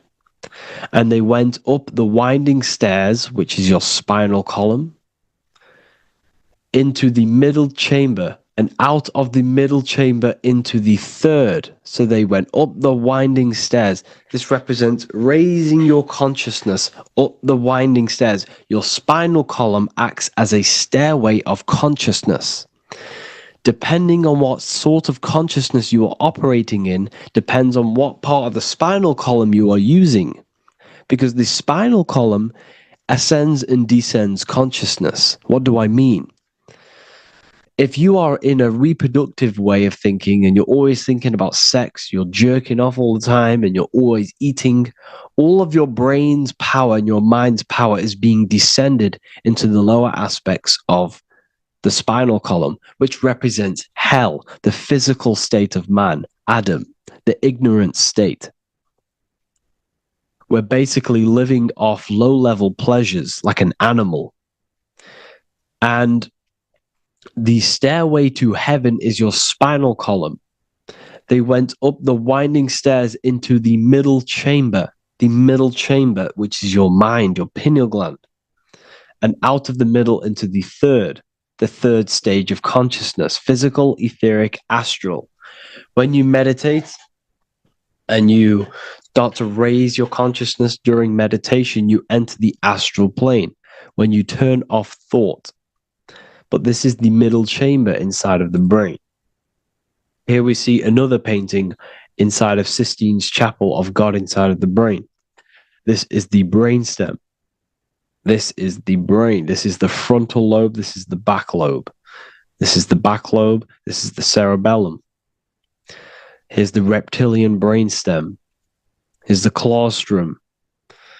This is what we are seeing here. Anatomy. Here is another one in Sistine's chapel in the middle of the Vatican. This is depicting the brainstem. God's neck looks exactly like the brainstem. Here we see a real brain compared to God's neck, because the neck is just below the brainstem. And this is what they are symbolizing, because they knew that God is within you. God is a part of the human body. God is inside of the body, because the body is a vessel for consciousness, for universal consciousness. Inside of you, inside of me, is the same spark of consciousness. And this same consciousness is spread out into every living essence, because everything comes from the one source, the one God, the one consciousness. Matthew 6:22-23. The light of the body is the eye. If therefore thine eye be single, thy whole body shall be full of light. Practicing the single eye. What is this? This is meditation. This is entering within yourself. So the Bible's telling you to practice the single eye. But if thine eye be evil, thy whole body shall be full of darkness. What does this mean? If your consciousness is in an evil way of thinking, if your mind is filled with an evil, negative mind space, then your body shall be filled with darkness, with evil, with negativity. Because negative thoughts destruct the body. Positive thoughts heal and regenerate the body. So he tells you to be, the light of the body is the eye, your consciousness, the inner eye of consciousness, the eye that lets you see. And what do I mean? You look with your two physical eyes, but you see with the inner eye. What you see is perception. You look with the two eyes, and what you see is perception. You are seeing, you are understanding, and that's what consciousness, the mind, gives you. Consciousness, or the mind, is the force that allows you to be a human being, that allows you to understand things and interact with things and make decisions. It's an infinite intelligence. See, the mind is not the brain. This is a big confusion with people. Hence why the eye on top of the pyramid is separate from the bottom half of the pyramid, because the consciousness is separate from the body, the eye, the all-seeing eye. It represents the observer, the eye that sees into this body, into this world, into this. You are the perceiver. You are the invisible spirit within the body. Theologians 4:17. After that, we are still alive, and our left will be caught up together with them in the clouds to meet the Lord in the air. You don't meet the Lord in the physical air. Okay? This symbolism of the ancient Christian artwork is showing you this is symbolic. These things never happened. There's no man in the sky. Moses didn't go on a mountain to meet with God. The air represents the mind. This is why you say you're an airhead when someone's very stupid. Earth is your body. Water is your emotions. Fire is your spirit. Air is your mind, the invisible mind. So Anton Mengs, an ancient Christian art worker, is showing you anatomy of God in the clouds. But this is the anatomy of the human body. Raising yourself to the mind and turning the mind inwards on itself during meditation. And that's how you meet the Lord in the air. You meet the Lord in an elevated state of consciousness.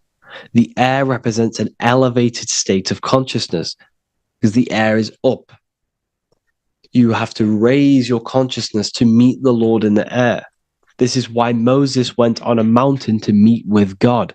The mountain represents elevation of consciousness, raising the mind up the spinal column taking all of the mind's attention away from the reproduction and the physical aspects of self and raising it to the brain and turning off the brain and going inward into the air. It's talking about raising consciousness. It's allegorical. It's a spiritual, metaphorical text. The side of your head's called a temple because inside that where that temple is, right in the middle of where you call the temple, is the inner chamber, the open room, the holies of holies in the Bible, or the land flowing with milk and honey, or Mount Zion. There's so many different names for the brain, or the upper room where Jesus meets his 12 disciples, the 12 cranial nerves in your brain. This is the temple of God. Your body is a temple of consciousness. It encapsulates the consciousness. It encapsulates the mind and soul. John 10:30, Jesus states, I and the Father are one. Psalms 46:10, be still and know that I am God. He's talking about the I am within you, not within Jesus. Everyone refers to ourselves as I. I am God. When you say I, you're referring to the highest aspect of yourself. The aspect that is above all thought, above all emotion, and above all things. When you say I, you're referring to your pure awareness, your pure consciousness, the highest aspect of yourself. And anything after I is egotistical. I is God. The letter I is the Roman numerals for one, because there is one God, one consciousness. The letter I is one line, just like the number one. Matthew 6:3-4, take no thought. Therefore, take no thought. Take no thought. He says this 5 times because you must turn off the 5 senses and take no thought to connect with God. Be still. This is telling you to meditate and know that I am God. The I am within you. I and the Father are one. I and God are one. You, who you think you are, is a completely wrong. The body is matter. Your name isn't you. Your job isn't you. Your reputation, your trauma, your memories, your friends, family, worries, bills, interests, dislikes, goals, passions. Anything to do with the thinking mind is not you. Who you think you are is a part of your thinking aspect of consciousness. But once you remove thought, you are no longer your name. You are no longer your body. You're no longer your reputation. You are the I. You are pure awareness, pure consciousness. Pure consciousness. And this pure consciousness has latched on to this name, this job, the body, and your traumas. Your pure consciousness has attached itself to this character who you're playing in the physical world. And this is essentially who you think you are. But you are not. You are the I. You are the self. You are pure awareness. So, in order for you to detach from these things, you must learn how to detach from your name, your job, your reputation. And you do this through meditation by turning off the thinking mind. Turning off the thinking mind allows other aspects of your consciousness to open up. What do I mean? Your whole life you've been thinking, and all of these thoughts has attached you to this physical body. You haven't allowed your consciousness to open up. And you can only do this by taking no thought. That's why Jesus tells you, take no thought. When you turn off the thinking mind, other aspects of your consciousness starts to open up. Other aspects of your being can open up. And this is how you astral project. This is how you do all these mystical things and things to do with consciousness. It's taking no thought. Imagination, emotions, thought, and memory are all to do with consciousness. These things are not physical. You can't touch thought. You can't touch emotions. You can't touch these things because they are not a physical thing. So you must turn off these things for other aspects of your consciousness to open up. Okay? So essentially, the Bible is a metaphorical, astrological, numerological, metaphysical, spiritual, encoded text that talks about human anatomy, spirituality, and the true nature of the human experience. Everything they teach you in school is to make you think that you are this body. Everything they teach you in church is the externalization of the true teachings of Jesus. Jesus was telling you to meditate. Jesus was telling you to practice the single eye. Jesus was telling you to look within yourself and find God. He wasn't telling you to pray to him. Mark 16:19, he was taken up to heaven and sat at the right hand of God, the right hemisphere of your brain.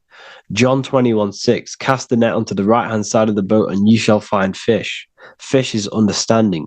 The boat is your body, your brain. Cast your awareness into the right side of your brain and you will find understanding, because the right side of your brain is all to do with the creative aspect and the intuition and the spiritual sides of your consciousness. This is why God is here. This is why Michelangelo depicted God in the right hemisphere of your brain, because this is all human anatomy. And I speak about all of this in the brand new Book of Wisdom, Volume 2, which is now available. The start of the revolution has begun. This book is truly going to change the way people see the world. It's got so many more topics than the last one. It's truly a revolution. It's written in so much detail. It's very practical. I cannot wait to share this one with you. I just want to say thank you for the opportunity for me to create this book, because without you, I couldn't have created this. And I just love sharing my work with you. And I thank every single one of you for the support, the watch, like the views and the likes, everything.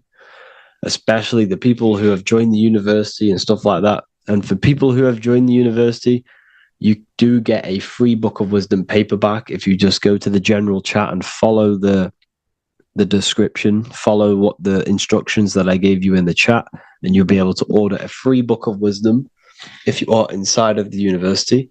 Plus, you get all of my other books, 2 books, and over 45 occult books on occult and esoteric things. You get lectures, live calls, a community, a manifestation mastery course, and a whole library and reoccurring updates every month, every week. So yeah, I hope you all enjoyed this video. Thank you all. Please leave a comment to help the algorithm, and leave a comment on what videos I should make. And yeah, I'll get to uploading on the YouTube a lot more now the second book is now released. I have a lot more time on my hands. No longer using my energy to create the book. I am now going to redirect this mental energy into the YouTube. So there will be a lot more content coming. So I need some content ideas. So feel free to comment some ideas, some YouTube videos that I can create. Thank you all, people. Have an amazing day. Welcome to Revival of Wisdom. Welcome people, we're back with another video. In this video we're talking about how Jesus Christ and Christianity is all sun worship. The Holy Bible of Christianity is not meant to be taken literal for history. It is a story and has lots of metaphors. Starting with the symbol of the cross of Jesus. This cross originates from this ancient cross of the sun. This symbol has been used for thousands of years, way before Jesus was a thing, in Europe, America, Asia, and all around the world. In fact, this symbol is still being used by Christians today, not knowing it represents the sun. This is a 4,500-year-old artifact, a golden plate with an equal-armed cross found in England. The gold to symbolize the sun, and the equal-armed cross for the 4 equal seasons of the year. So this is why in the Bible you have Matthew, Mark, Luke, and John, symbolizing the yearly cycle of the sun and the 4 equal seasons. Also in the Bible, Jesus is referred to as the light of the world. So yes, Jesus represents the sun. He is a metaphor for the sun. Hence why in all of these pictures and images and paintings of Jesus, there's always a sun behind his head, and some even with the sun cross behind his head. Jesus also has 12 disciples, which represent the 12 zodiac signs and the 12 months of the year. This is the Last Supper by Leonardo da Vinci. As you can see, the sun, being Jesus, is in the center, because the sun is in the center of the zodiac signs. There are 4 groups which symbolize the 4 equal seasons. Each group contains 3 people symbolizing the 3 months and the 3 zodiac signs in that season. There is only 1 female in the painting, which is Virgin Mary, who symbolizes Virgo, the astrological sign. So yes, Jesus symbolizes the sun with his 12 zodiac signs and 4 gospels for the 4 seasons of the year. However, there is another phenomenon. The 25th of December is known as the birth of Jesus Christ, which is known as Christmas today. So Jesus symbolizing the sun and is born on December 25th. This is the day the sun moves 1 degree northward, bringing back the warmth, the growth of crops, the life and light back to the northern hemisphere.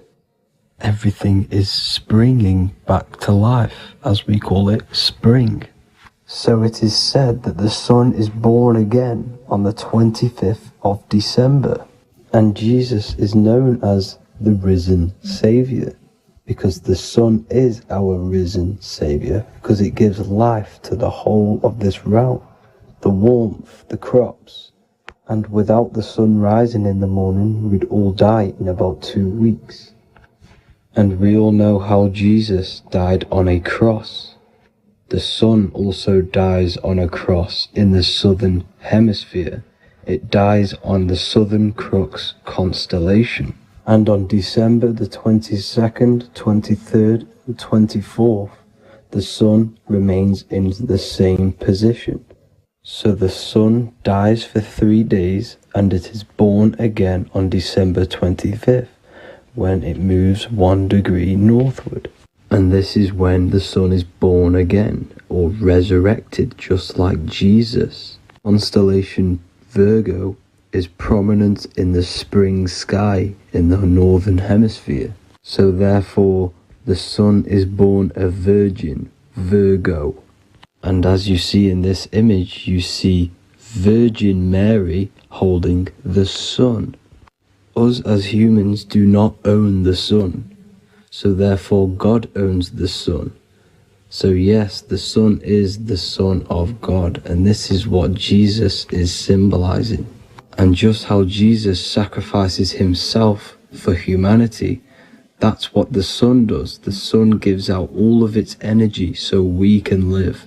There are many other Bible verses which represent Jesus as the sun. Now in Matthew 8:23-27, his disciples are in a boat and there is a massive storm.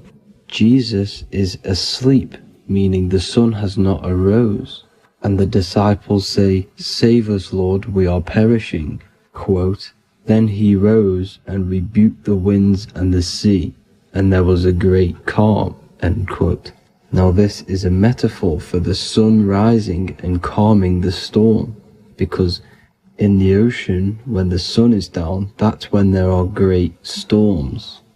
The worship of celestial bodies go back thousands of years, and it's called astrotheology, and it can pretty much be traced back to all ancient civilizations. Now going back to the ancient Egyptians, the god Horus, the god of war, and he symbolized the sun in the morning. Ancients used to say that he walked over the sky in 12 steps. Yes, this could symbolize the 12 zodiac signs. It also symbolizes the 12 hours of daylight. So we have 12 hours of Horus, but now they've rearranged the word to hours. Horus and hours. And when the sun rises, Horus rises, we say horizon, which is Horus is rising. That's the etymology of horizon. Another Egyptian god called Amun-Ra was known as the god of all creation. He was the first god of them all. Amun was also a sun god. Therefore, after every Christian's prayer, they say Amen, sending their prayer through the sun to God. So this all goes back to the worshipping of the sun.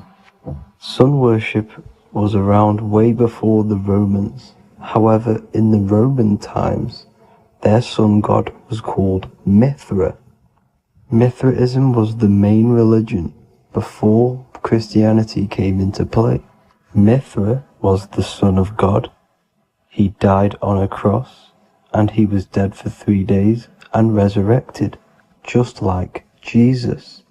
So the Catholic Church was not made in heaven. It was made by the Roman Empire. They mixed all the sun religions of Judaism, Mithraism, and other Arabic religions and combined it into one, so Caesar, the Roman emperor, could gain his own religion. So yes, Christianity was a political move to gain more control over the masses, because it was a worldwide government at this point in time. So here is a Sumerian helmet with the rising sun symbol. And then the Romans also used this rising sun symbol on their armor.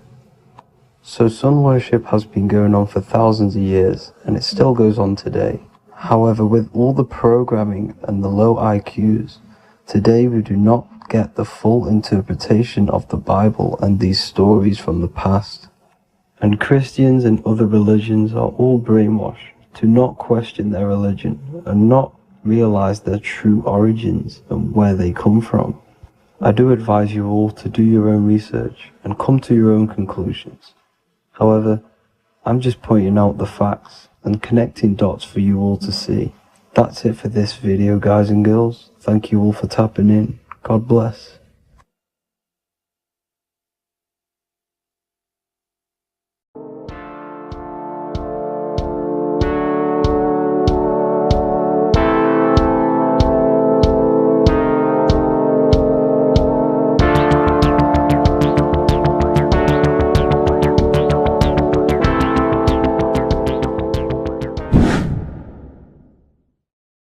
How are we doing, people? It's Revival of Wisdom.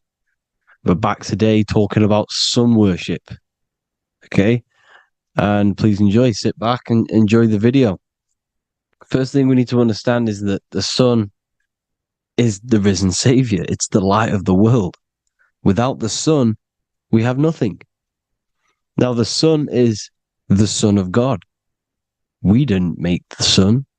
No one owns the sun. But who created the sun? Obviously, the Creator created the sun. Therefore, it is the Son of God. And that is what Jesus is symbolizing in the Bible. The Bible is a metaphorical story. That's why it's called the greatest story ever told.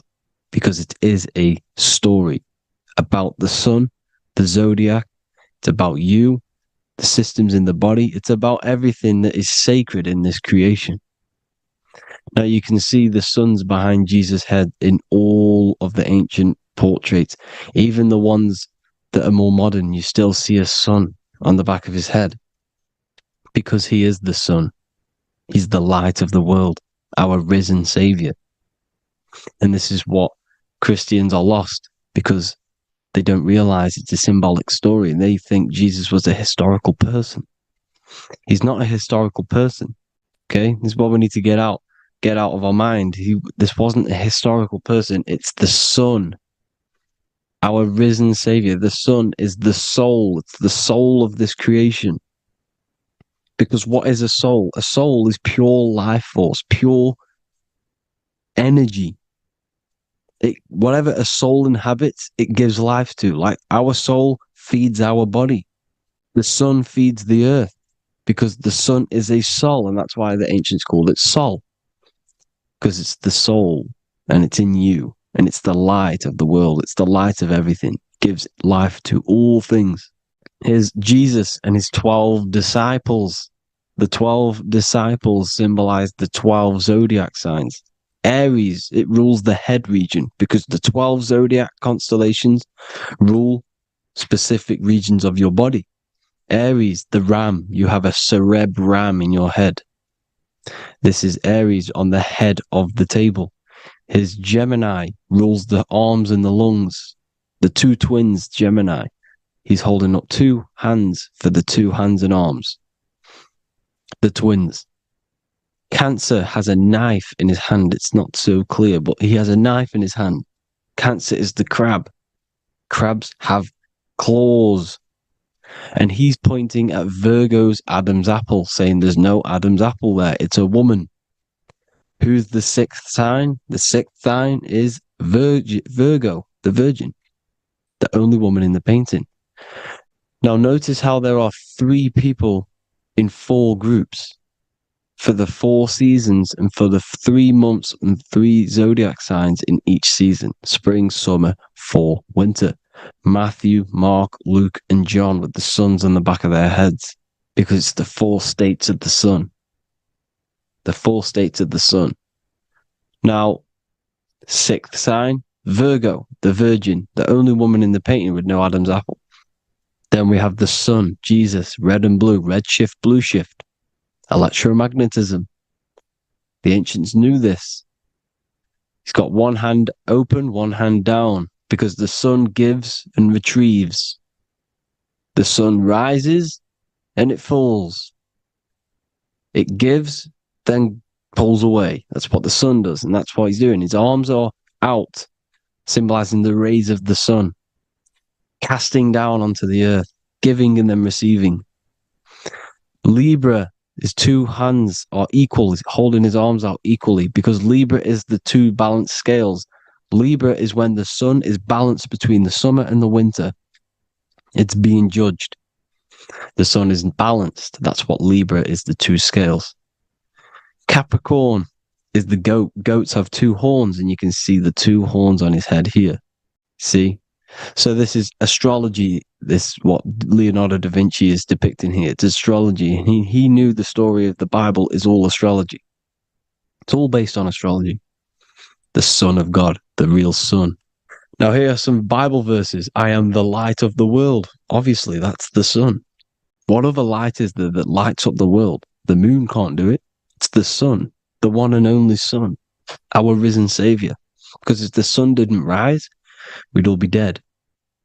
So it's our risen Savior. And it dies for our sins every night and then gets reborn every day. Now Jesus calms the storm. Mark 4:35-41. The disciples are all on a boat and there's a heavy storm. But Jesus is asleep. The disciple says, Jesus is asleep. We need to awake him. They wake up Jesus, and Jesus got up and rebuked the wind and said to the waves, quiet, be still. Then the wind died down and it was completely calm. Well, when Jesus was asleep, this is the sun not being risen. It's not risen yet. Because in the night times, that's when the storms happen on the sea and the ocean. And when they awake Jesus, Jesus rises because he's the sun. He rises and everything calms. Because when the sun comes, the storms go. You see? So it's the sun. It's all about the sun. Here's another, Luke 22:10. A disciple asked Jesus, when will we know it's the end times? And Jesus says, as you enter the city, a man carrying a jar of water will meet you. Follow him to the house that he enters. Well, this is clearly talking about astrology, the topic that Christians think is satanic. when they don't realize the whole thing's based on astrology. Because the end times is the end of Pisces, which is the two fish, which is the age we've just gone out of. And you can see all these ancient churches here with two fishes, because they knew it was the age of Pisces. There's an ancient artwork with the two fish, Pisces. And the end times, as it talks about in the Bible, and Christians think the world's going to end or something. But no, it's just the end of Pisces. As you enter the city, a man carrying a jar will meet you. Follow him to the house. The house is the Zodiac sign that he enters. And the Zodiac sign is Aquarius, because that's what it is, a man carrying the water. We know this is astrology because that is a woman's job in the ancient times. In the ancient times, the woman used to get the water. You would never see a man collecting water back then. That was the woman's job, whilst the man builds the houses, for example. You see, so we know it's talking about astrology because astrology is the man holding the bucket of water. It's the end of Pisces. Now we are in Aquarius. And of course, Luke 24:36, the risen Savior, the Son. Now, the Son is also born on the 25th of December, a virgin, just like Horus, Mithra, Buddha, Krishna, Hermes, and thousands of other gods, all born on the 25th of December. Well, it's because the sun moves 1 degree northward on the 25th of December. And on the 22nd to the 24th, it stays in the same degree because it's moving south. But then on the 22nd, it stays in the same degree on the Southern Crux constellation. And the ancients called this the sun dies on a cross, because the cross is the Crux constellation, the Southern Cross. And it stays on that same degree for 3 days on the cross. The sun dies on a cross, and then on the 25th, moves 1 degree northward, bringing back the summer, the light, the warmth, the growth of crops. And this is the sun being reborn again, a virgin, because it's pure. And here's Mithra, another sun god before Jesus was around, before Christianity. It was Mithraism, and Mithra, Ra is Ra, the sun god, Egypt. It's all about Ra, the sun. You can see the crown of thorns on Jesus' head, symbolizing the rays of the sun. And here are the rays of the sun on the back of Mithra's head. Krishna, the sun. Buddha, the sun. Horus, horizon. All born virgins, all did miracles, all resurrected. Dead for 3 days. Well, here he is, dead for 3 days on the cross. And resurrected, because it's the most ancient religion ever been on the face of the earth, the worship of the sun. And we should worship the sun, because without the sun we are nothing. The sun feeds us, feeds the earth, feeds everything. Without the sun we are nothing. It's been reversed, and now we're worshipping man. When we're worshipping a man called Jesus, was never real. It's all about the sun. The most high, the most powerful, potent, celestial body in the sky, the orb that feeds us every day. It dies for our sins and rises every day. It's the sun. Now on the Holy Communion Day, it's the worship of the sun. They give out mini suns. It's Jesus holding a sun. And they raise the sun on Sunday, because they go to worship their sun god on Sunday. Not Saturn Day, not Moon Day, Monday, but on Sunday when the sun is exalting. And they hold suns up above their heads because the sun rises. They're symbolizing the sun rising above their heads as Savior. It's the sun. It's the Holy Communion Day. And here's Jesus giving a piece of himself to the children. It's the sun, the light. Judas was known as a backbiter, a backstabber, because he stabbed Jesus in the back. He betrayed Jesus. Well, this is just another astrological story about the constellation Scorpio, because the Scorpio is the J. Looks like a J. J for Judas, the scorpion. The backbiter. Scorpions backbite. They bite with their back. And what does Judas do? He betrays Jesus by kissing him to let the warriors know who they need to get. So he kisses Jesus and Jesus gets stabbed in the back. Well, when you get stung or bit by a scorpion, they leave like a kiss. So Judas kisses him and gets betrayed. Well, this is because the sun, when it hits Libra, it's balanced. The sun is balanced because it comes through summer. Now the sun's starting to die. The sun's starting to die. It hits Libra. And then as soon as it hits the scorpion, the Scorpio, it gets betrayed because now the sun has to fall to winter and Saturn is there waiting to take over the darkness of the winter.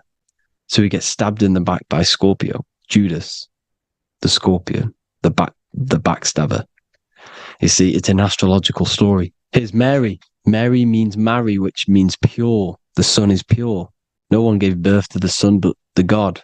And it's born every day. It's born every day on every year. It's born pure.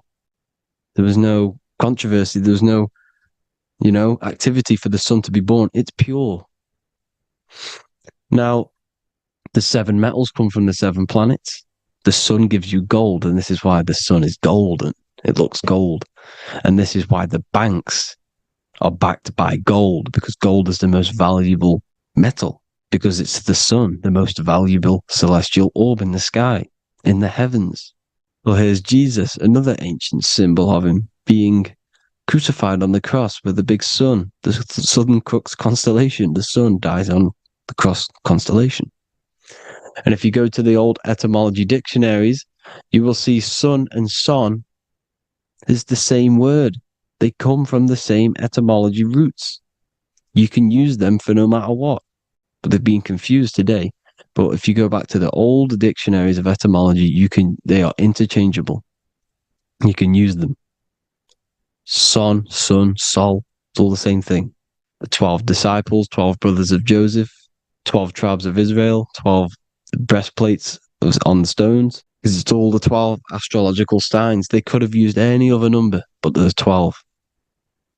Because 12 is the mind, which is God. 7 is the number of matter, which is man. 7 energy centers in the body. 12 cranial nerves in the brain, because it's the mind. 12 is the 12ness. The Zodiac is literally the mind of God, the signs of God. Now here we see here, Job 38, 31 to 33. Can you lead forth a constellation in the season? He's asking you, can you read the sky? Can you read the heavens? Canst thou bring forth the Mazzaroth in its season? Mazzaroth means 12 signs, the Zodiac. Why did they translated every single Hebrew word in the Bible into English, but they decided to leave out Mazzaroth? Why? It's because if that said Zodiac, Christians would have a different view on the Bible, but they leave that out. But Mazzaroth actually means the 12 signs, the Zodiac, and the stars means sign. The word stars means sign because the stars are signs, things to come, which is off in Hebrew, which means sign, things to come. You see a sign on the road, it's something coming. But God is saying, what does he say? To qualify as a director, a judge of man's life on earth, one must be able to govern the heavenly bodies that rule the earth. It's telling you to read the heavens. We need to read the heavens. Astrology, the 12 zodiac signs, the mind of God. It's telling you, read the Mazzaroth, read the Zodiac, because they are things to come in your life. They are signs. It's not satanic, it's made by God. God said, let there be lights in the firmament of the heavens to divide the day from the night, and let them be for signs. Signs are things to come. The 12 zodiac signs. It's all about astrology. Here's Mary holding the sun. His son, her son. It's the sun in the sky. The one and only, the most high. The soul, the solo because it's on its own. The most powerful, Ra, radiance. Here's the Pope holding the sun. All 3 popes holding the sun, because they're sun worshippers and they know the true meaning and origins behind Christianity. Sun worship. Here's the Vatican is a sundial. Yes, this is how to This is literally a clock. Your clock, your watch is a sundial. It's got 12 sections on it for the 12 zodiac signs. 12 hours, 12 Horuses. Now here you see Jesus walking on water. Well, it's the sun, and here's the beard of the sun. Here's the pyramid of the sun, the illuminated one, the all-seeing eye, the sun. Here's the Ankh. The sun creates these symbols. The ancients knew this. Now, when you see these headdresses, these are actually the days of precession of the sun.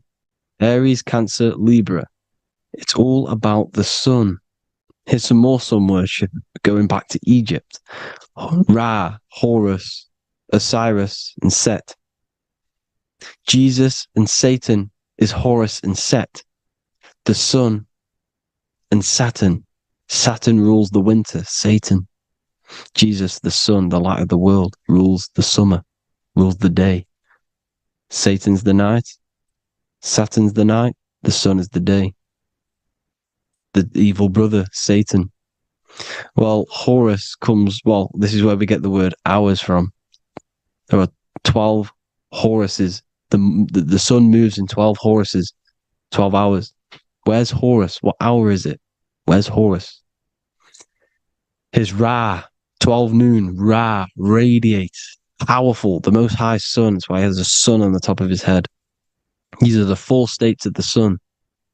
Set, sunset. This is why we say sunset, because the sun is setting. His sunset, his Horus, horizon. The Horus is rising, Ra radiating, and the sunset. Then midnight is Osiris. Here's another ancient symbol for the sun, the scarab. Ra, the sun, scarab. It's got the word Ra in it because it's the sun. And here's the sun on top of the scarab with the wings. Because scarabs roll dung up hills, and then they'll let it fall down the hill to gain more matter. To gain more, bigger, like a snowball effect. And this is, the ancients saw this as a process of the sun, because the sun climbs up the hill and then it falls. So they used the scarab to symbolize the process of the sun. The sun climbs and falls. Here's an ancient Egyptian cat cutting off the head of the serpent. Well, the cat is cutting off the head of the serpent, symbolizes the sun cutting off the nighttime. When the sun rises, it cuts off the nighttime. It cuts off the serpent. The serpents represent darkness or evil. Well, there's some more symbology of the sun and the heavens, the arch, the royal arch, the firmament, the sun inside the firmament. These are all ancient churches, and they all depict the firmament with the sun inside. There's the ancient cosmology, you see, because it's all about the sun. Everything's about the sun, because the sun is our orb made for us to sustain life in this, inside of this creation, inside of this firmament, the royal arch of heaven. Here's the Freemasons depicting it. Here's the Masonic royal arch. But you can even see the zodiac signs. Here's Cancer, the checkered board. It's the royal arch of the firmament. Obviously, they don't want to tell you that. You live in space, apparently.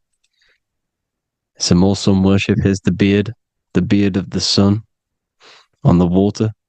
They all have this long beard. And why do they say amen? Amen at the end of every prayer. Amen is a sun god, a creator god. It's all about the sun. So thank you all, people. Hope you all enjoyed. Hope you all gained some knowledge and insight. Please give me a follow, drop a comment, drop a like. Have a good day. Love you all.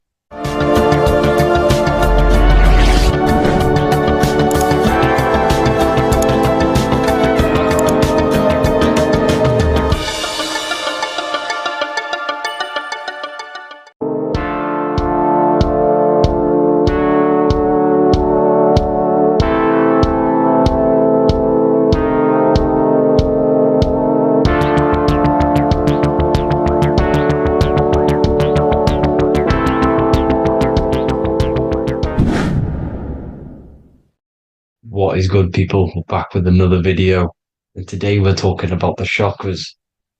Let's jump straight into this because I know there's been a lot of requests for this video. So let's jump straight into this. So you have 7 chakras, right? 7 chakras, and these chakras are feeding off your electromagnetic field, known as your aura. This is both positive and a negative pole, male and female, right? This electromagnetic field is made out of electric and magnetism, and together they come as electromagnetic. Now, your chakras, the word chakra just means wheel, spinning wheel, because that's what they are. They're spinning wheels of energy. They do not exist on this physical plane. They exist on the etheric plane. Okay. Now, these energy centers are known to regulate your emotions, and each energy center controls the organs and cells in that particular area of the body. So, for example, your sacral chakra will control the cells and organs of your sexual reproduction area. Okay, the navel chakra or solar plexus will control the digestion in your body. Same with the heart, same with the throat, right? So they are like mini brains for each center of your body. They run along up the spine, but notice the crown chakra exists outside the body. It's just above the head. Now, this process of the chakras is obviously the 7 colors of the rainbow, starting from red, which is the lowest vibrational color, all the way to violet, which is the highest vibrational color. This, like I said, these energy centers are feeding off your electromagnetic field. So if these chakras are unbalanced, they are taking too much energy from your electromagnetic field, making it weaker.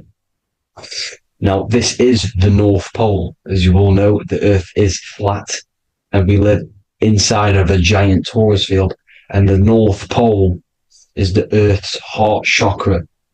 And this is why the aurora borealis, or the northern lights, whatever you want to call them, that's why they are green, and they are being emitted from this center point of the Earth, because it's symbolizing the heart chakra, which is green, right?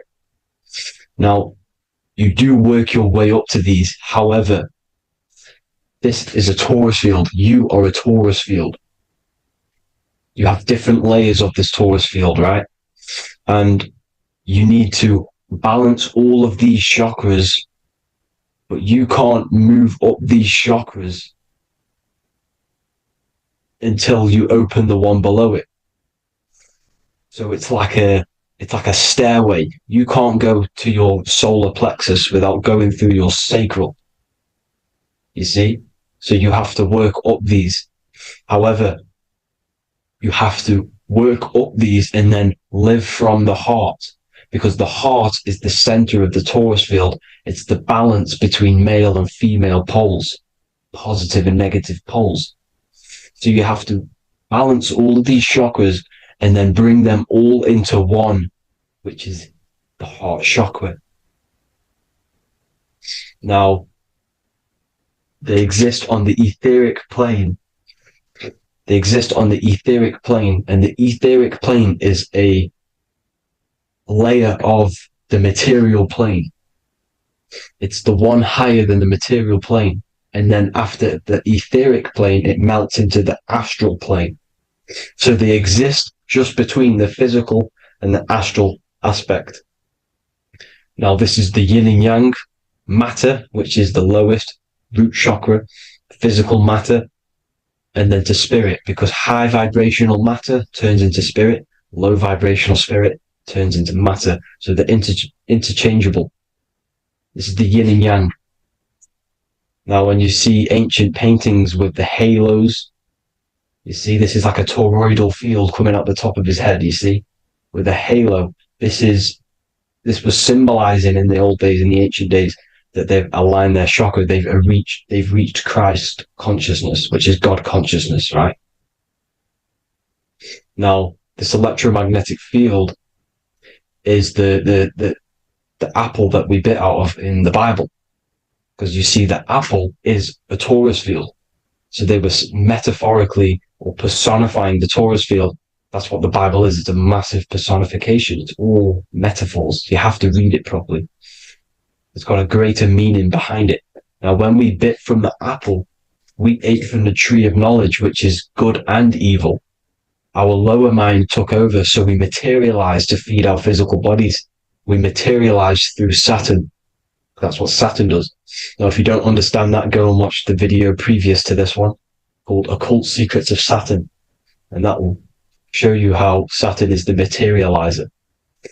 Now, this is one of the secrets behind the Masonic compass, electric and magnetic, male and female, duality, positive and negative. Now, like I said, they teach you about the torus field, about a magnet in school, but they don't teach you about your electromagnetic field. Everything alive has a torus field. It is the building block of this creation. Absolutely everything has a torus field. There's not one thing without it. And as you can see here at the center of the apple, that's where the seed is. That's where the life is. The reproduction of that organism. As you see, this is where the most electromagnetic energy is stored, in the center, because this is where the two duality, this is where the field meets at the very center. This is why the seed is at the very center. Now, your spine is a elongation of the brain. The brain is heaven, and the bottom of the spine is hell. So this is Saturn, which is the root chakra. The 7 planets are associated with each chakra. Moon equals mind. Okay. Now Saturn is physical matter, as I've just explained. This is the lowest vibrational color. And they want you trapped down here, which is your hell state, your animal nature, your physical nature. They want you to identify as the physical body. They don't want you to reach these higher states of consciousness. Okay? Now, in the brain, you have 12 convolutions. Now, this is what they were symbolizing in the Bible with the 12 disciples. And obviously in the Bible, it says the upper room where Jesus met with his disciples. This is heaven, the brain, the higher states of consciousness. Now, this is your North Pole. This is Jacob's ladder. Okay. This is why you have 33 levels of Freemasonry, because it's symbolizing the 33 vertebrae, which are these little things here on the back of your spine. Because once the Kundalini energy from the bottom of your spine rises to the top, this is when you get enlightenment and opens your third eye. Spiritual enlightenment. As you can see here, this is Jacob's ladder. This is the Kundalini symbol, right? And they're even showing you this in the medical symbol. They're putting it in your face. But the serpents are wrapped around the spine. Now, the serpents symbolize how the energy moves around the spine, because it's a torus field, you see? At the center of the torus field, it wraps around the center pole. It wraps around it, and this is how the energy moves up. So they're symbolizing it with the serpents. Okay? Now, every religion has a sacred river. For the Egyptians, it's the River Nile. For Christianity, it's the Jordan River, right? This river is the canal, the energy canal at the center of your spine, all the way leading to heaven, to the Holy Land. This is the chamber which the energy rises up, right? Now, they used to say the gods descended from heaven to man. This is just heaven. This is the mind state. And they said the gods were connected by a rainbow bridge. That's the chakra system, the rainbow bridge. Okay. Now, the ancients called this place Midgard, Earth, where both evil and good live, right? Midgard. But you can go to heaven, which is a pure mind state, because once you're in heaven, nothing negative can ever bother you. That's completeness. pure Christ consciousness. Now, this is why Jesus dies at 33. He didn't actually die, but it's symbolizing the death of the physical body. Not the death of the physical body, but his consciousness rising above the physical body to, as I said here, matter to spirit. Matter died off and he came spirit consciousness. This is symbolized by the 33 vertebrae, which is obviously the 33 levels of Freemasonry. And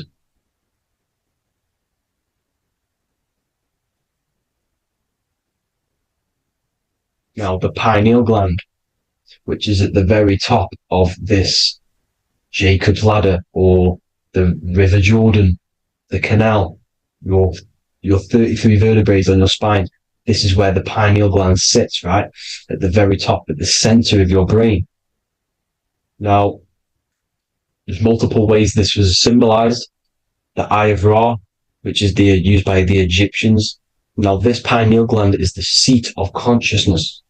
This is where your consciousness is stored, right? And the ancient Sumerians used the pine cone, hence why it's got the word pineal gland, the seat of the soul consciousness. It produces DMT, dimethyltryptamine, which is known as the spirit molecule. And the pineal gland is wrapped in microcrystals, and we all know crystals transfer frequency and energy. Now, radios use crystals. A radio is a frequency transmitter, turning a frequency into a frequency that we can hear with our ears, right?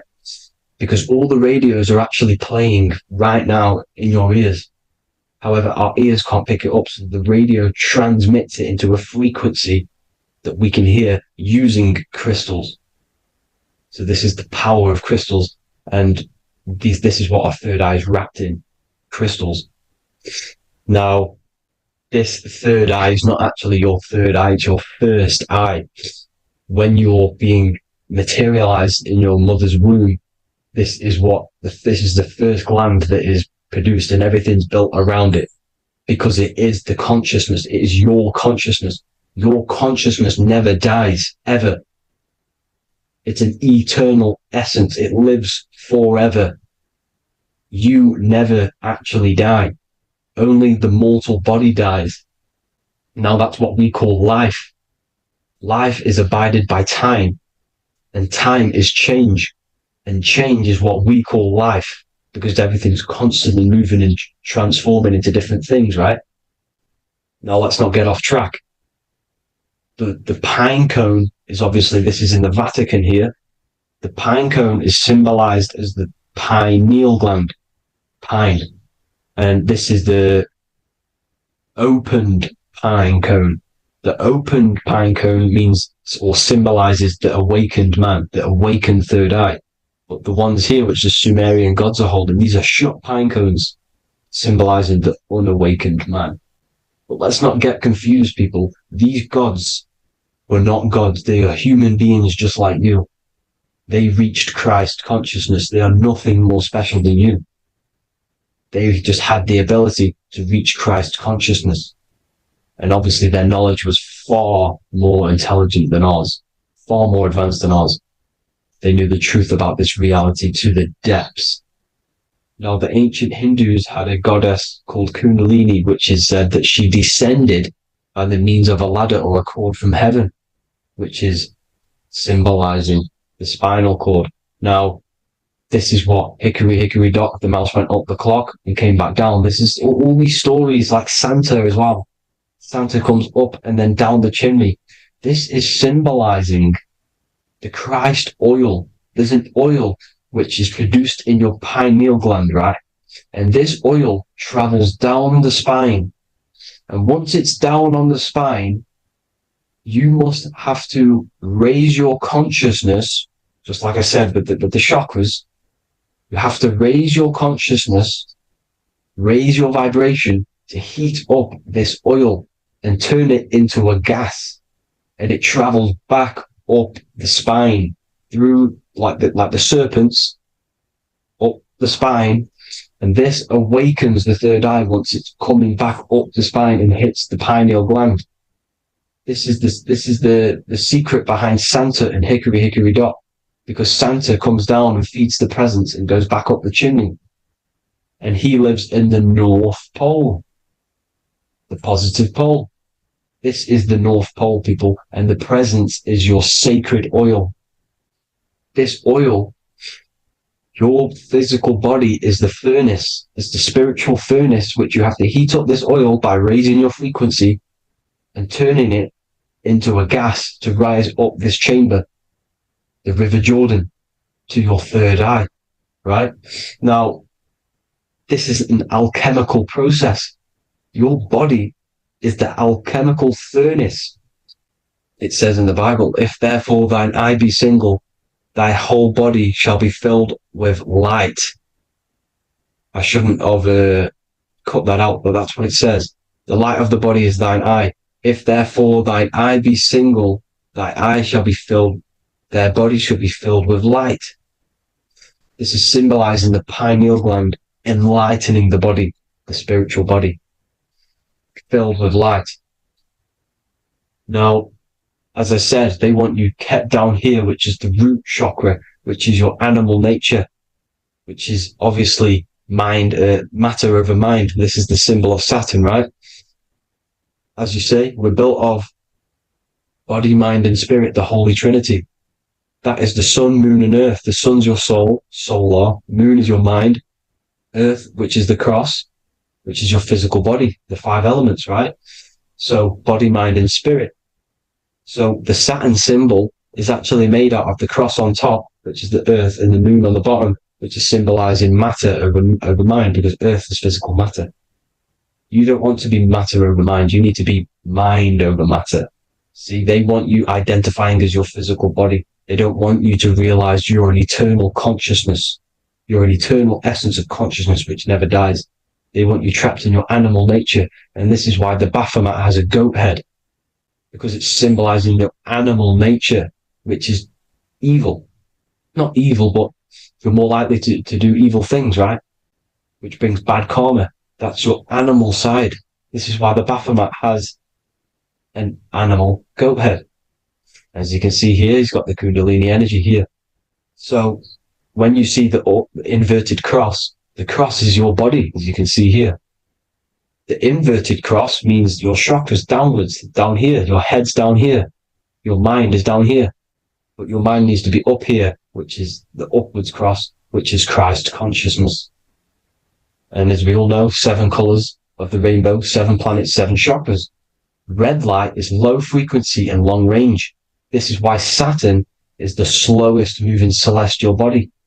And it's the lowest chakra, because it's low frequency, long range. The moon being the crown chakra, which is high frequency. This is why the moon moves around the quickest. The moon is your crown chakra, which moon in mind. See, so there are multiple ways of your chakras becoming blocked. Now, each chakra has a specific intelligence. It has a specific thing that it's doing for the body, right? Now, this can be overused. It can be abused. For example, masturbation. That keeps you down here in your sacral chakra, because you're abusing the energy center. You're abusing your sexual energy, which is then becoming unbalanced. So this is how energy, this is why these centers are pulling more energy out your electromagnetic field, because these centers are wheels. The chakras just mean spinning wheel of energy.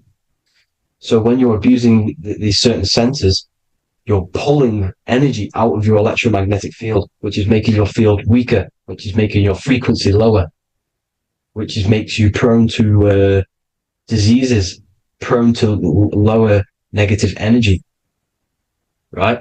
So you need to align these chakras. You need to unbalance them. And as you can see here, you can screenshot these to see how they're blocked.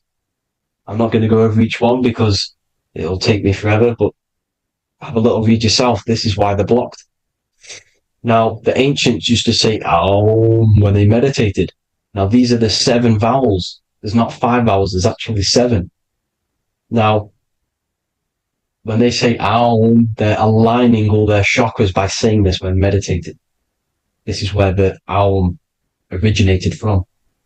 Now, emotion is energy in motion. So if you're feeling a certain way, that's the energy you've put in motion. It's a reflection. We live in a mirror reality. Everything's mirrored. Everything's mirrored. As within, so without, as above, so below. Everything's a reflection of some sort. So whatever you're feeling, you're doing something wrong. It's telling you you're doing something wrong from the root cause. Because your energies are the effect. You're feeling the effect of something you've caused. The law of cause and effect. Nothing escapes it. Now, the Jehovah's Witness believe that exactly 144,000 faithful Christians go to heaven or be resurrected, right? This is not true. This is symbolic. 144,000 go to heaven. Now, the petals on the chakras, this is the root chakra, this is the crown chakra. Now, if you add up the first 5 chakras, the petals, add up the petals on the first 5 chakras, you get 48. And then you get to the third eye, which has 2 petals. 48 times 2 equals 96. 96 plus 48, which you got from here, equals 144. The last chakra has 1,000 petals. Times 144 times 1,000, you get 144,000. This is a frequency. This frequency is the frequency of the ascension up your chakras. This frequency is a high frequency which turns that oil into gas which rises up the spine, activating your third eye. Right? So this is all the religions are all symbolic for this sacred secret of Christ consciousness. As it says in the Bible, the kingdom of God is within. It's not out there, people. You must look within yourself. You are God. You are a spark of his consciousness. Infinite consciousness, right? So 144,000 is a frequency, and you must achieve this. Like I said, these people in the past, they're not gods, people. These were just humans. Nothing special. They just reach Christ consciousness. Now, they keep you in these lower vibrational states with the food, right? And as you can see here, all of these fast food restaurants are mainly are red and yellow, which are these lower states, these lower 2 chakras, lower vibrational colors, because they want you trapped down here in matter. And these foods are so low vibrational, they will keep you down here, because your gut produces, I think it's like 80% of melatonin. Melatonin is your feel-good hormone. These foods will not make you feel good. This is very low vibrational. Meat. It's not meat, it's raw flesh. These animals are stripped from their family, put on a conveyor belt, watch their friends be tortured, and then get slaughtered in a slaughterhouse. Think of all the fear that's running through their blood, all the hormones, all the fear, and you're going to go and eat that very low vibrational energy. As you can see here, this is the light photons within fruit. You can see the life force in this fruit. You must think, feel, and do positive to raise your vibration. As you can see, earth equals heart. If you rearrange it, everything in nature is green, right? The aurora borealis is green. You must align all these chakras and then live from the heart, because the heart's the center of the Torus field. You must become the consciousness in the center. So that's it for this video, people. Thank you all. God bless.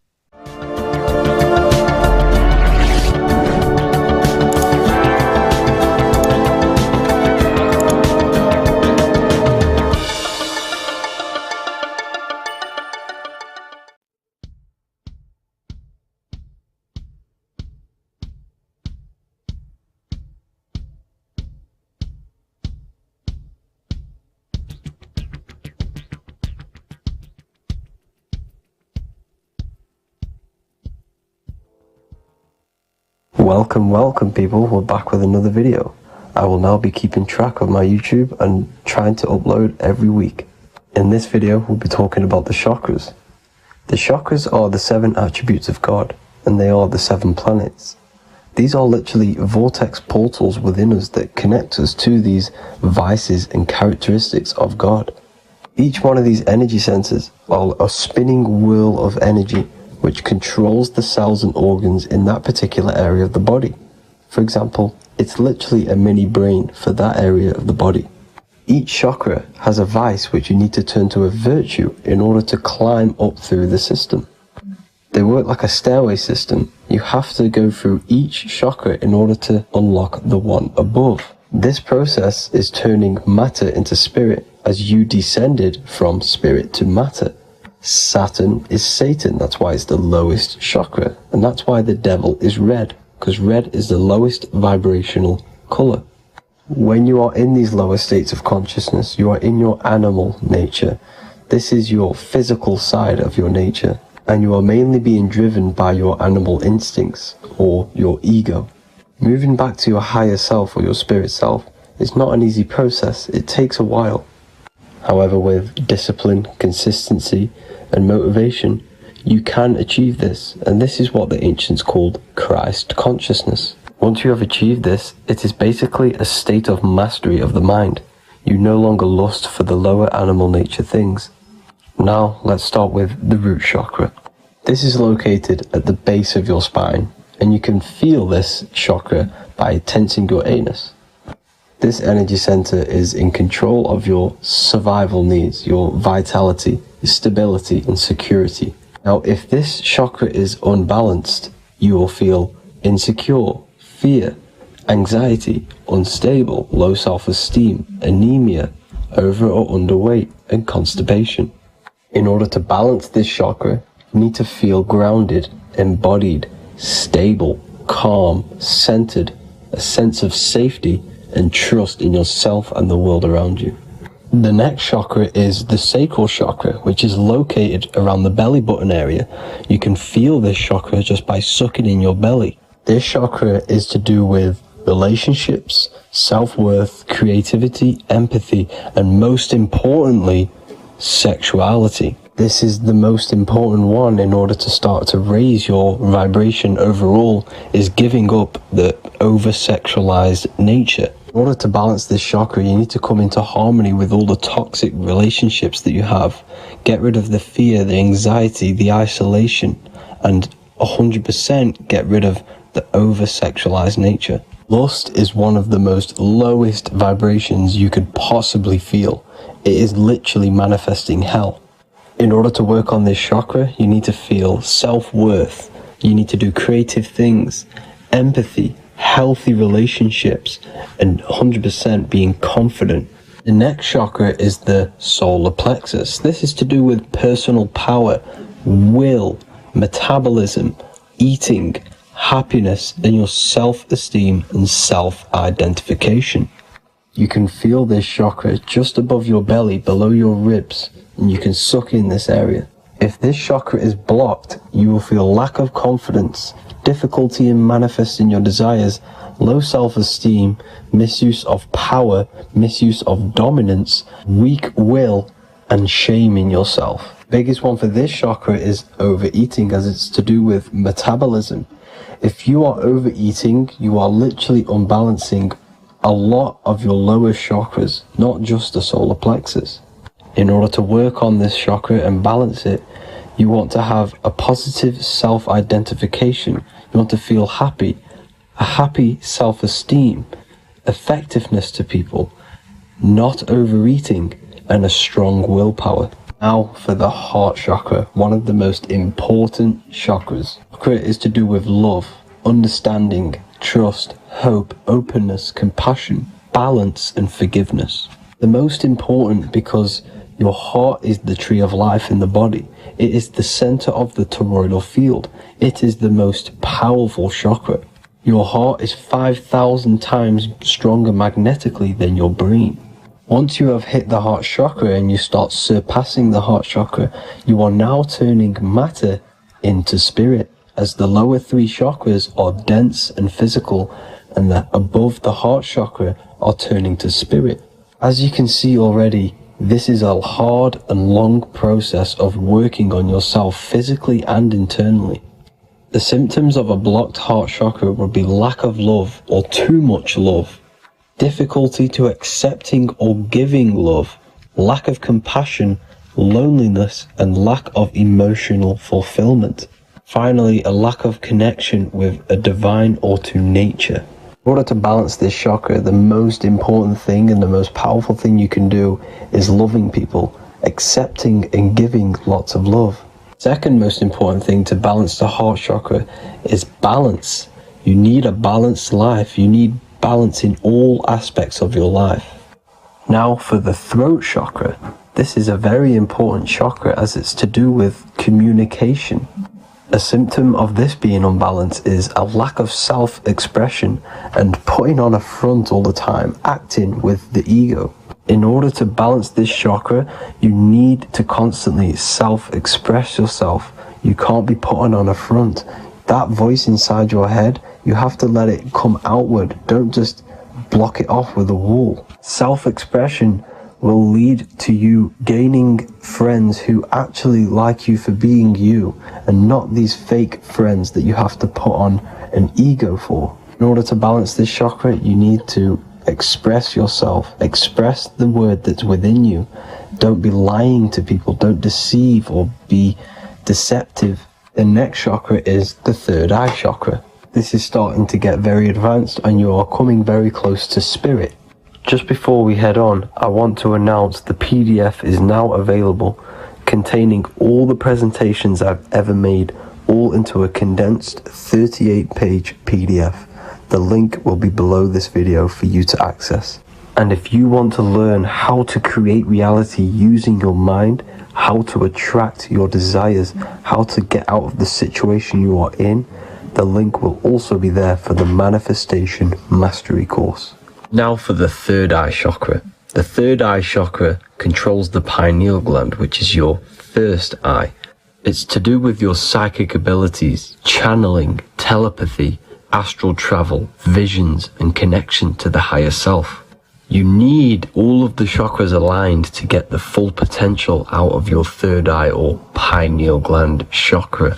For example, if you're astral traveling and you fear something, you will be instantly shot back to your body. So you need to master all of the chakras before you go on and try and do these higher spiritual activities. Symptoms of the third eye chakra being blocked is lack of imagination, lack of vision, lack of concentration, blocked or clouded intuition, can't see the big picture, and especially overly reliant on logic and intellectual thinking. A good way to work on this chakra is imagining things, vision things, trust your intuition at all times, always follow that inner voice. Cut out the tap water which contains fluoride. Fluoride blocks the pineal gland. And cut out all junk food because all of this is affecting your pineal gland. When in meditation, you want to focus your eyes and your attention to the center of your head between the two eyebrows. This is where the pineal gland is located. This will help and awaken the pineal gland over time when you keep doing these meditations. Finally, for the crown chakra, this is to do with universal consciousness, all-knowing, enlightenment, cosmic connections, the God source. This chakra is blocked by being cut off from spirituality, plagued by the senses, being tricked into the five senses and being tricked into thinking you are the body. In order to work on this chakra, you need to feel grounded. You need to know yourself, your real self, the voice within you. Have common sense, have specific decisions that you're making, be very direct. Now we've got out of the way all of the chakras, I can now introduce methods and meditations which will help you unblock them spiritually. When meditating, you want to get into the present moment in a nice, comfortable position. Bring yourself to the present moment by saying, I am here right now, nothing else matters. Keep repeating this over and over with your eyes open or closed. After a couple minutes of bringing your attention to the present moment, you can now start to breathe in through the nose deeply and breathe out through the mouth slower than you breathed in. place your attention on the chakra that you want to balance. Think of a high vibrational emotion like love, and think of this while placing your attention on that chakra. You can do this exercise every day for 10 to 20 to 30 minutes. The longer the better. Another practice you can do is by chanting the Bijis for each chakra. They are here, starting from the root chakra all the way to the crown chakra. Or you can chant the 7 vowels. There are not 5, there are actually 7. A, E, A, O, U, M.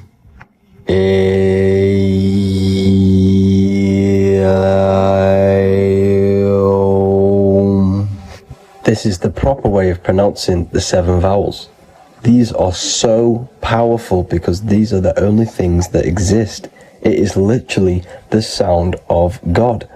By pronouncing them right, you can actually create a lot of power within you and align your chakras. That's it for this video, people. I'd appreciate a comment and a like to help the algorithm. I appreciate you all. Love and light.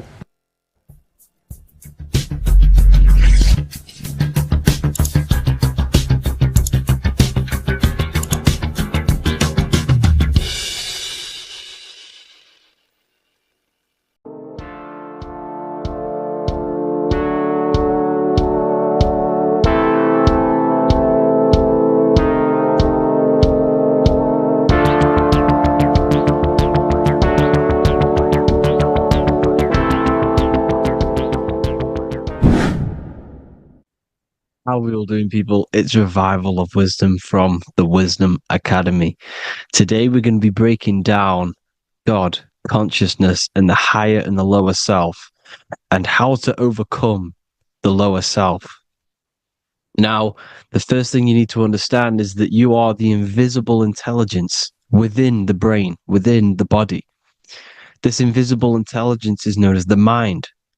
But you are not the mind. You are the observer of the mind, which is the soul, the invisible entity. The mind is your intellect, your intelligence. Now, the mind is, it's hard to put this in words, but the mind is something that gives you the ability to explore the universe. And this inner self is the I am. It's the quiet, the inner self, the voice you see in you hear in your head. This is why within spells high twin, inside, internal. The I is also the number 1, which is one line. Because the one and only, is the inner self, which is the I am.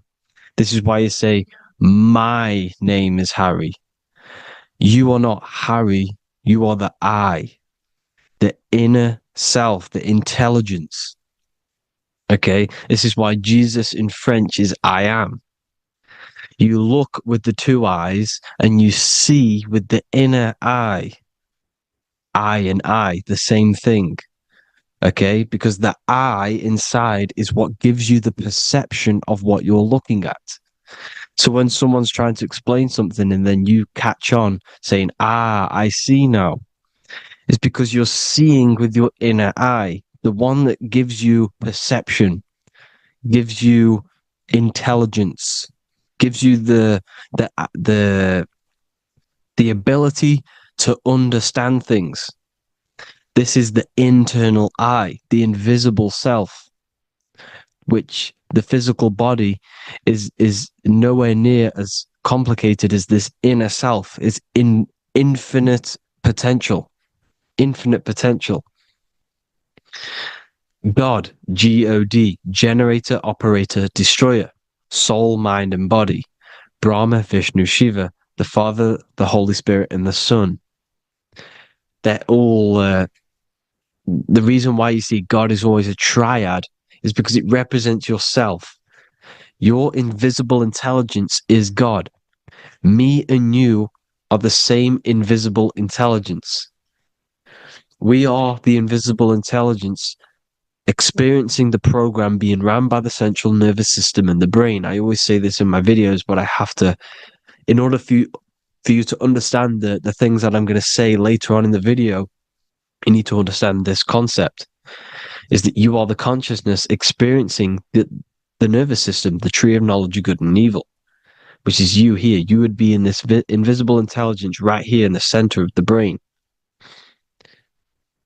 Now, this is why the ancient Christians show God is in the brain. This is the brain stem. This is the brain. This is also the brain stem and the brain. The brain stem and the brain. It's all depictions of the brain, because the brain's the computer, the electromagnetic computer, which decodes the demands created by the invisible intelligence, the I, the inner self, you, your true self. The person if you observe what someone moving, this is going to sound, but if you observe someone walking, it's not the body. The body is moving, but the thing telling it to move is the invisible intelligence. Before you kick a football, a decision is made within your invisible intelligence, your mind. And this consciousness, this invisible intelligence, is either stuck between the lower self and the higher self. Okay? When the invisible intelligence, meaning the true self, identifies itself with the physical body, it will trap its mind within physicality. This consciousness that we have is either operating in the lower self or the higher self. It's either feeding the material body or it's feeding the spirit. Okay? But because we are physical and spiritual, we need to be even. We don't want to be meditating all day long, because we do have a physical body as well whilst we are here. We are playing a game in physical matter. Okay? Now, the reason that you incarnated here is to learn a lesson, because the mind can manifest anything it wants within the astral planes, within the world of imagination. It can manifest anything it likes, but it incarnates into matter, into this game, so we can understand labor, because anything in matter, you have to labor to manifest. But in the astral, you can manifest at the click of a finger. You come here to learn the knowledge of good and evil. And your consciousness, I came out a bit off topic there, but your consciousness is experiencing the lower or higher self. The lower self is manifested in the lower parts of the body. Sex, food, and power, the lower three energy centers. These centers are like mini brains. You are literally thinking with these centers. And when your mind is stuck within these lower centers, you'll think, have you ever heard the term of thinking with your penis, or thinking with your, you know what, as a man? Even females maybe, but mainly this is a boy saying, you're thinking with your penis.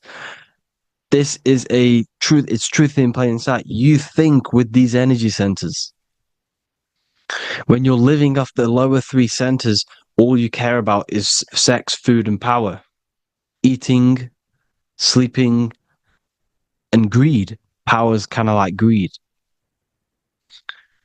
Now, when we move up to the higher parts of the body, when we live our life within the higher parts of the body, this is considered heaven. Love, expression, intuition, and wisdom.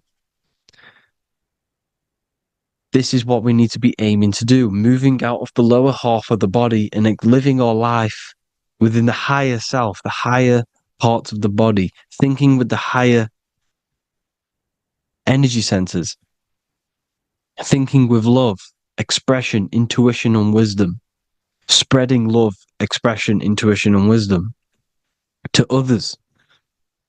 Heaven is even. This is why Jesus is pointing at the heart chakra, always pointing at the heart. Earth rearranged his heart, because in earth you're manifested as a physical being. You're in the heart, good and bad. You need to be balanced between the good and bad. Because love can be a demon too. That's a whole nother video, but love can be a demon. Now, the seven chakras are known as the seven seals in the Bible. When the Lamb opened the seventh seal, there was silence in the heaven for about half an hour. This is a verse from the Bible. The Lamb is Aries, which is the higher brain, the cerebrum, the cerebram. Ram, Aries. Because when the ram opens the 7 seals, you enter the kingdom of heaven. Because these chakras seal your invisible intelligence. They seal your true self. You are behind these 7 seals, your true invisible self, your true consciousness. Because behind these 7 seals, you do not think about anything materialistic. Your intelligence is not material. It's not physical. It's not from the physical world. It does not desire the physical world. The body is the beast. The body's the animal, the lower self, which can corrupt our intelligence. It can corrupt the intelligence. Okay? Now, we need to balance these chakras so that we gain a deeper connection between this intelligence and the brain. Because when there's a strong connection between the brain and the intelligence, your body and the intelligence, you have a strong connection. Therefore, you can manifest what the intelligence is saying at all times. Meaning, when, for example, your higher self, this is intelligence, the higher intelligence is always speaking to you. It's always guiding you. It's always telling you the right thing to do. You can feel it when you're doing something wrong. You can feel that you're doing something wrong, because this higher self, this intelligence knows what it needs to do here. And when there's no connection between the body and this our intelligence, our true self, when we strip away, when you close your eyes for long periods of time, you will figure out you are this invisible, infinite, creative being. There's no words that I can't describe what it is, but it's the voice inside of your head that you can feel when you close your eyes. You are this being inside of the head, heaven, because this is heaven, this intelligence. And when there's a strong connection between the body, you can manifest everything it's saying. When everything is balanced, when you're no longer thinking with the lower centers, when they're all balanced, you're not thinking in particular with every center, you balance them all, you can manifest everything it says. Your body will act out what the intelligence is always saying. This is God in the brain, the intelligence, trying to touch Adam, representing the lower self. This is why they're not touching. Notice how Adam is resting, but the intelligence is always reaching out, stretching, symbolizing metaphorically saying it's guiding. I'm always reaching out. The intelligence, your intelligence is always guiding you. It's always reaching out to you. But Adam is ignorant of it. The lower self is ignorant of it. And that's why he's so relaxed and God is so stretching out. Because at our highest self, that when you think of when you want to better your life, that highest true version of yourself is God. When you're manifesting this, your highest self, this is God. Your truest form, your most perfect form, that is God. Your highest version of yourself, that is God. Emotions are not what you've been taught. Emotions are not something that should be reactive, okay? You should not let the emotion be you, except that you should experience them instead of letting them become you. You need to understand there's a separation in our consciousness. You have the soul, which is the person who is observing your thoughts. When you think a thought, who's the one observing that thought? The soul, you, the I am. The I, the inner self, the one and only. And inside of every single body, inside of me, inside of you watching this video, there is this same intelligence that is inside of me, inside of you. And it's the exact same intelligence, experiencing a different body. And this is what we mean by the universe is mental. We all are all sharing the same ball of consciousness in a different body. The animals, the fish, the cells, all expressing this one consciousness. Me and you are the same. This is why the golden rule is treat others like others should be treated, because I am you and you are me in a different body. Now, going back, you need to identify that there's different levels of consciousness: soul, mind, emotion, and body. Okay? Your emotions are on a separate layer than the body, the mind, and the soul. So when you identify there's a difference between all of these, you do not let them become you. You do not let your mind rule you, because your mind can be corrupted. Your soul is the one that is pure good, pure love, but your mind can be corrupted. Okay? Your emotions can be corrupted. The body can be corrupted, but the soul can never be corrupted, only layered on top. You can only throw piles of programs within the subconscious, layering the soul down, but deep down inside of every single one of you, there is a loving being. Because love comes from the heart. Love is the universal emotion, expression. Now, your thoughts can become bondage. Your emotions can become bondage. Now, what do I mean by bondage? By conquering the lower self, we need to conquer our own mind. Because the mind is what's manifesting the lower self. When you're thinking with the lower half of the body, when you're becoming your emotions, you need to experience the emotion, not become the emotion. Do not let the emotion become you. Do not let your thoughts become you, because your thoughts are tools that you can manifest.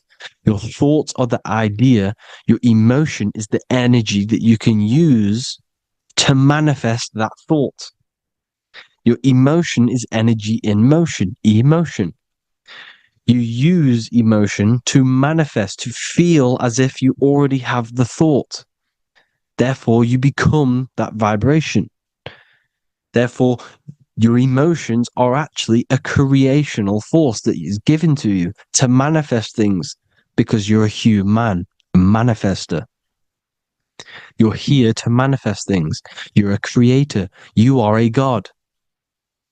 Your inner self, your intelligence, your I am, the one and only inside of you, the inner self, the quiet one, the one that's deep down, the invisible intelligence, is it's creating things all the time. All the time. Speak no evil, see no evil, hear no evil. This is the astronauts, they're Freemasons, but they understand this. Because thinking, seeing, and hearing can corrupt your mind. And when you have a corrupted mind, you'll have a corrupted subconscious. The subconscious will manifest into the body, because 90% of your behavior comes from the subconscious mind. So you got to speak, see, and hear no evil. But sin, what is a sin? To overcome our lower self, to overcome our lower self, the 7 deadly sins are not something that goes against an external God.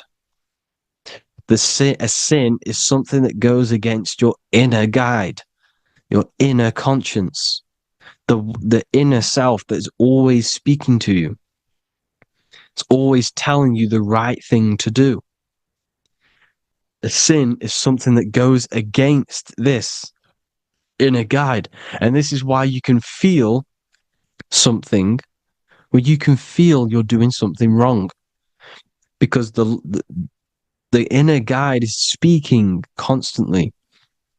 And when you commit these 7 deadly sins, which are 7 internal states which keep your invisible intelligence bound to your physical body, Because evil, right? Evil love bondage. This is why they stay in this realm and they control this realm, because they love the bondage of the body. They like matter. They want to stay in matter for eternal life. They don't want to ascend back into the heavenly realms where you do not have a physical body. You can explore the universe within the astral planes. They stay bounded to the body, bounded to the 3D construct of the physical world. They have greed, lust, envy, gluttony, wrath, sloth, pride. They want all of this. And if you want that, that's okay. But deep, deep down, you don't want that, because your soul is always telling you the right thing to do. Your soul knows what to do to get out of here. It needs to detach from the external world. Detach from all of these 7 internal states which bound you to your lower self, your lower centers. That's what a sin is. You have a left and right brain. The left brain is always analytic. The right brain is metaphorical. So the right brain is producing a holistic view of reality. Now, what do I mean? And not view, perception. When you see, because your eyes are parts of the brain, when you look at something and you look, that image is produced in the back of the brain in the visual cortex. And then the right brain produces a perception, a holistic, it breaks down what you're seeing into a holistic image, a holistic perception. So, for example, if you're in a woods, the right brain sees the whole woods as one big woods. The left brain is breaking that perception down into individual trees, branches, and leaves. So the left brain's to do with duality. The right brain's to do with wholeness, unified. The left brain's dualistic, analytic. This is necessary so that we can pick things up and manipulate them and break things down. We need the left brain. We need the right brain. I'm not saying any of them's bad, but the left brain, sinister in Latin, means left. Because when you're left-brained, you see everything in dualistic. You see everything is dual, when everything's actually one. We need to be focusing and strengthening our right hemisphere. I'm not saying sit in the right hemisphere all the time, but we need to be strengthening our right hemisphere. And this is why left is sin and right is right. Because when you focus on the right hemisphere, you see the holistic perception of creation. The right hemisphere sees humanity as one unified consciousness. The left hemisphere sees everyone as individual persons and egos. Because the left hemisphere is dualistic. And this is why the Bible says, cast the net onto the right side of the ship and ye shall find. John 21:6. What does that mean? Cast your energy, cast your perception into the right hemisphere of the brain, and ye shall find unified consciousness. You shall find your higher self, the one and only. If then you have been raised with Christ, seek the things that are above, where Christ is seated at the right hand of God. Wow. Powerful. What does this mean? Seek the things that are above, where the Christ is seated at the right hand of God. God is your consciousness, your invisible intelligence between the two hemispheres. The right hand of God is the right hemisphere. Seek the things that are above the heart. Love, intuition, expression, and wisdom. Seek the things that are above the heart, the higher self, the higher part of the body. Because when you seek the things of love, expression, intuition, and wisdom, you create a strong aura. You attract the same frequency. And this frequency is heaven, God.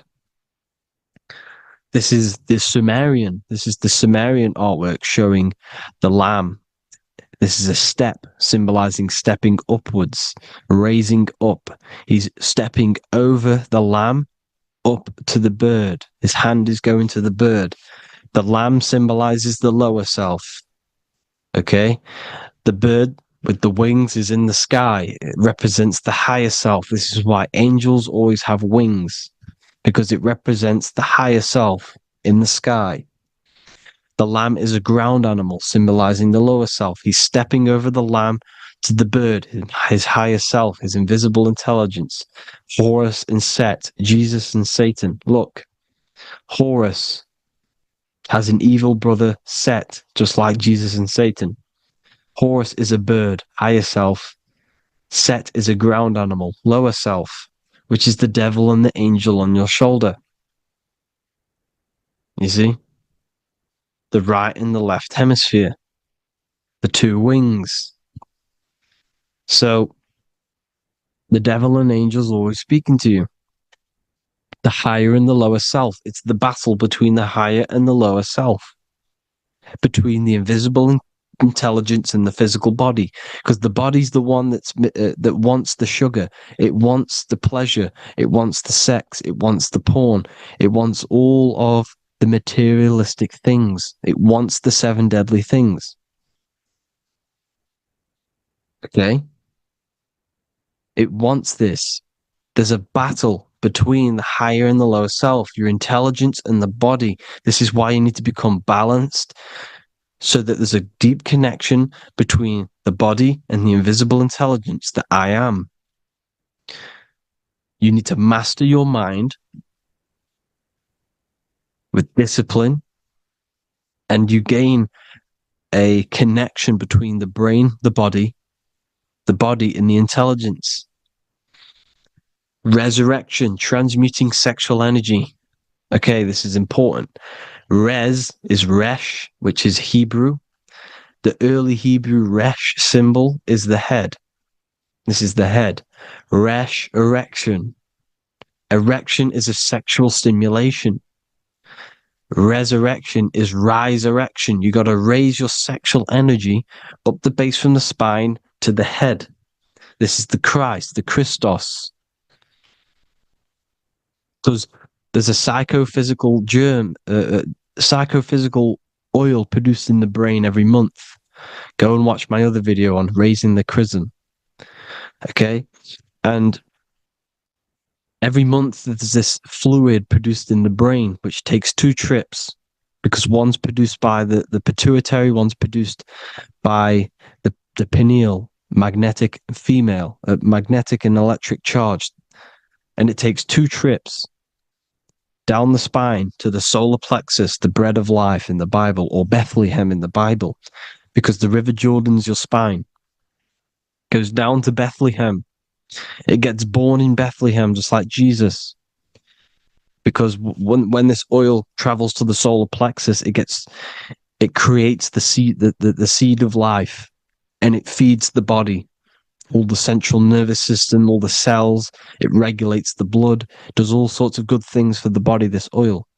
Now, when you save your sexual energy and you raise your resurrection, you awake the Christ, you raise it from the solar plexus or the sacrum bone up to the brain, you activate 100% of the brain, and this is the true resurrection of Christ. Instead of wasting the energy and giving away your sexual fluids, because behind the fluids is the energy. So when you release that fluid, the energy is out there. You've released the energy. Your sexual energy is the most potent emotional force a human could possibly feel. Same with any animal or anything. The sexual urge, the sexual emotion is the most powerful, potent emotion that you can feel. It takes over the whole body. When you feel sexually aroused, it takes over everything because it's so potent. And when you fight the serpent, when you fight the sexual energy, which is shown here in the Egyptians, the cat cutting off the head of the serpent, or Hercules fighting the serpent, Or in the Greek mythology, fighting the seven-headed dragon, the seven chakras. The serpent is your sexual energy because it symbolizes your Kundalini. When you fight it and you transmute this energy, instead of releasing it, instead of acting sexually on it, you can transmute the energy, transfer it from the solar plexus up to the brain. You can also do this with other tasks. Instead of releasing it, instead of raising it from the solar plexus to the brain, you can use it for other things. So, for example, you want to think critically. You can use it for critical thinking. You can use it for going to do exercise. You can transmute sexual energy into anything. But you can do this. You can raise the sexual energy, and you can use this energy to push the cerebrospinal fluid from the solar plexus up through the spine, up the 33 vertebrae to the brain, and it'll activate 100% of the brain. And this is the resurrection of Christ. Jesus was never dead. Jesus was never rose from the dead. It symbolizes the Christ, Jesus Christ. Christ is Christos, which means oil in Greek. The resurrection of the Christ, the Christos, the oil. When it activates 100% of the brain when it's raised, and it can regulate all the systems, it can regulate all the blood, it can regenerate the body. And this is the true Antichrist. They don't want us doing this process. The Antichrist is not against Jesus, it's against the fluid in our body that makes us live hundreds and hundreds of years and makes us live as gods. This is the true resurrection. And when you fight the serpent, you fight your sexual urges, your sexual emotion, the most strong emotion that you could ever feel. You can do this process. And this is the true secret of transmuting sexual energy. Because when you transmute the sexual energy, you can become a god. And this is why Hercules is fighting the serpent. Notice how the serpent is low. He's reaching down to it. It represents the lower self. Because the lower self wants the lust. It desires sex. The body desires sex. There's a fight between the higher and the lower self. But when there's balance, there's even. Heaven is even. When there's evenness between these, this is the kingdom of heaven. This is when heaven is on earth. So at our highest levels of ourselves, the highest level of our intelligence, this is God. God is something that we manifest. We need to achieve Christ consciousness by battling the body. There is no battle outside of the physical body. It's an internal battle. Jesus and Satan have been externalized. Nothing exists outside of you, because I explained in the beginning how you are the consciousness experiencing the central nervous system. Therefore, there is nothing outside of you. It's all internal. Jesus and Satan have been externalized. Why? Because it's business. The church is a business. It's all a business. They've created these figures to be historical when they're not historical. The Bible's not historical. It's all externalized. It's called exoteric, when the truth is esoteric, internal teachings. So anyways, people, balance the chakras, balance the two hemispheres of the brain, balance the conscious and the subconscious. Balance is perfect, the yin and yang. You are spiritual and physical. You live in day and night. You need to be balanced. Oneness. Seek oneness.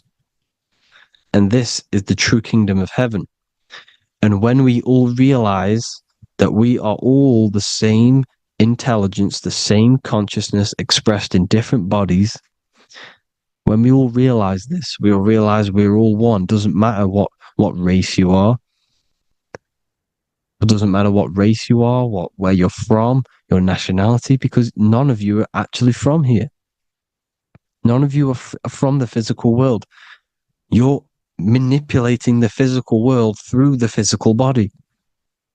You are the I am. We all have a soul. Every single one of you has a soul. We all have souls. The reason why they say some people don't have souls is because they're trying to suppress your mind.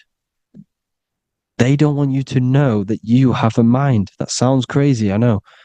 But a lot of people haven't realized that they have an infinite intelligence called a mind.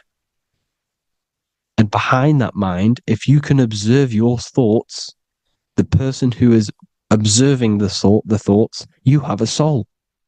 Everyone has a soul. Don't listen to all these people saying some people don't have a soul, some people do. We all have a soul. Every single one of us. So anyway, you need to break the lower nature of yourself.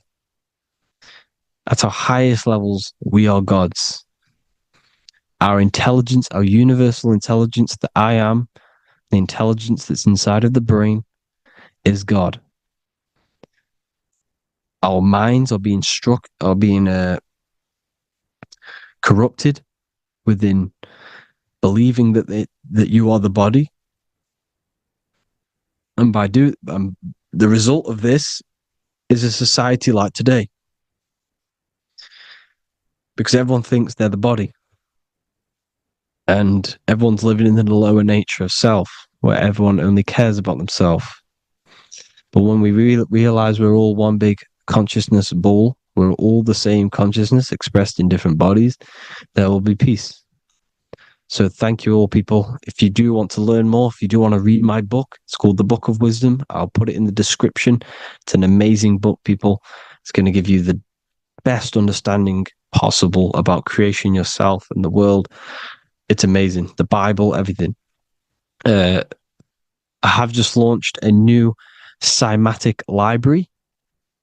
A friend of mine has just added this to the website. He creates beats, and he creates the purest beats. So they are actually the frequency that it tells you. Most of the stuff on YouTube and Spotify and Apple Music it says it's a certain frequency, but we know these major platforms are all playing with the frequencies of the app. So if you want a real binaural beats, solfeggio scale frequencies to meditate on or listen to throughout the day, join the occult library. You can get a 2-day free trial. I'll put the link in the description. Thank you all, people. Hope you all enjoyed this video. God bless you all.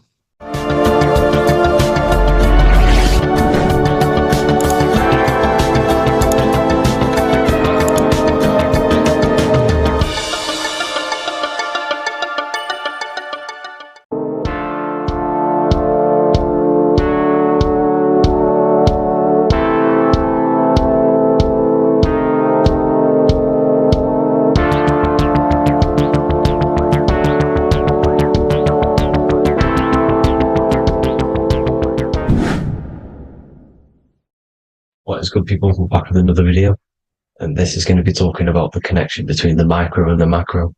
You are the universe. Everything is inside of you. So the first thing you need to understand is that the law of mentalism, we are a thought in the creator's mind. Everything's being thought into existence. We have a spark of this mind, this same mind of the creator. And everything is a state of mind. Particles or atoms, whatever you want to call them, are a mental thing. They're a product of the mind. Everything's thought into existence.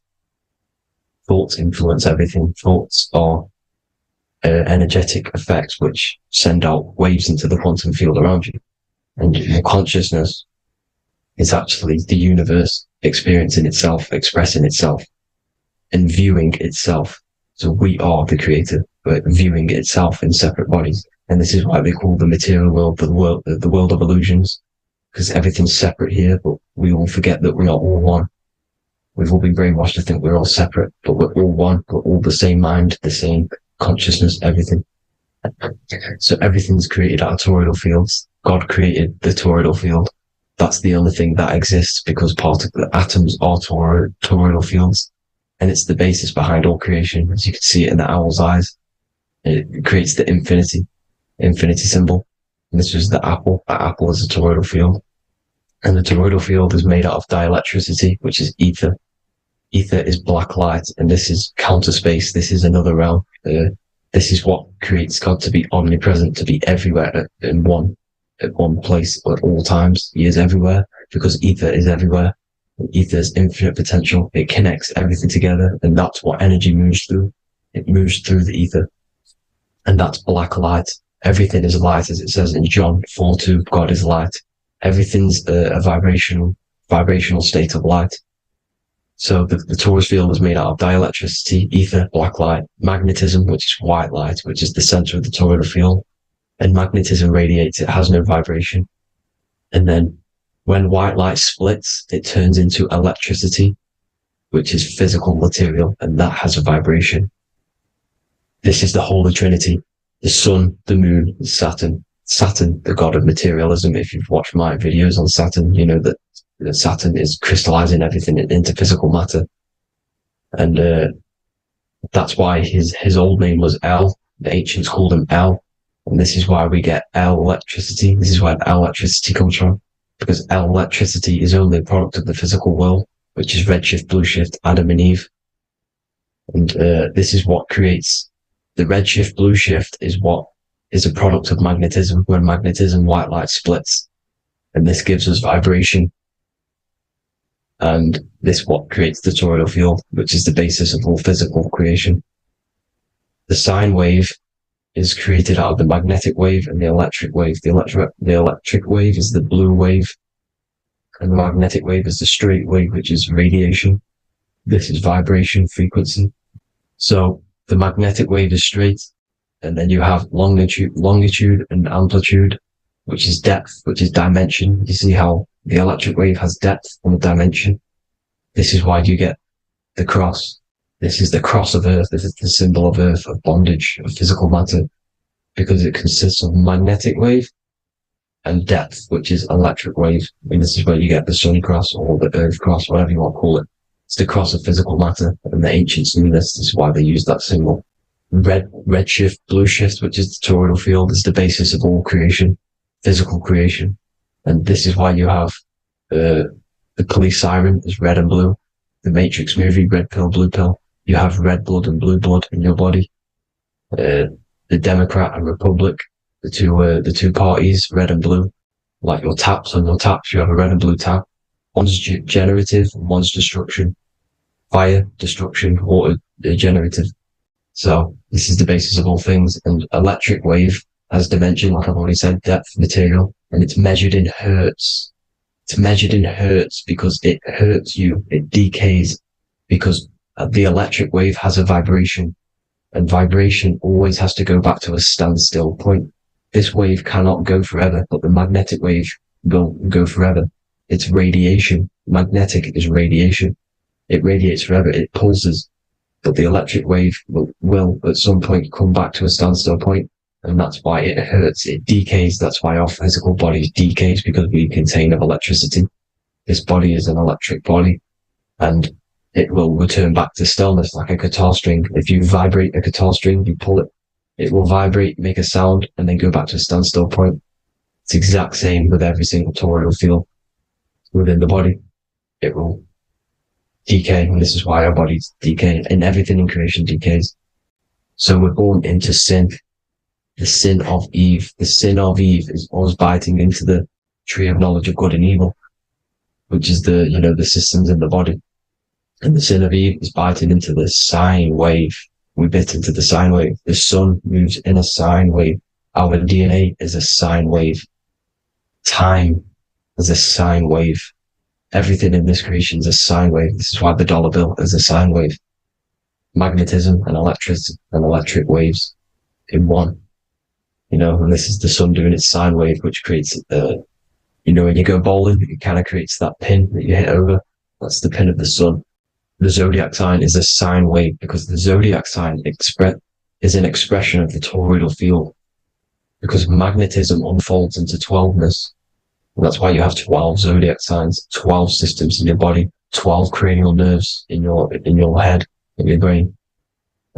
So if you can imagine this, see where my pointer is, always starts with Aries. Aries is the head. It's the first thing that's created in the womb. And this is Aries, the ram. And this is why it's called a cerebrum in your brain, which is the first thing that creates when you're in the womb. And what's the element of Aries is fire. Fire is the first element. F-I-R, first, because it's the first thing on the wheel, the first expression of energy. as you can see here, my pointer, this is the center of the Toral field. It would go Aries, Virgo, Capricorn, Pisces, Scorpio, Cancer. Then we go back to Libra. Libra would be center. But you see how the toroidal field is the expression of the 12 energies. That's what the constellations are, the energy expressions of the toroidal field. So it would go outward, starting from Aries here, all the way back to Pisces, which is beyond the bottom half. But Libra would be the center. That's why Libra is the equinox. It's the equinox. Libra is when it goes from summer over to autumn. It's the equal. It starts to transition into the winter side. Equinox, equal, which is Libra. And that's why Libra has the two scales. It's symbolized with the two scales. That's because of, the sun moving over. It's being judged. It's equal now, but then it's going to tip over into the winter. That's why Libra is here, the center of the sine wave. Like I said before, magnetic energy unfolds into 12ness. Magnesium is number 12 on the periodic table.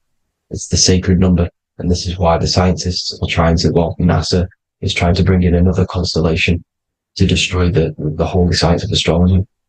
So Aries rules the head, which is Mars. Taurus rules the neck, the lower head. Gemini, the two twins, which is your lungs, your two twins, your arms, two twins. Cancer, the breasts, the chest area. Leo, the heart, which is the sun, which is fire, the center of the toroidal field. Virgo, the belly, which is the intestines. Libra, the kidneys, the two scales, the kidneys, balancing out everything. Scorpio, the sex organs. Sagittarius, hips and thighs.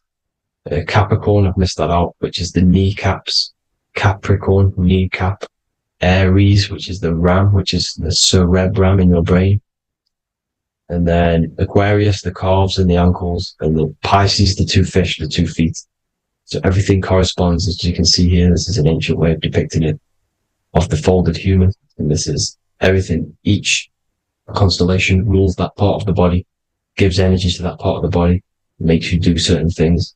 So magnetic energy unfolds into 12ness. Electricity unfolds into 7s. That's why when you get electric, the light spectrum that we see, it consists of 7 colors. Why we have 7 planets. The 7 planets give us our 7 metals and the 7 solfeggio scale frequencies. So the rotor, this is the rotor. And rotor is an anagram for Torah. The Torah, which is I think it's the Hebrew Bible. Don't quote me on that, but it's one of the holy books. Which is the Torah, the Torus. Everything goes back to the Torus field because it's the basis of all creation. So the chief cornerstone, it says in the Bible that the builders rejected the chief cornerstone. The chief cornerstone, you are the builder. You decided to incarnate into the physical world, into the electric world, the world of Saturn. When you are created in the womb, it takes you 9 months for you to be created. So for example, if you went into the womb here, it'd take you 9 months. So let's say you're born in Scorpio. So you'd go back 9 months. 1, 2, 3, 4, 5, 6, 7, 8, 9. You consist of all of these 9 energies because it takes 9 months or however long you took to be born. Some people are born earlier. You'd have to find out how many months you were in the womb for. But you consist of these 9 energies, and each constellation has a cell salt associated with it. And these cell salts are vital for your health and your cells and the optimal health of your body. So the chief cornerstone that you rejected is these 3 cell salts, these 3 constellations. So you're mineral deficient in these 3 constellations. For example, fluoride, magnesium, phosphate, and potassium sulfate.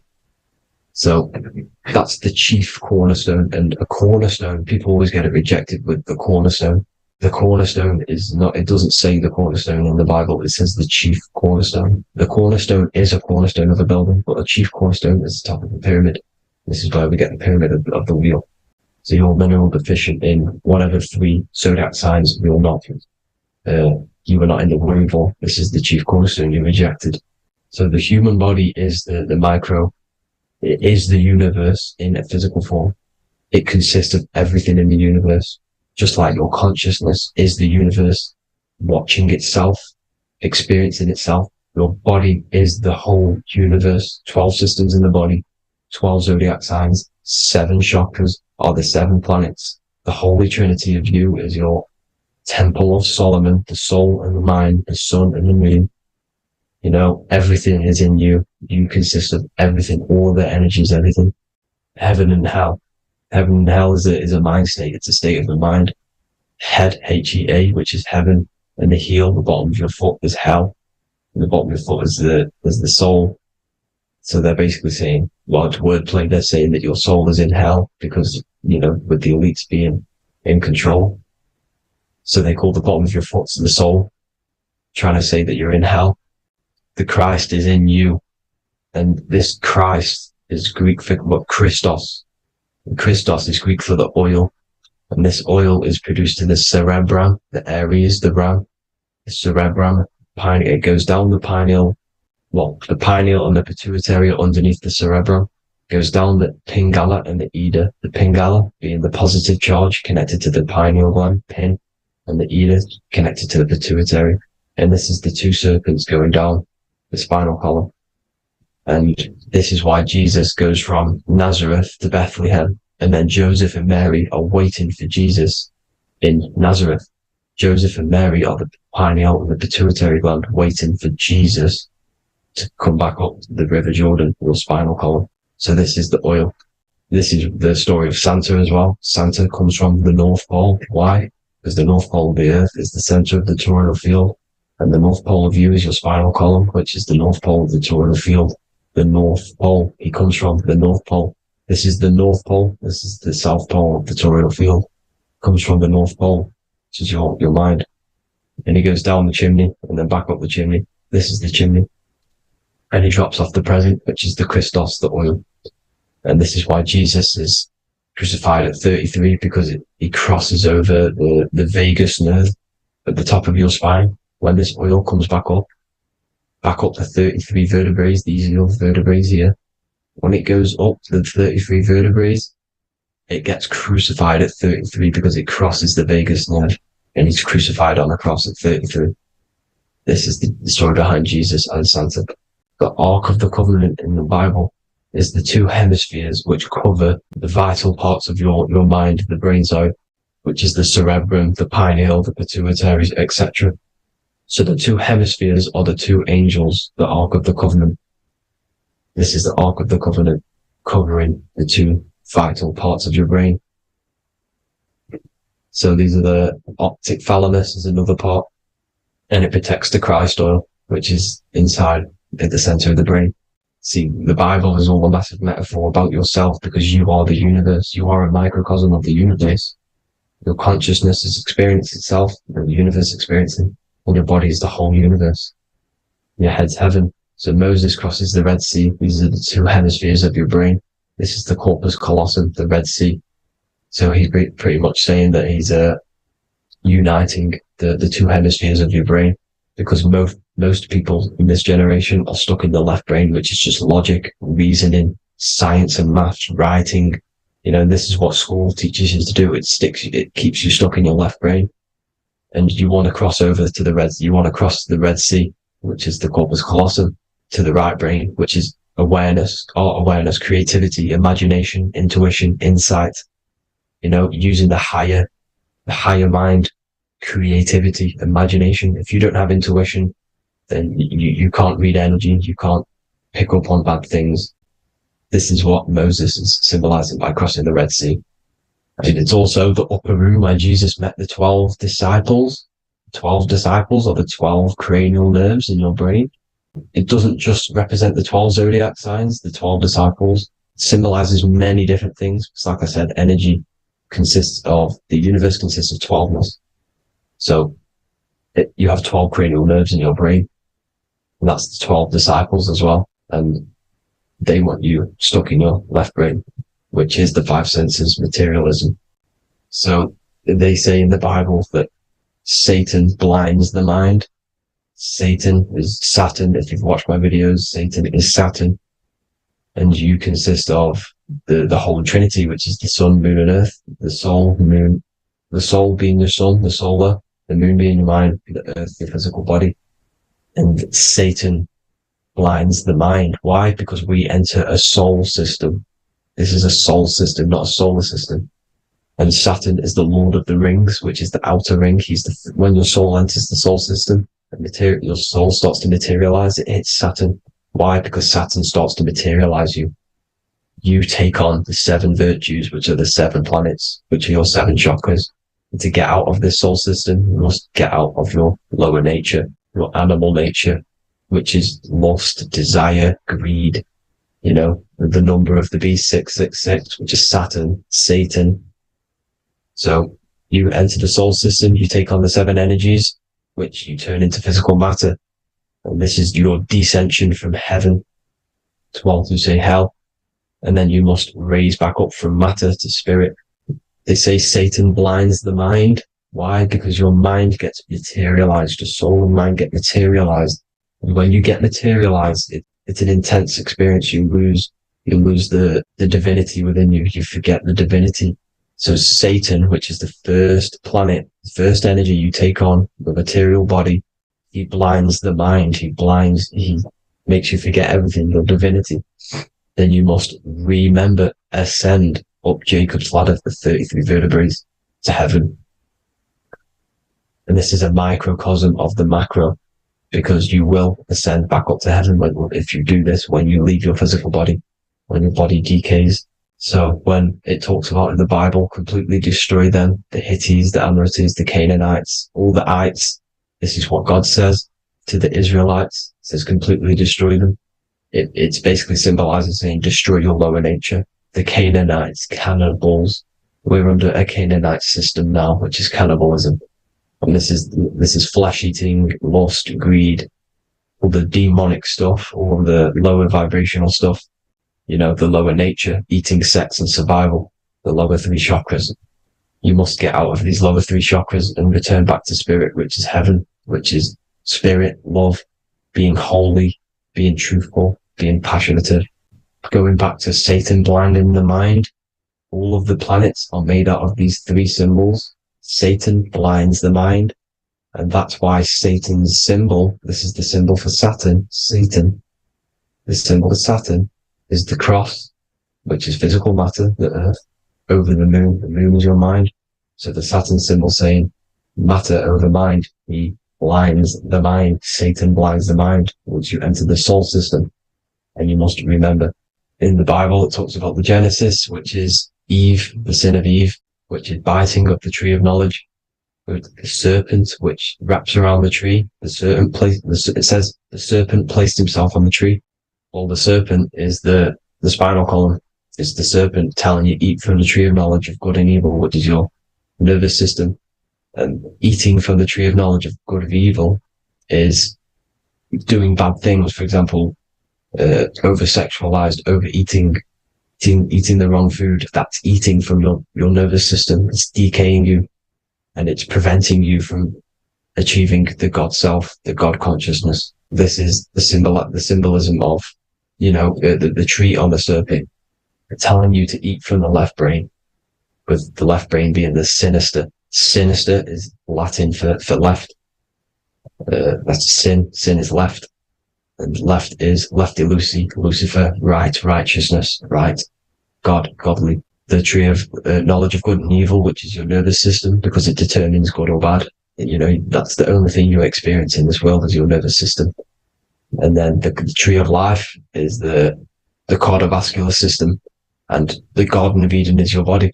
So that's it for this video, people. I hope you've got a greater understanding of how you are the universe and everything is inside of you. Just keep in mind you are the universe experience in itself, and your body is a reflection of everything. The 12 constellations, the 7 planets, everything's inside of you.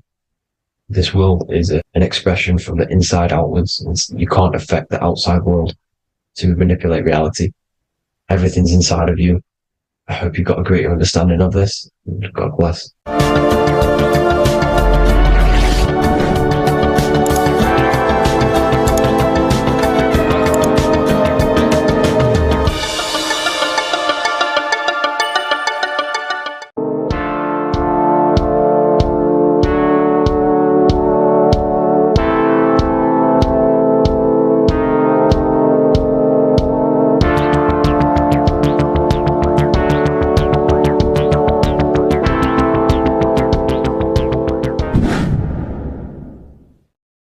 What is good, people? It's Revival of Wisdom. I hope you're all doing well. And this video is how to raise your holy oil or your Kundalini. Let's get straight into this. So this is a monthly cycle. Every month, when the moon is in your zodiac sign, this oil is released. Now, the moon is in control of monthly cycles. For women, it's the menstrual cycle, and as well, this holy oil cycle. The moon changes sign every 2.5 days and passes through the zodiac signs in 27 days. So the moon tells the day, the sun tells the time, the stars tell the month. This reality is a massive clock, if you like to say. It's a cycle. Okay? The moon controls the night, emotions, water, fluids, and the mind. Okay? So this oil is produced in the claustrum. It's produced in the claustrum, which is here, right? This is where you get Santa Claus from. Now, the claustrum is at the center of the brain, and it is next to the pineal gland and the pituitary gland. Once it starts in the claustrum, this is the holy present. This is the present that Santa gives to us, Santa Claus. And it goes to the pituitary gland and the pineal gland. And what's connected to the pituitary gland and the pineal gland is the Ida and the Pingala. The Pingala is the pineal gland's nerve, which is the honey, which is the positive charge, electric. And the pituitary is the Ida nerve, which is the magnetic charge. This is the milk, the land flowing with milk and honey. This is the brain, the heaven, okay? And it travels down the spine using these two nerves, these electromagnetic charge. And this is what the ancients symbolized with the two serpents wrapped around the spinal cord, the Ida and the Pingala. And this travels down to the sacrum or the solar plexus. Okay, so once it's here, okay, the spine is an elongation of the brain. So the spine is pretty much the brain. It's an extension of it. And it's kind of a microcosm of how we descended from heaven to physical reality, to physical matter, which is our consciousness has done. Our consciousness has descended from heaven into physical matter. And this is a microcosm of it. Okay. So once we're in the sacrum bone, this holy oil, like I've just explained, this holy oil starts in the Santa Claustrum, goes down the chimney to the sacrum. This is the sacrum, the solar plexus, and drops the present off at the sacrum. Now, once we're at the sacrum, we need to raise our vibration to take this oil back up the spine. Okay. And the River Jordan symbolizes this in the Bible.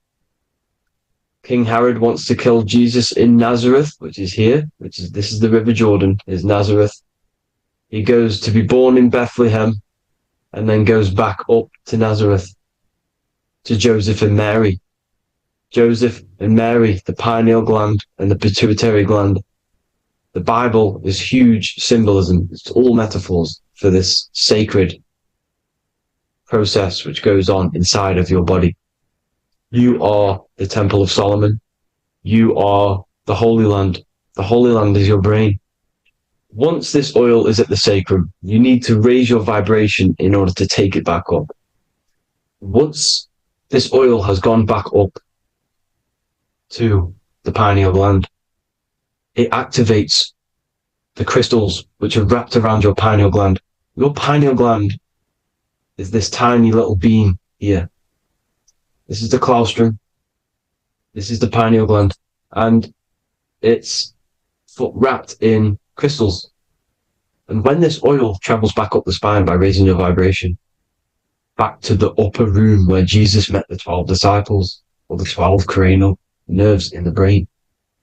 And it activates and it turns on this pineal gland.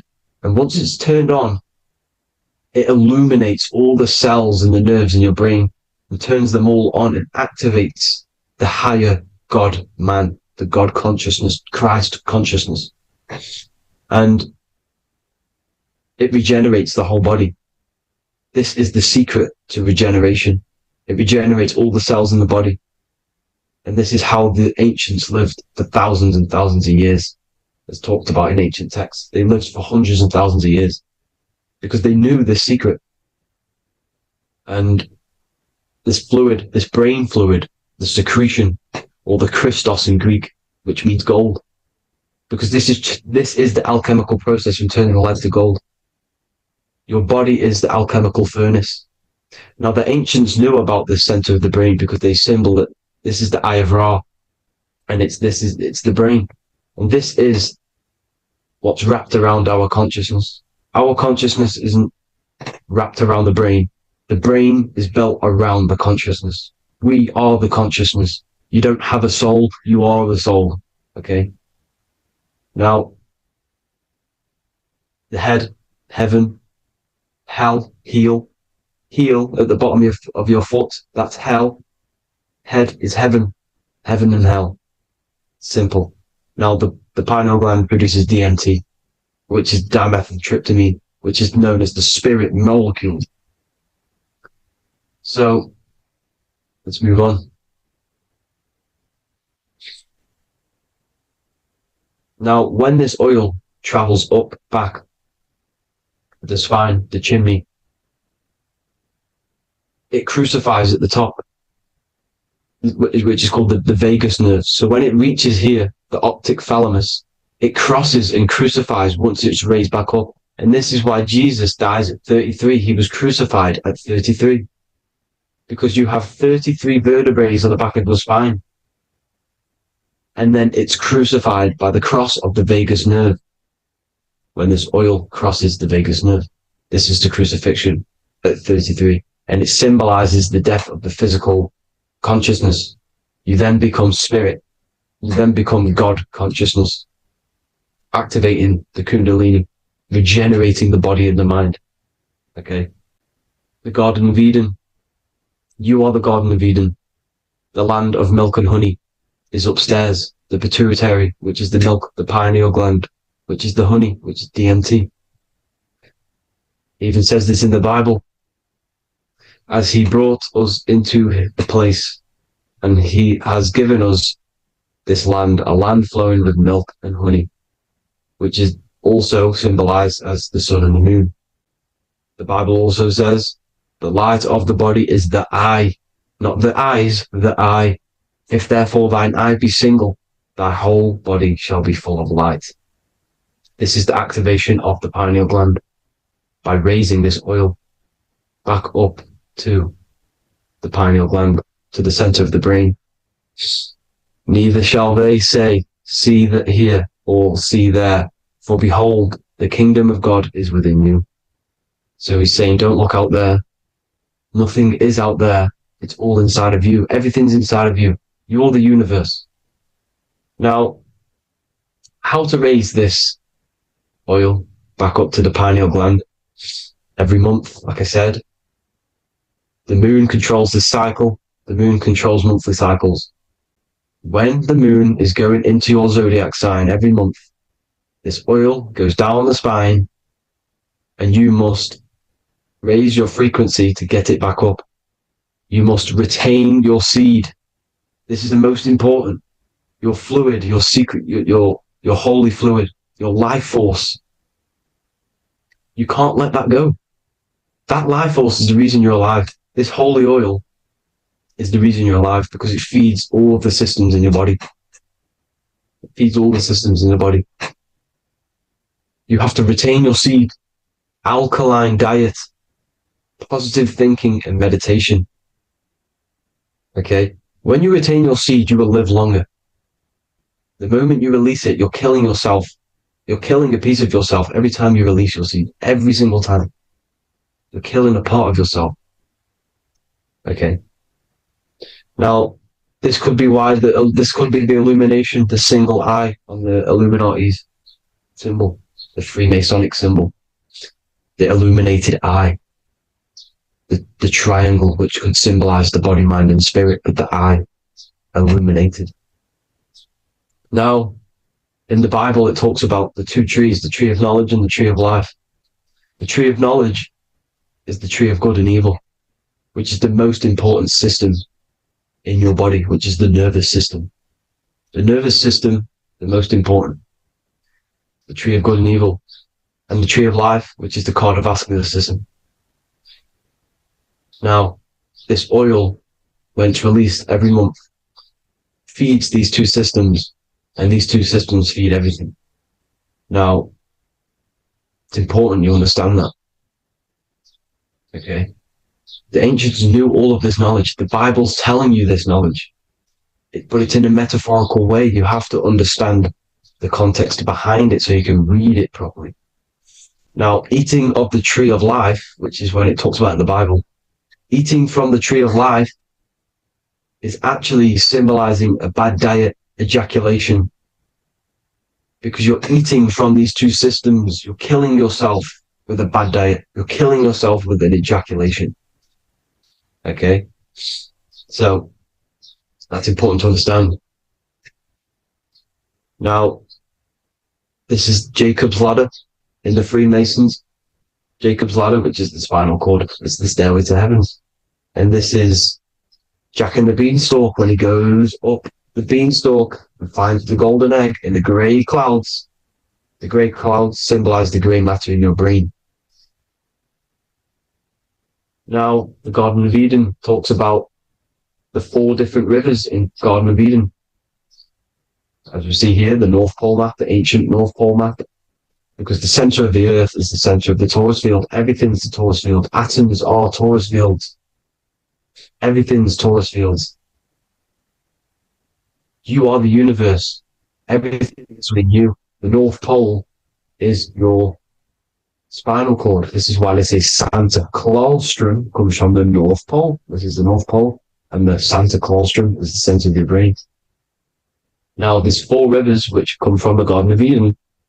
There's the blood, the Christ oil, which is the oil we're talking about, urine and saliva. These are the 4 sacred oil, 4 sacred fluids in your body. And these are constantly abused in today's society. Also, these secret societies are targeting these fluids. Okay? This is why porn is free. They sexualize society through Disney. Go and look at some of the Disney movies. There's so many subliminal messages which sexualize these children because they want you sexualized. So you release your seed, which is one of the holy fluids in your body, especially your semen, your sexual energy. So important you retain this. So important because it's your life force. It keeps you alive. Okay. Now, let's recap on this. If you want to raise your oil every month, you can't just retain your seed for the month. You have to retain your seed forever. Don't just do it for a couple of days. Have to do it. It's a lifestyle. You want to become God consciousness, you got to do what it takes. It's hard in this society because this society is made around, it's designed to kill you pretty much. It's designed to keep you in these lower states of consciousness with all the bad food, the chemicals in the food, the chemicals in the water, the sexualized TV programs, sexualized adverts, sexualized TikTok and apps, videos, subliminally stimulating you. Because that is your weakness, sex. It's your weakness. Now, you have to retain your seed, meditation, and an alkaline diet. Why alkaline? Because acidic is low vibrational. This is the color spectrum. And what's the highest vibrational color? Violet. It's the lowest, red. You have to have an alkaline body in order to raise this oil. When you drink, when you have a bad diet, when you drink alcohol, when you smoke, this destroys the oil. It destroys the oil in your sacrum. and it can't be raised again, can't be raised up. This is why it's so important. Without that oil, you don't live. That oil makes you live.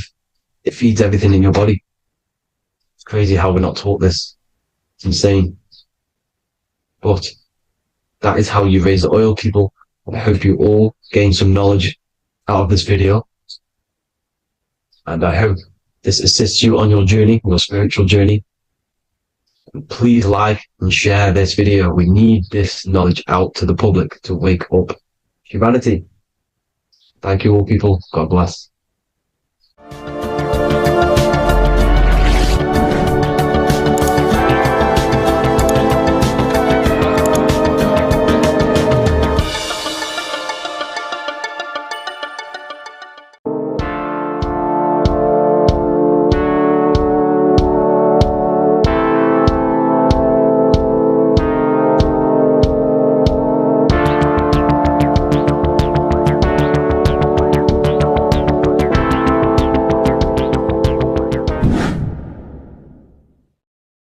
What's good, people? We're back with another video.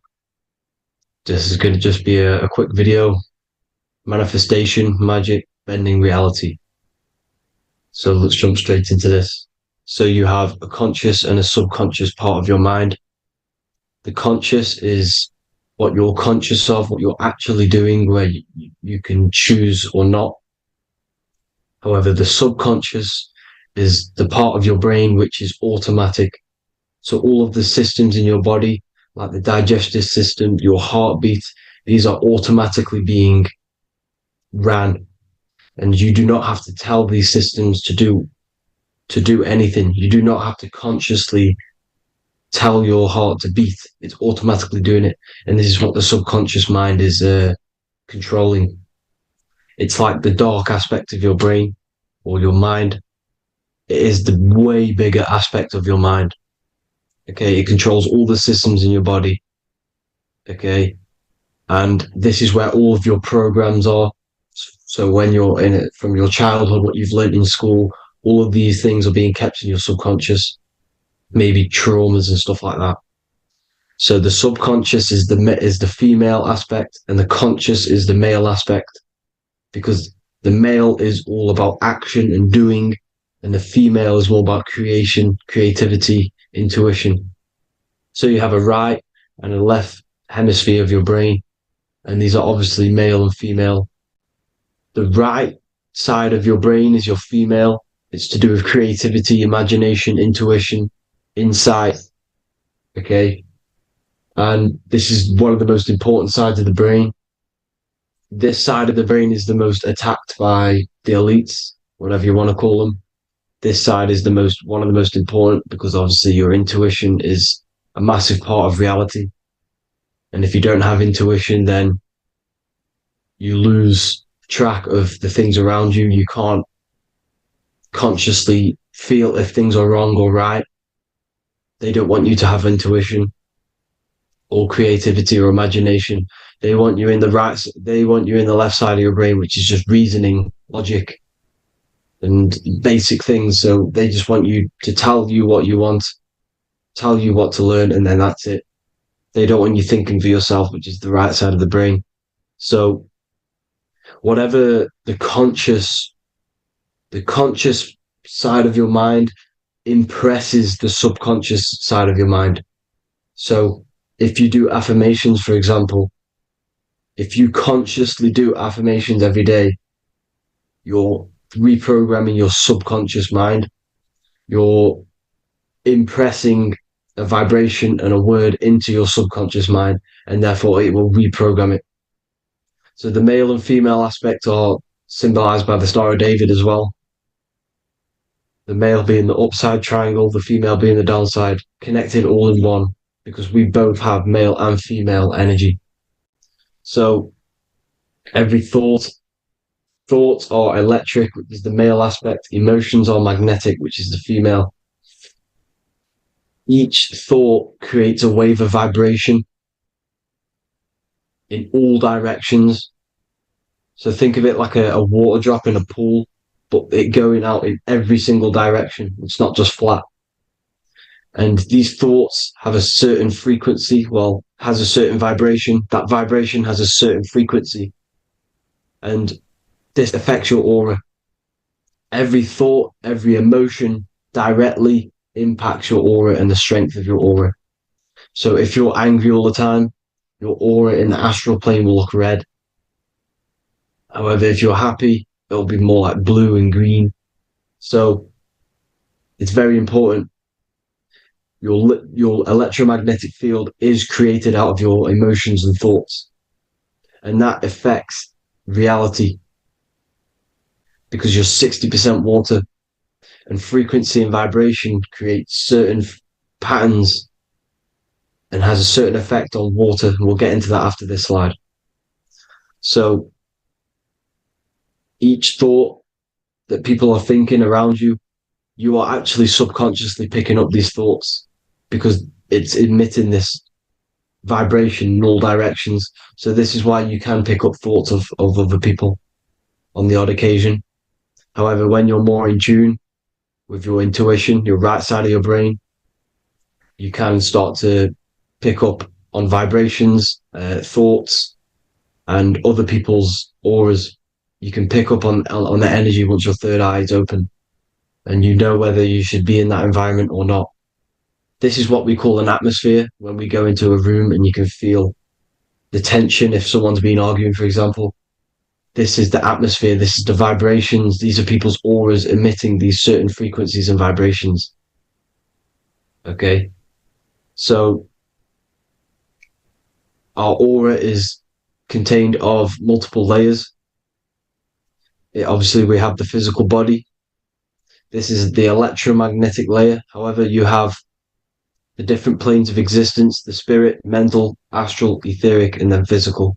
The physical is the lowest plane of existence. And the physical plane is a product of all of the planes above. So the mental impresses on the astral impresses into the etheric, and then the etheric creates the physical object. So the mind is the root cause of reality. The mind is the cause of everything. Your consciousness is pure cause. There's no effect. Everything you see in this reality is the effect. Everything that you experience is the effect, because the root cause was the mind. The decisions you made you experience that certain experience. And that decision was created on the mental plane. And this is just pure thoughts. And thoughts are things. If it exists in your mind, it is a thing. It's a certain frequency. So if you have a certain level of thoughts, if you're thinking positive, for example, you're going to have a strong aura, you're going to have a higher vibration, and that attracts like. Like attracts like when it comes to thoughts and vibrations and electromagnetism. So if you're thinking positive all the time, speaking positive, doing positive, you're then creating a higher vibration, and that's going to attract people on that similar frequency to you. Everything is electromagnetism, frequency and vibration. Everything. You see, so this is why, for example, if I put my hand to a TV screen, if my finger was the same vibration as the TV screen, it would go straight through it. However, the particles in my hand and the particles on the TV screen are two separate vibrations, and this is what causes the friction to stop, and not my finger to go straight through it. So like I said, when you don't feel the vibe of someone, when you don't feel right, you don't really get along with someone, this is a vibration. Your vibrations are not matching, they're not similar, they're two complete different vibrations, and they're not aligning properly. So music has a massive part on this. Music is a massive, massive tool for the elites, because music is frequency. And in 1975, the musical instrument are all tuned to 440 hertz. So Spotify, Apple Music, most of the music on YouTube is all set to 440 hertz. And 440 hertz is not divisible by 3, 6, or 9. And when you can't divide a frequency by 3, 6, or 9, it's not a natural frequency. As you can see here, this is 432 hertz. this makes a nice geometric pattern. However, 440 hertz is a distorted pattern. So when you listen to this, this actually shuts off the whole right side of your brain. Like I said at the start, this is the most attacked side of your brain. It's to do with creativity, imagination, intuition. When you listen to 440 hertz, it shuts off the whole right side of your brain. And obviously shutting off all of these forms of your brain.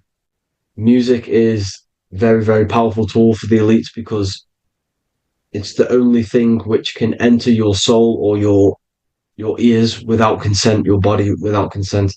Everything else has to be through consent. You choose whether to eat something, you choose whether to drink something, but frequency, you're going to hear it no matter what. This is why it's so powerful. And music influences the body in many different ways. It's the most powerful imitator of everything. It directly affects all listeners.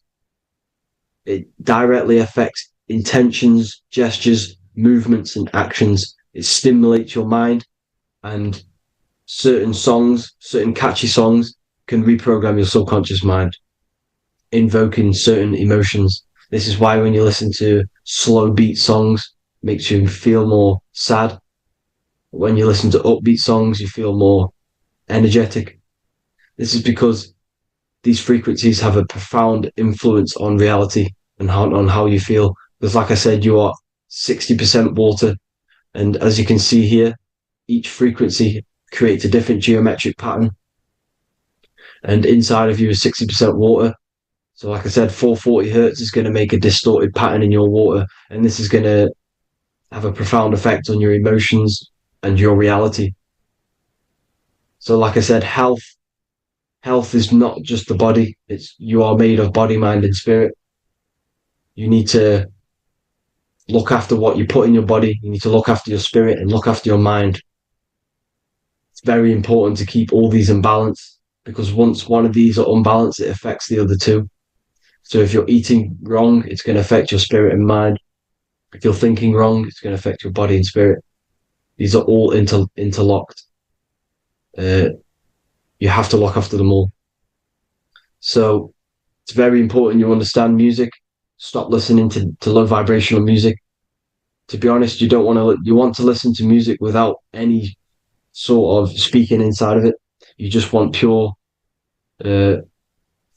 frequencies, which are the solfeggio scale, like one of these, for example, 432, 528 hertz. These are all good frequencies. It's called the solfeggio scale. And these frequencies make you more in tune with nature.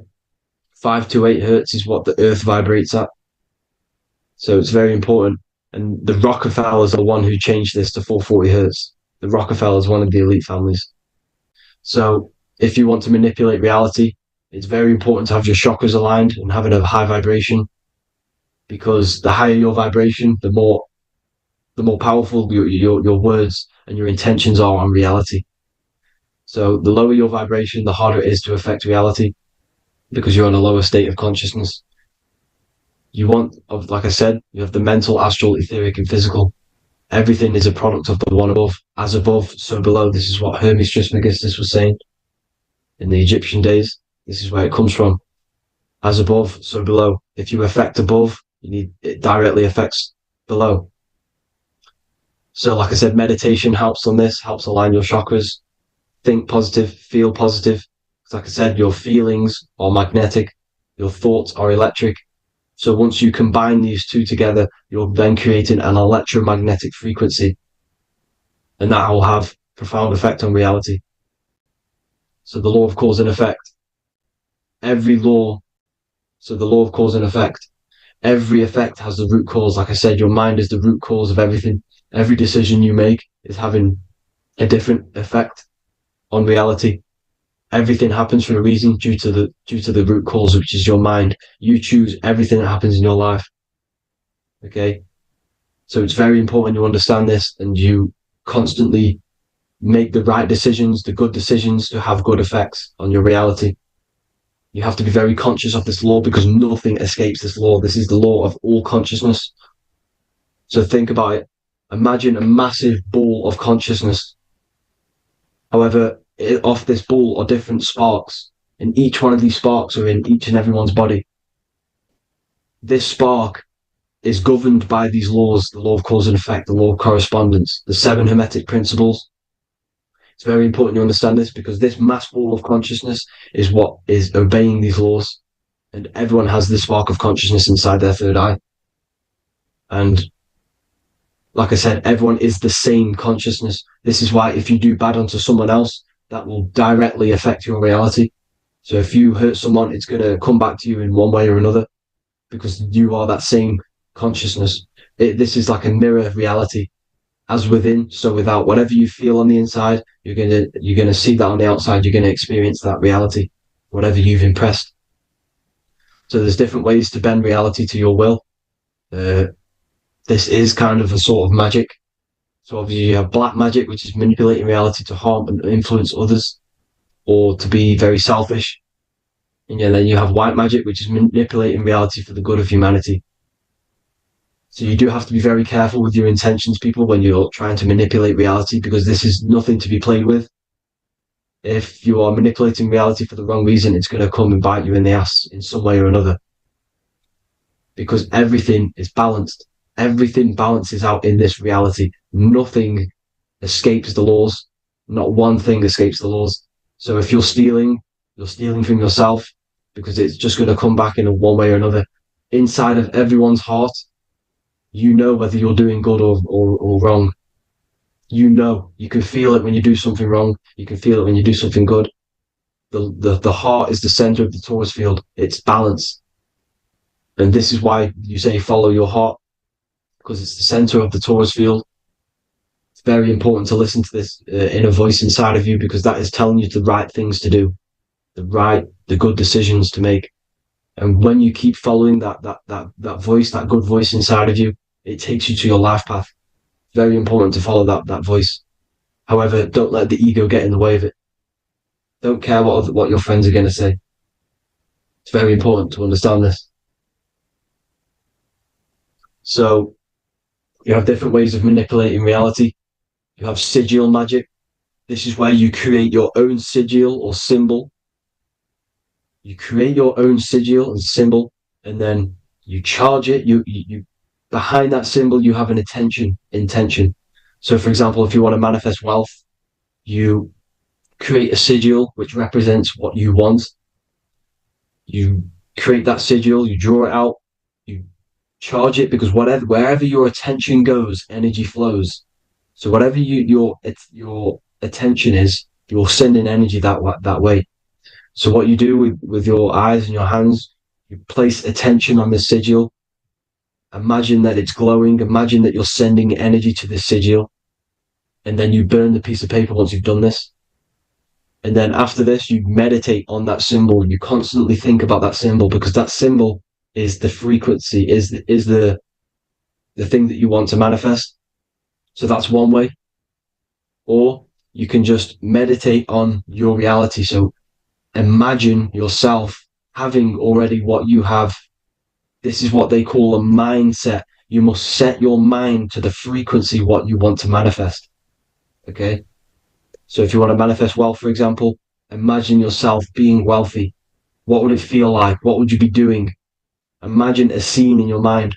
Constantly do this, and you're putting out that frequency. Like I said, you must think, because the thoughts are electric, and then you must feel, which is magnetic. Together, this creates an electromagnetic frequency.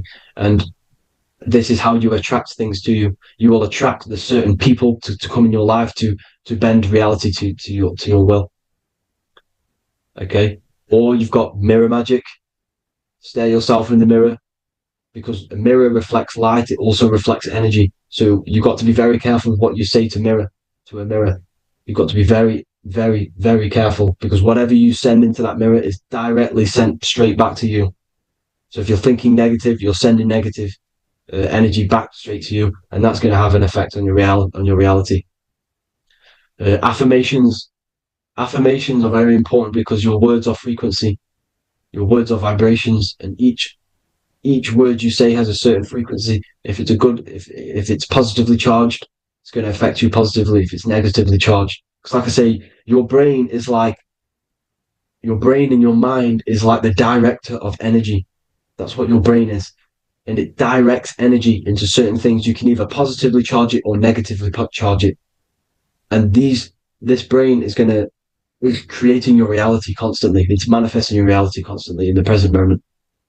So this is what the government knows. The government know your mind is the root cause of reality. This is why they call themselves a government.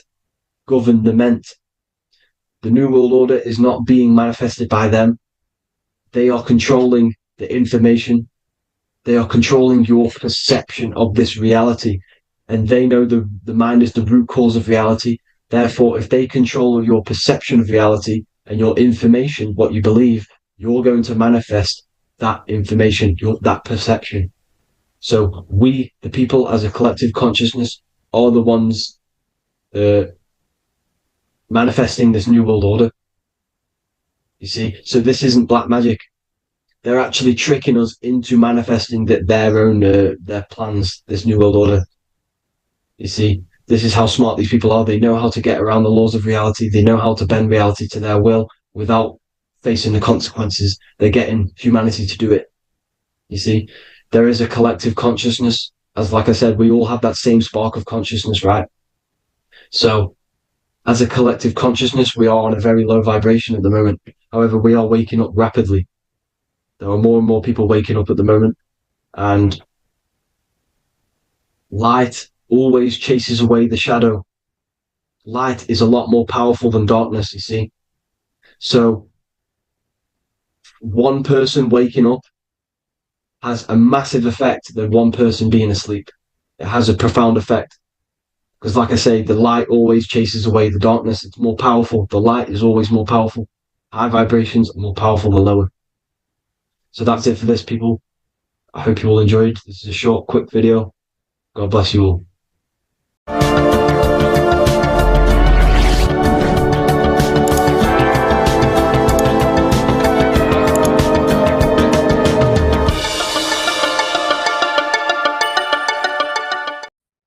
You are not breathing correctly. 98% of people only use a third of their lungs capacity, which is shallow breathing, which ages you, lowers your brain capacity, and also lowers your state of consciousness.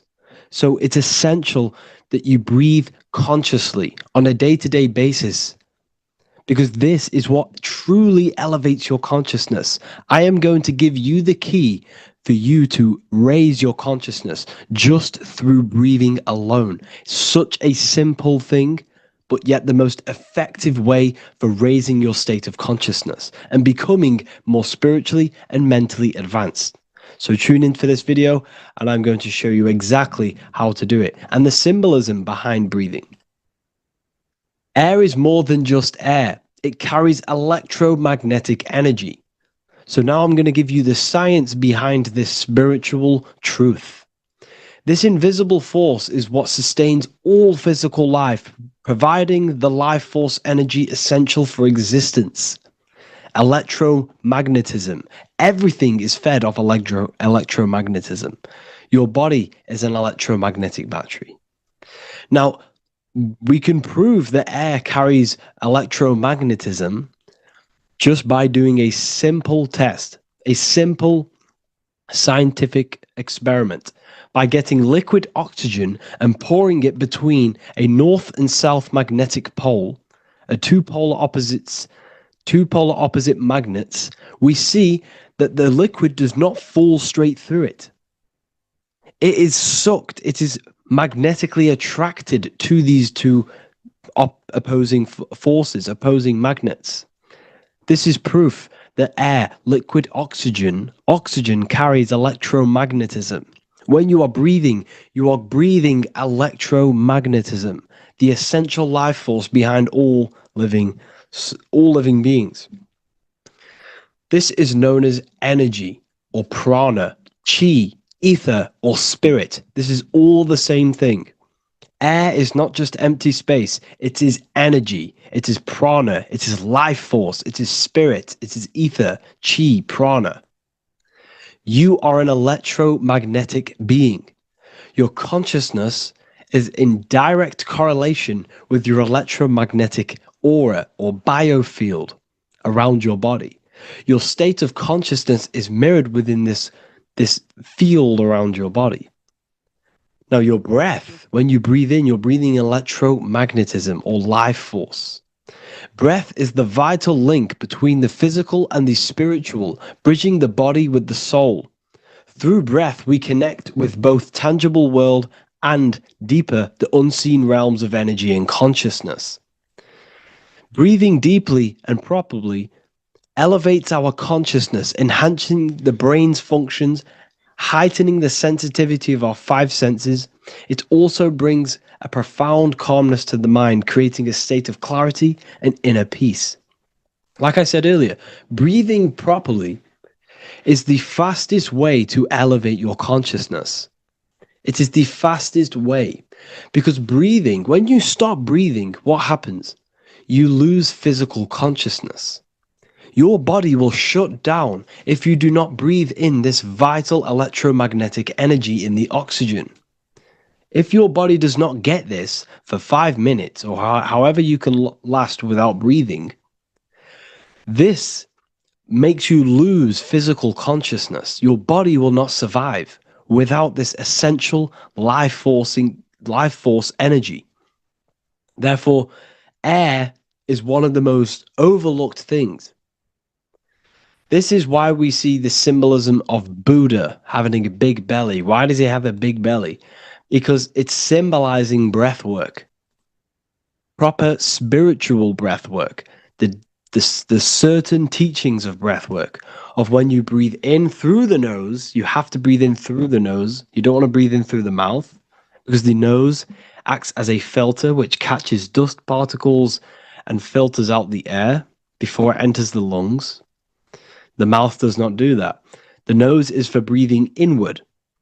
We breathe in through the nose, and when we breathe into our belly, not our lungs. When we breathe into our belly and our belly expands outwards, we are then moving this energy down from the nose down the spinal column. And when we breathe back out, the belly goes in, which is raising the energy up the spinal column, back out through the mouth. This is the true way of breathing, because when we breathe, we are moving energy. We are moving electromagnetic energy. When we breathe in through the nose, the energy travels down the spinal column. And when we breathe out, we are raising this energy back up the spine, some of it going out the mouth and some of it reaching the brain, activating dormant brain cells in the brain. But when we breathe, we need to make sure we are using 100% of our lungs capacity, because the lungs is what transforms this special energy into consciousness, physical consciousness. So this is why Buddha has a big belly. It's not because he was fat. It's not because he was overweight. It's symbolism. It's symbolism of breath work. So try this. Do this for 2 minutes while you watch this video. Breathe in through the mouth as hard as you can until you no longer can fill any more air into your lungs and belly. Breathe it into your belly, not your lungs. And breathe out through the mouth. Do this for 5 minutes or 2 minutes, however long. I promise you, breath affects your consciousness. You will notice the difference. If you do it quicker, the quicker it'll affect your consciousness, and you might go lightheaded. But that lightheaded is you activating your spirit, your energy body. So try this just when watching this video. When you breathe consciously, you are renewing both your energy body and astral body, aligning your consciousness with a higher state. This practice feeds new life force energy into the body, revitalizing and enhancing your overall well-being. Like I said, your brain requires the most amount of oxygen. When we have shallow breathing, this is reducing the brain's capacity. Because when we are not breathing properly, which 98% of people are only using a third of their lungs capacity, we are essentially only using a third of our consciousness, because your breath is directly correlated to your consciousness. your state of consciousness. When you breathe in through the mouth, out through the mouth, out in through the nose, out through the mouth, consciously and deeply for 5 minutes, you will notice that your senses are more powerful and sensitive. Your brain is quicker.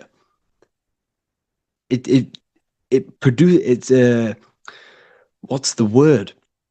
It processes information quicker. You become quicker. You become a superhuman, and you feel more spiritual because it activates your spirit, your astral and energy body.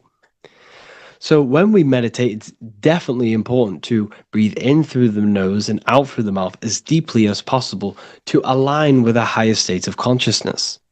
And this is the easiest way to separate your consciousness from the body.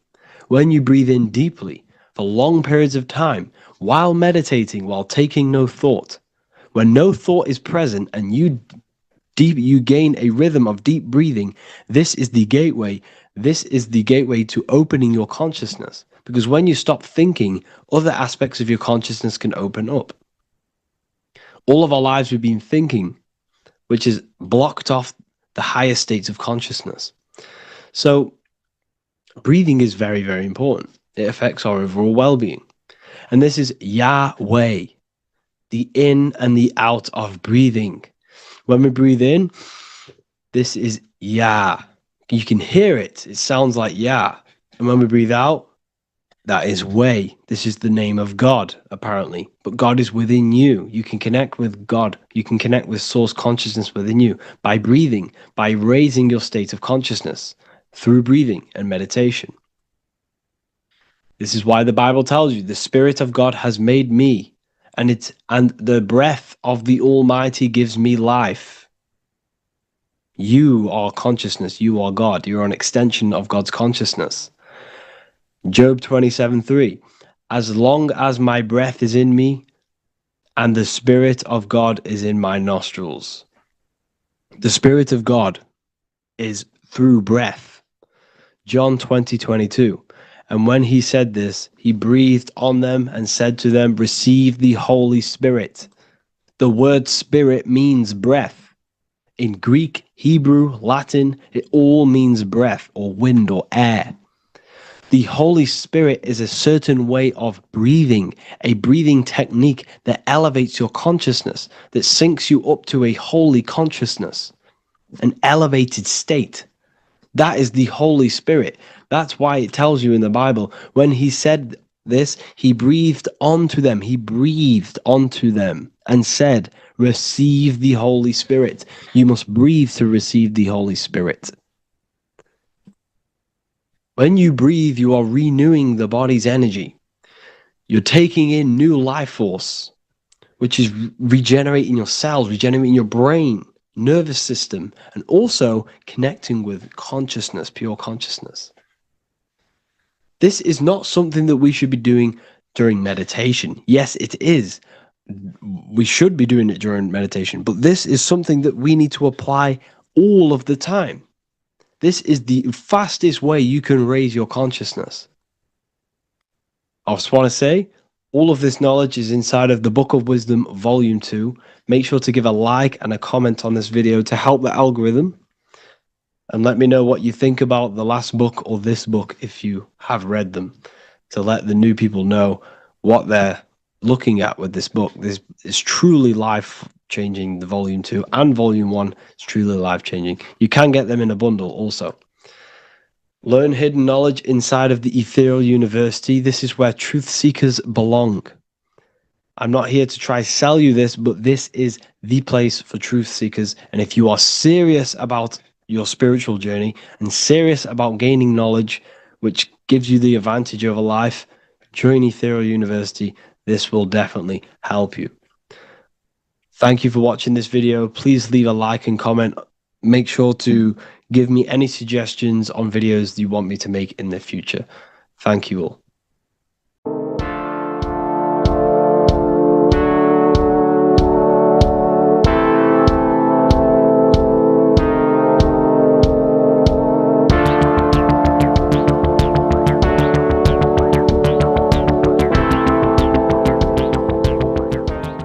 Welcome back everyone to another video. Today we're going to cover everything that you need to know about the mind, starting with the two aspects of the mind, the conscious and the subconscious. The male aspect of your mind is the conscious.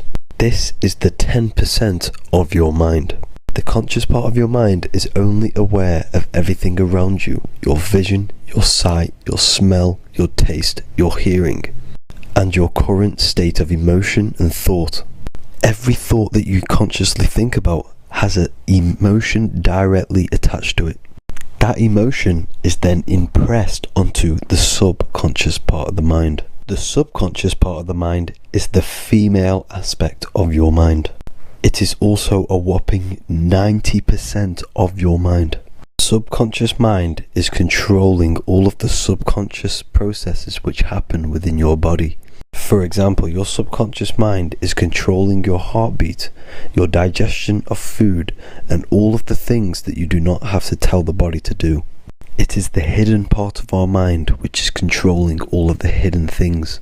The subconscious mind is like a recording supercomputer. Everything that you have experienced in your life is all recorded and stored within the subconscious mind. One of the most important things about your subconscious mind is that it stores your mental programs. Everything in the subconscious mind manifests into behavior and actions within the body. Your daily basis routine and habits are all mental programs within your subconscious mind. These mental programs are created by mainly two ways. 1. Repetition, and 2. Emotional impact. The repetition is fairly simple to understand. The more you do something, the more it impresses onto your subconscious mind and becomes a program. That program will then manifest into your behavior.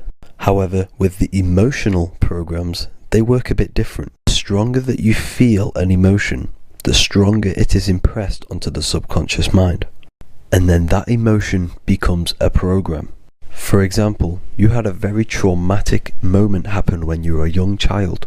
The emotion that you felt was so strong in that moment that it impressed into your subconscious mind so hard that you can recall that moment like it was yesterday. That traumatic event that happened to you when you were young will still manifest into your daily basis behavior even to this day. However, it manifests subconsciously. For example, if you were in a car crash, you will be wary to enter cars with certain people. All because of that traumatic emotion that you felt and impressed onto your subconscious mind.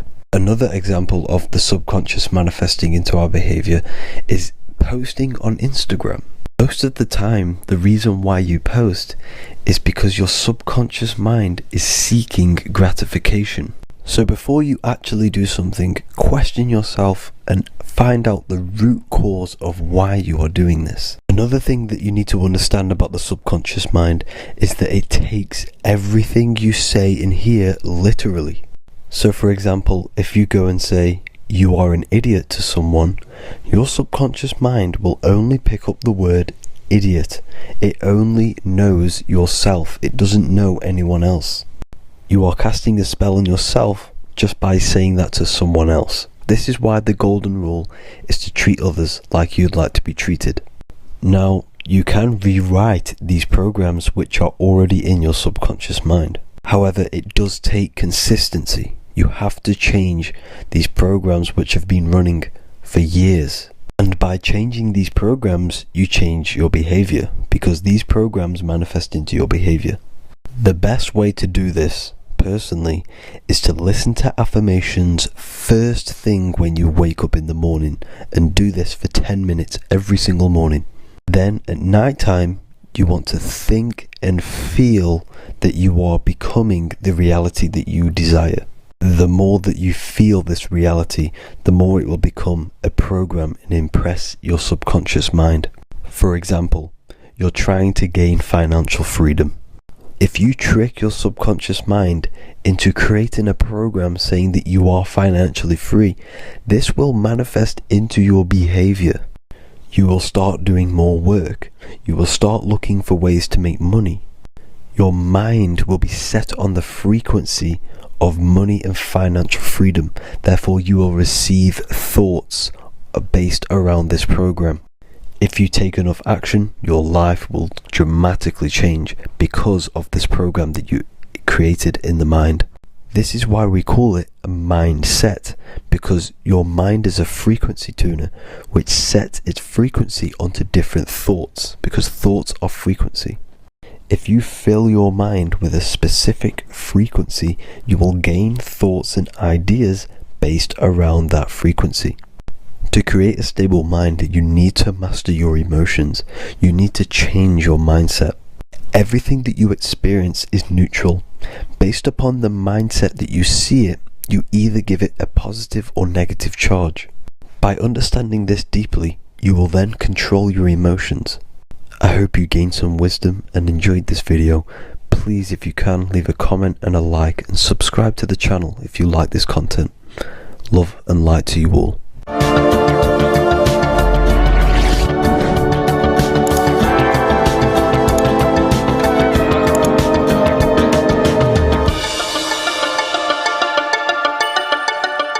Welcome to Revival of Wisdom. This video is going to be about the flat earth and the breakdown of the whole cosmology. We're going to be digging very deep. I've got a lot of pictures and images to show you, and a lot of dots to connect. So let's start with the Freemasonry art. So this artwork we have here is the Freemasonic cosmology, as they know and believe. So what is it symbolizing? We obviously have to start off with the 4 pillars representing the 4 corners of the earth. The 4 corners